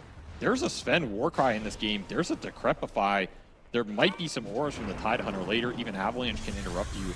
A lot of disrupting mechanisms for you to not be able to put the damage into that Chronosphere here, especially when your Timbersaw is dead. Quinn is... He is your fulcrum in this lineup. He is your front line, he's your damage, he's your early game. The second the Timbersaw dies, that's just a questionable fight because you have to respect the EHP coming out from these big boys on Tundra's side, especially with Pugnaward and Life Drain behind them. And 33's got to respect the Timbersaw. He picks up a Blink Dagger now. So pretty early for him, typically. Yeah, this is not his casual build, but he just feels he's going to need to be the initiating power here. Skeeter slowed down, already in half health with just a lot of pokes here from Gaimin Gladiators. They still have potential saves here of the drain from AUI. Great avalanche coverage though, and that hits the back line on top of the Sven, allowing them to chase down AUI as well. The Chakram pullback will finish him off. You are spiders. You are absolutely getting turned into spiders here. The rundown is the scary part here for Tundra. Yeah. You don't have Ravage, you don't have your big God Strength to turn and take that fight. The chase down is infinite between the Bat, the Void, the Brood, they're all chase heroes here, except maybe Tofu. And I mean, he doesn't need to chase because he's just getting great spells. Another level 4 Avalanche stolen. It's time to fight. I guarantee you Tofu is like, yo guys, I am a god right now. Let's go on anything we can. Yeah, that Aether Lens combined with the extra range from the Arcane Supremacy means that Avalanche is thrown out from miles away. Still, Tundra's keeping even in this game relative cores-wise and continuing to rat out the sides of the map. It's really hard to build net worth advantage against this team, and it shows. They're going to find a little pick-off here on Celery. Yeah, something to work with, something to keep more pressure on the bottom lane and start hitting that tier 2. They're going to lose Snaking over here. Skeeter shows up. Immediately storm bolted right back by Tofu. There's a blink on 33. You got to be careful here if you're gaming. You don't want to get caught by this Ravage into Kisses combo.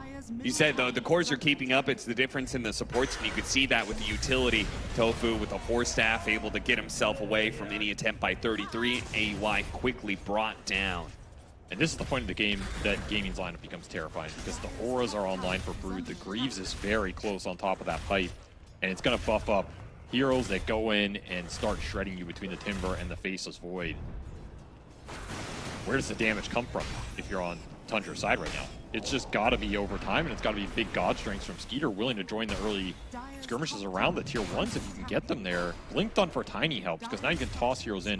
One of the reasons I think we're seeing this Tiny come back is if you go back to TI-11 where Tundra took it all, Tiny was one of their key heroes. A displacement hero that forced enemies to fight their auras instead of the other way around. There's a reason it's brought back for this team. It could be pretty pivotal here if you can bring a hero out of the gaming ball, remove the Pike Greaves advantage by just isolating the Timber, isolating the Faceless Void at the start of a fight. A lot of these team fights might just come on down to snaking, and can you find the opening? Sure. Can you bear the brunt of this game on your shoulders? As 33 hammers mid. Across, but finding nothing for it. Gaimin Gladiators all backed up to their triangle. Very curiously, what are they doing here? I think they're feeling the smoke was coming down mid because 33 was pushing that tower so aggressively. Oh, this is like a classic maneuver, right? You push really aggressively solo like this, the enemies are generally going to feel, okay, the smoke is coming behind him. That's why he's playing up so far. It was actually a Jabate. Tundra went top, but they Jabated themselves because Gaming are happy to just defensively farm right now. Yeah. So both these smokes are probably going to yield nothing. They might catch 9 bottom. This is just a hard smoke to land. The lanes are not very favorable for Gaming right now because they hit on that high ground. That's the downside. Your next move becomes more difficult as Tundra have all the information in the world. Octarine next for Quinn, while the Snapfire, the opposing mid, is going to go for BKB. Pretty necessary in this game, it feels like. Just needs more survivability. Anything for them to just be able to push into a point where maybe I could see a world where 9 specifically is able to scale and give Tundra a better chance to turn this game around later. He's gonna try and bait it out here. Tundra ready to take this. Yeah, they are. Stack Caught together with the God Strength. Skeeter laying into him, but the Chronosphere is going to make into it. They do have the Mortimer's Kisses raining down. That's going to help out quite a bit, but 33 jumping into that one felt pretty bad, and he's got to be careful of Quinn now. Got to dodge this last Timber Chain Whirling Death. Attempting Ravage goes out, but it's too late. The damage is done, and the Watermelon falls. That's the strength of Chrono this game. And this is why this Sven Void matchup just sucks. Because even if you don't kill Skeeter in that ult, it just ruins his team fight. And then Tundra gonna have to try and bail the Sven out. And if you cannot turn properly, it's just a disaster. Also, time dilation. Really wrecking what Tundra want to do here between the Pugna and the Tiny. Like, Snaking blinks in, he gets a combo, and he's dilated for the rest of the fight. Right. You're not getting a second jump, which is something you kind of need here, because that toss, it stacked the heroes for the Stormbolt, but it did not displace a hero from this Gaming ball. And then they're happy to take that fight. Of course, if 33 does not blink into the Chrono there, it might look different, but still the Void was BKB. So he's not saving the Sven in that scenario. Yeah, no, sir. That's just a tough fight for Tundra, and I think it's going to shift more weight onto these toss backs instead of the toss stacking that we saw there, because I really think you have to throw these heroes out of Gaming's reach and make them jump into you to set the fight up for the Tidehunter. Right. 33 is just way too squishy if he blinks in aggressively. Top tower has fallen. That'll be Octarine done for the Timbersaw, and Aegis for Duraccio here. It's a good Aegis Faceless Void game. Because the time dilation is so effective, because the burst mechanisms on Tundra are not guaranteed, Duraccio can just go in these fights first, play aggressively, use the Aegis without even popping BKB and be a menace. Nice catch. Big kill if they can get it. The Force Staff makes things a little bit more annoying, though, and Tofu gets away as a result. And now they have to just run for their lives. As all of Gaming Gladiators look to punish, quickly sandwiching this area. They'll find AUI 2000. He's definitely dead, and still a chance for Snaking to get caught as well. As, yeah, he's going to be finally lasso pulled back in. Duraccio will pound him to dust, or I guess gravel. Very difficult game for the Tundra supports. They've just not found a lot of momentum here as they're combining for a 1-11. And Tundra's happy to play Sacrificial on their 4 and 5 like this if the cores get fat. They're used to this type of style because they, especially since they have some tanky frontliners, they have a Warcry, they have a little utility coming out from their cores, but it does hurt their playstyle when you can't get these 4-staff, Glimmers, Yules up that they really want to accelerate to here so the dilation isn't as effective and you get multiple rounds of spells off. Right. That is going to be a downside for Tundra going in these later fights, especially with the net worth Tofu and Celery have found. It's going to be a BKB Bat Rider, and I mean, whatever the hell you want Rubik here. They're just going to have free reign. There's too much frontline. So much in this game. What does he even go next? He already has Blink, 8th, or Force. Maybe an Aeon Dish just to make sure he doesn't die at the start of the fight. Aeon's not bad. I wouldn't mind a Yules with the extra cast range. You can Yules the Tiny on the jump. You can Yules a target to disjoint the initiations. I wouldn't mind being an Aghanim Scepter considering how many good spells he's stolen. I think Ags is fine too. Though I guess they're... Can you turn off the Stormbolt, Ags? You can, right? I think so, yeah. It's like an auto cast now. Yeah. Even on Sven, you have the choice, so you should have it on Rubik too. Okay. And Duracio's just going to force the high ground. 2.5 minutes left on this Aegis. You have tossbacks here, so you got to be careful you don't get pushed in really deep into some chain stun. That's the nice thing for Tundra, as we also saw in that, what was it, almost 2-hour game, the high ground defense. Yeah. Their high ground defense. They're really good at doing that. I mean, it's warmed up at this tournament for sure. That was a very particular set of circumstances to achieve that. However, I'm sure they have already theory crafted what this game is going to look like. And their cores are staying up there. This is not where you want to be with this Sven. You generally would like to be ahead. I think Skeeter's also had a rough game. Not a lot of Ancient stacks for him to clear through. Not a huge gap for him to create over these other cores. It's going to be tough to find the burst later. Yeah, so if you approach the high ground, you're getting AoE Gush spammed. You've got some other small nukes that could be thrown around from the Snapfire and the Pugna. There's a possibility of you getting tossed back, and soon there's going to be a Harpoon for extra relocation abilities for Tundra. So yeah, that does sound pretty annoying to push high ground into. I think that's what Tundra's banking on right now. This Ags is designed to help them stall the game, go even later, try and reach those Snapfire talents where their real late game damage is going to come online, and abuse Warcry in the late game situations. Just save the heroes in the Chrono between that and Decrep you are going to need nullifiers at a certain point in this gaming lineup. They're not being built. You're going for Hex on Ace and just more damage on Dyrachyo. So those defensive spells are going to be good for Tundra for a while here. I just don't know if your scale's actually better. It's a damn good Faceless Void game. You don't really have a hard Chrono Save. You know, you have soft ones, but nothing. No Wyvern, no Shadow Demon, no Naga Song. I can't help but feel like if this Faceless Void is 6-slotted, this game becomes very scary for you. I definitely agree if you are on like an open field, you know, somewhere out on the map. But I could see a way Tundra, no matter how late the game goes, if they're sitting on their high ground, I think they could always win a fight. I mean, you're back to the old argument of, well, we don't know how to win, but we know how to not lose. Yeah. And now the onus is on you. You figure out how to win. You know what? It's a good way in a war of mental attrition to start off a series, you know, just wearing them down. Oh, you think that's what they went for? Like, all right, guys, we're not going to win game 1. We're going to make them so mad that their frustration will win us game 2 and 3. And then even if we lose the series, when we come back in the grand finals, yeah, they're going to be like, oh, these guys again.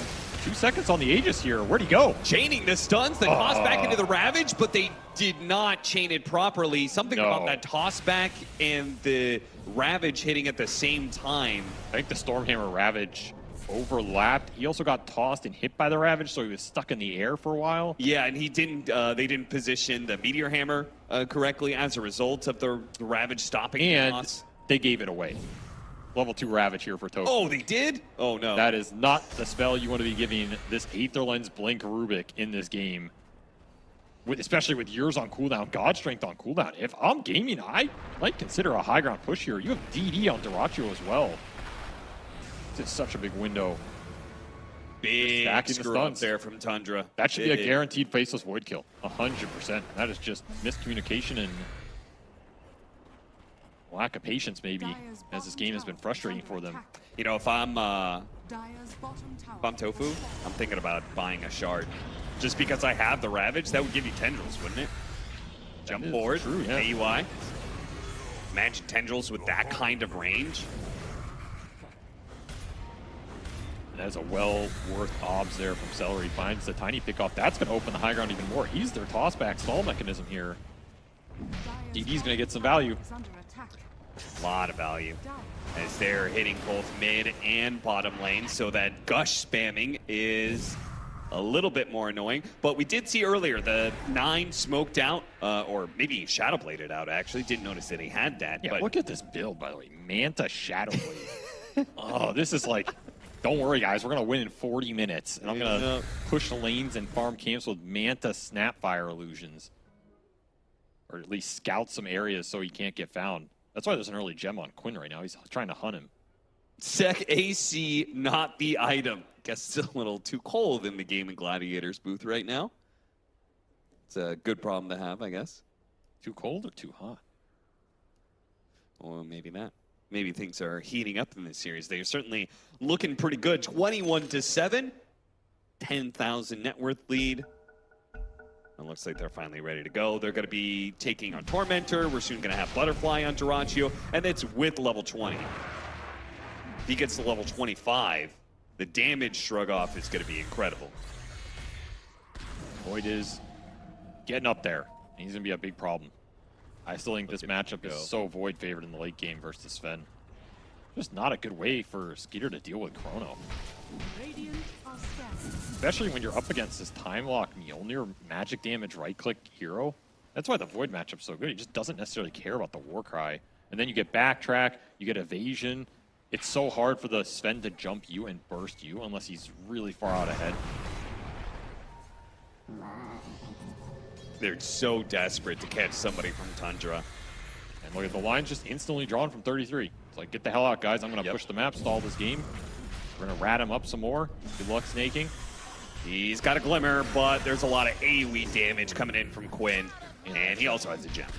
And that's Hex done for Ace as well. So the lockdown, the detection, the scalability, all coming online for Gaimin. Now, Celery was the one person who wasn't there for that top area. He's going to go for a lasso pullback, hoping his team will arrive in time, and they do.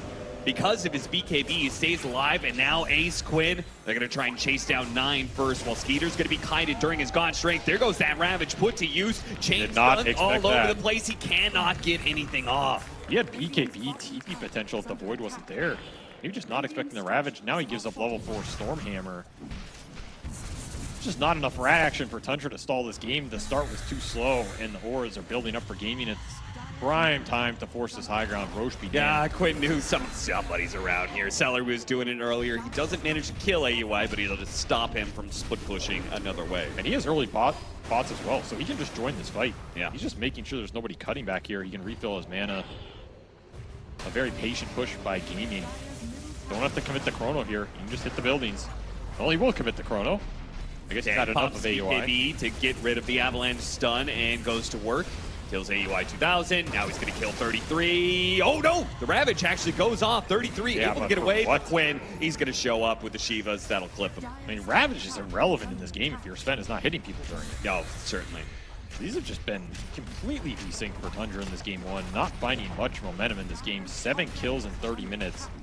And it looks like that's just kind of it. I don't know if they have the damage to punch through Shiva's Octarine level 20 Timbersaw with the extra magic resist talent. He is 14-1. I do not think this is a hero Tundra are going to give Gaimin next time. Or at least maybe try and hard counter it a little bit better. Yeah, their answers were not convincing. They're going to go for the God Strength play with the Cookie Chain Stun. Yeah, they do manage to get it pretty nicely with the Avalanche over the top. They kill Ace. Now Lasso pulling in 9.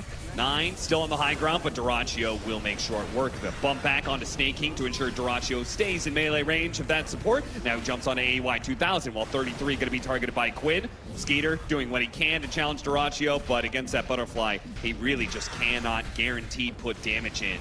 And the time dilations. Just destroying them on the backside of these fights. It counters so much of the reinitiation power that this Tundra lineup wants to have. There's a toss back in with the tendrils with a follow-up stun. Duraccio finally falls. That's a big kill to get. 2,000 gold for that streak. And now Quinn might be caught as well. The Harpoon pulling him back in. Slows him down with the Chakra. Maybe Skeeter needs to be a little bit careful here. They're going to go for the kill. Quinn turns around, does what he can, but he falls before he can get the return kill. That was another streak kill. Yeah, that's another. So they just got 4,000 gold off of the kills. That's a way to come back in this game, I guess. It does cost you a tiny buyback, and you lose 2 sets of racks here. I don't know if Gaimin are exactly sad about that entire exchange, but a glimmer of hope. But maybe they get Roshan as well. I think you have to force it here if you're Tundra. Yes. You absolutely have to just run to this pit, scout it out. You have God Strength back up in 10. Use the Tide Hunter buyback there. Radiant are scanning. One of those situations Gaming Gladiators are going to look back on and say, okay, that was an example of us being a little bit overzealous. We could have just backed up and done Roshan after getting 2 lanes. It's the type of thing that can throw a game. Yeah. Might not come back to bite him here, but definitely a little lack of discipline. And they gave up Gem too, so these Glimmers become better for Tundra. They maybe get an extra keyword on the map. And this is Aegis plus a cheese. Probably, let's see who takes this. Honestly, I could see a world where you get 9 Aegis if Skeeter feels like his second life is not as valuable, but says no, I am the carry. Give it to me. Yeah, maybe if 9 was a little bit higher level and a little bit closer to that physical damage build. But as it stands... Yeah, he still needs his level 20 here. Yeah. Big deal for Tundra to try and unlock some more physical burst and use their chain stuns effectively, because that's the way they're taking the fight. Tossing people back into a Stormhammer, into an Ava, into a Ravage, into a Tendril. Shard is up for 33 now, and he's working towards Hex. When we go back to the strength of this Tundra lineup, it is kind of the high ground defense. But tossing someone into a chain stun, the way you got around that if you're gaming was having tanky frontliners you didn't want to toss in, or an Aegis carrier. Yeah, taking Aegis away, probably bigger that you didn't give it to gaming than what it does for you here on the side of Tundra. Because now you just got rid of 5 minutes where gaming probably would have gone high ground for that last Rax. There was also the aspect of ratting like 2 lanes at once with Broodmother, but now it's just 1 lane to focus on. A lot easier for Tundra to set up. Absolutely. A lot of awkward situations here for Gaming Gladiators, but, you know, gold solves all woes, and maybe just raw net worth will allow them to be able to bulldoze through those buildings. It's a tough call. If you try and force this 5v5 on this bottom lane for the Megas and that fight goes bad, then Tundra are really back in it. Yeah. Whereas you can wait here, you can wait this Aegis out, buy yourself a little more time, get a next set of items up, make this Void and Timber potentially get closer to the level 25 talents. I don't know if they're going to get there without a one-team fight. So maybe they just wait for a pickoff like this one. Yeah, this helps. AUI will get caught and evaporates. And they stole Life Drain. That's great. Level 2. Pretty decent spell here. Dropped a Sentry. Doesn't spot Skeeter in time. He is too damn fast. All right, Skeeter has Silver Edge. This is another initiation mechanism, also something that can break some of the passives here in the reactive armor. Maybe you break the time lock if you get chronoed in return. I guess you're not, in theory, taking as much damage potentially, but it's more just him being on the front line, so when you go in and you toss or you ravage, the hits instantly start coming. Yeah, you gotta kill something, you gotta kill it really fast in this situation. It has to be a blink. The blink of an eye, and you make a hero disappear. Gaimin do get these lanes in. You know what's funny? Some of that's just going to come back to RNG because, again, the butterfly on Terraccio, but also closing in on 25. So you're going to have lots of chances to dodge damage. I mean, all these level 25 talents for Gaimin are insane. They have to be some of the best in the game. The 20% backtrack for Void, absolutely massive. The level 25 BAT talent for Brood can also be a huge one. Yeah. Not with utility Brood, but it is a crazy talent, right? And the double chakra for Timbersaw. I mean, you really can't ask for some better late game talents here on Gaimin side. Yeah, that's true. Continue to scale in the experience department. 9 does get his level 20. And did he complete Silver Edge as well? Yeah, so he's got the crit combined with the heavy shots of the little Shredder. It's a lot more damage. Can't underestimate it. Titan Sliver to buff it up even more here on the Universal Hero base damage. Not as easy to just take the head-on fight. Gaimin, particularly if the Bat does not find the initiation and the Tiny does. That's the big question. Celery has BKB. In theory, it's an uncountered BKB here. His jump should be pretty reliable, and I think it's how Gaimin want to start all these fights.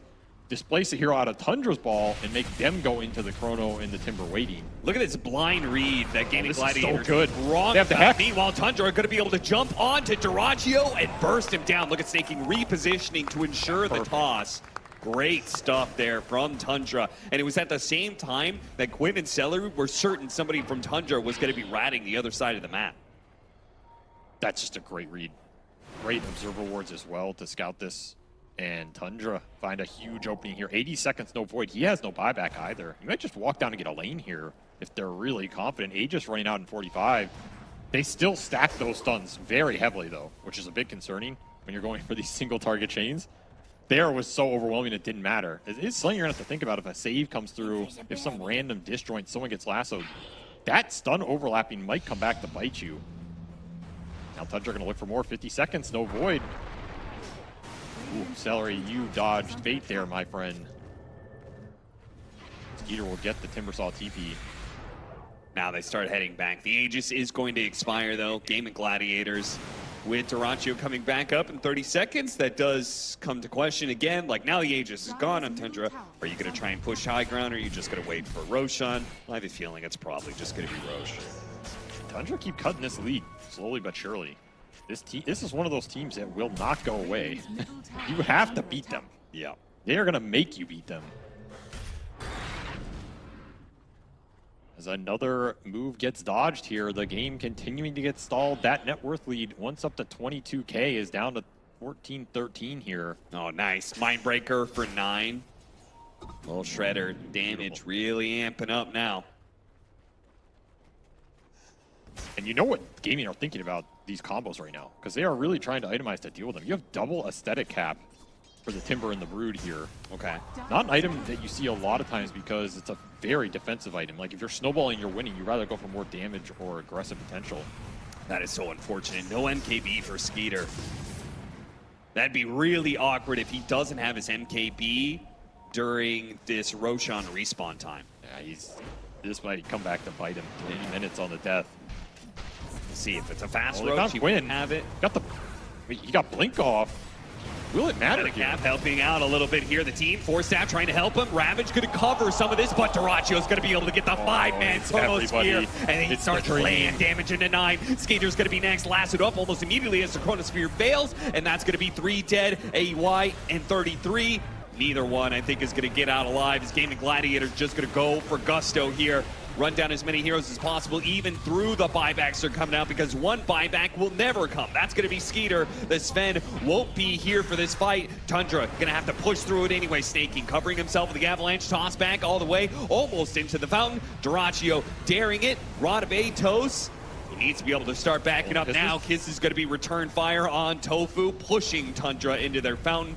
Left with only 3 heroes alive. They have to form a defense for the next minute. Yeah, that blink from Quinn was so damn clutch. It made them chase so much farther. You have to expend your blink and your harpoon just to get a couple Sven hits in, which just sets up the game-ending chrono potentially from Duraccio. And those level 25 talents are now online. Double Chakram, backtrack for the Faceless Void. These fights just became even harder. Another lasso, Tendril trying to chain it, but they're just going for a Bat Rider. Meanwhile, they're losing more and more heroes with no buyback. Diebacks all around for Tundra, and Gaimin Gladiators will finally close out game number 1. I mean, that was getting a little spooky there. Tundra's ability to drag these games back is astounding, but that is just too much of a hill to climb, especially versus the best team in the world right now, as Gaimin still had a lot of scale left in the tank with these talents, with another Roshan coming up that you know they were going to be in position to contest with that Chronosphere.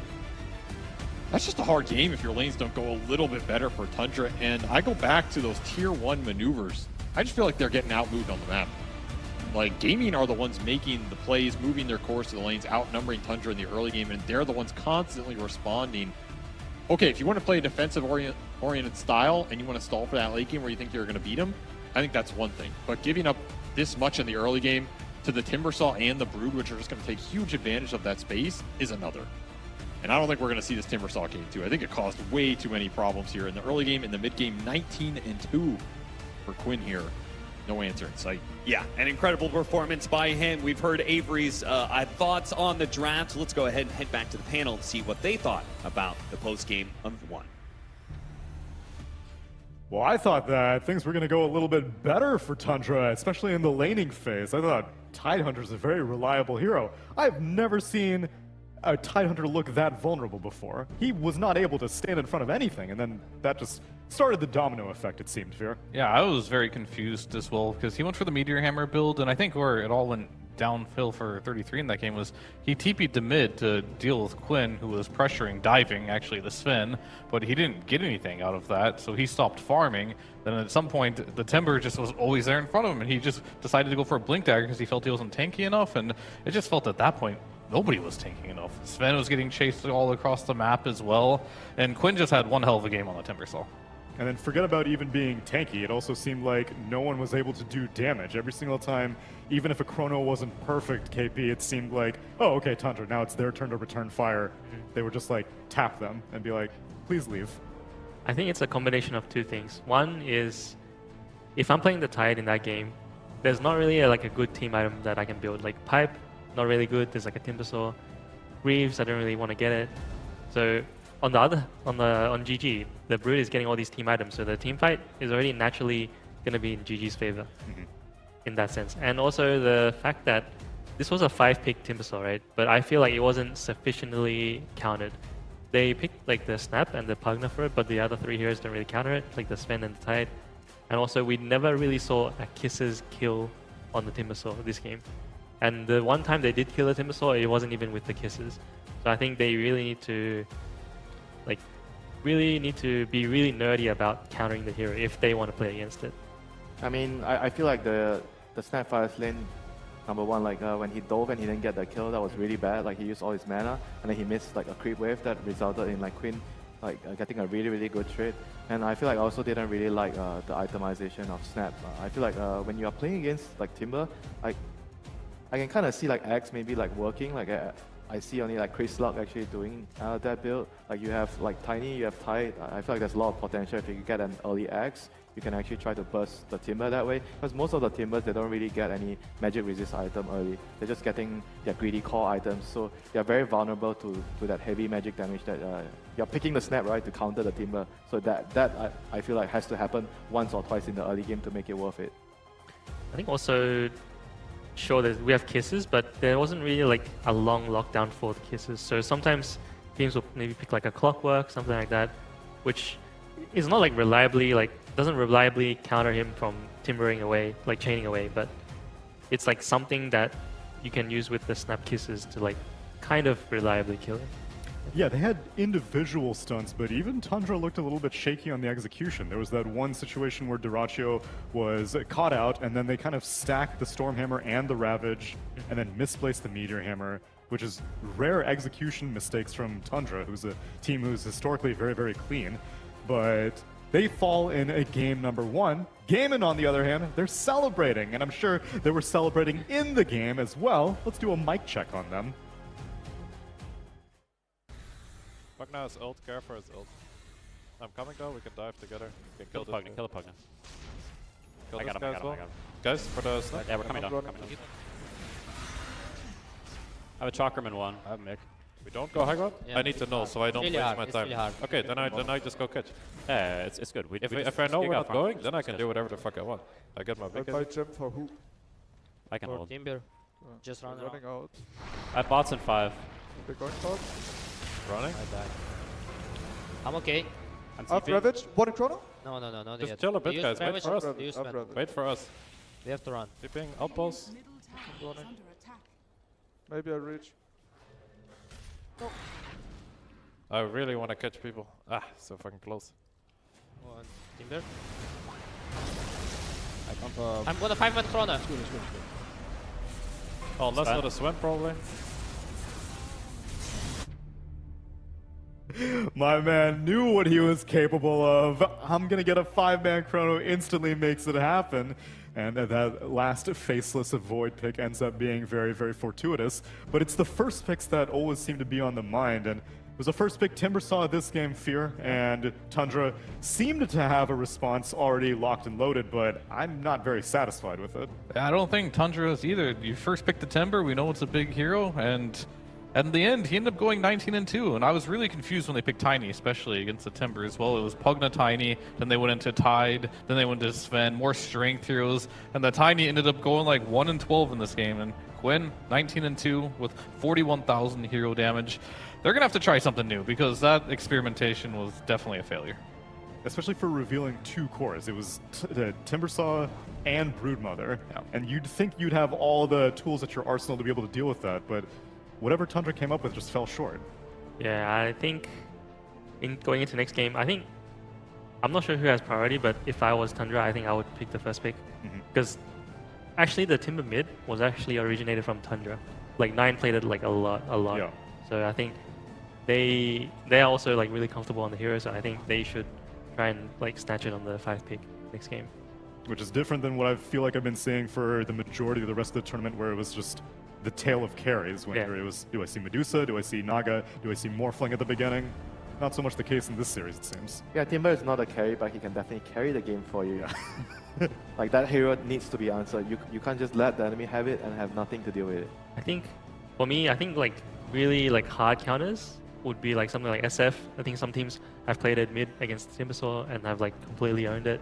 Like Bat Rider, I think is like a soft counter, not like a really hard one. And yeah, those are like the only ones that come into mind so far. All right, well, let's see what Tundra come up with. Meanwhile, I know Gaimin was talking about the AC in there. They must be feeling pretty cool. I'm feeling pretty cool also because I'm wearing this linen shirt. Fear, guess where this shirt is from?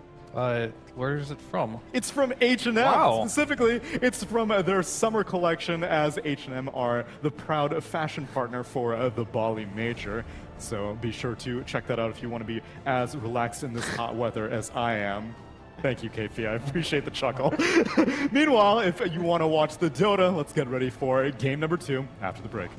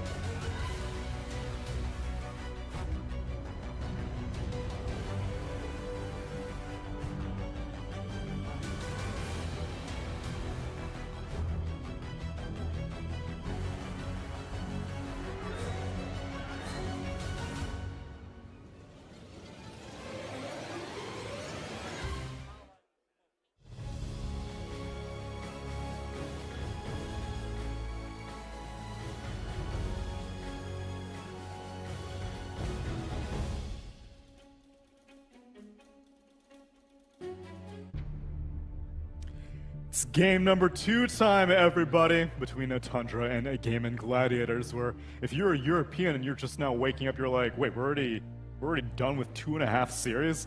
It's been a quick day here at the Bali Major, which is a pretty dramatic shift from how it's been for all the other playoffs. It's been a ton of 3-game series, which Tundra has been the only team involved in the 2-0s. One of them mattered, one of them did not matter. And if this game is to be another 2-0, they are not going to be happy because it's not going their way. However, if it's going to be like the rest of the Bali Major, it's probably going to go 3 games. Oh wait, no. We have a new 2-0. I forgot. Quest. I keep assuming that LGD won that game. Maybe they should have, but they did not. They really should have. Okay, never mind. The Tundra 2-0 theory is out the window now. Yeah. Okay, well then... You should just rolled with it, you know? I'll commit. And look dumb. There's been nothing but 2-0s. I have not witnessed anything to the contrary from Tundra. Or we can spin it this way. Okay. The 2-0 train has begun. You know, Quest, they got the first 2-0 after a long break of not getting too many 2-0s from the upper bracket, and now I want to see Game 3 though, so I don't know where I'm going with this. Yeah, between these two teams, I am also hoping for a Game 3. And KP, like we mentioned, first phases are going to be on the mind, and what I alluded to earlier is that Enigma was a high priority, and it's still a high priority. Oh, interesting. GG are still first pick. Gaimin Gladiators. Yeah, you think they took a map side preference? So I do have like stats on this at this event. For first pick, second pick? Yeah, I mean the TLDR is basically Dire wins more and second pick wins more. Okay. Currently. A significant difference? And second pick is significantly higher than first pick win rate. Ooh. It's like a 7% difference. Okay. Interesting. It's always like really interesting how like meta develops in a tournament, right? Because I'd say before the tournament starts, GG will probably first pick the ENG. Yep. Because it's their go-to hero. But seeing how the tournament develops, they're like, oh, Brood is actually OP, guys. We're just gonna pick it. And then especially like the item builds, right? Like used to be like Harpoon, BKB. Now all these Broods are going team items, and they like figure out like that's actually like the best build like for this. I mean, would you say it's okay some games to get the carry build with the Echo Saber? Yeah, I think so. Like you just need to understand what kind of games you are put in. I think also depends on whether you have a support hero that can go team items. Like conventionally, like techies. If you have a techies on your team, that hero can go like Greaves or Pipe because that hero was always like really rich and he can like shove waves and farm a lot. So really depends on his support. So like last game he had a Rubik, so you don't really see Rubiks going like team items. So I think it made sense for him to get it. Yeah, those Rubik players, greedy, last meeting with Faithful. You think they want to buy some team items? Rubik plays, man. SMH. Tofu would. He's like the 1-4 player that I think is very selfless. But Tundra has spent a lot of time. Yeah, they burned a minute of reserve in phase 1. Yeah. I mean, it's for Gaimin Gladiators. They picked Brood first pick, and last game, the best answer that Tundra could come up with was Sven. So they're like, you know, if their best answer to Brood is Sven, maybe we can just first pick this hero, and they're going to be in a world of trouble. And judging how this draft is going, how much reserve time they're using, they may not be wrong. Yeah. And I proposed it last time, but I will say that even though it's most likely an ace Broodmother, Dyrachyo has kind of been practicing it. I looked at his pro tracker. He's played a handful of Broodmother games recently. And if you're putting it first phase, then, and literally first pick, then maybe they're just leaving it out there for Tundra to be like, we don't know where this Broodmother might be going for sure. Yeah. I think it's similar to how Tundra does their Enigma and Visage. Yeah. It's like also like flexible. Exactly. But they get their Bloodseeker right away in the first phase, which was one of the answers that was banned out because last time Gaimin got their Broodmother on 8 and then proceeded to ban out a bunch of Broodmother counters. This time, Skitter will be pretty happy on the Bloodseeker. Yeah, so I wonder what Gaimin is going to go here as their 8th pick. They've been not really prioritizing Queen's hero early. Like they were doing that a lot during Dream League, where they just pick Queen's Ember Spirit, his Queen of Pain, whatever, and they just pick it early. But right now they're totally different in terms of like pick priority. He's always getting like the later picks. And there we see the Enchantress again. Something that's really, really strong against like the Bloodseeker in the lane. Because when you're playing against Bloodseeker, I feel it's always nice to have supports that can really kill him right away when you get a good creep. You don't want to just be harassing him the lane and he's just getting trades, he's healing from blast hitting. So Enchantress is very good at dealing with that. I definitely feel like if you look at Gaimin's Tundra lineup, Esports this looks very turn to scary. ban. When you kind of look at Tundra's lineup, not so much yet, right? Yeah, and it feels like they don't know what to do. Yeah, exactly. And I think they talked about on the broadcast a little bit. Tundra was kind of like the aura team at TI, and that's kind of why they won TI as well. And I think that torch was passed to Game, and now they're like the new aura team. Exactly. And it's a lot of reasons why they're being successful. So giving them heroes like ENG, Brood, and not playing that same game against them is a trap I feel like a lot of teams fall into while playing against Gaming Gladiators. Like you try to beat their style instead of mirror their style, and not many are successful in doing that. And Tundra, they should be a team that couldn't compete with them with these type of heroes to play against it, but they're opting not to. It's also one reason why Timbersaw is like popular, because there's no aura item that can actually deal with this guy. Besides BKB, but that's not an aura item. That item was severely nerfed too in this patch. Yeah, for the longest time, I theorized that, especially with Morphling being popular and Timbersaw being popular, that Shiva's Guard would get a rise to prominence, but not the case. Yeah, I don't know why that item's actually like so dead. Yeah. Like on paper, it looks alright, right? That's what I thought. I mean, aren't there just better items to buy? Like that's why Shiva's is like underwhelming. Like if you want an armor item, it's usually like Lotus. Turn to ban. Yeah. Maybe it's a bit too expensive. Kind of awkward to get early on. It is very awkward, and no one really likes like having to go for the build-up as well. Yeah, It's a very the intelligence is usually like useless in the heroes that buy it. Yeah. It's like why you normally wouldn't get it early hexy. They're just your first couple items are just so important that you need to be able to. They have to do something for you in the game. And just buying an early plate mail and saving for the Mystic Staff is generally. I mean, not sometimes viable. when you're talking about the early hex, like, I would rather get a Midas and see how the game goes. Yeah. Like if you're buying an Ultima, why not just buy a Midas and see how the game goes? Yeah. Maybe you can maybe you can change your mind. Actually, last game we were talking a lot about the Timbersaw, but in fact, I think Celery played really, really well in the bat. Like he was actually the reason why a lot of kills were like set up, and there were a lot of times where 9 actually like cookied, and then like mid cookie he napalmed back. Like I feel like he must have like practiced it or something like that. Yeah. And he was doing that a lot with the techies too in previous yeah. games. Like he's just really good at Yeah, like he's just really good at- abusing yep. the flame break and the firefly, like how well he's playing in the lane. Can really tell he's like really experienced with the hero. KP, I love it when a little bit of your Australian leaks out. You give me a, no, yeah? Gaimin roll up with a Lion in this second phase, so their support duo is one we don't see particularly frequently, Enchantress Lion. I mean, they pick Lion a lot during Dream League, like as a replacement to Sky when Sky is banned. But right now there's Sky, but they still choose to opt to go for Lion. Like the main difference is the catch factor, right? You have the Hex and the stun, and if you're looking at the overall lineup, they are really lacking in terms of disable, and the burst is also very, very good against the Bloodseeker. 10 seconds. Like not a lot of support players like to play this hero. Like his laning is actually much better right now. Yeah. Well, who was it? Was it like Kaka? Kaka was the one. Kaka's the signature, but Yeah. he hasn't been playing recently. But there was another Lion spammer. Was it Ninja on Boogie? EG? No, I feel like Is it it may have been on Boboka? EG, but I don't No. remember. Wait, you guys talking about Matthew? the major? Yeah. I mean, Matthew's. Oh yeah, Matthew. Oh yeah, It yeah, was right. Matthew. You're right. Yeah, Matthew. Yeah. There's not that many out there, but there's small village of line spammers out there. And they pair it up with a Jug. Which is a classic Bloodseeker counter. This hero is the build has changed a lot, right? It used to Yeah. be like the Maelstrom and the spin. Gladiators It'd be pretty early timing. In the earlier series as well, I was watching this Juggernaut play, and it feels like it's very much a late game carry now. You're playing for like that level 20 talent with the Blade Dance to just get a Battle Fury, just hit creeps.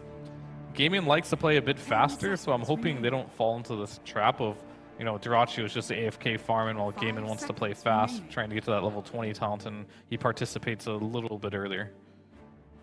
I think against Tundra's lineup, you're not going to be able to sit around and farm. I mean, who's the core? 9 is the only Spirit Breaker player this tournament on Tundra. Saksa, AUI, nor Snaking have played it yet. So the mid Spirit Breaker, I presume, the main idea is you are trying to get an early levels and deal with the Brute. I would assume that's the plan here, because you want to have a hero that can repeatedly hunt and kill the Brute. Spirit Breaker is definitely one of the best heroes to do that. And you're fairly useful against the Juggernaut. Later in the game, you can disable him through his spin. And 9 is the type of player that he's like the opposite of Quinn in many ways. 9 wants to play like a new hero every game. Yeah. Or Quinn would, like, if you let him have it, he'll just play the same hero every single game. But his options are going to be a little limited here on what he can play against this Breaker mid, but I'm sure he's got something in store.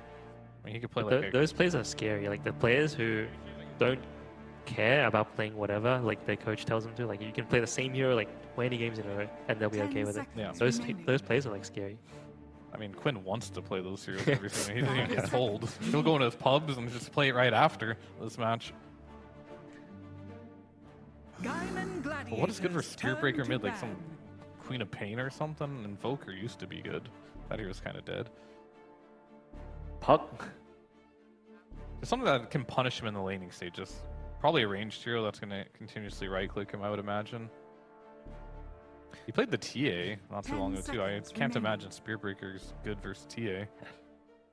I could say, hypothetically, they could go Queen of Pain, just in case they swap this Bat Rider around and they want to send Bat mid. Yeah, that's actually a very good point. Too, yeah. You need to be able to lane against both these heroes. So the thing with Brood is, when I play Brood, I really want like a Spirit Hero mid, but in this game, Spirit Heroes are not really good against Bloodseeker, especially since Storm's already banned. So there's only like Void Spirit left, but it's not really good against the Blood. What would a Spirit Hero offer that a Queen of Pain would do differently? It's kind of hard for Queen of Pain to like kill heroes, like to make tempo for the team. Well, there's only Void Spirit left of the spirits. I mean, how about Snap mid? Like, don't you feel like if you're playing Brood, you would like a hero that can rotate to your lane? Like, presumably when you're playing Brood, you're gonna get ganked. You want a hero that can help you right away. Just any hero that can make tempo with the supports. Because the Brood and the Jug, they're both not really gonna move around the map. And there's they could just last pick 9 cereals too. It could just be Breaker, Bat in the off lane. Yeah. So I was thinking about that really as well. Yeah. But if that was the case, do you guys think it's more likely offlane Bat or offlane Barra? Offlane Barra, I guess, because you're playing against a Jug. 33 Bat, I think. Oh, 33. Oh yeah, you're right. But doesn't Bat have like a worse lane matchup against Jug compared to the Barra? I don't think it's good either, but they'd have to... You can just do some cutting and stuff. Yeah. That would only be if Quinn picks something here that they feel like Bat and Breaker can't answer, and they need something else. I think that would be the only time they do that. And I think Quinn knows his matchup mid is pretty much in the air, so he's just going to pick something that can do well against just about anything. Wind Ranger doesn't really lose any lanes. Just a solid all-rounder pick. But now 9 gets his pick of the litter. What's the best choice? Does he take one of the heroes already drafted? Oh, he's really going hipster mode now. It's an uncontested hero. This is the first time Arc Warden has been picked or banned all Bali. Who can explain to me what this hero even does? Yeah, well, why is he? Well, he's on Radiant. Yeah, so most of what you know about him is still accurate. Oh, okay. But whenever he hits his ultimate, things change a little bit. The Dire one is stronger, in my opinion. So I've heard differing opinions, specifically from Gunner, about one stronger in lane and one is stronger in teamfight. Yep. And so I hear that Dire Arc Warden is stronger in lane. Yep, in all the other games. Because the third spell, the Remnant thing, it activates like really quickly. Yeah, so you can easily last hit with it. Yeah. Your bubble will do magic damage, which I guess could also help early game. But then the problem is that whenever you want a team fight, you got to commit your main hero because you want to do damage. Yep. Yeah, but I'd imagine his weakness is still the same in the early game. Like, he's very susceptible to ganks, and you're playing against an ENG and Wind Ranger, which could easily pressure you a lot. And if Brute gets a good game from the off lane, he's going to run around with the webs and pressure you as well. But I find it like, it looks like a really tough Arc Warden game, so I don't really feel like the hero can do a lot this game. Looking at the heroes, it's not a great Arc Warden game, to be honest. You guys ain't 9. No, 9 saw everything on the field. Maybe 8. I feel like Tundra's just moving too far away from what they won TI with. And you mean Wraith Pact? Exactly. The auras grouping up, playing around timings, and now they're just playing some Puff Dota. If there's one thing I'm surprised is why 33 is not playing much Brood. Because that's his hero, right? That's true. Yeah, I'm actually genuinely curious. Is it too obvious, maybe? Because that's why the Enigma seemed like a little bit of a pivot. Like, yeah, you know my Brood, but my Enigma's a little bit different. Maybe. But in this situation, he is playing the Bat as suspected. Not too much of a Spirit Breaker. And instead, we're going to be treated to an Arc Warden performance. I don't really know what to expect out of the hero, but I have high expectations for Tundra anytime I see them, especially in a winner's bracket final. Let's get into game number 2 with our casters.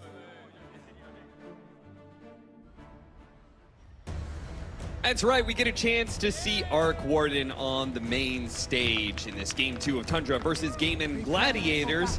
And it's been a while since 9 has played the old Arc Warden. 6 months, in fact, which would put him before the patch, big patch that changed Arc Warden and gave us this Radiant versus Dire variant that we have. That nobody understands at all. Well, That's we the greatest understand. strength We of got a picking it. chance to cast enough Arc Warden Yes, by that now. is true. I think this hero for me is still designed around abusing the Manta in the bubble and like double Gleipnir. I think those are your 2 paths to victory with this hero. You can also throw Midas in there somewhere if you're having a really good game. But in general, that's how you're going to win fights and make your teamfight presence known. That's how I kind of view the hero. It's a hero that, okay, you can do all this rat on the maps, shenanigans, you can control waves, you can contribute to pickoffs later with 5 or 6 items. But you pick this hero to abuse one of those 2 things in the early fights, in the early 5-on-5s, and just hit an insane damage power spike that the enemy can't deal with. So I fully expect that from 9. I think it's Midas, probably into Manta or Gleipnir, maybe both at a certain point. I think it could be a good game for either. The issue is I do think it's kind of a bad Arc Warden on paper. I think Brood has a good matchup versus hero. Yeah. At least, I mean, maybe new Arc Warden, who the hell knows. But in general, Brood has had a very good matchup. Skeeter is... He's going to take a lot of damage with the Blood Grenade, slowing him down. He levels up the Thirst, so you're not going to get much movement speed out of that, my friend. It'll be first blood for Tofu. Man, Silken Bowl is just so good in these rundown scenarios. Yeah. You catch someone in the open, and just give away a freebie. It will go to Tofu, but does not go to the Brood at least. I think Aoi is also going to take a crap ton here on TP's out. Yeah, TP's away, almost dead off of that damage. Yeah, this already feels terrible for Tundra down here. Anyway, what I was saying is I think Brood is a good matchup for this hero because it's a summons-based hero that doesn't really care about the race, and you just run on top of him like a BKB Harpoon, or if you go the pipe build, both are good. Sure. Yeah. Juggernaut is a really old-school counter to Arc Warden because Healing Ward owns the poke of that hero. You have spell immunity in Blade Fury, and you can just get like Swift Blink later and jump on him in Omni Slash. So I think Gaimin have answers to the Arc Warden here if it goes late even. And I would imagine the Wind Ranger is pretty good because part of the build you're talking about where the Dire side Arc Warden is able to give you magic damage when you're in the bubble. That's where the Manta comes in. The illusions also throw out that magic damage. It's like a really potent combo, but if you just can't hit the target you're going for, a la Wind Run, then feel like that hero is going to be a pretty good matchup too. I think most of Wind Ranger kit is nice versus Arc Warden, except the fact this hero can get double Nullifier or double Hex. And at that point, it becomes very weird what happens in that matchup. Also, the bubble evasion can be weird for Wind Ranger. It forces her to gap close, and then you're gap closing into like double Hex or double Nullifier. So then you want a BKB as well. It can be a lot of net worth on the Wind Ranger to make this matchup work. And at that point, you're kind of just playing late game Wind Ranger where, I mean, if you have 5 slots on Wind Ranger, generally this hero doesn't care about almost anything. Sure. Yeah. It just becomes crazy late game Wind Ranger. Yeah. Wind Ranger, okay, so definitely not good offensively, but defensively with the Wind Run. I think in the early mid game, yeah, the Wind Ranger can be very offensive versus the Arc, and it's favorable. Yeah. Then I think it switches to the Arc Warden, and then who the hell knows. So we'll see what 9, how fast he gets online this game, how much he can make use of the early Midas Rush. When do you get that online is also a big deal. You have solo mid XP, so you should get the levels here. I don't think the match will be that bad for you. And maybe this game will just become too chaotic for Gaimin to know what the hell is going on, and they'll hit themselves in confusion. That did seem to be the Tundra game plan for game 1. In some ways, it's the games I've seen Tundra win at this tournament are those types of games. Yeah. Where at some point you're just like, what the hell is going on in this game? And then you just lose. Well, part of that has been Tundra being able to outscale their opponents, even when we're not sure that they actually will. And this is another matchup where I'm pretty certain they've got the better late game on Gaimin Gladiators, thanks to having a Juggernaut. It looks like a pretty damn good Juggernaut game. Yeah. Let's see if this core Bat Rider can also create some tempo. We haven't seen this hero in the core role too much, predominantly been a support. So if 33 can get a fast start, become really tanky on the offlane bat with like the Vanguard and the maybe Boots of Travel if he's having a really good game, then maybe the map pressure just becomes way too overwhelming here. And you can just start picking heroes off on Gaimin. I feel like that's what this lineup is designed to do on Tundra, more than the team fight. It's about the pick off on the map with the Breaker, the Bat Rider, the Bloodseeker contributing a Rusher and Rupture, and then Arc Warden coming in with the Illusion later. That part is terrible. Trying to pull over and over again, but Celery is now level 3, so he's going to be able to take that Hellbear for himself and turn it right back around on 33. The Healing Ward staying alive, keeping Celery up, keeping Dyrachyo a little bit alive as well. Bit of a clash here, but thanks to the Healing Ward, Gaimin Gladiator should be okay. It's a big creep to fight back against if you're Tundra. Very hard timing to deal with. And glad that he had that Lotus and an extra salve to pump through the window, be able to block another small camp here. Healing Ward is going to be an issue for Tundra the whole game. It's a really good Healing Ward game. As Tofu will give that First Blood net worth back a bit. Nice little pickup by AUI on the rune. Yeah, it does cost 9, maybe a couple of CS here, but well worth it. Thanks AUI, I'm sure, for his service. Charge, he gets a bash off here, not even needed. Final head comes in from 33 to secure it. Trying to go for the courier as well. That was pretty bold. 33 almost dies for that bit. Unfortunately, could have had it, but that was too deadly to man up verse. He'll regen up here. Tundra finding a little bit back into this early game that started out rough. Especially good for Skeeter down here because he gets all the thirst benefit. That is true. Yeah, this constant fighting means Skeeter is just buffed up to hell.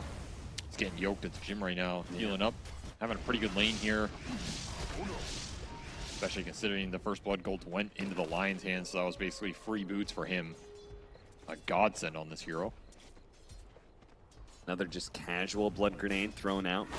No chance of a charge. Skeeter. Blast off coming through, but Ace pushes forward to be able to dodge it here. And the final bit of damage will not come. So the Broodmother is going to take some damage on the way out thanks to the tower. And Skeeter is zooming around. We'll see whether or not he can get any CS to heal himself up. He's so damn fast. The boots just came in. He's 530 on this lane. Healing Ward is not doing enough top. I can tell you the trading Tundra had gotten out of this is very favorable. And they're going to send Snaking through the gate. So they want to try and capitalize on the fact that Skeeter can heal up here and maybe Gaimin wanted to try and go on him. But wisely, Gaimin read the move and backed up. They also have a play for guarding the Lotuses here. Extra value. They thought Gaimin Gladiators would push forward for.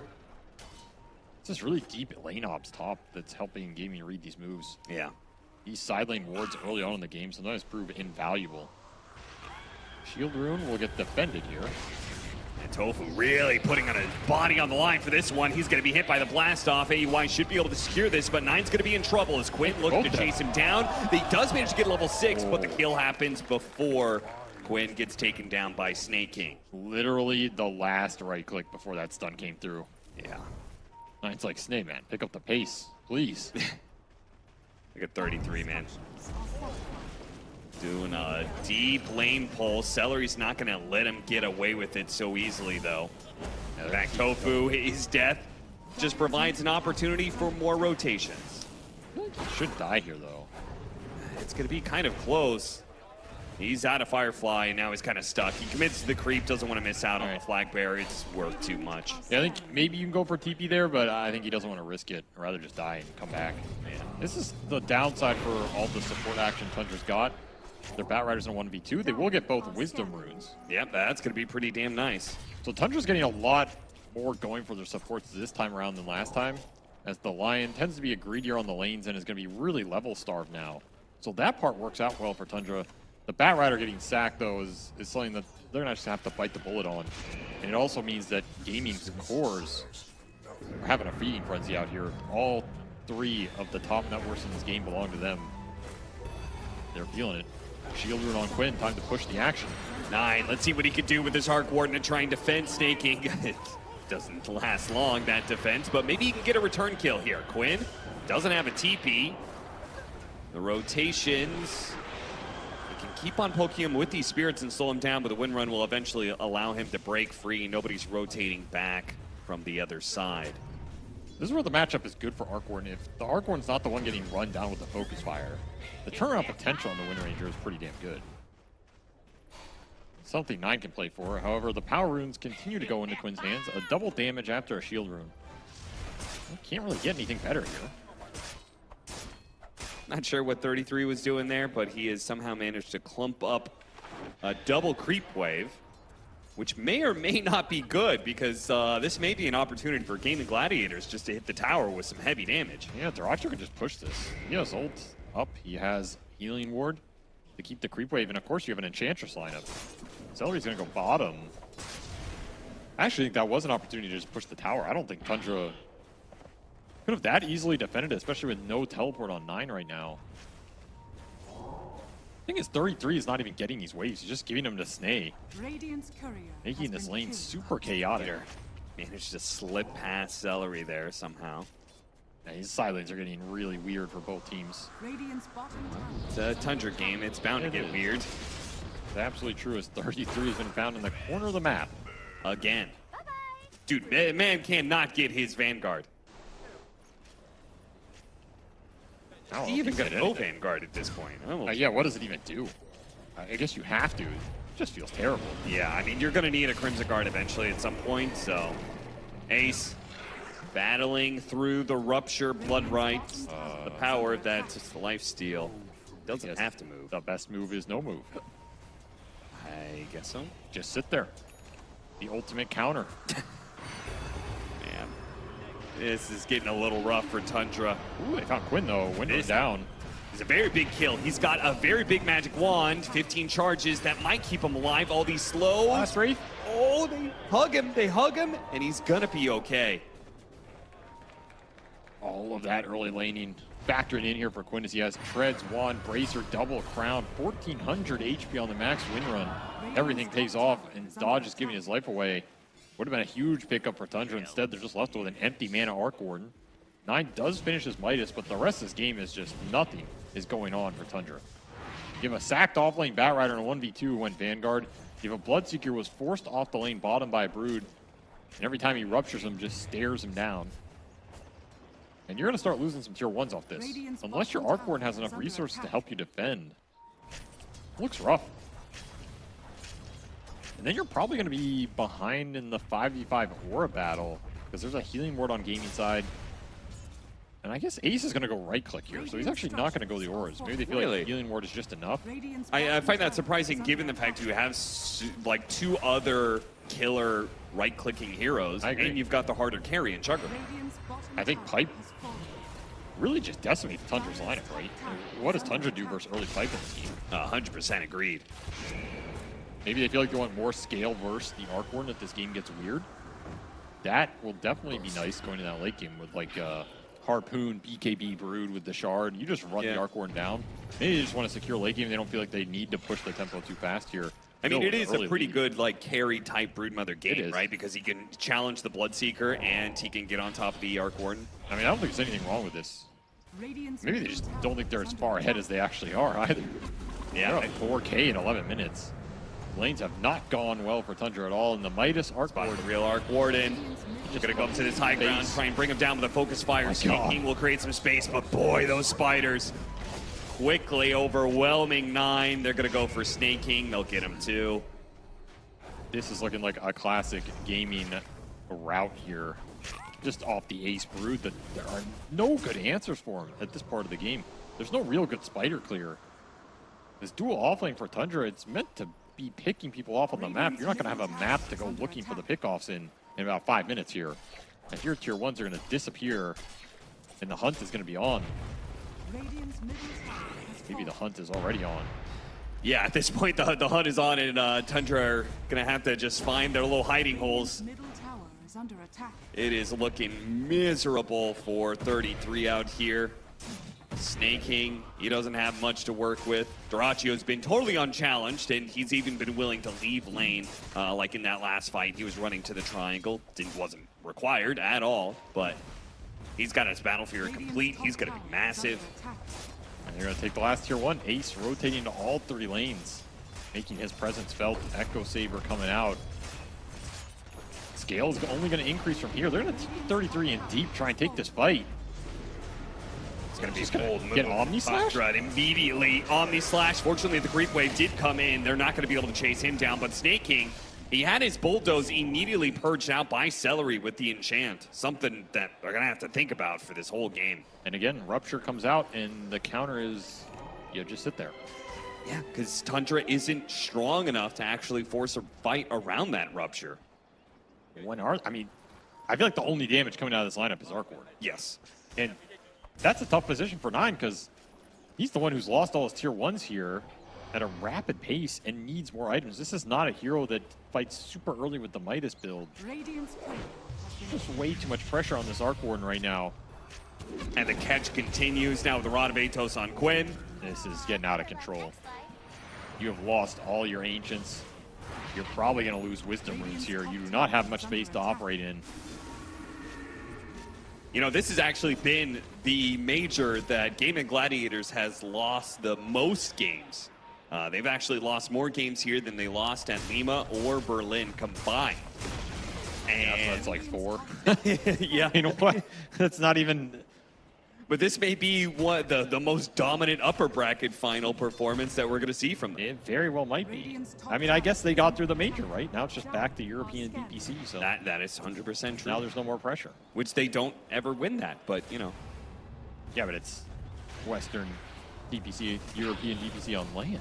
That's the difference right there. You know, they step up, others fall a little short. The pressure's on. They've delivered all year. And tier 2 already gone. Yeah, well, we were just talking about, oh, that's going to be the last tier 1 tower. Now they've taken 2 tier 2s in this space. Just going high ground with the rally on the Spiderlings. There's so much damage. You're going to have to cliff this. Oh, this is absolutely out of control. I don't think they're going to stop either, because what are they afraid of here? And this is pretty gross that he's got the rally with the spiders once again. You've seen Celery do this a couple of times with Ace. The back, they're going to go for the kill. They got the chainstone with the lasso pullback. Finally, something Tundra has something to work with here. Yeah, maybe you should have been afraid of this high ground. See if Tundra can get anything else off this. Nice lined up stun from Tofu, but he'll still die. So 1 for 2 exchange, a massive turnaround and momentum there for Tundra as Gaimin Gladiators once again a little bit too overzealous in their high ground pushing. I think they felt super confident because of the rally and max healing ward already up.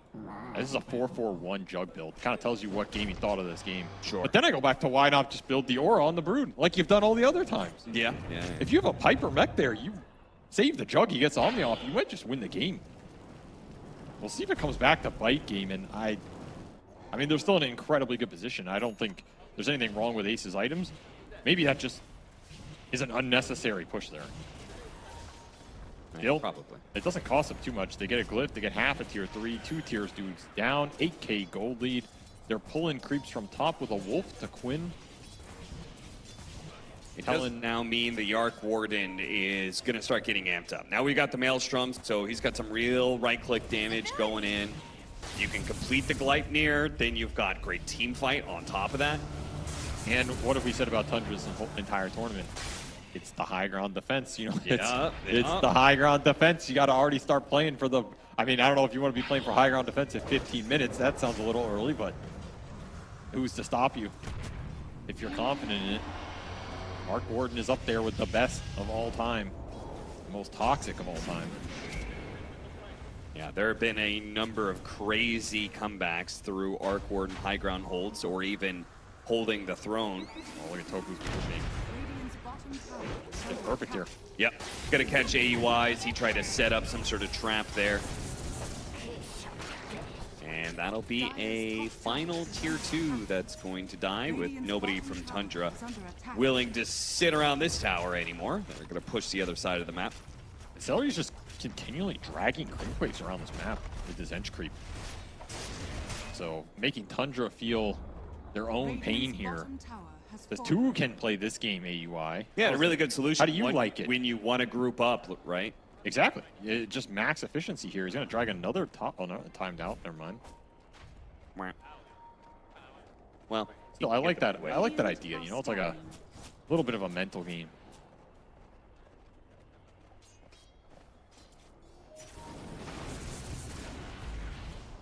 Tofu is so patient. He's just sitting at top, waiting for heroes to show. He doesn't have to do anything else. There's nowhere else for Tundra to go. Yeah. They're all in their base and farming a single ancient camp. His patience will eventually get rewarded, or you're just going to build a net worth lead here. Maybe bad individually for him if nobody eventually comes up here, but good for his team. Yeah, I mean, what else does he need? He's already got the Blink Dagger, so. Aghanim's. The Lion Dream. He does already have one finger charge. And that's Gleipnir finished for the Wind Ranger here ahead of the Arc Warden.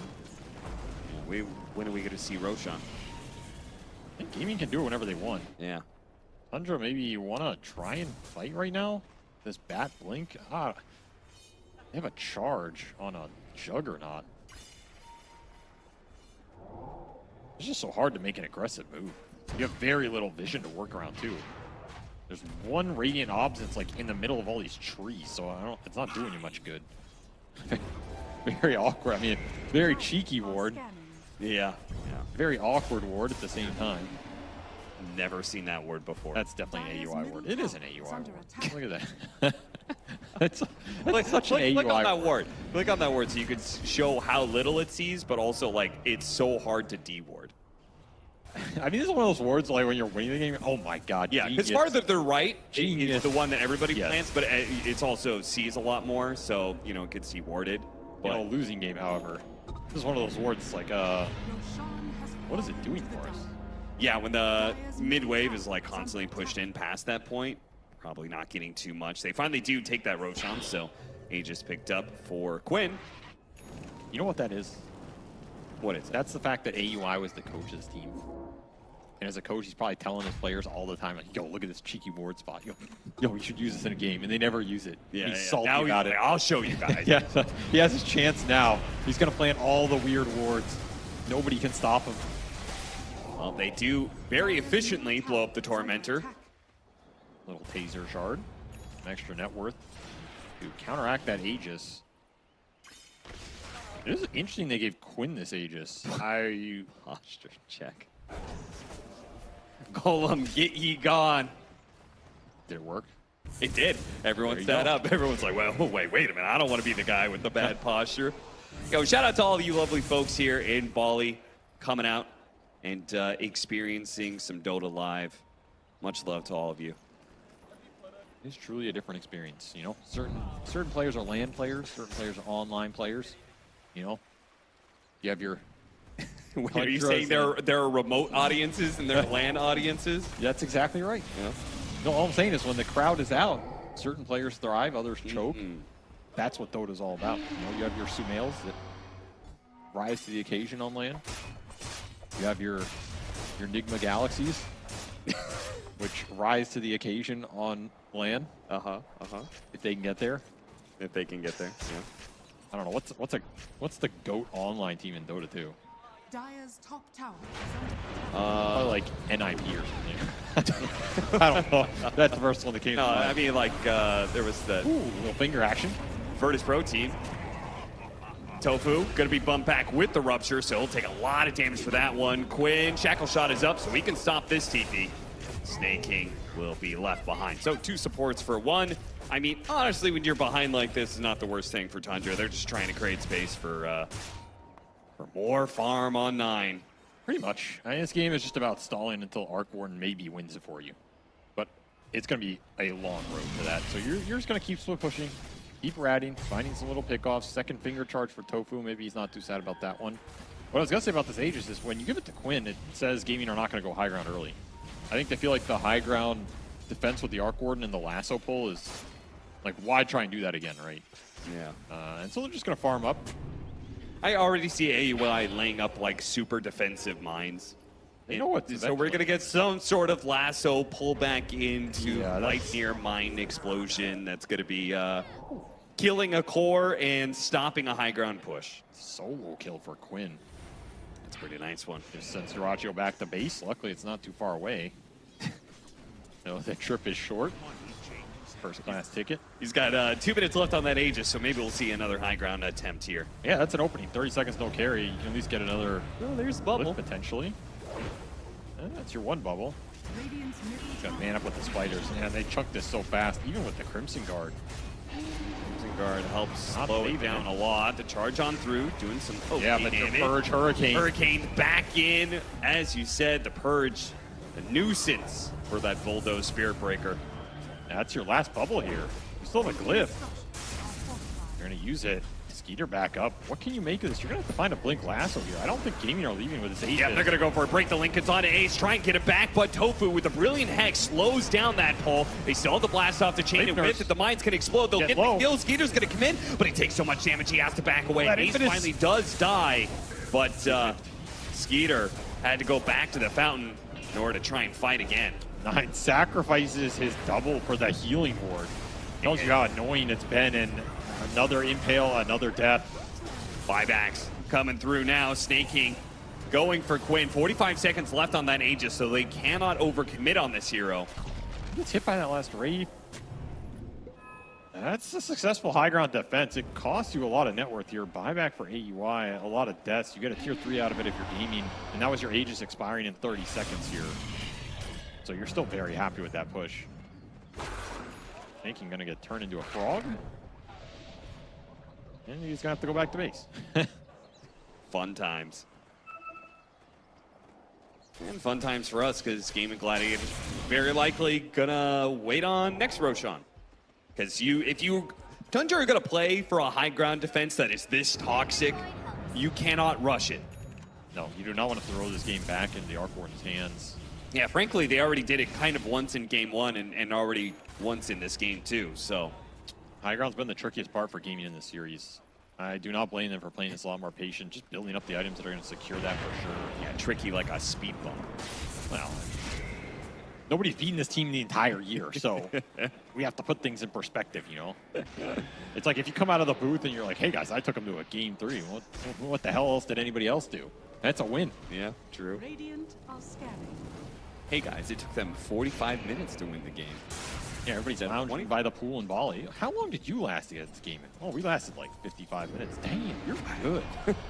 You guys are good.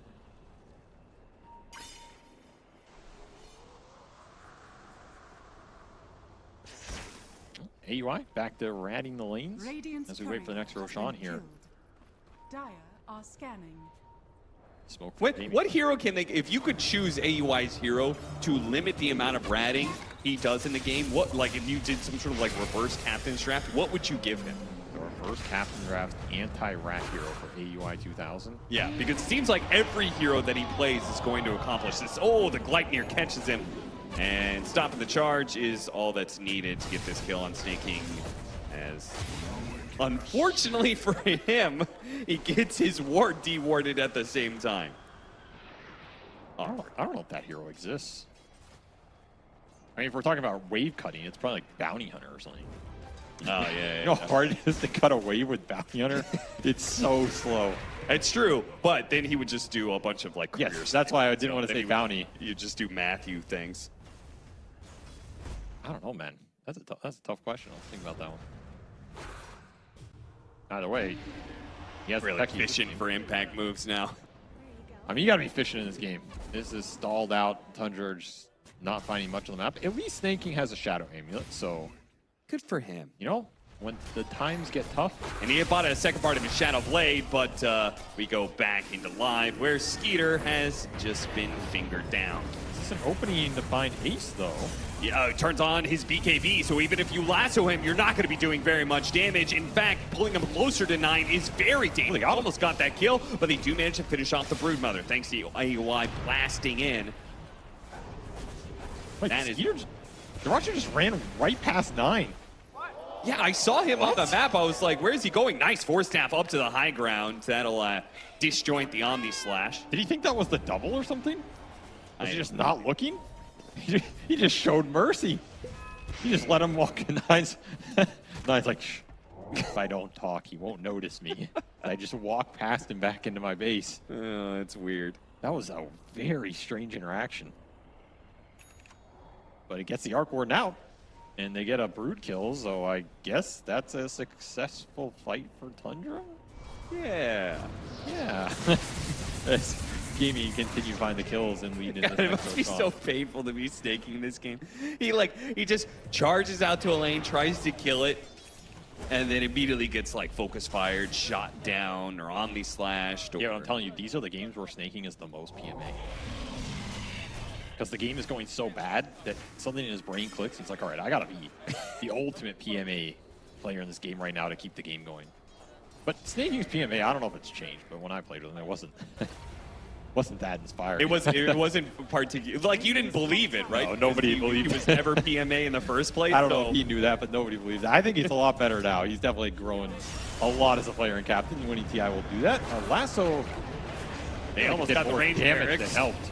And if they win this fight, it's going to be look good. Oh, 33! He still falls. That's going to be yet another finger charge for Tofu. Now Skeeter, who raced out of the base, immediately met by the brick wall. That is a shackle shot to a creep.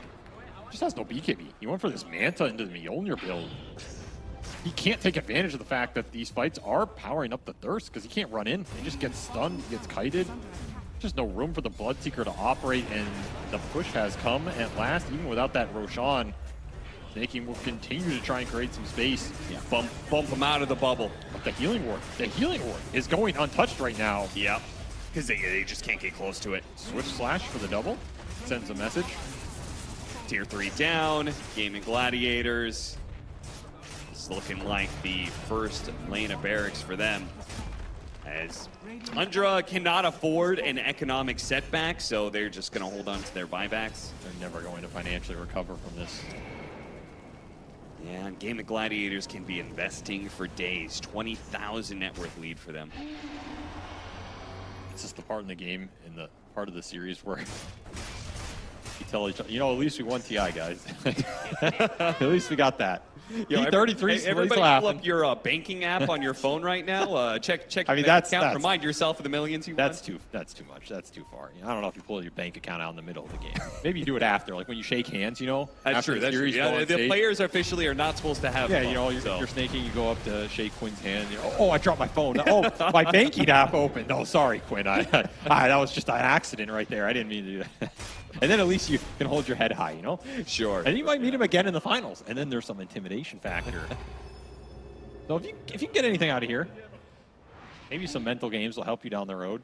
Still, this is looking like a very difficult game to bring back, even with the high ground defense. No, here's what you do. I got it. If you're snaking right now, you because you know he's gonna have Quinn on Steam Friends. He links him the esports winnings all time. Oh, yeah. He links them that page. Honestly, after this year, I don't know if Gaimin are that far behind. That is true. They have been winning everything. They've won a lot of prize money this year, man. Yeah, Dream Leagues were actually worth quite a bit, and they've gotten 2 majors under their belt. Possibly soon to be a third as they are going to the grand finals. Oh my God, that blink! Tofu blinked in? What the hell? All right, Gaimin Gladiators is just way too full of themselves at this point. That is some cocky. That is some arrogance right there. Maybe Tofu maybe it was a misclick. It might have been a misclick. Honestly, I think he was just, you know, watch me style on these kids. I'm a dodge this Wraith. Just goes in. The rest of the team's like, yeah. Good luck with that. I'm going to keep farming here. Then what, Tofu? Then they do have Aegis. They have level 20 on the Jug. They have Cheese for Quinn. Double damage on him as well. I feel like they're pretty happy to take any fight. Smoke out from Tundra. Mjolnir done for Skeeter. You always have this Blink Lasso initiation. If they find Quinn, that's huge. They'll take Ace for sure, too. Lincoln's on both of these cores. Yeah, I was going to say, it's really hard to get through the Lincoln out enough. They also have Force Staff. Ace, he responds. He gets off the BKB fast enough, 33. He already used his, did he attempt to go for... blocked. I don't know what happened there. Did he self Force Staff or something? Either way, Quinn in with a BKB, double damage.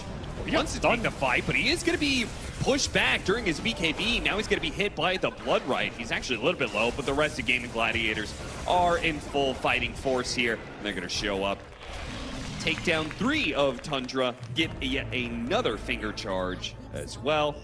I think Sunny just got botched that initiation because Lasso went on cooldown. He had Force Staff Lasso to break Lincoln's and Lasso. I think. Yeah, and the Force Staff was also on cooldown. So what did he use the Force Staff on? I have no idea. It must have been a misclick, maybe on himself, maybe on a creep that was overlapping a Spiderling. So Slash to clear out these illusions. It'll be buybacks for Tundra to get put in already. Your lasso up in 10 seconds as they stack the Lincolns on the Aegis Juggernaut here and say good luck. What are you going to do about fight this? through that. We've got our own bubble going on. Well, Manta Arcward. So this is Manta and the Gleipnir timing. This is where the hero really starts to hurt. You do have the Lion Shard to help clear through some of these illusions, however. Pretty nice from Tofu. And they're going to find a lasso on the Lion. Yeah, pull him back in, and Tofu is going to die for this one. Snake King will be traded out. Darachu is actually pretty damn low. Yeah, he's just dying. Thought about poking at him. Of course, he has the Aegis, so no reason to commit, while Quinn, he goes in deep to be able to destroy 33's Bat Rider. That is going to be die back there. Darachu blinking in to die on the Aegis. He doesn't want to keep that alive anymore. Quinn stopping for the rupture here. They just cannot commit to get this kill on him, while the Omni Slash chases down Skeeter. Darachu in deep right next to the fountain. Still is able to just spin back to safety. There's just no punish. Absolutely none as this Juggernaut with his blink has the gap close, has the damage, has the Ags, and then throw the Lincolns right back in. Ooh, these bubbles are not protecting you for long. No, we can see the Tempest double gets demolished pretty quickly. It's now out. Final buildings left before Megas. Tundra just gone. Playing for the long game. Well, it's not much longer game than laying up against Mega Creeps like so much for the high ground defense here. And they're just going to call it. They don't want to struggle anymore. As that is an incredibly dominant series here by Gaimin. Just made it look easy, man. Tundra, they've had their moments in this tournament. They've also been very hit or miss. Not nearly as consistent as Gaimin the whole year. And it shows here.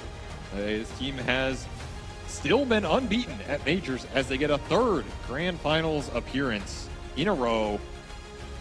Can anybody stop them? Right now, it seems like definitely not Tundra. We'll see who comes through the lower bracket final. I mean, hell, they've already taken down Liquid enough times. They just demolished Tundra. Really, all that's left, it seems like, is maybe Quest.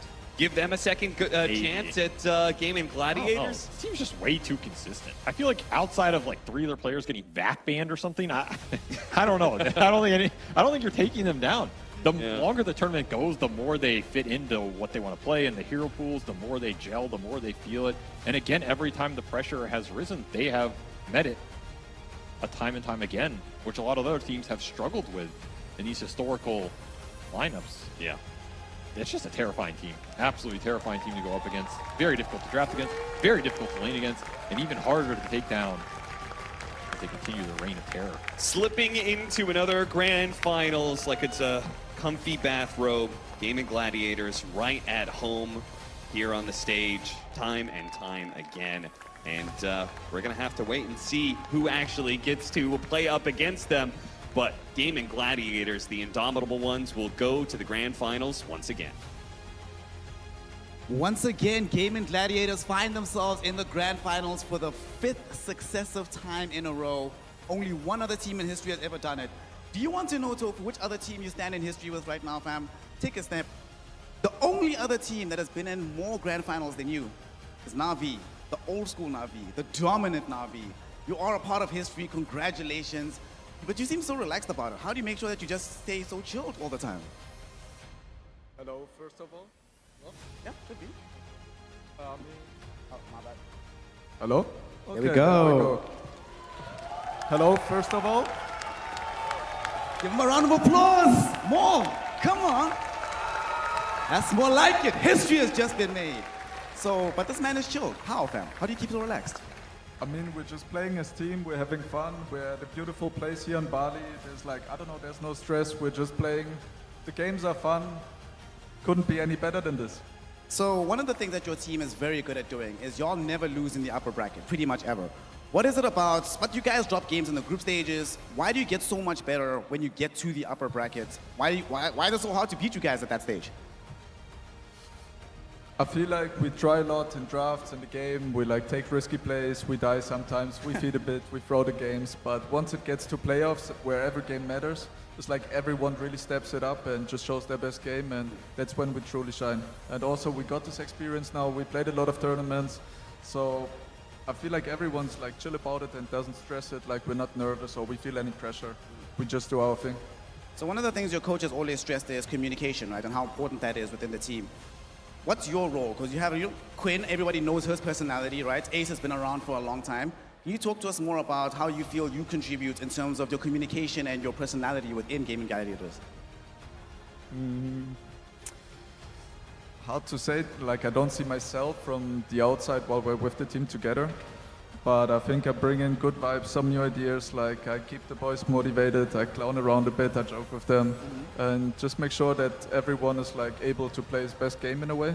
Like make sure that everyone's opinion is heard and that I know we feel free and can just do our thing. So right now, obviously the top 4 teams at this tournament are all from Western Europe. You played them all before. Do you think that makes it harder or easier for you once you go into the grand finals, given that you have all this knowledge, but they also have that knowledge about you? I think it's chill in a way because we all know them, we played them a lot. It's a bit sad. I also know that you're a big China fan and LGD just dropped out today. Like it's 4 European teams, which happened a lot and is sad for the international competition, but it is what it is. Those are the best teams and whoever we're going to face, they're all great teams, they all deserve to be here. But I'm proud that we pulled through and I'm here once again. All right, I'm going to put you on the hook a little bit. There's still 3 teams left in the tournament, right? Tundra has dropped down to the lower bracket. Of the 3 teams that remain from Western Europe, who would you want to verse? Who's going to give us the most exciting games in the finals?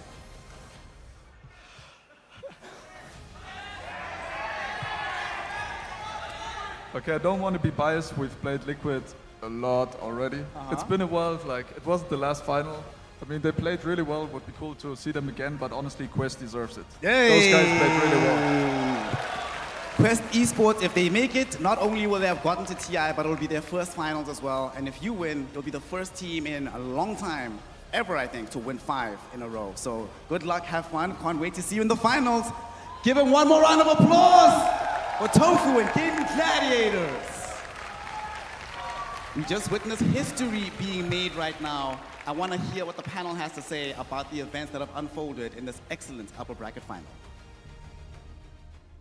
Well, part of it is definitely a hearty congratulations to Gaimin Gladiators. Thank you, Tofu and Snare, as they're treating us to more of the same every single time, all of 2023. You gotta see Gaimin Gladiators in the grand finals, and we are continuing that trend yet again. Although their opponents also to be determined. Is it gonna be Liquid? Is it gonna be Quest? Or is it gonna be a Tundra rematch? Because based off of this series, I can't say I would be too enthusiastic about a Tundra rematch. Tundra looked heavily outclassed today. Yeah, I believe Tundra just in general, they kind of lost themselves a little bit in their playstyle. I want to see them go back and play more of that group up, play around 33 and his timings, have Skeeter on a hero that does play fast. I guess his hero pool hasn't changed a lot. It hasn't been the best for this specific tournament. But also 9, I think he's getting too experimental. He's like getting bored. We're seeing like Arc Wardens come out. He's playing all types of wild stuff. Snapfire, that was more in the realm of possibility.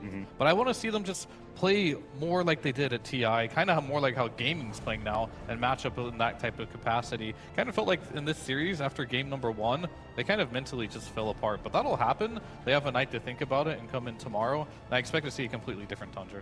Yeah, because it seems very series dependent, because yesterday, KP, when I saw Tundra versus Liquid, I was like, oh snap, Tundra's back. They're back in TI form, regardless of the itemization or the however they farm priority or anything like that. It was just something specific about this series that they were like, almost like trying to out Gaimin. How do I say this? But I think like yesterday, also against the Liquid game, they did cheese too, right? They played the Meepo, the Brood, and all that stuff. So I think the Arc Warden, I can kind of accept it, but for me, that's kind of odd was the fact that their lanes were not stable. Because every time I study Tundra, right, especially the off lane, their laning is always like really, really stable. They're always at least 50-50. But in this game too, we really saw that they really fell behind. Even though all 3 lanes, they actually had the counter pick. So in that sense, I feel like they need to find their stability again. Well, they will thankfully have a data reset, as they are guaranteed to be showing up tomorrow in the lower bracket finals, but heavy reevaluation is necessary. Unless they face Liquid again, then maybe you just Meepo them again and it works. But I feel like Liquid is actually like building it back up. Like I feel, for me personally, I think Liquid is the 2nd best team so far. So I think that's my expectation for grand finals. my prediction. What an exciting circuit we had this year. Gaming Gladiators and Liquid. It would have, because it was Dream League Season 19, that was the final. Dream League Season 20 is the only time that wasn't the final at an international event this year. What a time to be alive. I mean, sometimes Dota is just simple, you know, when you overthink it, you try to pick too many different stuff and you kind of lose your way, you know, and you have to take time, reevaluate, see what's the problem, and try to, even though you don't know what's the problem, you should try to keep things simple. Which Gaimin have been consistently doing throughout their entire run as they pick up another victory. Was there, I guess, Quinn was able to do something a little more out of the box than usual, because yes, for the most part, this is Gaimin's Gladiators blueprint for every single match, but Windranger, we keep being critical of Quinn for only relying on his same heroes over and over again. Win's one of the more rare ones. Yeah, I mean, they gave him a later pick in this game, so a lot of his usual suspects did get banned out. So he was in a situation that put him, like, having to pick a new hero. But Dyrachyo, though, this is a hero we don't see him play a lot of. He does love his Lifestealer, so why wouldn't he love Juggernaut too, right? And this is a hero that I've seen him with mixed results. But he was hitting high ground at like 15 minutes, and I was being afraid of, oh, you know, Jug's just going to farm for 20 minutes, right? Or to the level 20 talent, rather. But no, they were playing really fast, really aggressive, really showing that you can still go for this build, the Battle 3-1, but still be active. And I think that's one of Dyrachyo's biggest charms, and I think that's why he got the MVP for me as well here, too. Just being able to play these hard carries, but still find the tempo. And now let's take an opportunity to commemorate this grand final by doing a little mic check on Gaimin Gladiators. I'm coming to heal you. I'm gonna heal everyone. Big creeps, big creeps. Let's farm it, big creeps. I'm gonna heal everyone. Okay. You're gonna be full. I can give you mana as well. Say 5 top. I just said 5. I had to kill the guy close. Yo, can you smoke me back here? I want to kill them. I'm already here. I want to kill them in the triangle or in the. Yo, Yeah. Come us through. I'm here as well. Okay, I'll smoke. Because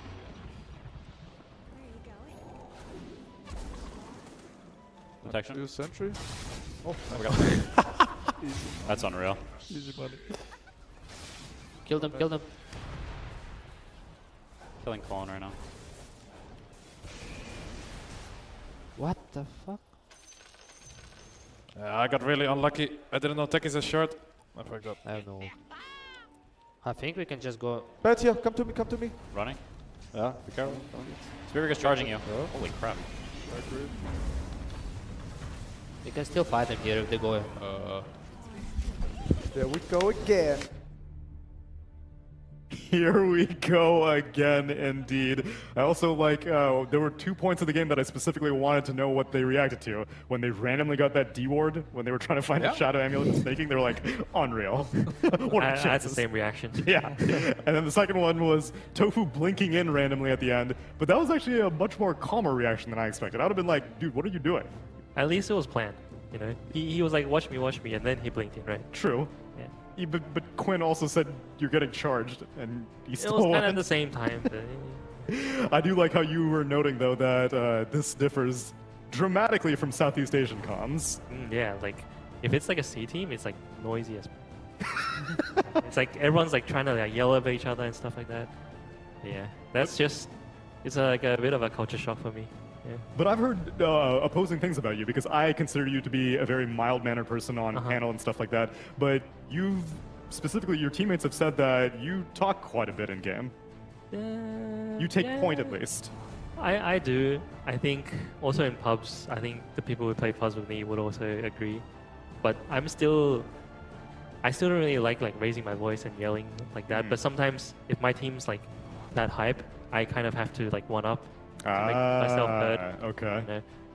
But I don't really like that, but I guess you just have to do it. Yeah. Keep the same energy. Yeah, I feel you. I feel you. Yeah, all this comes from the LAN cafe culture in SEA. When you're sitting across each other and you're yelling, that's when it's fun, you know? And someone else like down the aisle is also like, I can't even hear myself, so I need to scream now. Yeah. And everyone just keeps screaming. This is it. This is our bracket. We still have 4 teams in contention, but we have 1 grand finalist locked in. It's Gaimin Gladiators, and Well, we heard Tofu wants the storyline of Quest making it all the way through. KP, how realistic do you think it is that they can make their way through Liquid and then Tundra to finally get to that grand final? It's doable. It's doable. Like, but I still think Liquid is like the better team of the three. But I think it's like really doable. Especially since like, I mean, I guess they have to think about TI, but like looking at them, I think like they're just here to have fun, and I think that's the right mindset. Honestly, I think that they're looking at this as like, even if we don't do this, then we get more practice going into the Western European qualifier because we're going to win that anyway. And they have 2 slots. Yeah, that's true. Yeah, actually, yeah. So then who would the second... The South America. Right, but who would the second contender be? Because like, if Quest don't make it, obviously I would consider them to be my favorite in the Western European one. My boy Armel from Secret. Armel's going to do it. He's going to do it. Okay. I mean, they weren't able to do it with the MENA qualifier, but Armel wasn't on that team. But Armel's on the real Secret. Exactly. Okay, let's make it a possibility. And Fear, what's your prediction as we are not able to have you for the next series, but I'm going to grill you on it anyway. Which team is going to make it through? I've been ride or die with Quest since the beginning of this tournament. Hell yeah. Yeah, ever since I did Western Europe, I saw the potential of that team. Big TA2000 fan, so I want to see him go into the grand finals. Okay, well, we're going to have to make it happen in this next series. It's going to be Team Liquid taking on Quest, but before we do that, I just want to take a moment to appreciate the comfort of DX Racer chairs. It's world-class comfort, actually, for all the best Dota players. They are the chair sponsor here at the Bali Major, and if you're in the United States, you can use the code Bali Major to get a 5% off your purchase. But that's it for us right now. We're going to be back with Quest versus Liquid after the break.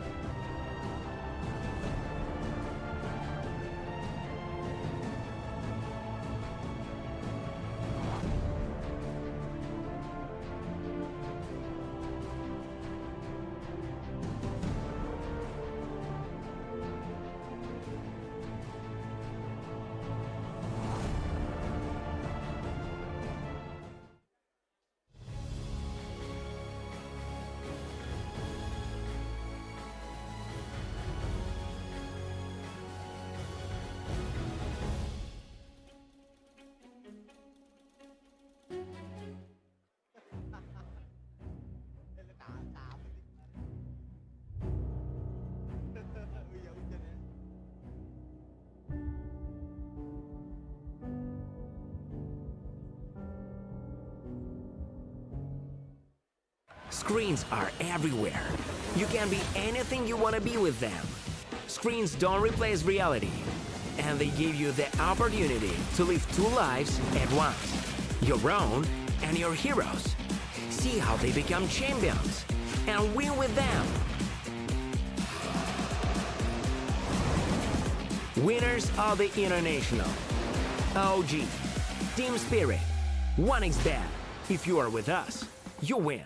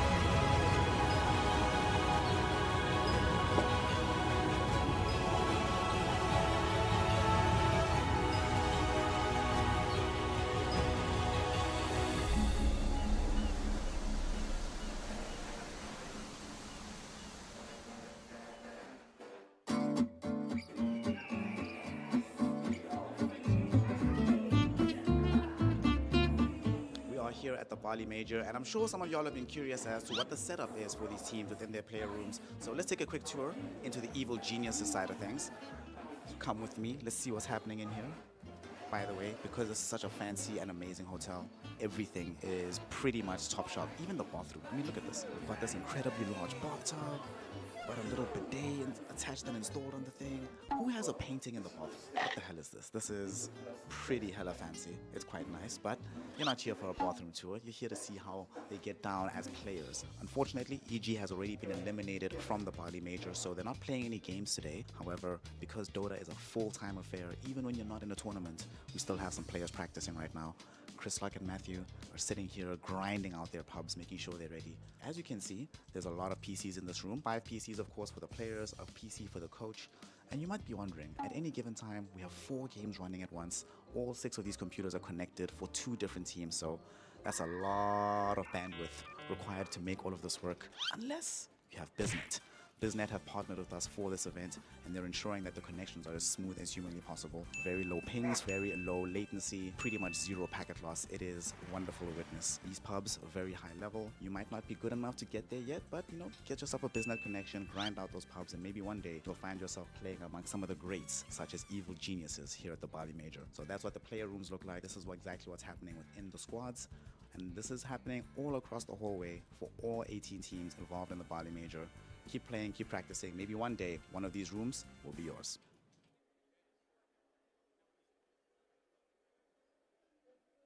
Semua bisa jadi nyata dengan upgrade wifi rumahmu pakai BizNet Home. Nah, ini baru internet rumah buat orang-orang terdepan. Mimpi kecil bisa jadi besar. Dan kamu juga bisa mendunia. Jadi, siap wujudkan semua jadi nyata?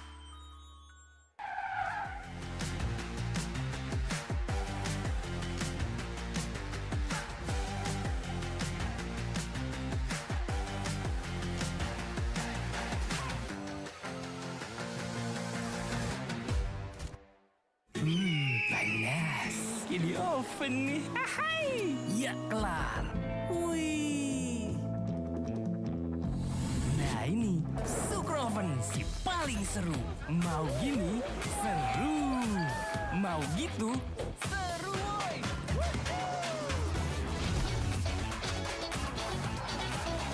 Mau lagi? Lagi. Terus aja lagi. Super Oven seru from the oven. The world is your stage. Take the first step to change. Lead with vision and innovation. Perfect your strategy and make your goals reality. Así que vaya. Get in the game. Make it count.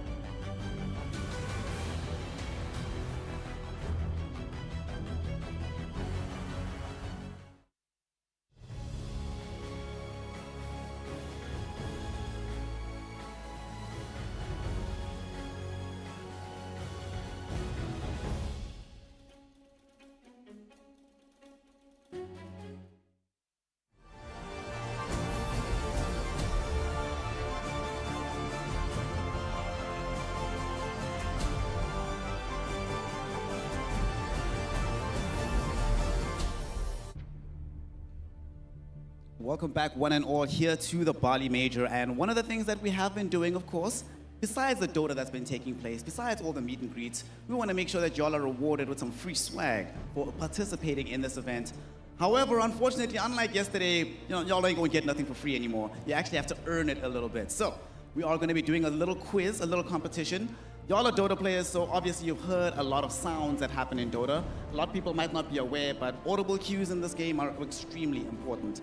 So I just want to ask, who here that's chilling in the crowd, how much Dota do you play? Who's like a real Dota fiend? Who knows everything about the game that there is to know?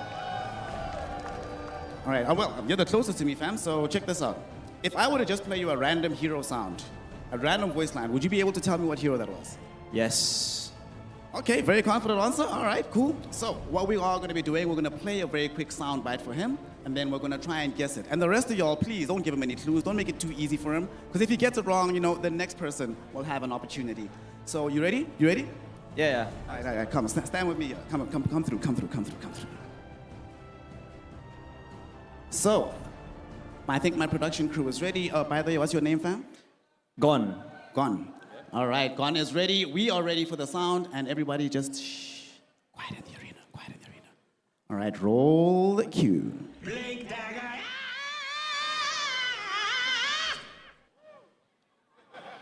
Bad Rider? Final answer? Bad Rider. No, it is not Bat Rider. It is not Bat Rider, fam. I'm sorry, Gone. I'm sorry.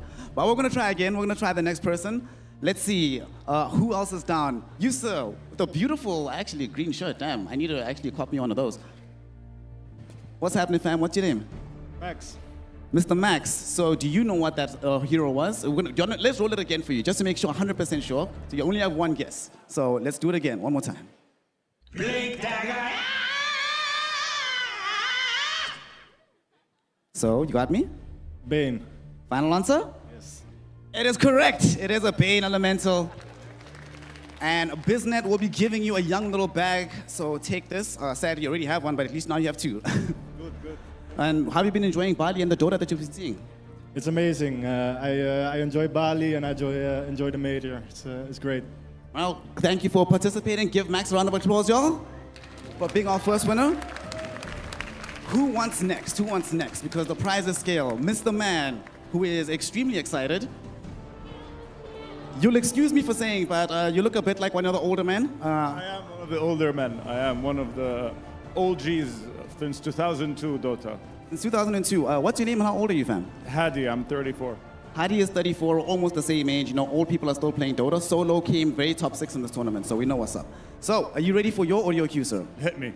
Since he's an OG, I'll be very disappointed if you don't get this one. So, shh. Let's see what we got. Roll the audio. Zap your ass. That one is really easy, brother. Well, to be fair, I spammed that hero, but come on, you got this. Damn.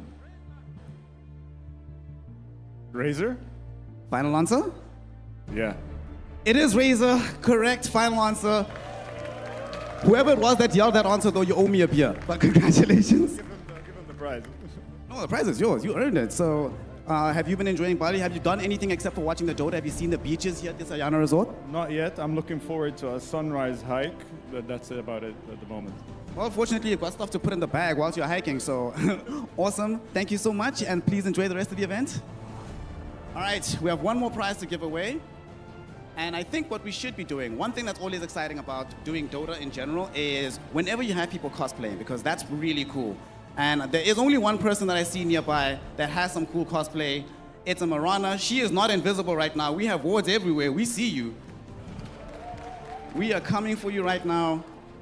Please tell us your name. Please come stand here, please. Tell us your name and why Marana as a hero. Sorry, what is it? Why Marana and what's your name? My name is Gianna or Yana. Call me Yana.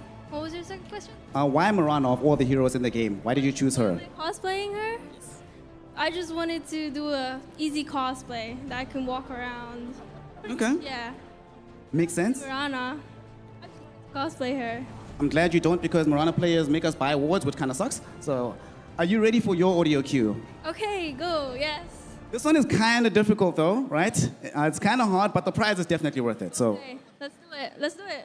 let's do it. You heard her. Let's roll the audio. From the ghastly Eyrie, I can see to the ends of the world, and from this vantage point, I declare with utter certainty that this one is in the bag. Skywrath Mage. He doesn't even need a second guess. It is indeed Skywrath Mage. You had it in the bag, and you have a bag now for your efforts.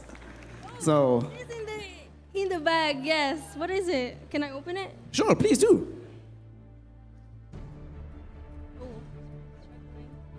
Oh my god.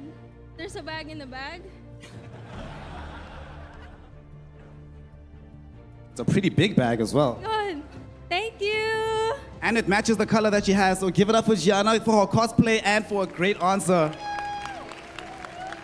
Nice to meet you. Nice to meet you too. We've done this now. You know, that was just a little teaser, making sure that the audience has a bit of knowledge about Dota. However, the real knowledge is going to be coming from my panel. So take it back, Tsunami. Break down the final series of the day. Thank you very much, Snare. And I gotta say, I have a different definition of what qualifies as an easy cosplay. That was like one-to-one with Dragonblood's Mirana, but an amazing effort nonetheless. Everyone knows their lines, except the Bane one. Blink Dagger's a little too tricky. Welcome, not a lot Gunnar. of people just buy Blink Dagger, right? And Yes, that is that's true. Not a lot here. Just heard that. Not a lot of people heard that line ever. Yeah, it also gives you nightmares, right? It's such a loud screech. It haunts me. Yeah. Well, there's all the people that are playing Bane, like the Grandmaster tier people with all the voice lines. The thing about Bane is he just spends his entire game like walking from lane to lane, just Yeah. kind of doesn't do much. So they have so much downtime. Hmm. So they're always spamming his like ah. Yes. That's all I hear. How does it sound? Are you one of those people, Brian? No, I don't play Bane. I'm telling you, so I coached this one guy playing support, and he played Bane, and I said, you just like to have carry players hate their lives, don't you? And he said, yes. That's the type of person Bane is. I've actually seen him doing like his, this trainings in the stream, Yeah. and he's like straight up like owning his students like super high. He's like, you fucked up here, kid, like, and you should be doing this instead. And I'm like, Jesus, leave When him did you alone, watch man." my coach? I've laid up a little bit, all right? You know, I tuned in the new Twitch channel. Yeah? Special one purely for Yeah, content. I remember. Ooh. I had him in my chat. When I saw him there, there's a little glimmer in my eye. Perhaps I should do a proper welcome. Gunnar of Nouns, who has been treating us Hello. to a great deal of casts, is now on the panel. Pleasure to have you here. Pleasure to be here for an exciting Western Europe DPC. We love Western Europe here. I love the DPC. In I Western heckin' Europe. love the Yeah, it's DPC. amazing. We all love DPC. What is it, season 5 now or something? Season 6 this year? So this is the third year of having the league system. Well, I'm saying, He's saying that now that there's like every major just has Western Oh yes. YouTube. Oh at the okay. end, Yeah. he's We're saying- on season 5 of this. Yeah, we're in season 5. I And the think, so, writers are but, getting really lazy, if you ask me. Yeah. But nothing we can do. It's a little too late. It's okay. The journey in between may be slightly more exciting, specifically because we are looking at Quest as one of the opponents. And so Quest has a much more inspirational path to grand finals as opposed to just, yeah, Tundra, yeah, Liquid, whatever. We've seen it 1,000 times. But Quest, if they are able to make it past 2 more series and get to the grand finals, they may able to directly invite themselves to TI. But first, why don't we invite them onto the stage with Snare?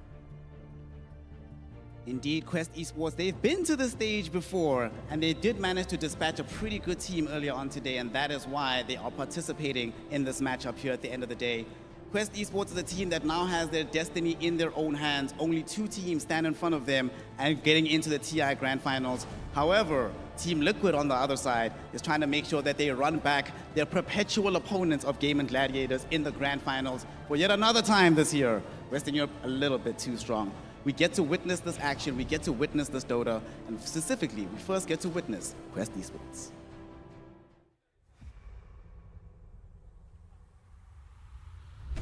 From the ground up, we've returned.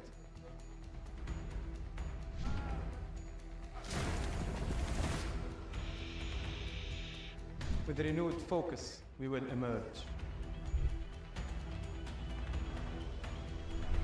The earth will move under the footfalls of Quest Esports. Game after game after game, everyone kept doubting them, but they just keep on winning. And now their path is in clear. Their destiny is in their own hands. Quest Esports had one mission at the Bali Major, and they are one step away from getting to that mission. So give it up, one and all, for the new kids on the block, the future superstars. It's Quest Esports! And they might be the new superstars. They are the new kids on the block, but they gotta get past the gatekeepers, those who have been holding Western Europe up for such a long time. It is the illustrious squad of Team Liquid. Like water, our playstyles are ever flowing, ever changing. But our goals will always remain.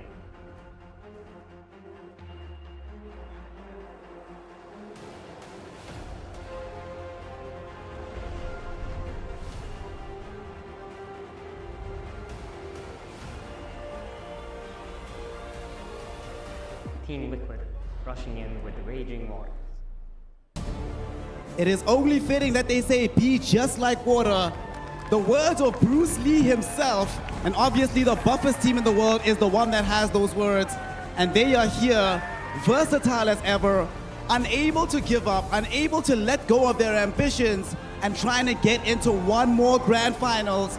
Yet again, for several times this year, I give you Team Liquid!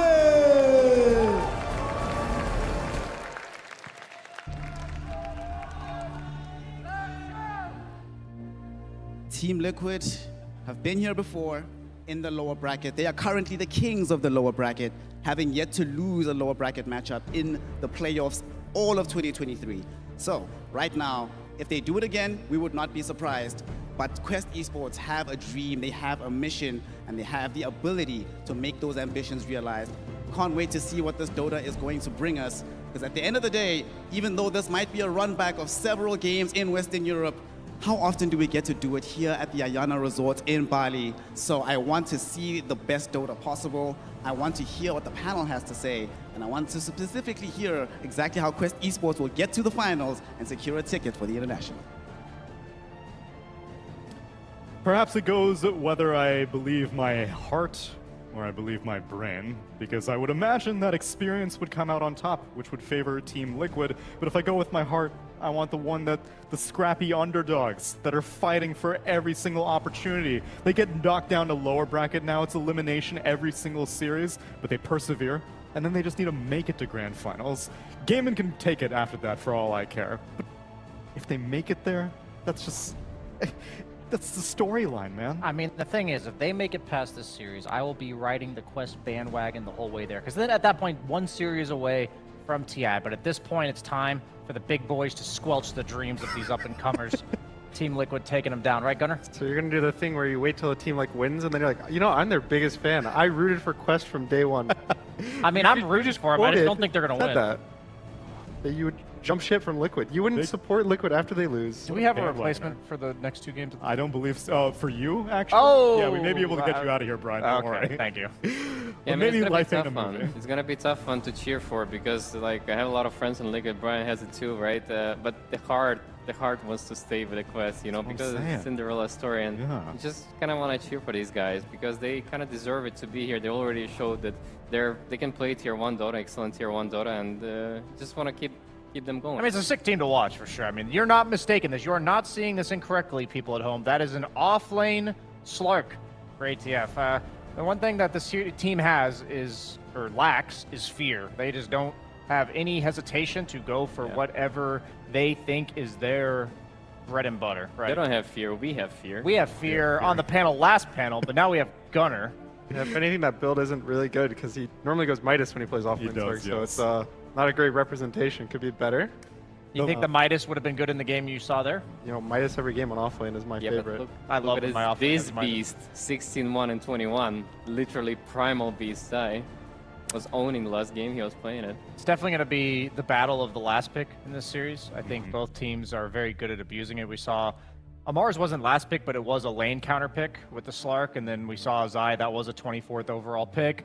And I think both these teams are quite good at I would say punishing weaker lanes as well as like exploiting your weakness in terms of timings. Like if you forget maybe 6 to 10 minute mark, we'd see LGD fall to Quest. We see Team Liquid like punishing the Morphling throughout the entire tournament. Both sides kind of do the same thing. I mean, Quest is definitely good at second pick, but I wouldn't say they have like some clutch last picks that they can choose, because they usually pick from the 4 to 5 heroes that each of their player has, and they're kind of like working around that pool. While Team Liquid on the other side, they can be the ones who actually like can surprise us with their last picks and pull us something up of their sleeve, like something new, something we don't really get to see as much. Like it's this Primal Beast last pick for the offlane. Not a lot of teams are using the offlane Primal Beast, right? Well, not a lot of teams are using offlane Monkey King, Rezo, and Quest to do that. One of those was successful. Yeah, okay. I think the story of this draft more so is probably going to be about wave shove and like either Illusions or Zoo. I think in the Quest game earlier, they kind of lacked it, and it showed in like the way they weren't able to really play the game. And Liquid, I think, puts a lot of value on it. So we'll probably see either a Broodmother from Liquid or maybe like a Naga, some hero to push out lanes. And I think it's kind of up to Quest to respond to that in some way in this draft. And if they don't, I think it's going to be a little hard for them to play. Well, I don't think we're going to see the Naga from Liquid. Mika doesn't play that hero. Yeah, I was going to say, I don't think I've ever seen Liquid play Naga. I think the previous series, they took a page out of the playbook from Gaimin Gladiators, because that was how Gaimin Gladiators knocked Quest Esports down. You mentioned all the wave clear and the summons and stuff. They had Gaimin Gladiators' 3 cores were Broodmother, Terrorblade, and Templar Assassins. That's a lot of creep hitting, a lot of creep shove. And I think Quest, like, they do really rely on their ability to make plays. And I think a lot of teams, like, have initially decided, we're just going to have all the lanes shoved in so you don't have plays. That's very unusual to see Shadow Demon for the first pick. Yeah. Like people start to value that hero more and more, but on the first pick we've never seen it before. But it's a very solid hero overall, and the Kaori showed us he can, steal some stacks, make some stacks for his teammates. Is this like a Medusa thing? Like you're deny picking Medusa? And... It's Medusa, Bloodseeker, and Juggernaut. Like all three it has very nice interactions with, so it's kind of preventing the 6-7 carry that a lot of teams want to do. I think Liquid does their carry sometimes on 6-7 if they get like a Medusa. Can't you Shadow Demon on 8 then? No, it's because they want Medusa for themselves, so they basically prevent you from picking it. They might go Naga here though. If they should Naga, I think. Yeah, I think against Broodmother specifically, it would be the best lane counter. Yeah. Yeah, they picked Medusa as well into this, but I think it's because Naga was banned at the time. So yeah, Naga is way better against Brood. I don't mind the Rubik though in lane. As long as the 4 has like a reliable nuke to hit your illusions, then the lane is much weaker for Naga until she gets a few items. So for Brood, I actually think Brood will win this lane. Like I think it'll be like 55-45, maybe 60-40 for the Brood. But Naga will be fine. The biggest thing about Naga is that even if she kind of loses the lane a little bit, she doesn't need help taking that part of the map. Like the Brood's not going to single-handedly boot you out. You can still retreat to the jungle camps and usually clear out the wave at least a little bit, keep your tower alive. So that's the biggest part about Naga that she's picked against Brood, in my opinion. She also sets up ganks later with the net. It also depends on the supports. Like you don't know if Shadow Demon's laning there. They could pick another support, seeing this Rubik. What would you think of? Probably more kill threat. I think the Naga is undervalued at getting net at level 2 or 3 and just killing the Brood off cooldown, because Brood's been nerfed a lot. If you actually are able to go on her and do like half of her health, she can't really move anymore. She has such low movement speed. Yeah, you mean something like CM? Yeah, like CM or even the Skywrath position 5 people have been playing a lot. Something with just like purely, you all in commit, go for a kill. But did Omar play Shadow Demon this tournament? They actually swap it quite often. Omar and did? Kiori have almost equal appearances on the hero. I think they also, do they swap lanes? I wouldn't be surprised. I wouldn't be surprised based on the way they move around the map on their supports. They're not really laning all that much. Yeah. So what happened to the Hoodwing? Like this hero completely falls. I think she was always like the long-range poke hero, right? And she's just not universal. So I think her job in the lane. Rubik is neither. What? Rubik is neither.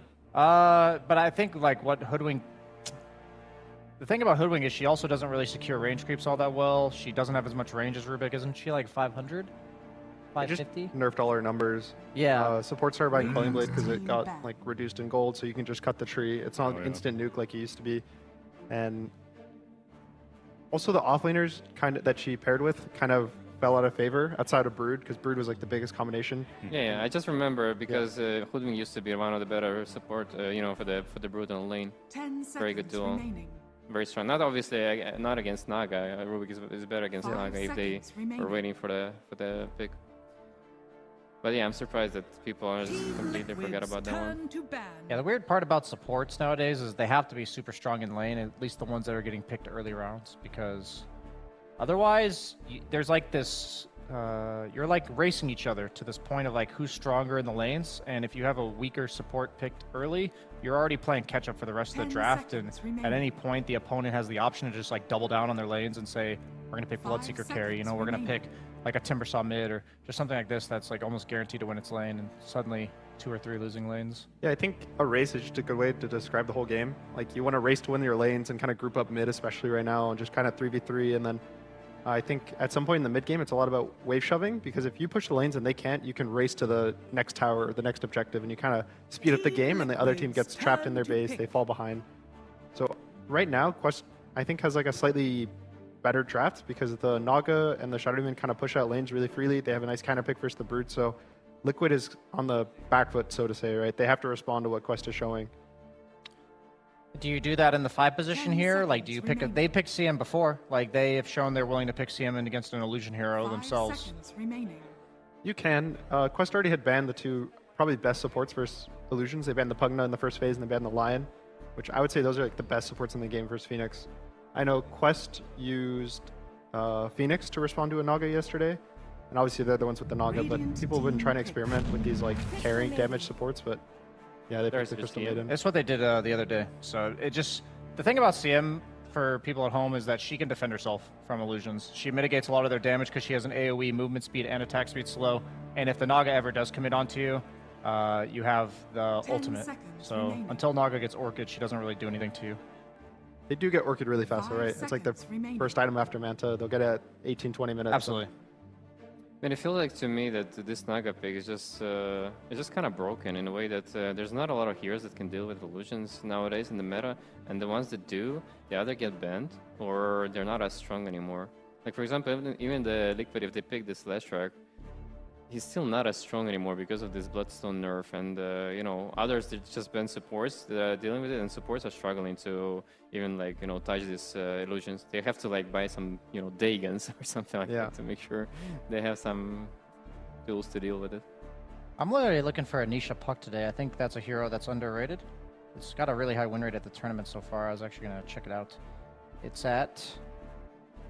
is 72% win rate at 18 games. And I think Puck's just one of the few heroes that people are starting to pick like multi-cores, and she really is like a carry from the mid lane. Her early game's like not that great, but I've just found that hero to be super annoying whenever I'm playing the illusion people, because she can clear your illusions with committing, like blink in, double nuke, and then orb out. So I'm curious if they'll pick that here. Oh, this is an amazing Mirana pick. Why? They won a game with Mirana where there was no setup, but this game they had Shadow Demon already. With and the Naga net. Naga net with Naga Sleep, yeah, it's looking good. Now they pick Mars, right? The or classic. Doom. I think it's Mars or Doom. Yeah, but there's a Rubik. I think there's always the hesitation when you don't want to get your Doom stolen by Rubik. I think the Mars gives them... It's really good versus Brood. People have been trying to pick it versus Brood as a response, and it's Mar, right? It's like his hero. Yeah. Good call. Straight up. These teams definitely have their signatures. I think Liquid now just responds to the lane they see. Juggernaut is really popular, still in the pool, and it's okay versus illusions because of the crit. You know, it doesn't get reduced by all this armor that Naga had, so kind of have a way to tank through her damage late game. If this was Matu, he'd pick Lifestealer. Just saying. If it was Dyrachyo, he'd pick Lifestealer. That's true. If it's Dyrachyo, it'd also pick Lifestealer. Okay, what would I make think Juggernaut is better than LS. Juggernaut is better this game. Oh, I just really like Lifestealer against Naga specifically, compared like in the game. With the way I view it is that Jug is better if your team needs sustain, and usually Brood provides that. But if Brood wants to go more of like a carry build, then the Jug would be better. I just don't love Healing Ward against. They also have the opportunity to put Brood safe lane. I don't know if they've really played it this tournament, but they could pick something like a Underlord. It's really good for Mirana and Naga. It'll have a good lane with Rubik, and then just put the Brood in the safe lane, then counter pick mid, and it's kind of fills out their draft. And Mickey hasn't played. There you go. Never mind. Good call. I like the Beast. It's really good versus illusions because the Ags heals you based on the damage it does. So when you verse these illusion heroes, you deal more damage to them because they're illusions, and you just keep healing up in the fight a lot. Gunnar, have you considered a career in Pro Dota? I've not yet. Okay. You know, I was just curious. You're really good at this. maybe I'll be on there. Okay.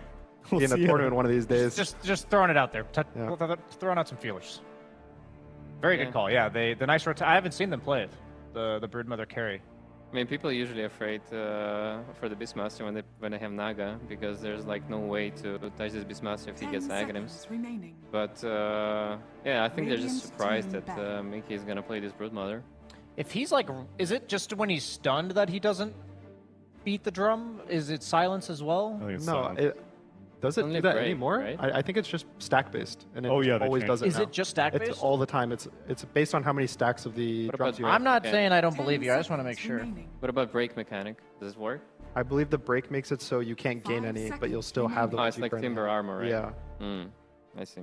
So all you have to do is press roar, because you'll get almost max stacks whenever you press roar, and he just. Why do you get max stacks when you press roar? Roar gives you 10, 15, 20 stacks based on the level instantly. Oh, really? Yeah, yes. So that's why you're here. I like how he's so precise with the numbers. No, I love Gunner, man. You ask him any question about Dota, he freaking knows. And so pretty much this beast is probably, I would assume he goes the just Ags BKB build, maybe a Crimson or a Pipe or something.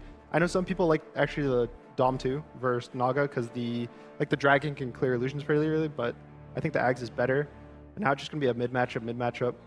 This might be like the #1 net worth Beastmaster at like minute 15. Yeah. In the entire game. I mean, that's just kind of what he does. What's there for Noob? There's Storm is okay. It's still in the pool. I don't know if he's really a big Storm guy, but it's probably one of the better heroes. It's okay versus supports, but it's really good versus the cores on Liquid, I would say, and it's a strong lane. Yeah, you are correct about what you said. There's pulses no matter what.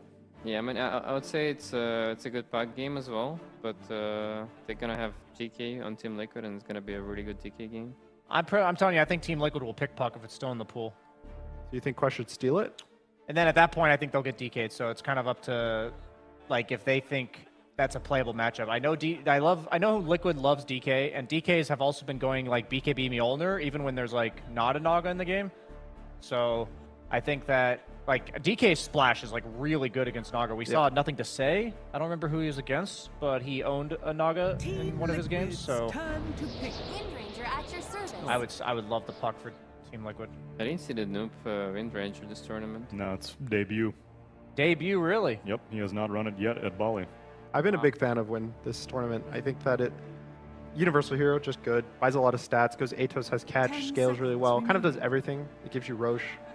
Pretty much tied TA, Mars the whole concept of like having this mid hero that can completely by himself like making pickoffs on the map, and your side laners kind of just like farm and get bigger. I would just like to say how much it speaks about a hero, what point in the draft they're picked, because at the Berlin Major, Wind Ranger was like first rounded and did not have a good win rate. And at this tournament, she's been lower on the totem pole, but when she's picked, she's got 17 picks, 65% win rate. So they still go for the DK. I think it's a much better matchup versus Wind. Beats her in the lane, doesn't really die to her early game until Wind kind of gets this Maelstrom, but people have been straying away going Atos, right? And they just go for more stats, more HP, and that doesn't really cut through Dragonite, at least until the Maelstrom, so I like that pick a lot. I think Liquid's got momentum in all three lanes. Maybe not top, like maybe the Mars will fare fine against the Brood, but I think Brood is becoming a decent carry because she does do very well at what a lot of these carries are doing, where they just retreat into their jungle, come up to the wave, and eventually they will shove you out just by virtue of summons and good trades with the heal from the Insatiable Hunger. So I personally think Liquid's got all the tempo here. I don't think Naga can carry this game. It's going to be a lot on Noob and Amar, to be honest. Like, I think Amar is going to have a heavy weight on his shoulders, and that's something he definitely could carry. I mean, I really like what they did against Naga when they picked the Beastmaster, and the Dragonite has really good answers against it. So, I mean, this Broodmother is not really going to do much in this game, but provide like stable damage output, but it's going to be on Beastmaster and DK basically to carry this game. And I like Liquid lineup in that sense. Gun Daddy. And Liquid. I actually think that Quest scales pretty well. I think Shadow Demon matches up really nice versus Dragonite. Stealing the illusions of Dragonite late game is really, really strong. And so I think if they can make it to like 30, 35 minutes, even if they're down, 8,000, 10,000 gold, I think that they can just come back really easily from that deficit. But the question is, can they get there? Well, both these teams had some incredibly quick GGs earlier today. Quest was able to beat PSG.LGD in one 19-minute game, and Liquid was able to beat 9 Pandas in a 23-minute game. Let's see if Liquid can continue that hot streak of speed with this push lineup in game number 1 with Cap and SVG. The last 2 times that Quest has matched into Team Liquid was during the DPC, and that was Season 3. Quest managed a 2-0, and then they met again in the tiebreakers, and Quest managed a 2-0 again. So Team Liquid on LAN are hoping for a different story here, and part of that is the draft. Avery, do you feel like they've set themselves up well for success? It's a pretty even draft. I mean, both teams got some power picks in the Brood, the Naga.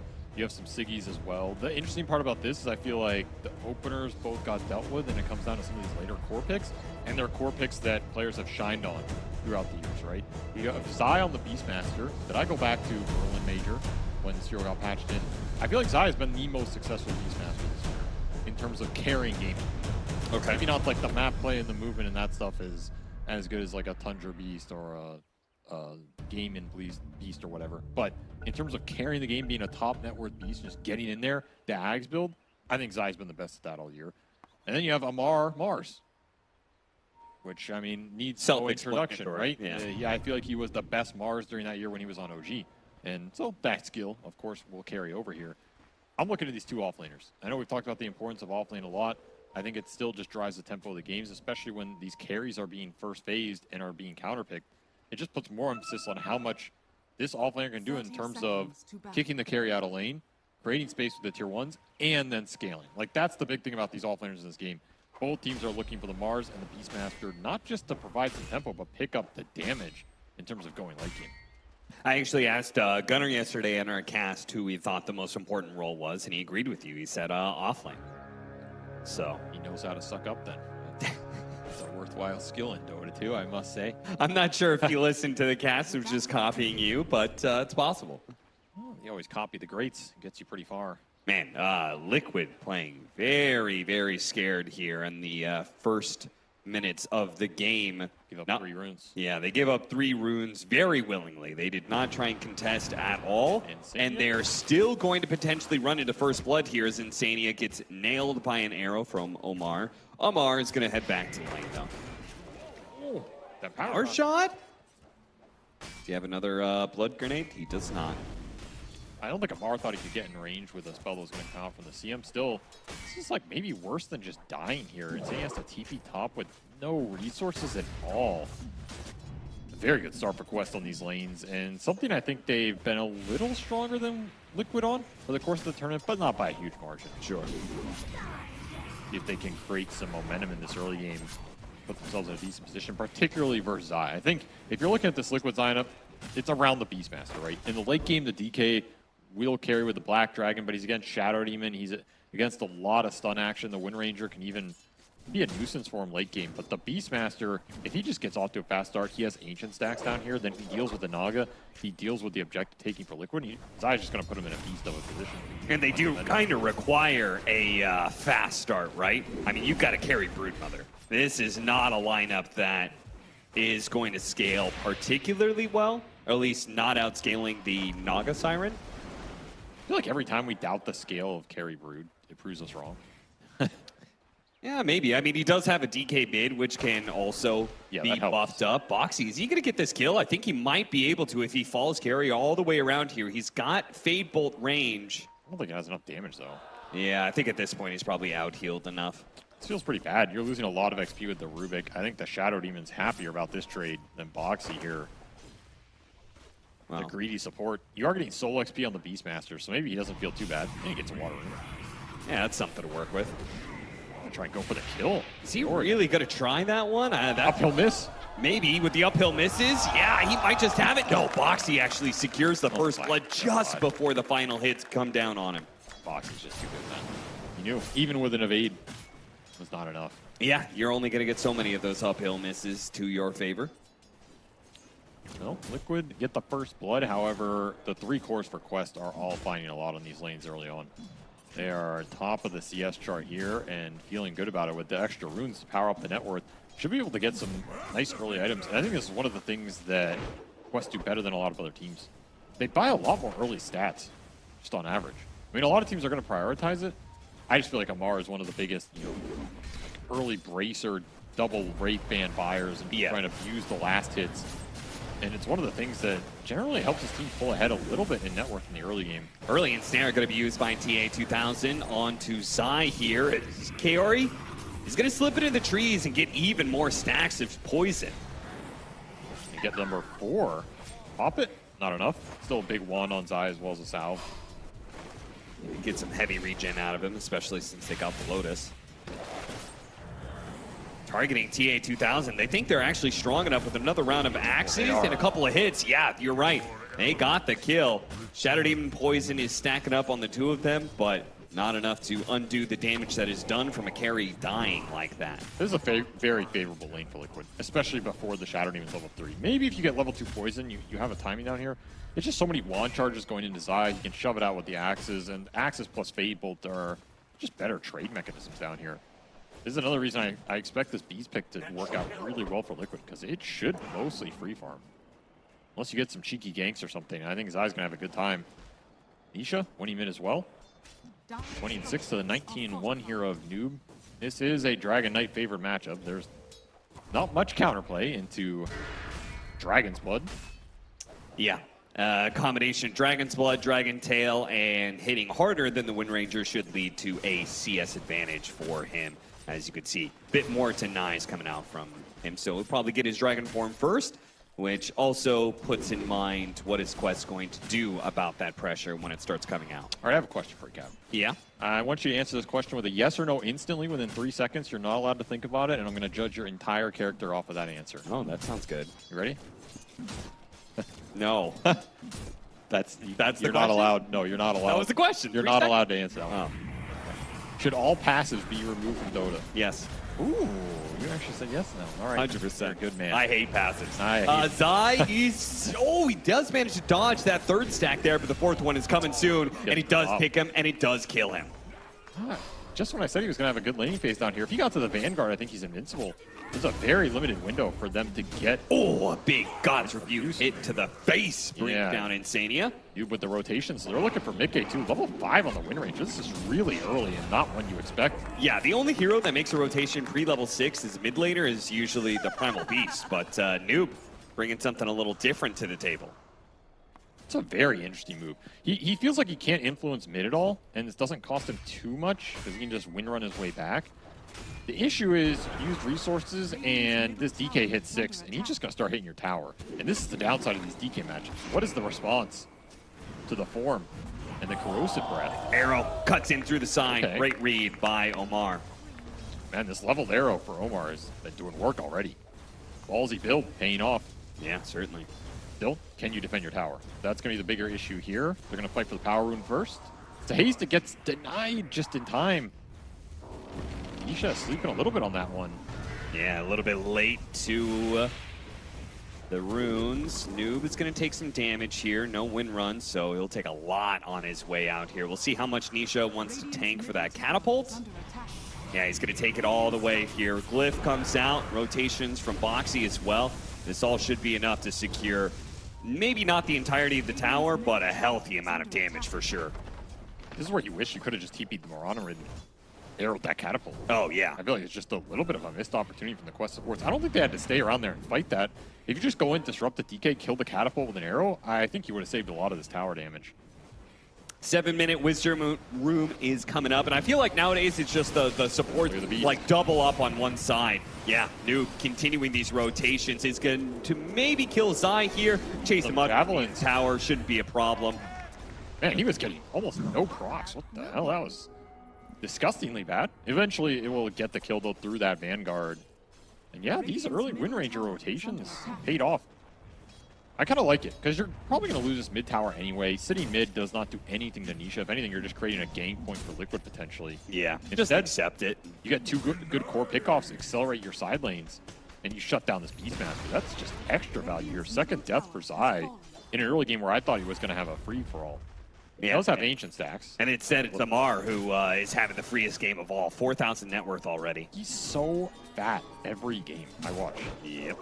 He is a net worth accumulator, and those are good to have on your team, I can tell you. It always feels like you can win a game, especially when it's in the off lane. Who was the best net worth accumulator that you ever played with? Back in the day, I feel like it was Sumail. Yeah, that guy just created gold out of nothing. And another person who, you know, was very much known for winning his lane in a hardcore way. Yeah, it definitely helps when you win your lane. TA 2000 going to be brought back into the Primal Roar. And should be killed here. They have plenty of disables to work him down. You know who else actually came to mind? Who? I think Resolution. I think when Resolution played carry, man, there were so many games he was just like 3,000 ahead of the enemy carry. It just shows. Some people just know how to farm. I don't know about nowadays, you know. Yeah, off-lane Rezo. That's a little different than old school stand-in for Empire Rezo. Now that was a special Rezo right there. That is very true. I don't know if he's happy or mad about that shout-out. I'll take both here. Hey, at least you got a shout-out. That says something, you know. That's true. But Amar is definitely up there, man. This guy, he might be the fastest farming off-laner we've seen in a long time. Especially off the lane. His lane mechanics are stellar. Sitting at 61 and 24 up here. Denied so much away from Mickey. He's not even look how six on the underfarmed brood. Mickey is. He created a 2K net worth disparity up here. I mean, sure, there was a single Wind Ranger game, but this much? This is a disgusting amount of net worth he's going to have, and it's going to be a question, what do you do with it? You buy a fast blink? Do you try and scale? Does this hero scale in the same ways that Amar used to make it scale? Yeah, like the old Midas? and Deso and stuff. He's going to go Midas? What an absolute gangster. I mean, you said it's good to have net worth generation. Nothing generates more net worth than a Midas. I guess so. This is just... Is it too greedy? Is anything too greedy for the Midas Mars? Is that even a thing? It wasn't a thing until Amar made it a thing. But what are you Midasing into?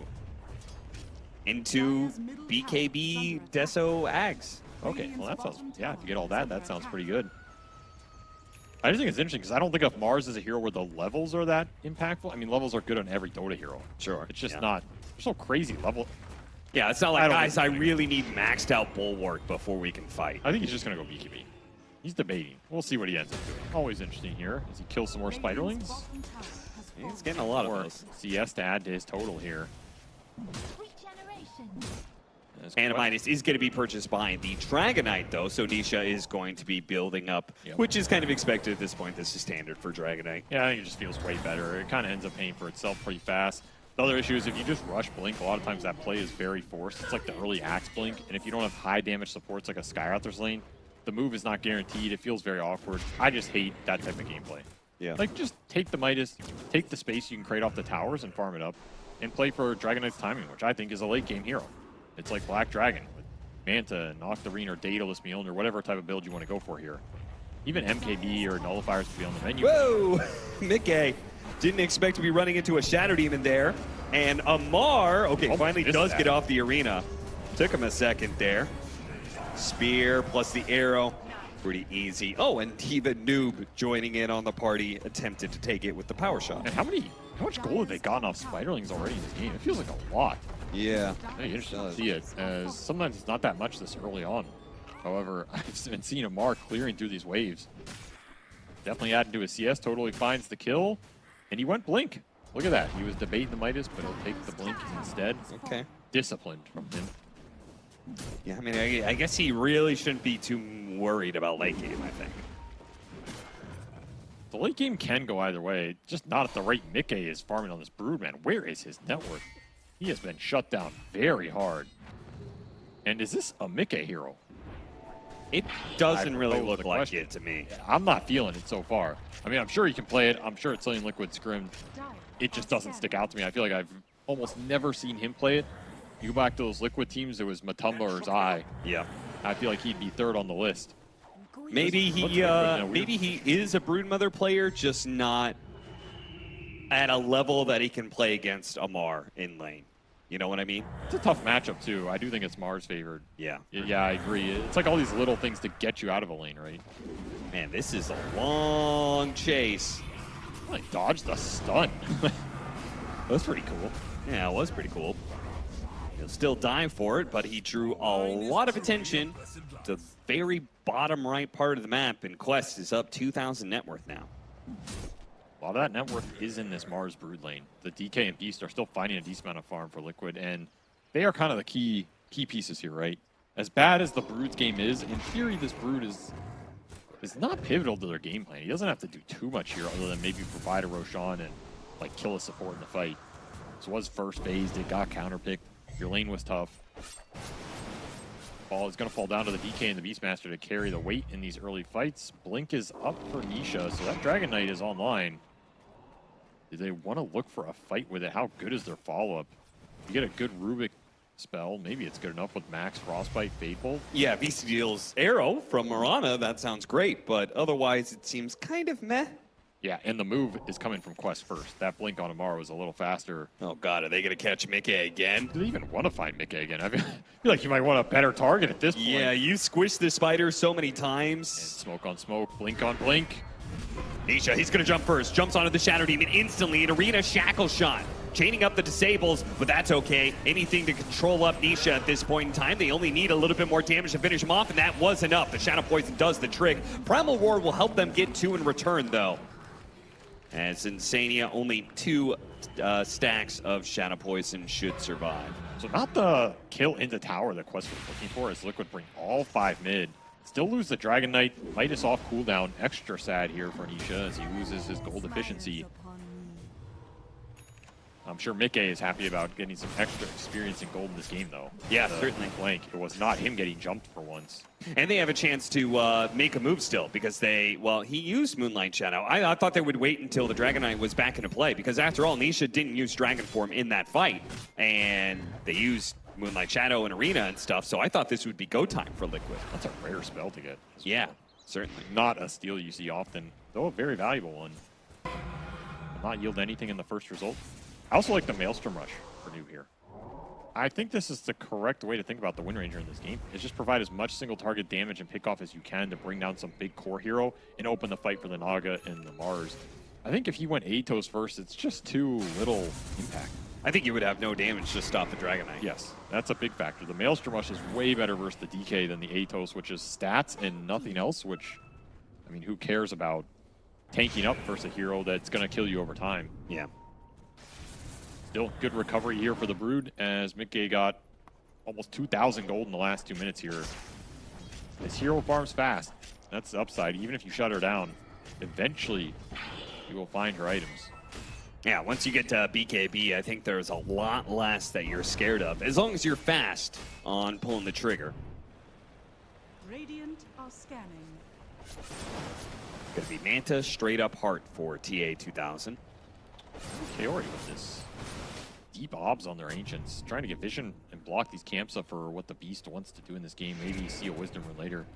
Nice little obs, especially when this tier 1's still up for Liquid, so Liquid want to play around it. However, Quest see everything down here. Yeah, they doubled up on the vision in this lane. This is kind of a race towards the Roshan. I feel like either team can do Rosh if they win a team fight, especially nearby to the pit. Moonlight Shadow is going to let Kaori get in here, bypass this obs and the Hawks. They're going to set up on Zai. He's just out of the sentry. The whole team is coming. Leading off with the disruption. The arrow follow-up is blocked by the Boars. Not easily able to get it. Gets it off of the spear instead. Great setup from Quest. Man, they skirt around that vision so damn well. That is going to be the power of Mirana ulti this game. You get around the Hawks, you get around the Broodlings, maybe DK Illusions later. It's a good Mirana ult game. Going to help their core stay in the fight as well with the extra evasion when it comes online. People forget about that talent, but it is one of the things that made 5 Mirana really good at TI. It's decent. This game, Kaori, you have overstayed your welcome, son. Yeah, he has. That is going to be the Dragon Form used from Nisha. So getting just a Shadow Demon for it, I'm not sure if that feels the greatest, but I guess it depends on how slow you want to play the game. Map setup is, in theory, pretty nice for Quest. They just stick the Naga against where the Brood is. Yeah. And the Naga is going to slowly outfarm the Brood as well as steal camps away from Nikkei with these illusions. Pretty damn annoying for him right now. He can't ever go on TA2000 up here. And it's where all of Liquid's vision is, so all of your vision for Liquid is just seeing this Naga up here, but you can't really go up here and gank, or you can't interact with it too well, unless you want to devote a crazy smoke. And that interaction's going to get worse and worse once he's got this Reaver. Huge amount of tankiness for this hero. He's a map problem right now. and it's confining Liquid, especially their killers, to the triangle. Ags is up for Zai, so this is the period where you want to start get those fights going, looking for Roshan. Yeah, this is where you're a lot more effective against the Naga Siren in fights. Telekinesis toss back. Kiori is going to be the victim of a spider attack here. TA2000. Disruption, dodges the ensnare, but Boxy's still stuck in the same old place. Quest do not want to give up this zone control to Liquid, because they know the second they lose any sort of presence up here, that Roshan is just free. And I think they really want it for themselves here. If they had mana on Noob, they might have considered going in there with Focus Fire. However, he is out of mana, TP'd up here. Lack of resources hurting Quest on the map right now. What do you feel about his build now going for the Lincolns against the Dragon Knight as opposed to completing the Gleipnir? I think the Lincolns is okay. I wouldn't mind like Lincoln's Ags build or something in this game. Just be a backline killer with low cooldown Focus Fire. I think that is a route he can take and be pretty effective with the lane shove off the Shadow Demon and the Naga, splitting people up. I don't know if Gleipnir just does much. Like, the lockdown's okay. It's just going to be Amar going in first every time with the early blink. That's why I feel like you don't need it. You're already going to have arrow setups with Disruption, Shackle, Spear. Right. I don't know if you need more. You already have a net and ensnare too. It's like, how much root do you need? At some point, Liquid are going to have 3 BKBs, and you're going to have to think about that. I think the Gleipnir is a little weak versus the triple BKB timing Liquid's pushing towards here as well. So when you think about BKB already done for Amar, by the way. So he is happy to take any sort of fight. Especially one where he gets on top of Liquid's cores. And now he's queuing up an Orchid. It's a pretty cool idea. I mean, it fits the hero nicely. Dude, sometimes I swear Amar just queues up items to ping him to like troll his team. You don't think he's actually going to go Orchid? I mean, it's like the Midas earlier. Is he going Orchid third? There's no way, dude. I refuse to believe he's actually going to end up getting Orchid. What does it do? Is it for the beast? I mean, it's even more single target takedown combined with Bloodthorn late game scaling. Yeah, but you have to know triple BKB is coming out for Liquid, and that is the most important point to contest here. And Orchid does not help you at all with that. I would be very surprised if he goes Orchid. It does pay off in the Ultra Lane with the Bloodthorn like you're talking about. It's just a long way to... I just don't know why you want it right now, right? Sure, yeah. That's why I feel like I'll get the Mage Slayer or something first. BKB done for Nisha. Timing for Liquid, but they're playing into a high ground ward from Quest. Stolen arrow from Boxy. They really have so many things going for them right now.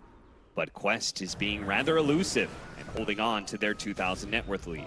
Oh, an arrow. Ooh, almost caught Kiori, but fortunately, he had his head up and ready to go. This is a really good spell for Liquid to fight around, because they have the DK initiation. And their BKBs are all coming online. They finished the Brood, they finished the Dragon Knight. I think it's just time to go force the Roshan. If you don't have Zais, that's the one you don't need. So Liquid pretty much fully online here. And Scan does hit. Quest want to try and contest this. I think Amar will feel bad if they don't take the fight with his BKB timing here. Sure. Part on TA2000 as well. Yeah, they're just going to mass TP and smoke it up. See if no time to wait for you.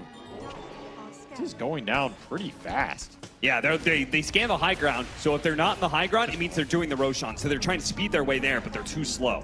They might still take the fight if they get a good clump. Yeah, TA2000 may look for the Song opportunity here. They want to fight under vision. They want to drag Liquid in a bit, maybe have them split up. Yeah, going straight into this Brood and the Aegis on the Beastmaster. That tells you who Liquid wants to survive these fights. Right. Pretty tough. Amar will take a Blink Dagger off the Courier from Boxy. Decent net worth advantage. Will he get caught? Chasing after him, Nisha not in range there. Dragon form popped, but no Dragon Tail. I think Quest are out of here. Yeah. Way too awkward. They need to get the other lanes in. They wasted some time. Got a Courier kill off it. Back to farming. Use the Naga on the map. Get as much out of that space as you can. As Liquid push towards their third BKB on that Beastmaster. Yeah, I'll be honest. I think you were probably right about the way Amar felt about the game, but I don't think Quest are required to contest Aegis. No, this first Aegis does not matter. I don't think Liquid are going to be able to go high ground with it or anything cheesy. I mean, they're already being elusive enough, and like, your extra strength of this Aegis, does it do anything to stop the fact that TA2000's pushing in all of your lanes? It's very true. And this Shadow Demon can scale really hard in this game. Like Kiori, if he gets to an Ags this game, breaks the DK multiple purges, disruptions with the DK illusions. Even the purge on Brood in the fight can be enough to kite her around. I don't think Quest are afraid of continuing to scale and go in late game. Even though this Naga in theory has kind of rough matchups, there are ways that they can get around it here. But particularly with the Wind Ranger and the Mars could be problems for Liquid later. Now it's a Scythe queued up. See, man, I told you. Just like... Another smoke from Team Liquid playing behind the Aegis hero. Yeah, that arrow ran out from Boxy. A little sad here for the smoke gank. And it goes to show how long these teams have played without really interacting with each other too much. That's been a quiet period. It's they gotta start taking towers if you're Liquid. This has gone on long enough. Yeah, especially when you have this Aegis period. They're still waiting for Zai's BKB. I just don't think they need it. Definitely want to be hitting some tier 2s, forcing Quest into you. Maybe they're afraid if they overextend on a tower, there's all this wraparound potential with the Mirana ult that can be hard to cover. And you just, if you lose a fight at a tier 2, you throw so much in this game away. Yeah, the bigger the map is, I feel like it has been harder to deal with invisibility in general. It can be very strong. Good thing all the Invis heroes are straight trash. That is mostly true, yeah. Bounty Hunter, Ricky, Nyx, where are you? Nobody can find them. They're in the garbage. Nyx Assassin's like, please guys, I'm the answer to Medusa. No, you're not. You're still trash. The answer to yourself. All right, tier 2 was taken. Liquid gonna have just a bit of a poke here at the tier 3. The first sign of any defense, they blink and bounce away. You know, it is a rare meta when the most viable Invis hero in Dota is your good old boy Brooklyn. Talking about, of course, Clinks is what he's referring to. That is an obscure reference to be giving people. Brooklyn Clinks. Nisha in a bit of trouble. He can use his BKB whenever he wants. He pops it now. They go for Boxy instead. Reno will seal his fate. They do not get that big DK. Still, first BKB from Nisha defensively does not feel good for this kind of push-oriented 5-man Liquid lineup. No, it's not going to feel great. This Aegis just didn't do much other than get your beast to the BKB. There are some Broodlings starting to hit bottom, so Amar will go back, look for the high 5. No one wants to give it to him. Very sad about that one. He just wants to keep playing with Mickey. Just wants a friendly high 5. Amar the friendly. This guy taunts a lot too, man. Yeah. One of those players just spams taunt hockey. Those are the worst. Butterfly for TA2000 here. Ooh, he is far. He is very far. I think Liquid just straight up, I mean, Zai just gave up his life on the Aegis. What did he even die to? Yeah, just Naga Siren Illusions. He just fought them to death. So, at this point in time, I don't even think Team Liquid can end the game, right? There's no possible way, I think, for them to deal with the Sirens, so... They have to go late. They have to go late, and we're going to see how good Broodmother and Dragonite are going to be able to scale into this game. It's going to be very interesting. This DK is a very good matchup versus Naga. I think it's a fantastic DK game, other than the Shadow Demon. That's like the one X factor for Nisha, is how much is Kiori going to be able to punish him in the fights, or just break him, mess him up, put his own illusions on top of him. Outside of that, I would be very confident in Liquid scaling behind the DK here. I just don't know how much that's going to influence the matchup. This Wind Ranger one can also be weird, particularly when the DK gets broken, because then that single target focus fire damage just escalates out of nowhere. Sure. Like, you throw a Disseminate out there, anything can happen. So Noob and Kaori are really the scaling factor for Quest that are going to, I think, make them feel pretty solid about this game. I don't know. I feel like Quest is just going to win this late. I think they can kite out the Liquid stuns, make the fight very awkward. Yeah, that's my assumption too. Arrow, long range. Yeah, but are you killing him with a heal? Yeah, the illusions do play against you. That's the very awkward. Going to work, and they got the Bramble Roar at TA2000. This is actually a little bit awkward now. The Moonlight Shadow, but he pops the BKB, chased after him, but he's already away thanks to the Force Staff. They do manage to get the root onto the Mirana, but it goes against Quest. Thinking they had the options there, but the drums, man, they keep you too high health against these illusion heroes. So the Naga answers, the Beast Ags and the Crystal Maiden with the ult. Sends TA2000 packing, and Omar has to sacrifice his life for the carry's sins. Yeah, it's a rare time where you see Insania #1 in terms of all the supports in the game in net worth. That's very true. It's probably Illusion Gold helping him out. Just farming it up on the Crystal Maiden. Which means he's very likely to scale pretty well. I mean, he's looking at a BKB if he gets to a point where he can get like BKB, Shard, Blink, that sort of thing. You are annoying. You're definitely annoying, especially for the Naga. Even when these BKBs run low for Quest. Still, this is the timing where Quest can strike. Hex done for Amar. That is what all that net worth went into. At least you get a good damage test here, you know? You're like, all right. See how much I can kill this Beastmaster. You were killing him. You got that going for you. He was losing more health than gaining. Yeah, Quest in their smoke. On their quest to find Team Liquid somewhere out of the map. The spiders are going to start spreading around, getting some information just about TA ward, and they're going to run into him. Ward is sick. It is a deep ward that's going to be able to find a great arena for Amar, instantly taking down Boxy. Nisha now going to be focus fired by Noob, but they're going to turn around with the Dragon Tail onto him. His win run can only last so long here, and he's going to be diced up by Liquid, who are here in force, and they bought back on Boxy for that one too. It's very interesting Omar took Boxy over Nisha there with the Hex, because in theory you can chain it up with the arrow. I guess it can get body blocked, and the Rubik is a guaranteed kill as opposed to his DK. Maybe he doesn't die. Yeah. It's just, you know, Boxy has buyback here right outside their base. It's kind of, okay, we're going to take him and get the hell out. And Noob did not get the memo going in there. Pays a big price. You give up level 4 Shackle Shot as well. A very strong spell steal on the Rubik. Especially when this duration is increased with instant cast point. It's a nasty one to give away. We'll see if Boxy can make more of it than he did with that arrow from earlier. Did cost him a buyback.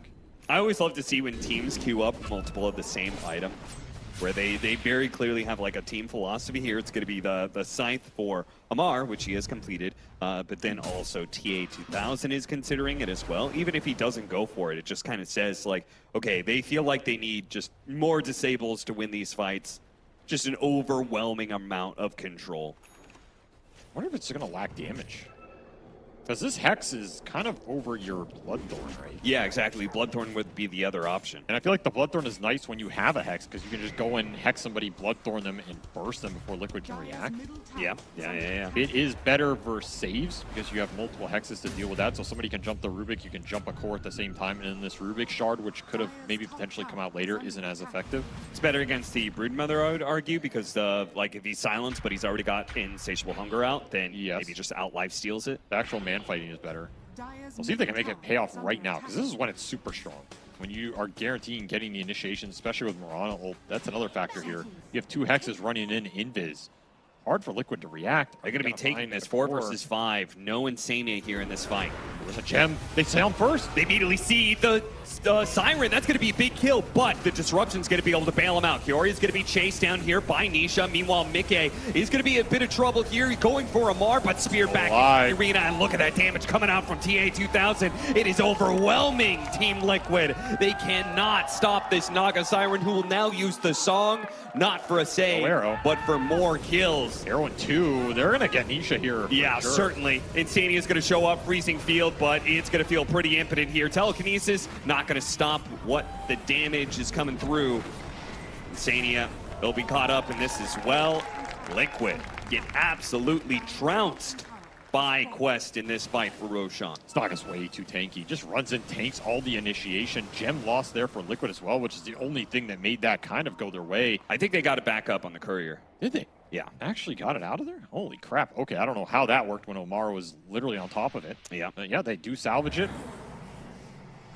That's a consolation prize, though, as Roshan is going to go Quest's way. Boxy finished Omar on the back end of that. So he did play that sequence pretty well. It's just the sustained damage and how long it took them to go through the bulwark in the arena. Your BKBs run out. That spear landing on the Brood was huge. That's just a damn good team fight there. Understanding their timings with this double Hex and abusing Mirana ult to the maximum really helps get you on these initiations with the extra move speed. Liquid not being able to see these supports. They're doing a lot in these fights. The disruption save was also pretty pivotal, right? Yeah, great play by Kiori, playing it back, getting the right blink in. Prime Roar going to be used, see if they can kill the Shadow Demon before he can save himself. Yeah, no one to bail him out. Now Scythe into a spear with the arena. Arrow gets blocked by Boar. Yeah, Noob's going to be able to chase down the backline, though. He went for Boxy, but an immediate Glimmer Cape is going to be able to buy him a little bit of time. Had the vision, got outside of it. Now instead, he turns towards the Dragon Knife, but with the Focus Fire already used, this is an awkward fight for him. They're going to start backing out. TA2000's going to call it quits. Song of Siren used. Snared. Ensnare lasts forever, actually. They're going to have to fight this one, I think. Nice spear, locking down the Dragon Knight. But yeah, Dragon back in with the harpoon. Another ensnare. Another one, man. Boxy keeping it going. This is a dangerous move. They have to fight for their life now, but the Focus Fire is back up and being laid into the Beastmaster. Might be able to get him, but they finish off the first life of the Wind Ranger. When he comes back up, walking in. Look at the Crimson Guard go. TA2000 is going to be able to turn and to help deal with the Crystal Maiden, but he's trying to get out with the rest of his actual hero. As Amar is going to be targeted. Dragon Tail worked by Mickey. Harpoon and back in once again. TA2000, everybody else has died around him, and they can finally focus down the Siren, who falls 4 dead on the side of Quest. What a turn from Liquid. How did that work so well? That fight lasted so damn long. He got a second roar off in the engagement. Crimson Guard just keeping Liquid up for so long here. They kite out a lot of the damage from Quest too, because your Shadow Demon died first.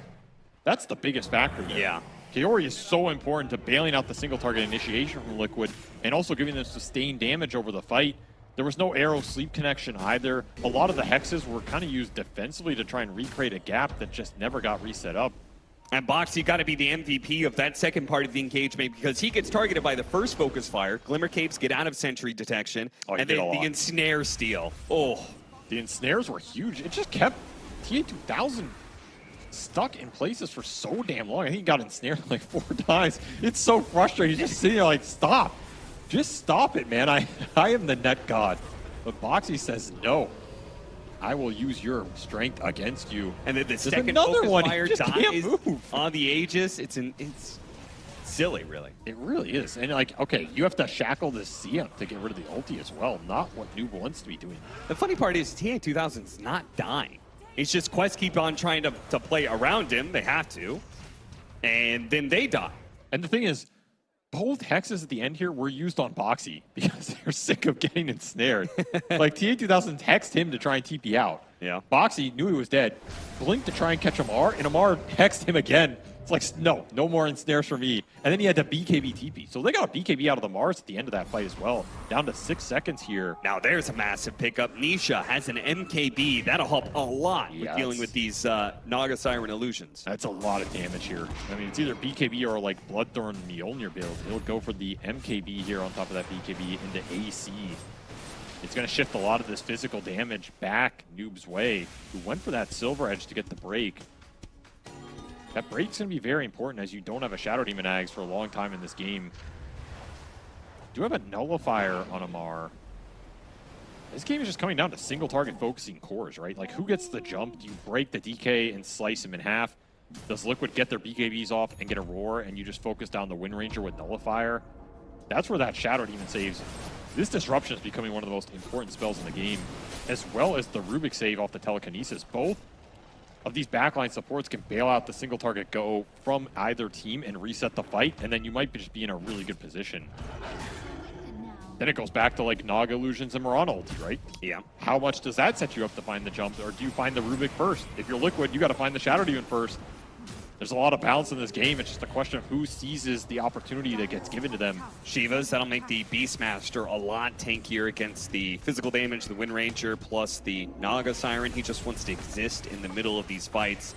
Scale's picking up for Liquid, man. AC plus the Shivas is going to help a lot with the HP, and Mickey, he has slowly built his webs and crawled his way up this net worth chart. He is number 2 after that incredibly rough start. A late Lincolns for him. He's getting scary. Titan Sliver's also really good on this hero. So if you get the defensive items in the Lincolns and the BKB, you're like a guaranteed hero kill somewhere. It's pretty hard to stop. That's the power of this Brood. If you can get to level 25 talent, it just gets better and better. Shard already online. Insatiable Hunger does not care about your life, though it cares about an arrow. Mickey just tanks it out of nowhere. Stolen Disruption by Boxy. That's going to be super helpful. Nice. Telekinesis, stop Kaori from casting any spells, and they'll get that kill, but unable to get a second one off of it. They are... is huge. Yeah. Cannot be underestimated here. As good as it is for Quest, it is just as good for Liquid. This is where you want to get that next Roshan. While this spell is up for the Rubik. Not going to be that fast, though. We're going to have some Dragonite illusions being spammed all over the field here. Oh, this is so annoying. Might even trick Quest. Look at Nisha on the left. Ninja geared up. He's going to find an opening. By Tamar. An opportunity instantly jumps on him, and he's bulwarked the wrong direction, too. They used the song right away. The BKB did go off from Zai, though, and Boxy playing the edges, trying to hold him in place. The telekinesis does go off. Disruption steal. That is a beautiful disruption to hold him in place. He does manage to blink away, though. Great move by Amar. No covering nukes whatsoever to be able to stop that blink. Yeah, you do not have the poison to throw in there, unfortunately. You are not the grandest of all of the mages. And that was also the end of the Dragon form, so time for Liquid to back up, and they're going to return to a state. I think whenever we talk about the Liquid and like the growth and stuff, it feels like though the default is still Quest, right? Like the game, when it's normalized, it just means that Quest has more of the map control, and very likely they have the initiation advantage. It feels like they have a lot of things going their ways. Liquid's just making it difficult for them. I feel like Liquid is getting more out of the map, though, in a way. Like, this Naga is kind of peaking right now. So all the farm that TA2000 is continuing to take, it's not that impactful. Like, it's not going to trickle down to the rest of his allies. There's no trickle-down economics for Quest here, and all three of Liquid's cores are just beefing up. Yeah. They're providing damage, they're providing tank ability. All of them are problems. Whereas I don't know how much damage this Naga is actually putting out. I mean, the thing is, TA2000 went for BKB Ags and Hex. It's a lot of control, extra control during the BKB durations with the Ensnare, plus you can reel him in, I guess. I mean, I don't know if you ever sit there and reel him in, but the thing is, it's a lot of defensive or control-oriented items. There's not the Bloodthorn build. There's not some crazy spike they hit with this Butterfly, and it will start to wear off here. Well, the nice part is he can consume the Aghanim Scepter and open up another slot, which is what he's trying to do That now. is true, yeah, and then you can get Swift Blink. That'll up your damage. Swift Blink, do you think that is the right item choice? Again, I kind of look back to that Bloodthorn. Like, that is a way to crack open a single target focus, right? It does feel like Bloodthorn would be the best item for Quest going in these late games versus the Tricore that Liquid is presenting them. At some point, you're going to have to cleave through these heroes. Yeah, this triple core lineup is like so tanky, each one of them. Did manage to get a ranged barracks off the illusions. That's something. They still struggle to deal with these illusions when it comes to the split push. In the team fights, they're okay with it, but they are a nuisance. Radiant Roshan is going to be great for them. Those buybacks are pretty damn nice here.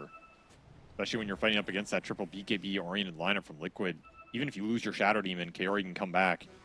If Omar wants to tank the jump, he can buy back and be straight there. Yeah, it almost feels like it guarantees. TA2000 is in with the real hero, by the way.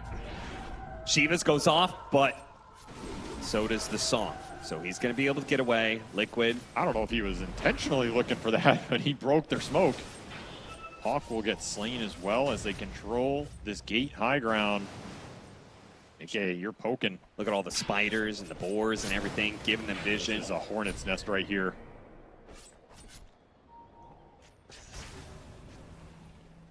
So now we're just going to have a standoff around the Roshan pit. The other lanes seem to not really have a huge amount of pressure one way or the other, so... Top will eventually push in for Quest. It's going to take a long time.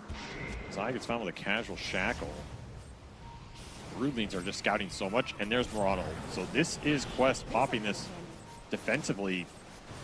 Coach trying really hard to force this. This is a good spell to get out if you're really happy you just got that up by setting Broodlings in. Now you're not going to have it for the middle of the fight. Yeah, Song on cooldown, Moonlight Shadow on cooldown. Opportunities present themselves, but how do you push into that high ground area and the outpost? They still have this disruption on Boxy, by the way, so they're going to send some DK illusions in, and Nisha says, I've had enough. Going to kick him out of here. He runs through the outpost area.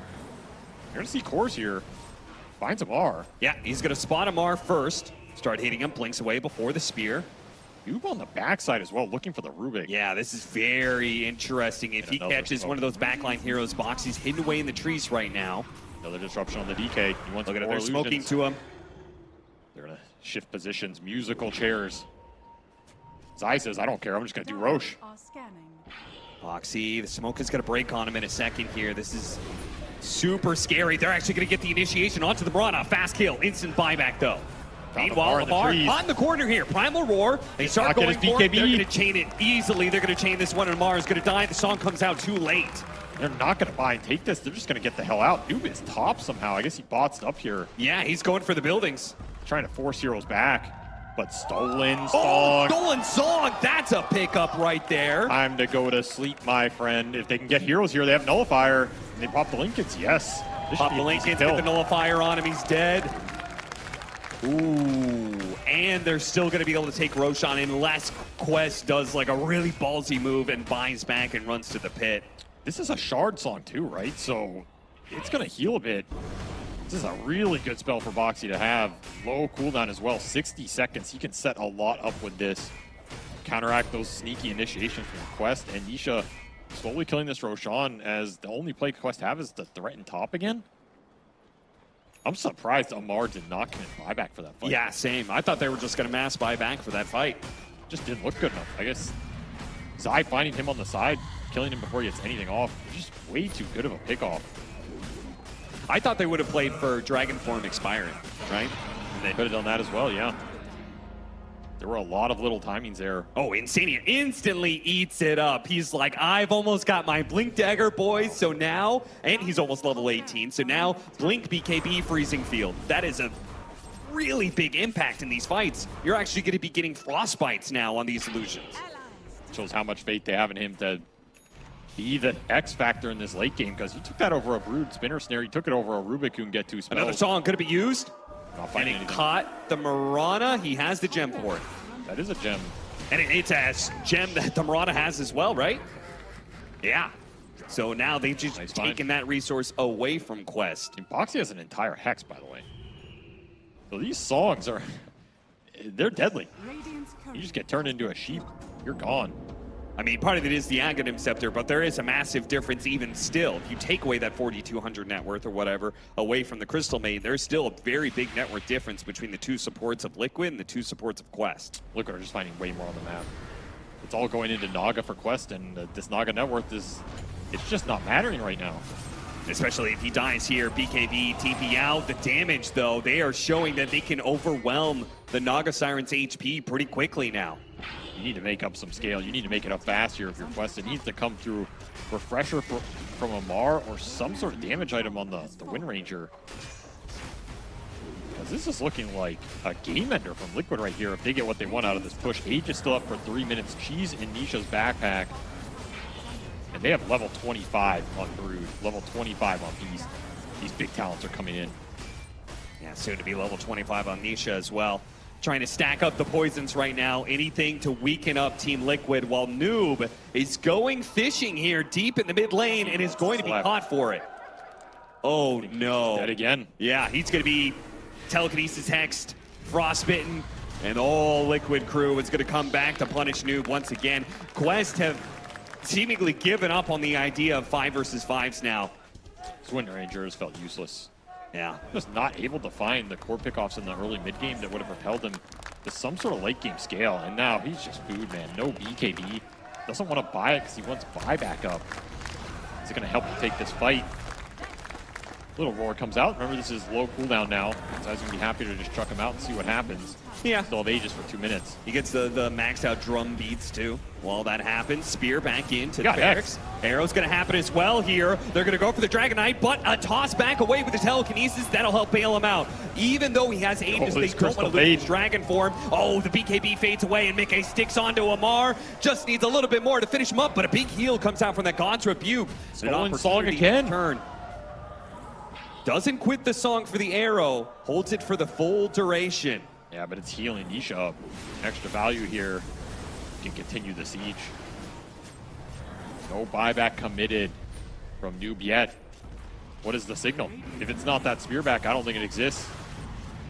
DK form is out. You still always have this shard save too. And man, this Tricore is terrifying late game. You have double Hex now on Liquid side. You have tank ability between the armor. And you have no lack of damage with MKB on Mickey, level 25. This is where the carry brood just, I feel like it just wins games. I don't know how you deal with the hero at this point, unless you can jump him and all in him. And that has proved way too problematic for Quest. Their Naga is falling off fast. You look at this Naga 6 slot.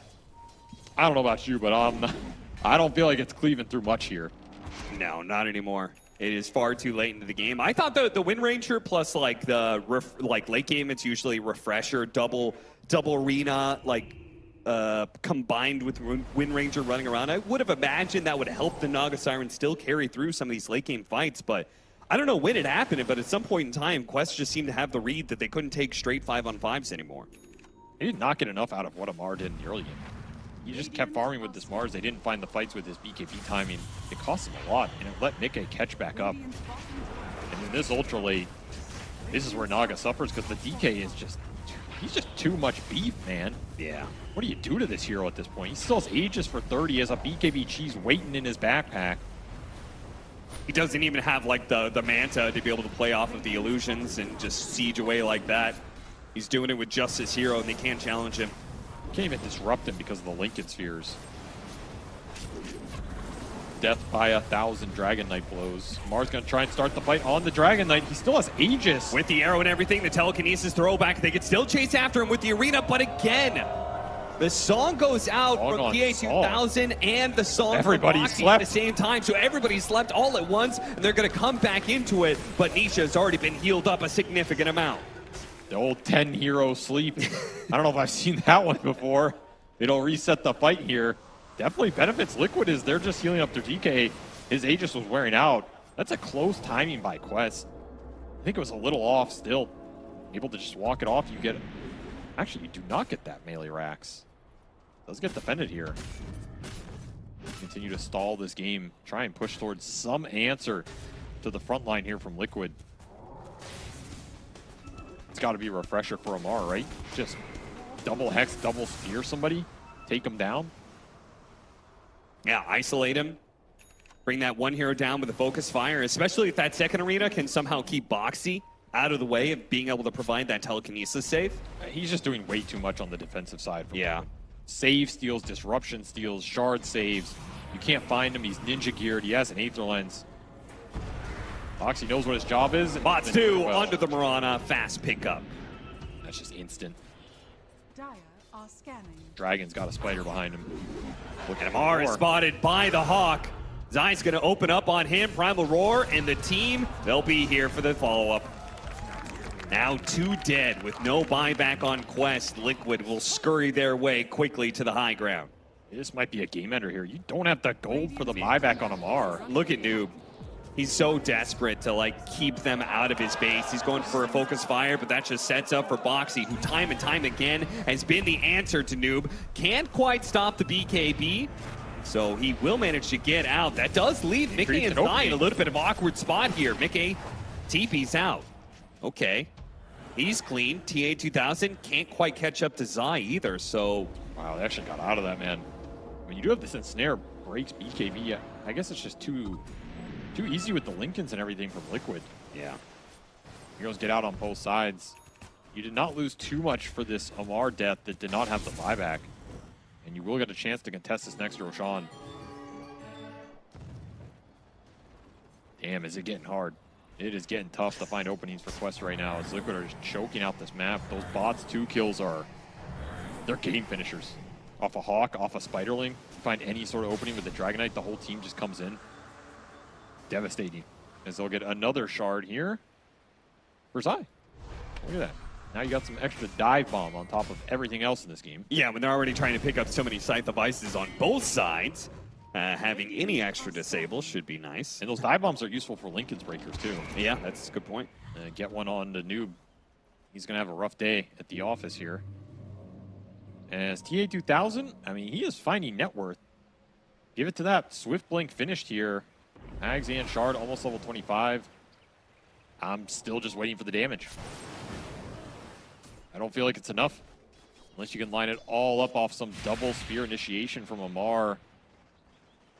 Does the 25 talent on Naga help out that much with damage? Right? Isn't there the one where there's less attacks for the trigger? Yes. which it's a little extra burst. I feel like most time people take the mirror image cooldown. Yeah, they do. I was just thinking about that other one because they seem to have a hard time focusing down a single hero. You gotta combine the break off of Nuke Silver Edge on the DK with Naga going in, chain some Hex, and you have to deal with the saves from the Rubik. That's the biggest problem right now. This lift back, he sleeps. He's looking up the high ground. Does he want to take the Dragon Knight here? No, he does not. No, they've tried that too many times. Still a cheese on Nisha, by the way. Yeah, you're not bringing him down 100-0. You don't have that many stuns. You don't have that much damage. So that is a pointless go. Bottom lane is pushing in big time, by the way. This is something Liquid can always leverage in this game. The fact that they have 2 lanes here and a Beastmaster to give vision of the Roche Pit. The whole map is very straightforward to play. Which is going to help a lot when Roshan is going to spawn on the Radiant side, too. Going to be nice to contest. As they're looking for the pickoff here, bots 2 on Anisha. Will not find Amar. He barely gets out of there. They're going to take this building. Eventually, yes. Got a Die pushing out with the Shivas. Managed to get the Scythe onto the Naga Siren here. Force out trying to get him away. TA2000 pops the BKB, but now that means he won't have his BKB and won't have that magic immunity. Gets off the song though before Boxy could chain it. Down to bar. You also have to BKB TP here and still no Abyssals up. So these are still get out of jail free cards.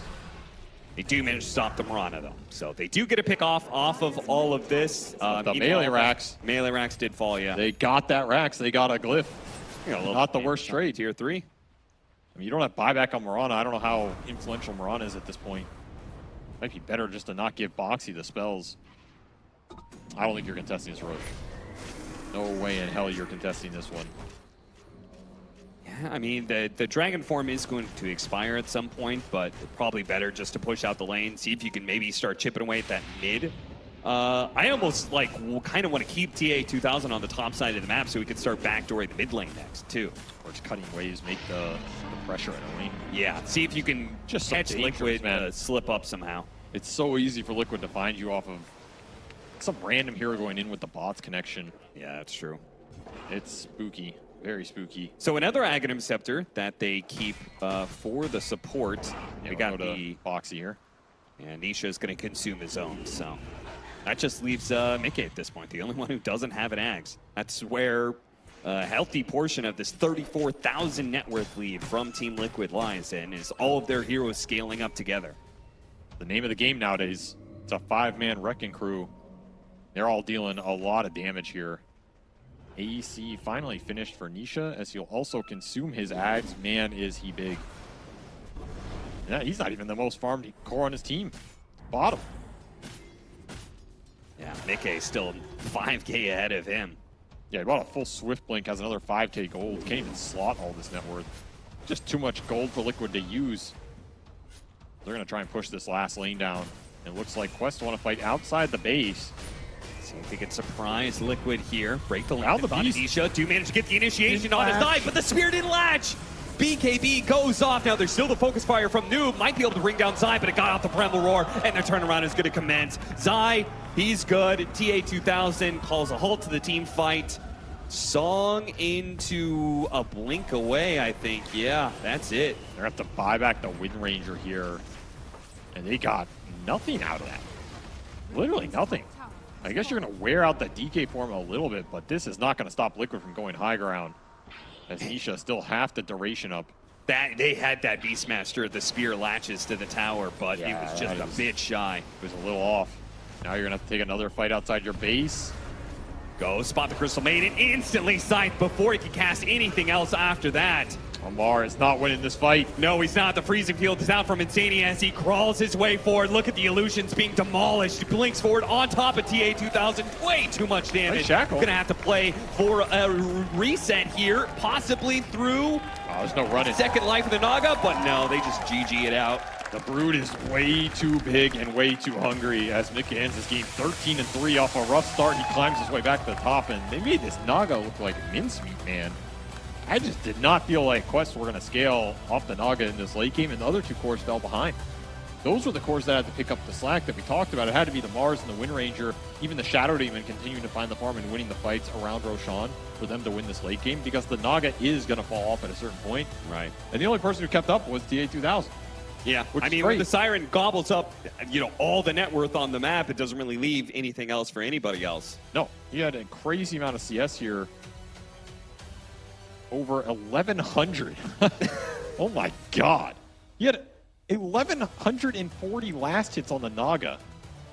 The next closest in this game is 540 on Amar and 660 on Mickey. So he's literally doubling up the Broodmother CS here. But honestly, I feel like it's bad for Quest. Yes, it is. I Because think it's so too. so much net worth going to the Naga that doesn't change anything about the late game fights. And it's just them trying to stall the game, pressure off that one lane of racks that went down. It's just not leading to a win condition here. Team Liquid get way too big, and that Zai Beastmaster collects another dub.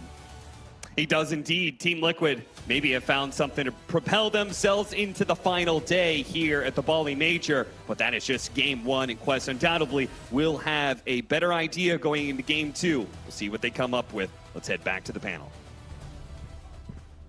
I'm sure part of it may be starting to get ready for the possibility of Broodmother being a flex pick for Team Liquid. Broodmother has just risen so much in stocks over the course of this entire major from the beginning of the group stage. I remember it was pretty much just like Shiro on LGD, was just like, yo, what if I run this as a carry? And then more and more carry players started being like, oh yeah, she's a universal hero. I love universal heroes. Maybe I should run it as a carry. But Mickey wasn't necessarily the hero of this game. Rezo, I feel like you very specifically had a soft spot for someone on Liquid. I mean, Boxy has put on a show this game. Oh my God, what he did in that particular fight in the mid lane, where it was like a very deciding fight for the Team Liquid. If the Quest win that fight, they probably win the game out of it. But Boxy, oh my God, what he did in the fight. He netted Naga like 3 or 4 times that game, and also on the Rubik net is like 8 seconds long or something. So he basically like solo win that fight by just controlling the Naga, not making anything happen to like his teammates, not making any output from the Naga being made in the fight. And also the way they started the fight, they killed the Shadow Demon straight up with like, I think Boxy was the one initiating that fight, and so along with the Zai, starting that initiation going and straight up like turning the game after that point, and also like getting that sleep and getting the songs on the crucial pickoffs in the game, like on the Wind Ranger, on Mars. It's just, I don't know. I love watching Boxy play this Rubik. I didn't think he was like one of the best Rubikers, but now after this game, he's up there for sure for me. Dude, absolutely. These are the types of performances, especially at this stage of a tournament, that you make your name for it. How about you, Gunnar? What do you have your eyes on in this game number 1? I like the way that they dealt with the Naga pushing lanes. They kind of had a rough early game. Top lane went really bad for them. Yes. Amar kind of did his thing where he crushes the lane. And he had a Midas queued up. Maybe if he went the Midas this game, it would have been a little different on the Mars. But I think the way that they kind of took the team fights, like Rezo was saying, especially like Boxy, but I think everyone on Liquid, how they played these team fights was really good. And once they get like an advantage, I think their draft is like really easy to execute. Dragon Knight just gets stuns across the map, keeps getting kills, pickoffs. Boxy just keeps getting pickoffs with the song. He got like 3 or 4 random kills just for free after having it. So really nice played by them. This is what you also referenced in terms of how they dealt with the Naga split push. You said before we even started the series, you think that this matchup is going to be defined by how lanes are pushed. And it seems that Liquid had a very clear idea that if we let Naga Siren go through, we're going to deal with it this way. Yeah, I feel like TA2000, like Naga for him isn't like necessarily good, because like he's usually like the win condition for them. And I mean, it's maybe like Amar having that Mars is not particularly good, that he doesn't really provide that much damage in this fight, or like it's just Naga for TA2000 is not working very well, because he can't really be the one that's gonna win the game. Like Naga usually is the one who's like holding the game, like making a lot of stuff happen, push the lanes, but she needs some additional carry hero to be able to win the fights and finish the game with. Yeah, my experience playing Naga, like you're gonna have the lanes pushed in, you're gonna supply your team with the vision, and my job as the carry is usually like pointing at the guy, this guy's defending the wave, kill this guy. but the problem is usually Naga can at least throw some damage in there. But when you're looking at like a DK and a Beastmaster, what make these picks so strong is DK is just going to stand his ground when he's netted and hit you back, and he's got this huge AoE slow splash damage. And then you got Beastmaster who's just drumming away. Doesn't matter if he's stunned or anything like that. You saw, I think it was like 20 minutes, 25 minutes when they went for their kill attempt on Zai, and he ended up having to song on TA2000 and just walk away. These are all just good game and map matchups that they're picking on the side of Liquid, and that's why I liked their draft initially. But this Boxy, man, like those song steals, like Clutch, just generally his positioning in a game like this is quite difficult. You're looking at Wind Ranger, you're looking at Mars, you're looking at the Naga Sleep with the sheep stick and everything like that. But don't worry about it, Brian. They had 7 ninja gears in this game. Exactly. How is positioning an issue if you have ninja gear every game? That's true. That item's freaking stupid. But both teams had the ninja gear. Yeah. I think Liquid had had 4. Yeah, they had an They rolled advantage. pretty well because they rolled 4 ninja gears while Radiant only rolled 3. Yeah. Well, maybe they talked about it in their game as they were on the mics. Let's do a mic check with Team Liquid. Just die. We're just dead. Once. Dead once. Can we kill her twice? Yeah, try. Go. She's netted again. I don't have. I will find 2 seconds. Support sir. I'm netting the bottom for you. Yeah, kill. I'm hexed. I can't. Naga's Keeping picking. up. Naga's I got him. I kill Miran. Miran dead. I know fire. BKB don't know. Bottom dead. There's some Mars up there. Look, Mars. Kill Naga here. Look, Mars. Mars. ST will have to blink in. Kill ST when it goes in. Yeah, kill Mars. Yeah, he's not gonna go. Real Naga here. Yeah. Come on. Naga can't fight. They're gonna get frozen. Look at me. Look at me. Yeah, go. They're all dead. I want I need help Mars. He's healing. Back. Killing the Mars. ST rolled in the... Naga is left rooted on this BKB Yeah, here. Naga dead. Or ST dead. I'm on the Wind Under. Wind Under rooted, guys. Wind Under rooted. Naga. Nice, boys. Fucking 1 hit, boys. I like how the very first fight, Roman, alludes to what you were talking about, that the Rubik net lasts so long when stolen that Boxy first said, I netted the Naga, and then they had to do a cut. Even though it was the same fight, they had to do a cut because he said it again like 10 seconds later. He's like, I netted the Naga again. Yeah. And the way he was thinking about it, like, so calm, like, I netted again. I got straight out. real Naga over here. As a support, or as a carry, one of the most annoying things is when a support's just like down doggy. You know, just sit there. My team will get to you eventually. Like Shadow Shaman, right? Yeah. Back in the day when he was a good hero and he just gets shackled and then hexed. I've got him over here. Oh god. I think it was, if it was Amar on the other team with netting Naga, he would be like, he did. Most interesting was they would like keep calling 2 different heroes. Like that's awesome. Yeah. Insania would be like Naga here, and then all the cores would be yelling about the Mars on the other side, and then Insania has to repeat like 5 times. He gets quiet and he's like, Naga here, guys. Real Naga here. By the 6th time, they're gonna get rooted! But Boxy had it under control. He was processing all the information while just casually netting people on the way. Because he's got the mentality of a champion. And you can be a champion with BizNet, the official internet sponsor of the Bali Major 2023. Shout out to them for sponsoring this event. And if you're ready for game number 2, I won't take any more of your time. Let's get into more of the Dota after the break.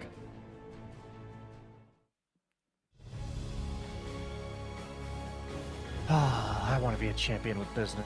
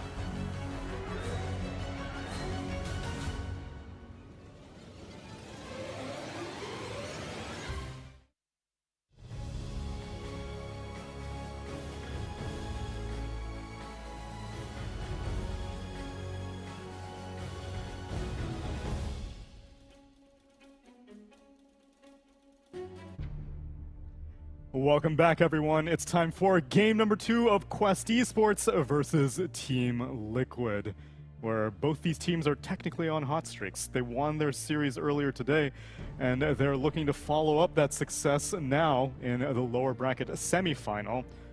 But which team has more momentum? I'm telling you, Liquid's the lower bracket champions. But the upper brackets for bitches. Book ending, though. I'm telling you, it's like this is real life. This is no cinematic film with a script. Man, as much as it may seem like it, there's no script. Amar is playing his best when he's under a lot of pressure. True. The more and pressure, right the now, better. The more pressure is better. And right now, he's under the most pressure he could potentially get in this tournament. Because he's in an elimination match right now. And down last one game.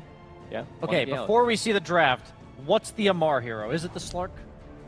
What are we going to see? Anti-mage. I think it's Doom. You think it's Doom for this one? Okay. Anti-mage. Backs against the wall. Put it all on the Doom. line. Game 2, you got to win one more. You pick Doom. Okay. I'm going to say they do an 8th pick Slark. Team Liquid's turn to pick.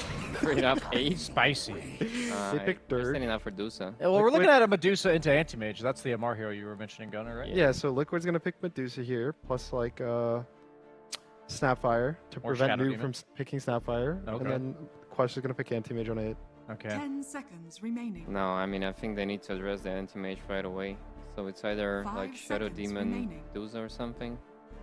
Is there a chance Liquid just goes Visage? Because they like it against Team the die. Liquid's turn to pick. There's no chance. No. Okay. Medusa Shadow Demon, Medusa Snap. No Snap. I don't think it's Snap. I What's think the other one? It's either some melee dude like Clockwork. But you got to prep for the Anti-Mage, right? That's why people usually pick Shadow Demon? Yeah. Yeah. Looks like I see Enchantress marked there on Boxy's monitor. Whoa, Yeah, I was getting a little spoiler there.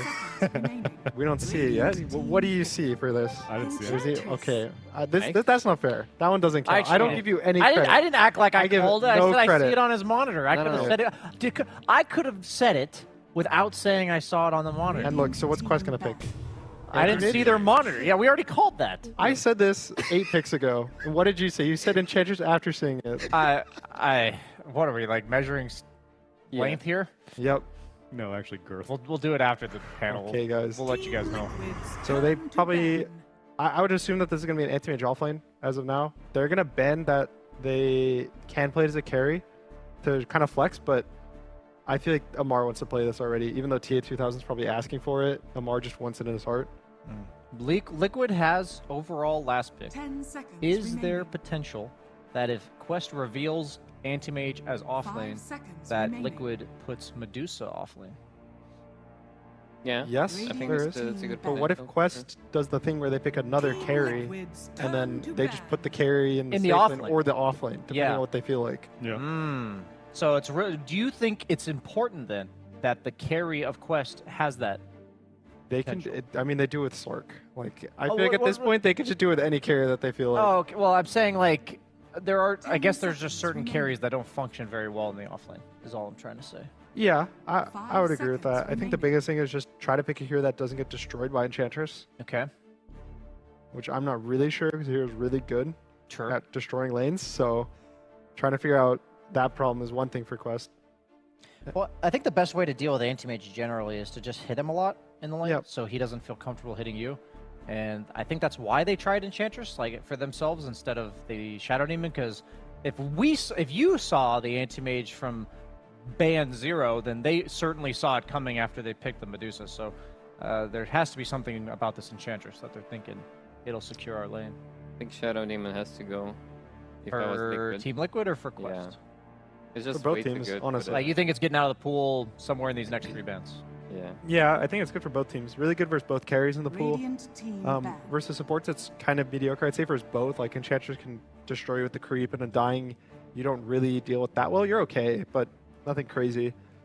There's So- the Shadow Demon. Honestly, like, can we just turn the monitor off? We'll just let you guys know exactly what's going to get picked anyways. So Liquid, I would assume 10 probably just need a seconds support remaining. on 15. I would like catch. They don't really have great 5 catch, and there's an seconds anti-mage. remaining.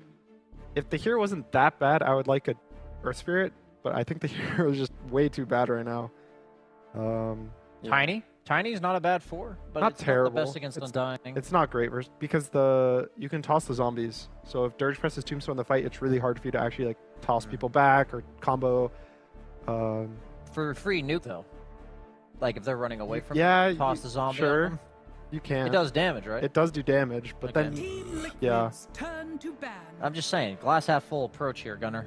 You could also just not pick the Tiny, and you could pick a stun that isn't Tiny, and then you don't really have these problems. So we're probably going to see Liquid not pick the Tiny. Perhaps Snapfire as like a denial pick to... It's either Snapfire or Skywrath Mage for Boxy, I would say, for Liquid. Because I'm saying like these heroes coming out on 5 would be nice to set up a stun that sets them up. Yeah, it also depends on what Zai is thinking. Zai's probably already thinking whether he wants to be like a melee or a ranged hero, so it probably enables Boxy to play some sort of hero. Ooh. They take the Pango. This is just probably their mid instantly. Yeah, almost certainly. Ember's already banned out. I think that kind of enabled this pick. And they banned the Bloodseeker for it. It's also, I would say it's one of the better heroes versus Dirge from the mid lane because the Swash kills zombies. Oh. And so you're able to kind of clear the zombies in the team fight. It also, matter of fact, Anti-Mage hates his mana being burned because he has really low mana pool. So Diffusal ends up being really good versus Anti-Mage. And none of these heroes really deal with the role. Time out. I mean, usually I understand why people pick 15 Pango, but for this one, I'm not really sure. I gotta ask, is there something more ironic than Anti-Mage not liking getting his mana burned in all of Dota? I don't have anything in mind. I'm asking you guys. No, it's probably the most paradoxical thing. Okay, because I agree with that statement. Silencer laughing. Silencer laughing. Silencer talking. Yeah, Silencer does talk a lot. I like the Primal Beast. That was Liquid's response to Pango. The grab instantly ends roll. If you're able to grab the Pango who's rolling. It ends it? It ends the roll, yes. What? Straight up? Yeah, the roll just ends. Why? What? For fun. 5 seconds I mean, Dota. remaining. Yeah. I thought it just stunned you, but No, it ends it? It just ends the roll instantly. So So it makes Pango by Lincoln's. That's have broken. I think Liquid used it this morning. And that was one of they stomped the game. It was a Zai Primal. So Yeah, I feel like we didn't even get the chance to see that interaction. it happened once. It was the one where he did the little like juke shoes. He grabbed the Pango. The roll did not end there. The Primal grab ended. So, and then they take Tech Keys, just one of the best heroes. And now Liquid, I don't think they play offlane Pango. I know some teams do run offlane Pango, but I feel like this is one of the times where you just put the Pango mid. Radiant team back. Yeah, no, they're putting the Pango mid for sure. So they go for the Rubik. Rubik. But I feel like they could just take the Rubik on the 15th and Not the Pango, right. let the noob play the Pango, and if you want to counter it, you can take the Primal Beast or like any other niche good hero. I think the argument is that Pango is one of the best mids, I'd say, in the game versus Medusa, because you buy this Diffusal Blade because you have a disarm and you have the roll. So you can kind of like play the fight while not looking at her. And so they wanted to deny it. Is you ban the Pango instead of Bloodseeker, and You could just ban the Pango. just pick Rubik and play against whatever a noob is, has to offer. Nisha don't give an F about his matchup. This is not I'm just Sumail. saying, He doesn't give not an a big Amar? fan. He does not give a friendly about that matchup. Amar the friendly. I don't know if you keep me up with that. Okay. I know the lore. Okay, good. And so now Quest does not have the final pick, so they will... I don't really know where this Primal is going. You can go either lane. Some people really like the Primal versus Pango mid, just because you have a way to like kill him. If you get stacks, you can slow him. The Swash has been nerfed so much that it's like 400 cash range level 1. And they can do whatever. I just think for Quest it's like 100% mid. You think so? Yeah, I don't think Amar's played it. Yeah, entire tournament. I think it's 100% mid too. The Quest, even though they try to, they don't do the exact same thing every game. Their formula. I mean, I was talking to Moo on panel, your teammate. If you remember that guy, He was in the panel. Yeah, he was saying that they just run like around with their rotating mid. It's like Snap, Primal, Tiny, and then their side lane cores are generally survivable / tanky. In this case, like Anti-Mage does fit that description. Amar plays these like Anti-Mage Slark type carries in the offlane, so they're even respecting it as an offlaner. Like they think it's an offlaner on Team Liquid. They banned TA. Yeah, I think TA is just one of the better heroes versus Pango mid. We saw it. Quinn played it earlier, and he kind of just crushed the... he didn't crush the lane even. He actually got solo killed, but even in the game, it's just a really hard matchup for Pango. It's surprising, though, because I don't think it's that good versus Medusa. Yeah, the minus armor doesn't work on Mana Doesn't do anything for Mana Shield. Cool yeah, spell. I do like the Primal because it doesn't get crushed by like at a level 3 ENG gank your lane. You have a way to kind of deal with the creep. You can kill it. You can also just dodge the gank. But a fact that you guys should know, I'm listening. Primal Beast charge is purgeable. 10 seconds remaining. Ooh. So Enchantress can actually stop the Primal Beast charge with Enchant. I did not know that. Yeah, I hate playing against Shadow In Demons. fact, as you can Primal also Beast. purchase a Nullifier and click it on the Primal Beast, and you will not be able to charge. It'll Gunnar, instantly end. You're a nerd, Yeah. and I So- love you for it. It might happen one time if Insania knows the interaction. Oh no, we all know the audience is going to be on the edge of their seats, Waiting for it to that happen. Yep. I've gotten a first blood in a pub because my Enchantress knew that before. Very Did you fun. know it before he knew that? No, that's where I learned it. Damn, that's how we all learn, huh? Wait, so it is Manti-Mage carry. Yep. And so now Liquid kind of gets a choice whether they. I would assume now they just want Dusa to go carry. They don't want to do Dusa off lane. Now they just counter pick. Give him the Slardar. Give him the Legion. Give him the Ogre matchup. Give him the Axe. This is the Zyax. Definitely not the Legion. Zyjax. Undying. Oh, with the tombstone. The grab ally. Yes. Somebody on Reddit said you should call it Entomb. I liked that. But against Axe is the same thing. As of now, it is grab ally, and so just hard they can counter just the do anything. lane. Yeah, I would still go for the Legion. Hard counter his ass. I like the Axe too hard a to lot. pull off the tombstone save. You think it's hard? Yeah. I mean, it's just like because Legion usually utilizes his duel on the side lanes where he's like picking people off, and Undying is not going to be there like behind every core to save him from the. In fights, yes, it's going to be a bit tougher, but at that point they should already have like some certain lead. Telling you, it's the Axe. I also think it's Axe coming out. Coming in hot for Zyj. Just pick the Legion, dude. Okay, not too big of a fan. I don't think the lane is that good for Anti-Mage, right? If you can just reflect the W. I didn't think they'd do it. Visage in theory is like good against Anti-Mage because you're like a low cooldown push. You build like Solar Crest drums. You make high physical single target damage for your entire team. It's like a pace thing. You can see why, because Quest Esports bans out heroes like Lone Druid, Beastmaster. I think it's like meant to kind of be that for Liquid. So it's not as much the lane. I think it's more so the tempo of the game. Yeah, I'm just worried. I think Mars and Primal and Techies are all really good versus Visage. The Techies gets Shard, disarms the birds. Primal one-shots the birds because his charge and W just burns through the Gravekeeper's cloak, just kills the birds, and Mars just kind of doesn't take damage and presses Arena, which also kills everything. So I'm not a huge fan of it. I think in the game it's fine, but the hero itself is going to have a hard time if he's not able to just walk tower to tower. I just think it's a free anti-mage game, and Quest Esports are really good at delaying the game and not dying a lot on the before that happens. So I think I'll put everything on TA here. I mean, I'm with you guys. I think Liquid kind of botched his last pick, so. Still Liquid though, right? No, I'm going for Quest for this Liquid game. wins the Liquid wins the series. series. Okay, They're allowed to okay, win one okay, game. We'll give them one. All right, that's the one. Yeah, very curious what the motivation for the Visage pick was. I have to assume that, yeah, it's not a lane-oriented thing. It would have been too tunnel vision to just be like, oh, I see anti-mage. Give me the Axe. Give me the Ogre, the whatever. Maybe against Undying specifically, they thought like drafting for the lane wouldn't be reliable. It's also, I would assume it's because the Dusa versus Anti-Mage matchup doesn't scale. So they want to get this Dusa Butterfly and end the game. And I think Visage is probably one of the better heroes to like, you get Aegis, you get your Butterfly, you get like a Vlad's or something on the Visage, and you just go end the game before the Anti-Mage, 1v5. So in that sense, I think if they're able to just win the game on this first or potentially second Aegis, it's okay. But the second it gets like to third Aegis territory, it's... Well, there will be like a 25-minute push by Liquid, which will decide the entire game. Yeah, the game either ends or it doesn't end, and then it ends the other way. It effectively ends. It's effectively over if the game doesn't end there. And then we see Zai doing AUI strats where he just cuts waves with familiars. And they'll lose after about 20 minutes of that. But first, let's see if they can make the first 20 minutes happen in game number 2 with our casters. It's Cap and SVG.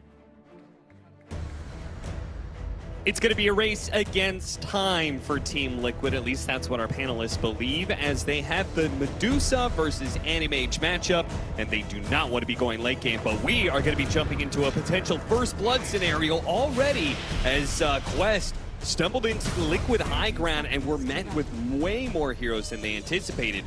But fortunately, they don't lose anybody for it, so well played. You get a really deep ward. I think it was spotted, however, so that'll be free D-ward. If Liquid know it's there. Yeah, they're picking it out right now. They know. And they, I thought maybe you would give the solo experience for the ward over to Nisha. Yeah, like, Thought why not that would have give been a Zen- cool play. Why not give it to Nisha and just put him in a prime position? Pop off on mid. Wow. Still, that's a decent win there. As that look for the first blood backfires. runes will still get split, and no first blood was given, so not the worst case scenario for Quest. However, these little XP differences make a big deal in these laning phases. You're trying to pull ahead and hit that timing push like everybody's talking about. I do agree that is what Liquid want to do here. Stack the minus armor between the Pango and the Visage and just go to work with some Drum, Solar, Crest, Crimson, Vlad's, whatever the hell you want, and just push that high ground. Quest, they can stall this game out. There's not a lot of control for the Anti-Mage, and he has big mana void targets. That's the other problem with the push. You're pushing high ground with the Dusa, who potentially is going to get her whole team killed. We've seen some 4 or 5 man kills off a single mana void. Yeah. Remember that Monet Rampage or whatever? So turn the whole it's game possible. around. It's very possible you overextend and this game gets switched around very quickly. And that's why I think in part, I mean, we talked about the panel, they were breaching into that conversation of like what the Visage does for you. And part of that is going to be just a presence of team fight and overall just very important to be able to frontline, I think, for this Medusa. Not let the AM have an easy game where he can jump on top of that Medusa, pop his Manta, and start going to town. Pretty much, just make that ball as strong as possible. The second he goes in, all the physical gets pushed into the AM and he just dies. That's what you're looking for. And TA2000, he's already struggling down here. The early waves are going to be pretty hard for him. I think at a certain point you can get mana burn and you can just blink on Visage and maybe all in him with the level 2 Tombstone. He's just behind on levels. As a lot of it went to Kaori somehow, and Tombstone's up. The mana burn is not. Yeah, part of it, TA2000, I think, was outside of experience range for 1 or 2 CS when he used his healing salve earlier, so. This damage, man. They are low on regen. Gonna have to salve up the Anti-Mage. They talked about the fact that, you know, like, the Spell Shield is a pretty good answer to the Visage nukes, but when do you get it in this matchup, right? I mean, if you get it at level 2, that just means you're forsaking your mana burn, and there goes part of your CSing. Yeah, immediately levels up mana burn, so it just means that this Visage is going to have some free clearance to get a lot of damage on the enemy carry. This is such a rough start to the early lane, though. You just can't go up in CS. Way too low, the early trades. Liquid got way more out of it. And this is very decisive for the AM. Like, his start kind of creates the whole curve and trajectory for the hero. As long as he gets Battle Fury at a good time, he's going to be happy. If it keeps getting delayed, because his lane is rough versus a Visage of all heroes, you're going to be struggling. And these level 2 Tombstone kills that you were going for, just not there. Yeah, at least not yet anyway. It also means the stronger the Visage is, the better the matchup is against the Primal Beast as well, which is a very good matchup for the Primal most of the time, as you're able to instantly put lots of instances of AoE damage onto the Visage and his familiars. But if the Visage already has high levels, high amount of auras, and even the Shard, he can kind of just drop down as soon as the threat is there from Noob.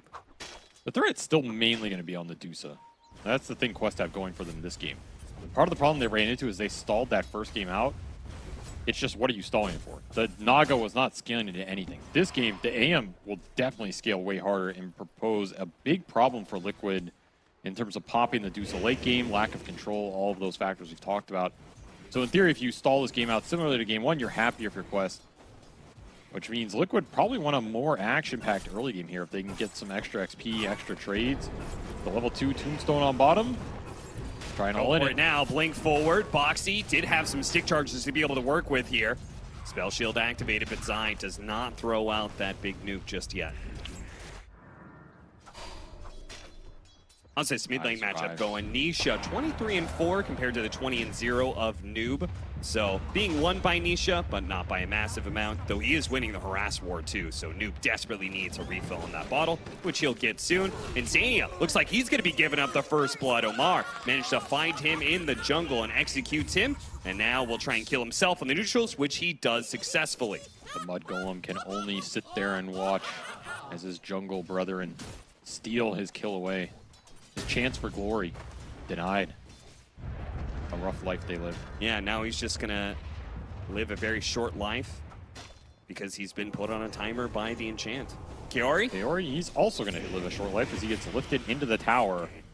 Way too deep without the tombstone up. TA2000's not gonna commit on that go unless you have that spell to clinch the deal.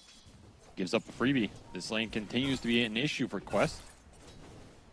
as you push towards Cornucopia. That's part of the problem with AM on some of these lanes. You can't get to the regen item because it's way more expensive than the ring. Yeah, if you could have just had a ring of health by now, the lane would be probably free sailing. But maybe you can get some help from the early Primal Beast rotation, something that this is kind of a unique factor of the hero. They're going to go again. Going to be used with the Rubik away. They're going to try for this one, but they do manage to get the kill. Neutral creep deny from Boxy at the same time. So nobody is going to be here to clean up the wave that's pushing in. That is going to hurt a lot. A lot of lost XP. Might even be a decent amount of tower damage. And you get to that Cornucopia. Amar will find Insania again. So this is Enchantress 0-2.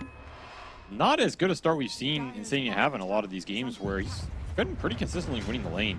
This one's been a struggle. Quest making it up somewhere as Nisha continues to pull ahead mid.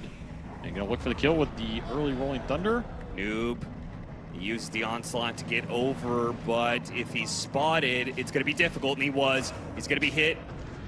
Not by the Rolling Thunder, but the shield crash, and that is actually just enough. They're gonna lack the damage.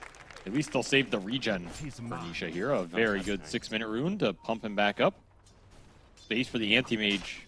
Decent move by Noob, honestly. Took both the supports mid for Liquid. They didn't get anything out of it. Frees up a lot of side lane space here. You're going to look towards these 7-minute Wisdom runes. You know Kaori's thinking about it. His Tombstone's also coming up in 15, so you could also abuse the fact that, you know, Liquid kind of want to go for that and just play for the kill. Zai being assaulted once again by TA2000, but now Boxy's back in here. Don't think you can afford too many more rotations out of this lane, giving AM a bit too much. Visage is a very difficult hero to just leave in a one-on-one. Pretty much gets abused by everything. Boxy should be able to win this. Get here in time. Telekinesis should be fine. Yeah, oh, he should have done the Tombstone on top of the rune trick. Oh yeah, to block him out so he hits the Tombstone and he's dead. Click it. Decay, is that going to be enough for the kill? Looks like with the zombies chasing him down, Kaori is going to get that. All right, that's that. I mean, that's just straight worth it too. Solo kill.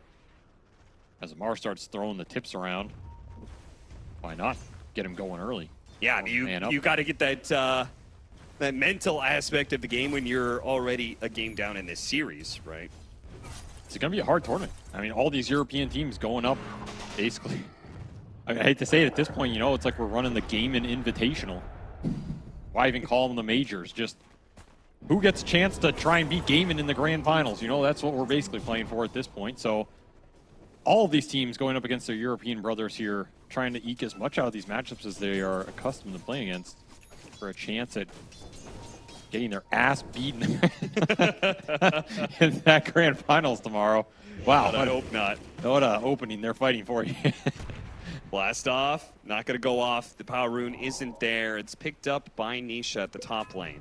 Radiant are scanning. Early scan, too. Yeah, what was that? I don't know. I mean, they know they're there. Just reaffirmed. It's real, guys. They're really there. Quick D-word by Kaori. He's got a lot of levels on this Undying. 2 kills. The solo kill on Boxy, plus some extra D-wards. It's 5.5 almost. Pretty nice for Quest. They can skirmish around these towers. Remember, their game plan is probably centered around playing a bit defensively, especially in the early game, and counteracting the moves Liquid want to make with the Enchantress, with the Pango Visage, trying to push these early towers, particularly if Zai can get 6 up, which he's closing in on.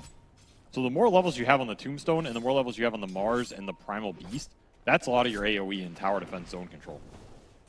That is what Quest are looking for in this early game, as TA2000 is catching up. And meanwhile, Liquid's idea is just taking early towers and stuff to be able to build up into that fast butterfly, and the butterfly kind of gives you your end game territory, right? TA2000 beautifully juggled there by Zai, dropping the familiars back to back to allow the Rolling Thunder to follow through.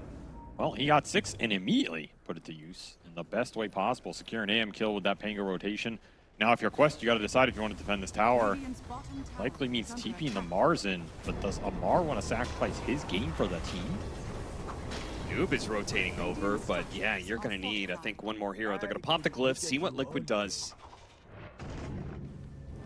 They're going to TP the AM back in. So Amar says, oh no, Amar TP too. Wow, I actually thought he wasn't going to. Kaori starts going for it. Zai, he's going to try and run, make a break for it. The familiars don't drop in time. Noob gets on top of Zai, and likely, yeah, they'll get a kill for it. Now, that is a 5-hero rotation from Quest, so they need as much out of this as possible. Amar even using the blast off to secure a familiar kill, because that one Visage kill wasn't, it probably don't feel amazing about it, considering the heaviness of that rotation. No, at least Tia 2000 will be able to go through the gate and take the empty lane top as it shoves in. And the Beast walked bottom, so he can TP back to mid. Fairly efficient move for Quest. Are you going to be able to make it again? I don't know about that, which probably means Liquid just run it back down here. Sure. Bring the Pango, bring the Ench with the creep back down bottom, just take the tier 1. I think if you're Quest, you got to give this up. Amar does have arena option available, just have no Tombstone. And I think Tombstone is the only way you're taking these early fights. Yeah, they're going through the portal. They're having the same read that you are. In fact, they're going to run into the Medusa, interesting enough, who goes through the portal as well. Well, give each other a high five on the way out. The Quest can get a tier 1 trade going. They're probably going to be pretty happy with this. I think if you're Liquid, that means you just go back through the portal with probably most of your heroes, right? I mean, you have vision control on it too. So you're really happy to do this aggressively. Look for Amar up here. He has no TP, by the way. Don't know where it went. Yeah, they don't see him until maybe it's a little bit too late. They're going to Rolling Thunder back to him now. And, TA2000 blinking into that Rolling Thunder. That's going to be awkward. Amar being chain stunned out pretty much perfectly by the Rolling Thunder. And that is going to be one. They're going to get more off of this, too. Kiori's going to be slowed down by the Visage Familiars. They're going to drop on him. Nisha will catch up. And he committed. Tanky, but he's dead. Ult and Tombstone for that fight. And Tombstone gets cleaned up by Zai. Another plus 150 at the gate. Extra experience in gold for Mikke as he joins that. Level 10 on the Dusa. He is way out ahead of this anti-mage right now. Exactly where you want him to be if you're Liquid. So you win this race to the first 2 or 3 items. You start escalating the game with early Roshans into a high ground push. Not getting a ton of value or mileage out of this Primal Beast either, even though he's keeping up in net worth to his comparison in Nisha. The impact is certainly different right now. 1 in 0-0 is not where you want to be with this hero at 12 minutes. Maybe a second kill here. Bumps him with the onslaught, and that'll allow the mine to go off now. The Visage Familiars are on their way. Oh, what a stomp. Beautiful from the neutral. Stomp with the Familiars following up. Omar is going to be the first one down. That was just great from the Centaur. I mean, great job, Centaur, the 6-mana Liquid. That was not Insania Centaur. That was just a wild neutral one. Does his part, you know? Wait, he actually came down and stunned, and then Insania grabbed it after the stomp? That was not Insania Centaur. What? I'm 99% sure that was a neutral creep Centaur that got pulled off the camp and just decided to throw him a freebie there on the ramp. What the hell? All right, well, in that case, I feel good for Quest that, you know, they only lost the techies, but this is snowballing very rapidly. It's now they've lost the Primal Beast. They're going to be losing their mid tower. This is beginning to turn into the winning scenario for Liquid and a nightmare for Quest. There's not much space for this anti-mage to operate in, and he's looking at a Medusa that is almost already basically double ahead of him, right? You're a level 11 with your Manta completed, and you have a level 8 anti-mage halfway to Battle Fury. You got to feel rough right now if you're Quest, and that's going to put an insane amount of pressure on the Primal Beast and the Mars to start finding some team fights and getting some tier 1s off the map. There's just no room to push these lanes in and create space around the neutral camps because Liquid have defended their tier 1s on top of taking Quest here. All right, the Blink Dagger's complete for MR, so we can start seeing some maybe more favorable Quest engagements that catch more than just a single hero. I'm waiting for the neutral Centaur impact move. Where is it? Oh, is this it? Oh, maybe it is here. I swear it was a neutral. It was. It is a neutral. It just, where'd it come from? Oh, this is entirely it's different a second Centaur one that came in from Insania. Brother, I got your back. Thank oh, you, brother. No. TA2000 does manage to get the... Oh, he blinks over the side. They spotted him, but I don't think they could fight this. Keep this going underneath the tombstone. Nice catch from Amar. The reveal of the Blink Dagger. That's what they super effective.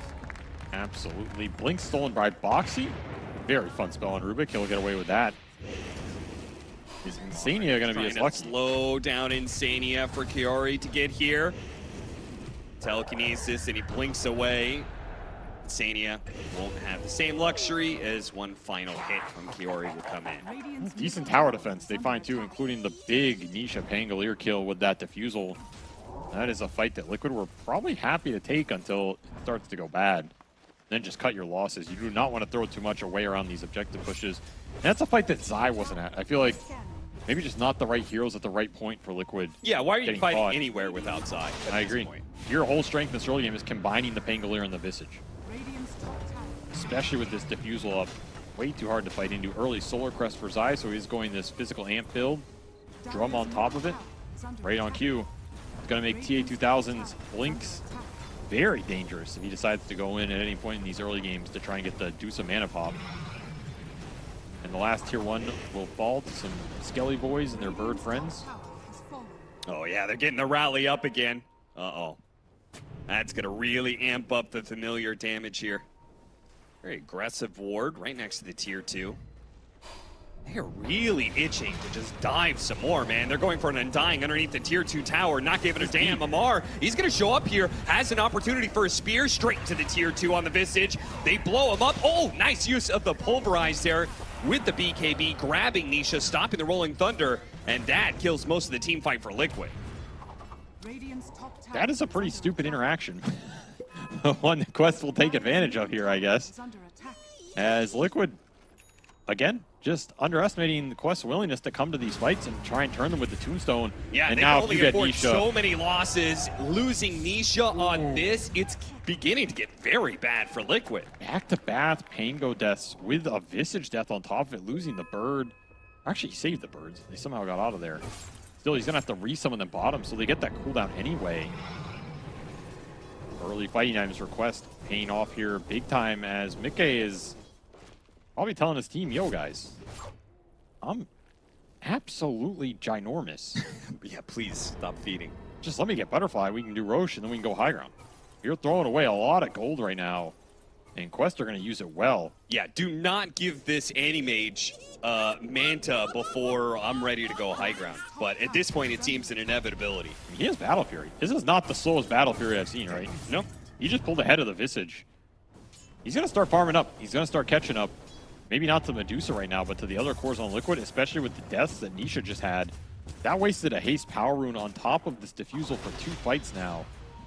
Noob just getting the better of him. This Primal Beast and Mars are tanky boys, and they're happy to take those engagements if you overextended the Tombstone. Liquid, a couple little slip-ups here, and it's costing them some momentum in this game. Might come back to bite them. And look, the 2 tempo cores for Liquid are now behind the 3 from Quest. Yeah. So you're feeling great about where Mikke is in this game, and you're going to continue to play through the Medusa's timings. They're going to be strong. But it just means that window is getting smaller and smaller, right? Yes. And it means when you push that high ground, the probability something goes bad for you increases. Yeah. And Quest just making full 5-man or 4-man moves. In this case, they're following the AM, but they're trying to bring strength to every engagement that they have. Knowing that the combination of Omar, and Noob, they have a lot of firepower to bring somebody down very quickly at the start of an engagement. They're going to find the Medusa. That is not who you want to go on. Yeah, that's the one hero you probably can't jump. Did not get the enchant cancel on the charge. Yeah, gotta wait on that. Space for the Anti-Mage. More space for AM. If these tier 1s fall for Liquid, it's going to open up a lot of space. I think Quest would really like to get some of these down, especially the mid one, which is at 2 HP, by the way. Well, it's about to die to a creep. Get it! Boom! Oh, range creep comes in big. Absolute decimation. Where's your tower now? You should have denied it, you fools. A huge turning point in this game. Blink Dagger next for Noob. I mean, this Primal Beast, he's able to cancel out Nisha's impact, which Amar does so beautifully with the spear, and the Mana Void puts him in the dirt. Bird's not able to come down fast enough. Solar Crest not saving Nisha. That's a 3rd death for him in this first 20 minutes. That is 3 more than Liquid were anticipating, I think. Yeah, they kind of needed a clean game here from him. It's just set him back so far. He could already have BKB done by now. They could be roshing. Instead, Liquid are just kind of sitting around here. They're going to have to go to Radiant side for this 20-minute Roshan. Which is just going to give a lot more space to Quest because Liquid probably need to do it as a group. Also, that's the kind of fight where Liquid want to punish the Anti-Mage for blinking in aggressively. Yep. And not like, you know, bursting the Medusa or something. Kind of a slow kill. In theory, TA2000 can die to just the birds with the solar and a swashbuckle if Nisha can get something off. Instead, he gets a kill on top of his ramp up, which is ramping up pretty fast. If they get this top tier 1, TA2000 gets to push in the lane aggressively, open up the jungle from Liquid side, especially with the deep ward they have. I think Quest are in a pretty happy position. And it's going to force Liquid to maybe commit to this high ground sooner than they want with this Butterfly Medusa timing. Like, are you just supposed to go high ground now with this Aegis? Yeah, it is kind of an awkward position, right? Because normally you don't want to just get Aegis and immediately go high ground. You want to clean up your lanes a little bit, but I feel like that would just create an opening for Quest to pick you apart some more. And he is going to get this top tier. I feel like Quest are actually happy with this trade right now. Yes, I think so too. I think they're feeling great. Like, you're going to have Manta on this AM for a high ground push that would come right now. And I think that makes you happy to take it. So Quest are just going to keep farming. They don't need to force anything here. They're going to hit their next timings, wear out this Aegis. Nice play from Noob here, because he is going to try and get the Wisdom Rune and then also get a kill. He bottles it. Boxy's like, what the hell? What just happened? It's a ghost, guys. He blinks away out of fear. Call a priest. Exorcise this place. These nice little plays that take advantage away from your enemy and shift that game timer a little later every tick. Mar is going to go for the kill on Zai here. Zai speared up. Noob ready to go for it. The Familiars already trying to intercept. Now remember, Quest do not want to take an aggressive fight into Liquid. They want to make Liquid go into them. Are you going to get Tombstone off? You're not. You're not. Huge Nisha opening. looking for more, is going to run to Omar as well, so they're going to get both the supports off of this. I don't like that go. I think Quest had the right idea in this game, but that type of fight is not what you want to be looking for. If Liquid push into you, they start hitting your tower, then you set up, then you smoke, you jump them with the Tombstone. That type of go is, you're giving Liquid an opening, and now you're the one who slips up, you lose 2 supports, you have a 10-second window to just go high ground if you're Liquid. Yeah, a solar-crested Butterfly Dusa is about to hit your tier 3.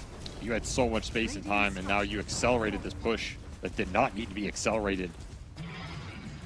They get a glyph, and that glyph is valuable in this game.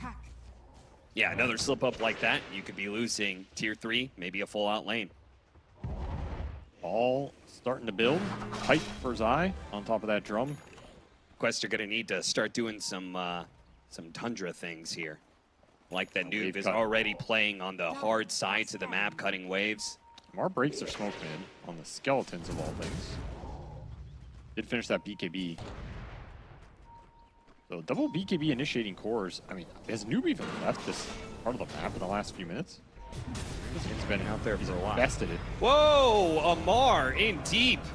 Gonna have to use his BKB arena. That's gonna put some serious things on cooldown there. Does not give us belt to Boxy, however. Oh, very disciplined. Another small slip up for Quest. Liquid will not be able to leverage it in anything. I'm surprised they're not just going down mid and hitting this tier 2. Yeah, seriously, that's kind of what I would expect as well. Do you have another play in this game? Your catch is terrible. You're never going to catch the AM. You don't have BKB disable to stop the BKB TPs out from the other cores, unless Stone Gaze is there, which in theory it should never be. So your only option is to take these objectives and abuse the rally, which they will do. Rally on the birds, by the way, is very strong. Oh yeah, this is like insane. And your Tombstone's just gone because of that one. Remember, you don't have the glyph here. They're gonna toss him back in. Amar with no BKB and no arena. He's dead. Quest just crumbling. These small mistakes added up. The death bottom that led to no glyph. But Noob is saving the game right now. He cut the wave. That is very game salvaging. Yes, that was probably a Rax if he doesn't do that. Yep. Very obnoxious for Liquid, as again, their catch is very limited still. You cannot afford to be giving up these small mistakes in this game for either team. They are extremely detrimental to what you want to do here. I like that Amar is willing to throw himself to kill creep waves, basically to stall out the push. I think that's part of what his motivation was there. It's like he has to kill the wave to get the backdoor protection up because Noob is successfully cutting the next one. I don't mind those type of plays if you get out and you're ready to fight. Sure. It's just you have to respect the speed that can come out in this push. Judge them accordingly. They'll find Noob and get his BKB. And they're finding Omar as well, though he's going to turn around and blast off with his ally rotations coming in. The arena. Dusa, this only is catching the Dusa. This is going to be a little bit difficult, but he doesn't have... wait. Silver Edge. He has a Silver Edge, and they don't have any detection. That just made things very awkward. Oh, they had an opportunity here. Look at Boxy operating as a ward, giving the vision of these heroes trying to TP out. Omar does manage to get away. Does Omar get out? He blinks over to the side. They can't keep chasing these heroes too much. I don't like that the chain stun, though. Yeah, it's way too hard for Nisha to get it with the Rolling Thunder. And that's Aegis gone. This was your first Aegis period for Liquid. Look at Amar. He not only got out, but he continues to cut more waves. Fortunately, there is still a Siege Wagon. Oh, they found Nisha. Mickey, he's out of mana. Oh, the Silver Edge gone. Get him out. They had the Sentry. Now Nisha is going to be caught as well. What a turn from Quest. What were they doing there? Divert the attention of Liquid back to Amar, and the rest of the team did not keep up with that play. Just got blast offed into a Skull Basher. And 5 seconds, your Dusa is dead. You fed a huge kill away to TA2000, who is now almost on par with your Medusa. This game is looking troublesome for Liquid. They have slipped up a little bit in the early game, and that one is going to cost them big time. As a 4th death for Nisha. Doesn't even get to use his BKB here. His Basher is mega delayed in all 3 cores from Quest. Sure, Amar has died a couple times. He's still finding farm on the map. And the biggest problem for Liquid right now, the Anti-Mage gets that Medusa connection. The Basher instantly pays off. I mean, sometimes a little luck does go a long way. Chain bash off the blast off. I guess that's all you need through the evasion. Now at this point, Liquid are pretty much just left with second Roshan.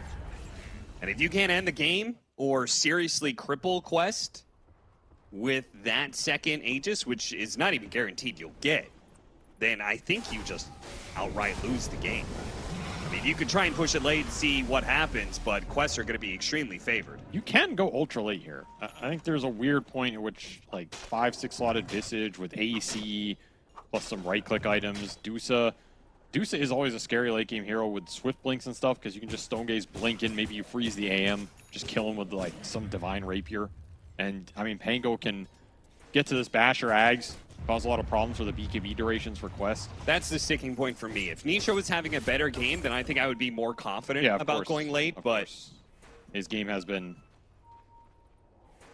decimated here in the first 30 minutes with 4 deaths. Net worth of all the cores. But, you know, it is being picked up by Insania, who is actually not that far away from all those cores. Very true. He has a full Hurricane Pike. He has Shard online, so he can continue to find a lot of farm in this game. Like, if you look at the damage from Quest, the Primal, this hero scales weird. He can be a very tanky frontliner. He can be annoying. A lot of it does come down to the Anti-Mage, though. And if you're in a situation as Liquid where you bait a bad blink from TA2000, he gets bird stunned into like a Stone Gaze and dies, you're going to win that fight. So you can play for that type of scenario where you just itemize against the Anti-Mage, make it as hard for him to go in as possible, and try and ignore the other cores. As suddenly Quest are on the offensive. Zai being kind of left alone here, making me nervous. Don't want to be giving up any freebies here. Oh, there's a full BKB on TA2000.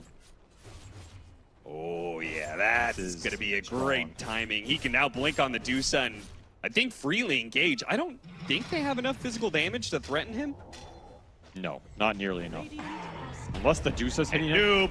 He finds Zai right away, but the Familiars drops are going to stop him. They're going to follow it up with a spear on him. And it looks like he's going to die. They have the detection to reveal him through the Glimmer Cape. Going for more. Liquid picked off by 1. And 1 is really all you need for Quest, which is going to be a fast Roshan for them.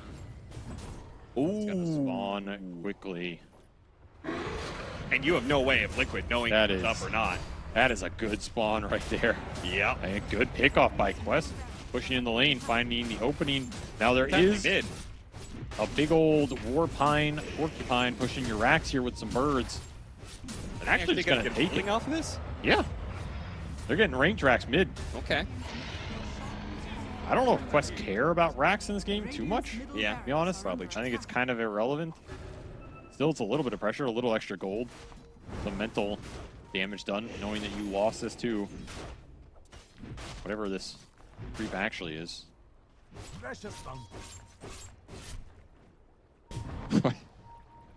You looking at me like, you know it's a pine. It could be a pine cone. It could also. That's by the way, he's taken the last 2 wisdom runes. Last time it was Noob here drafted. Now TA 2000. They have been flanking that side of the map persistently. Yeah, and Liquid just not paying attention to those objectives nearly as much. Because their lineup has the ball. They've been clumping a lot this game. Yeah. Kind of reflects in some of the levels too. This freebie here, can he kill him fast enough? He got a bash on the first hit. Ooh, he's heating up. Aegis for 4 minutes means he can play very aggressive too and look for these types of pickoffs. Cutting the waves deep. There's still no basher for Nisha. Went back for a blink. This anti-mage is going to make this game hell. He is going to split the map. Unless he ends up in a scenario where you're just stuck in the mosh pit first 5. It's looking like smooth sailing. Okay, well, I think that is official. When the Aegis is picked up by Quest, that has got to be plan B for Liquid. Yeah, you got to go ultra late now. You need more items on Pango. You need your Enchantress to help pick up the scale. You need more physical damage coming out from Zai. AC, Bloodthorn, something. And you're going to have to bait this ambling. I think it's pretty hard to go on him here. You're going to try and go on with the Amar. Blink Dagger, see if they can chain the disables. Amar gets off his BKB and hit it into another one. TA 2000 slowed down a little bit. They're still trying to work even on an Undying who's not dead yet. They go back for the Tombstone, introduce the pull rise to the face, and now that's going to be the Deuce who's going to be dying at the start of this fight. Where's the Mana Void? BKB trying to walk away, but there's the Mana Void. Took him down, and everyone else with Liquid with him. He just waited for that BKB to run out to get max Oh, and they got the value. spear off the BKB, ending 2. That is a wipe. Quest well and truly in control of this game 2 now. That's just a desperation go from Liquid. Like, you're chasing an AM Aegis and an Undying with your Stone Gaze duration. That is never going to work out for you, as that turnaround is going to be swift, hard, and strong. Quest just jamming the spear. The Deuce is deleted for a second time, and that just feels like the game here. I don't know if you can come back on Liquid's side. You just missed your whole push timing with this Visage pick.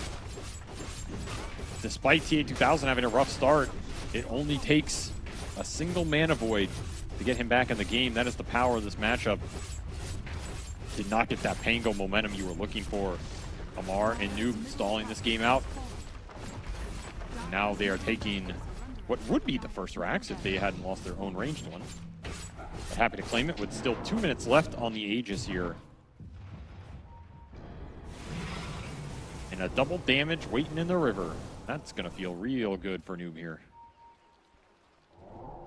Ready to go for that next fight.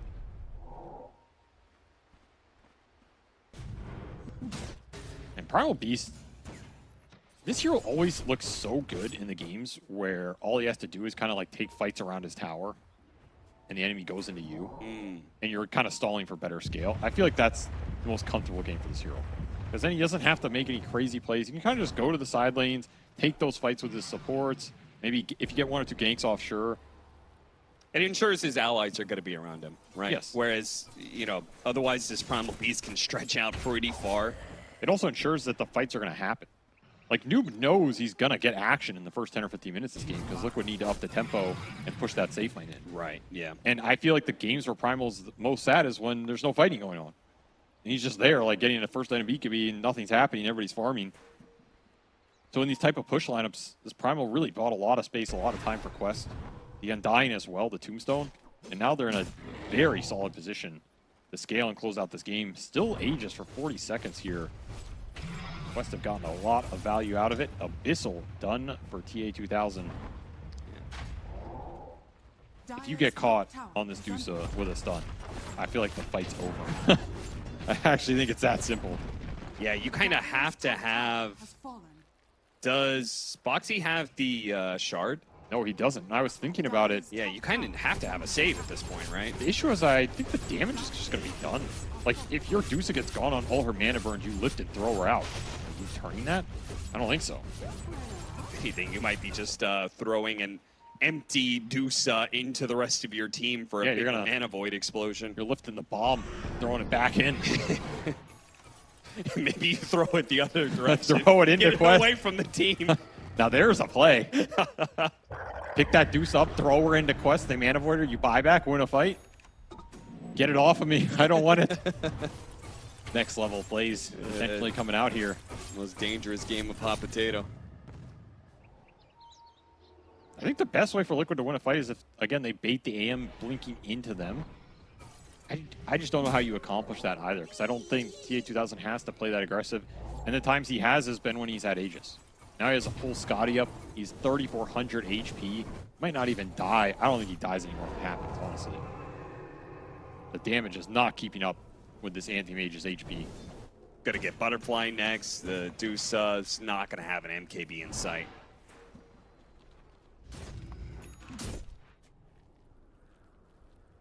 There's the AC, so there is some of the scaling for the other heroes on Liquid, but you could see their net worth is beginning to fall further and further behind the Noob and Amar cores. Just lost a lot of vision on the map.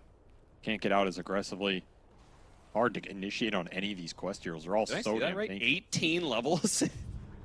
Even 18 Yes. level advantage? That's what I was saying earlier. You were saying, well, where are they getting all these wisdom runes? The wisdom runes have helped the level advantage. The reason they're getting the wisdom runes is because Liquid had to clump early in this game.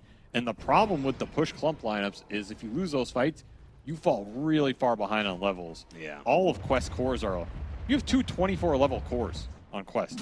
Your highest level on Liquid is 21 on Mickey. You are really far behind in experience in this game. And that is way, way bigger of a difference than the gold, to be honest. Just so much stats you have to cut through on these heroes with really good gains in the Mars and the Primal. Yeah. Like, this Primal has 5,000 HP. He starts going to work on Zai. Good familiar drops. That'll stop the attempt by Noob and TA2000. And they'll get a tombstone out of it. You know, this Primal is so tanky, the cheese doesn't even do much. It's like half his HP. 2,500 HP heal. Maybe they need to buff cheese some more. They need to nerf Primal V strength. Buff cheese. I think they actually should buff cheese. I think it's just one of those things where... Kind of a trash item. Yeah, it's just you don't want to make Roshan even more valuable, right? Like, it kind of has to be trash. Okay, nerf Aegis then. Could nerf Aegis. I remember a theory crop long ago where there was the idea of if you have the Aegis and it expires, you get cheese. Oh. Which I thought was kind of a cool idea. I see. I thought you were going to say you die or something. What? I'm not that big, man. No, then you eat the cheese and the cheese kills you. It's a oh, the 50-50%. The trickster's cheese. That's right. But you can feed it to an enemy. There's a 50% chance it kills them. See, now it's sounding pretty good. Well, Liquid's going to need some sort of cheesy strategy like that in order to turn this game around. And they're going to go for a fast push onto the melee barracks. Amar, he gets in there with his Hex, spears back the Dusa. Nobody's here to save her. Pulverized, gets off the BKB. The Mana Void eventually goes on, almost killing him. But Mickey is somehow still getting away with his Silver Edge. Now he turns. Okay, starts throwing some damage around. This is getting kind of weird. Why is he not gonna dead? Die eventually. Yeah, he's gonna die. It's just taking a little while. All right, no, I mean, they get the cleanup. I mean, look what Zai's getting in return. He's going for a tier 3. I mean, they What know is it's they know it's desperation mode. Yeah. I mean, there's no point of Zai running or trying to go back to base. His heroes are dead with no buy. I kind of respect that move. You never know what happens. That fight did get a little weird, right? It did, yeah. It's just, there's way too much HP to cut through, way too much damage available. The chain stuns are there. Hex initiation from R just makes it way too simple. It's just the bird fun will that live. they do that without buyback. I think they feel this game is impossible in a way. Yeah, they're probably right about that.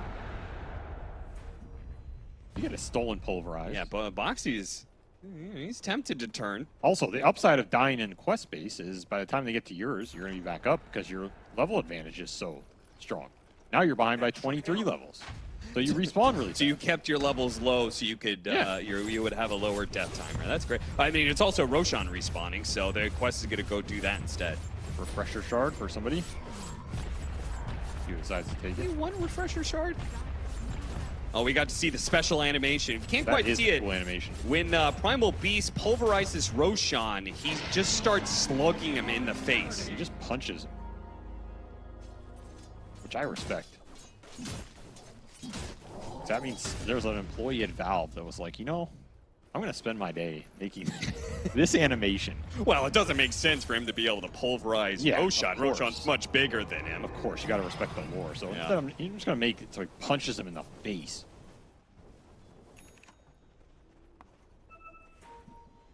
Level 25 balance. They know you're here. The courier's going to spot you eventually. An Abyssal Blade. That'll put a stop to him. Force staff from Insania. That's not going to save him. Yo, bro, let me help you out. I got you. And they'll kill the familiars as well. Well, high ground push on the menu here for TA2000 with his mintly completed butterfly. He is not afraid of aggressively blinking anymore. What's your answer? You have limited chain stun for the anti-mage. It's been the problem the whole game. Poke him down. You can break him, but the Hex is there. Now they jump on him. The saves, Rolling Thunder trying to stop this AM as much as possible. Mickey does get off his BKB, so he still has a decent amount of mana left. The problem is they can't kill anything. Quest just have their debuff immunity and get out. Did get the refresher shard off of Noob. Oh, okay, that's something. And both BKBs. That honestly was the type of fight Liquid won. Where you blink in from Quest, don't find the good chain stun, Mickey gets his BKB off and you can turn. You got a kill out of that, you'd be super happy. Still, you'll take it. Yeah, push towards what is a Divine Rapier for Mickey. The last hope if he can get there. I don't know if he'll get there. Yeah, I think you desperately need Basher and Divine Rapier. You need Basher on Nisha to help stop the damage when TA2000 jumps. Oh, he has a double damage. Uh-oh. Oh boy, he's basically a universal hero right now. Oh my god. They're gonna get the vision, the smoke is gonna pop, they see Nisha, they're gonna go for him. Telekinesis drop down that gives Nisha a fighting chance until the rest jumps in. Omar and Noob just pounce on him, finish him off. Now they're gonna turn back, and Insania's gonna be the next victim here. Fighting back into the fountain, but TA2000 doesn't give a damn. He pops a Manta, they just cleave through Mickey's mana so damn quickly. He does have the Glimmer Cape for a second there, but eventually they'll see him. They'll take down the Medusa, who does not have buyback. Quest free to be able to play around this Dire base for as long as they want, because Liquid, they have nothing left in them to fight back. You could see Zai is still desperately going for a push here. Yeah, he cut their wave, so TA2000 has to go top. Go, Zai, go. And the good news is, yeah, your Pango's still 18, so he will be up again as his levels are low enough. Zai, he is taking another range Rax. He'll get it. Let the familiars do their work. The familiars are actually going to take the melee. Now, granted, you're going to be losing your throne potentially soon, but... Yeah, but you got another lane. You did. That's a morale victory right there. Now you can look back at the summary of this game later on like Dota Buff or something, and you could see the map and be like, no, we got 2 lanes of Barry. It was a close game. It was a close game. That's the thing. If you look at it, you'd think, wow, Liquid, they pushed really damn well and something went wrong. No, all the Raxes came later after the push failed. Quest in cleanup mode here in game 2, and they're going to force a game 3 as both these teams try and push into that top 3. Getting spicy. It's all coming down to the wire, and now you have to think about this carry scale matchup, because game 1, that Naga fell off. You had the scale answers, and that is what made that game very comfortable for Liquid. Game 2, you gave TA2000 a hero he's very happy controlling the late game with. You chose to go for the push over trying to counter that in terms of the scale like in game 1. It did not work out. So going into game 3, if you're Liquid, you kind of got to choose what you want to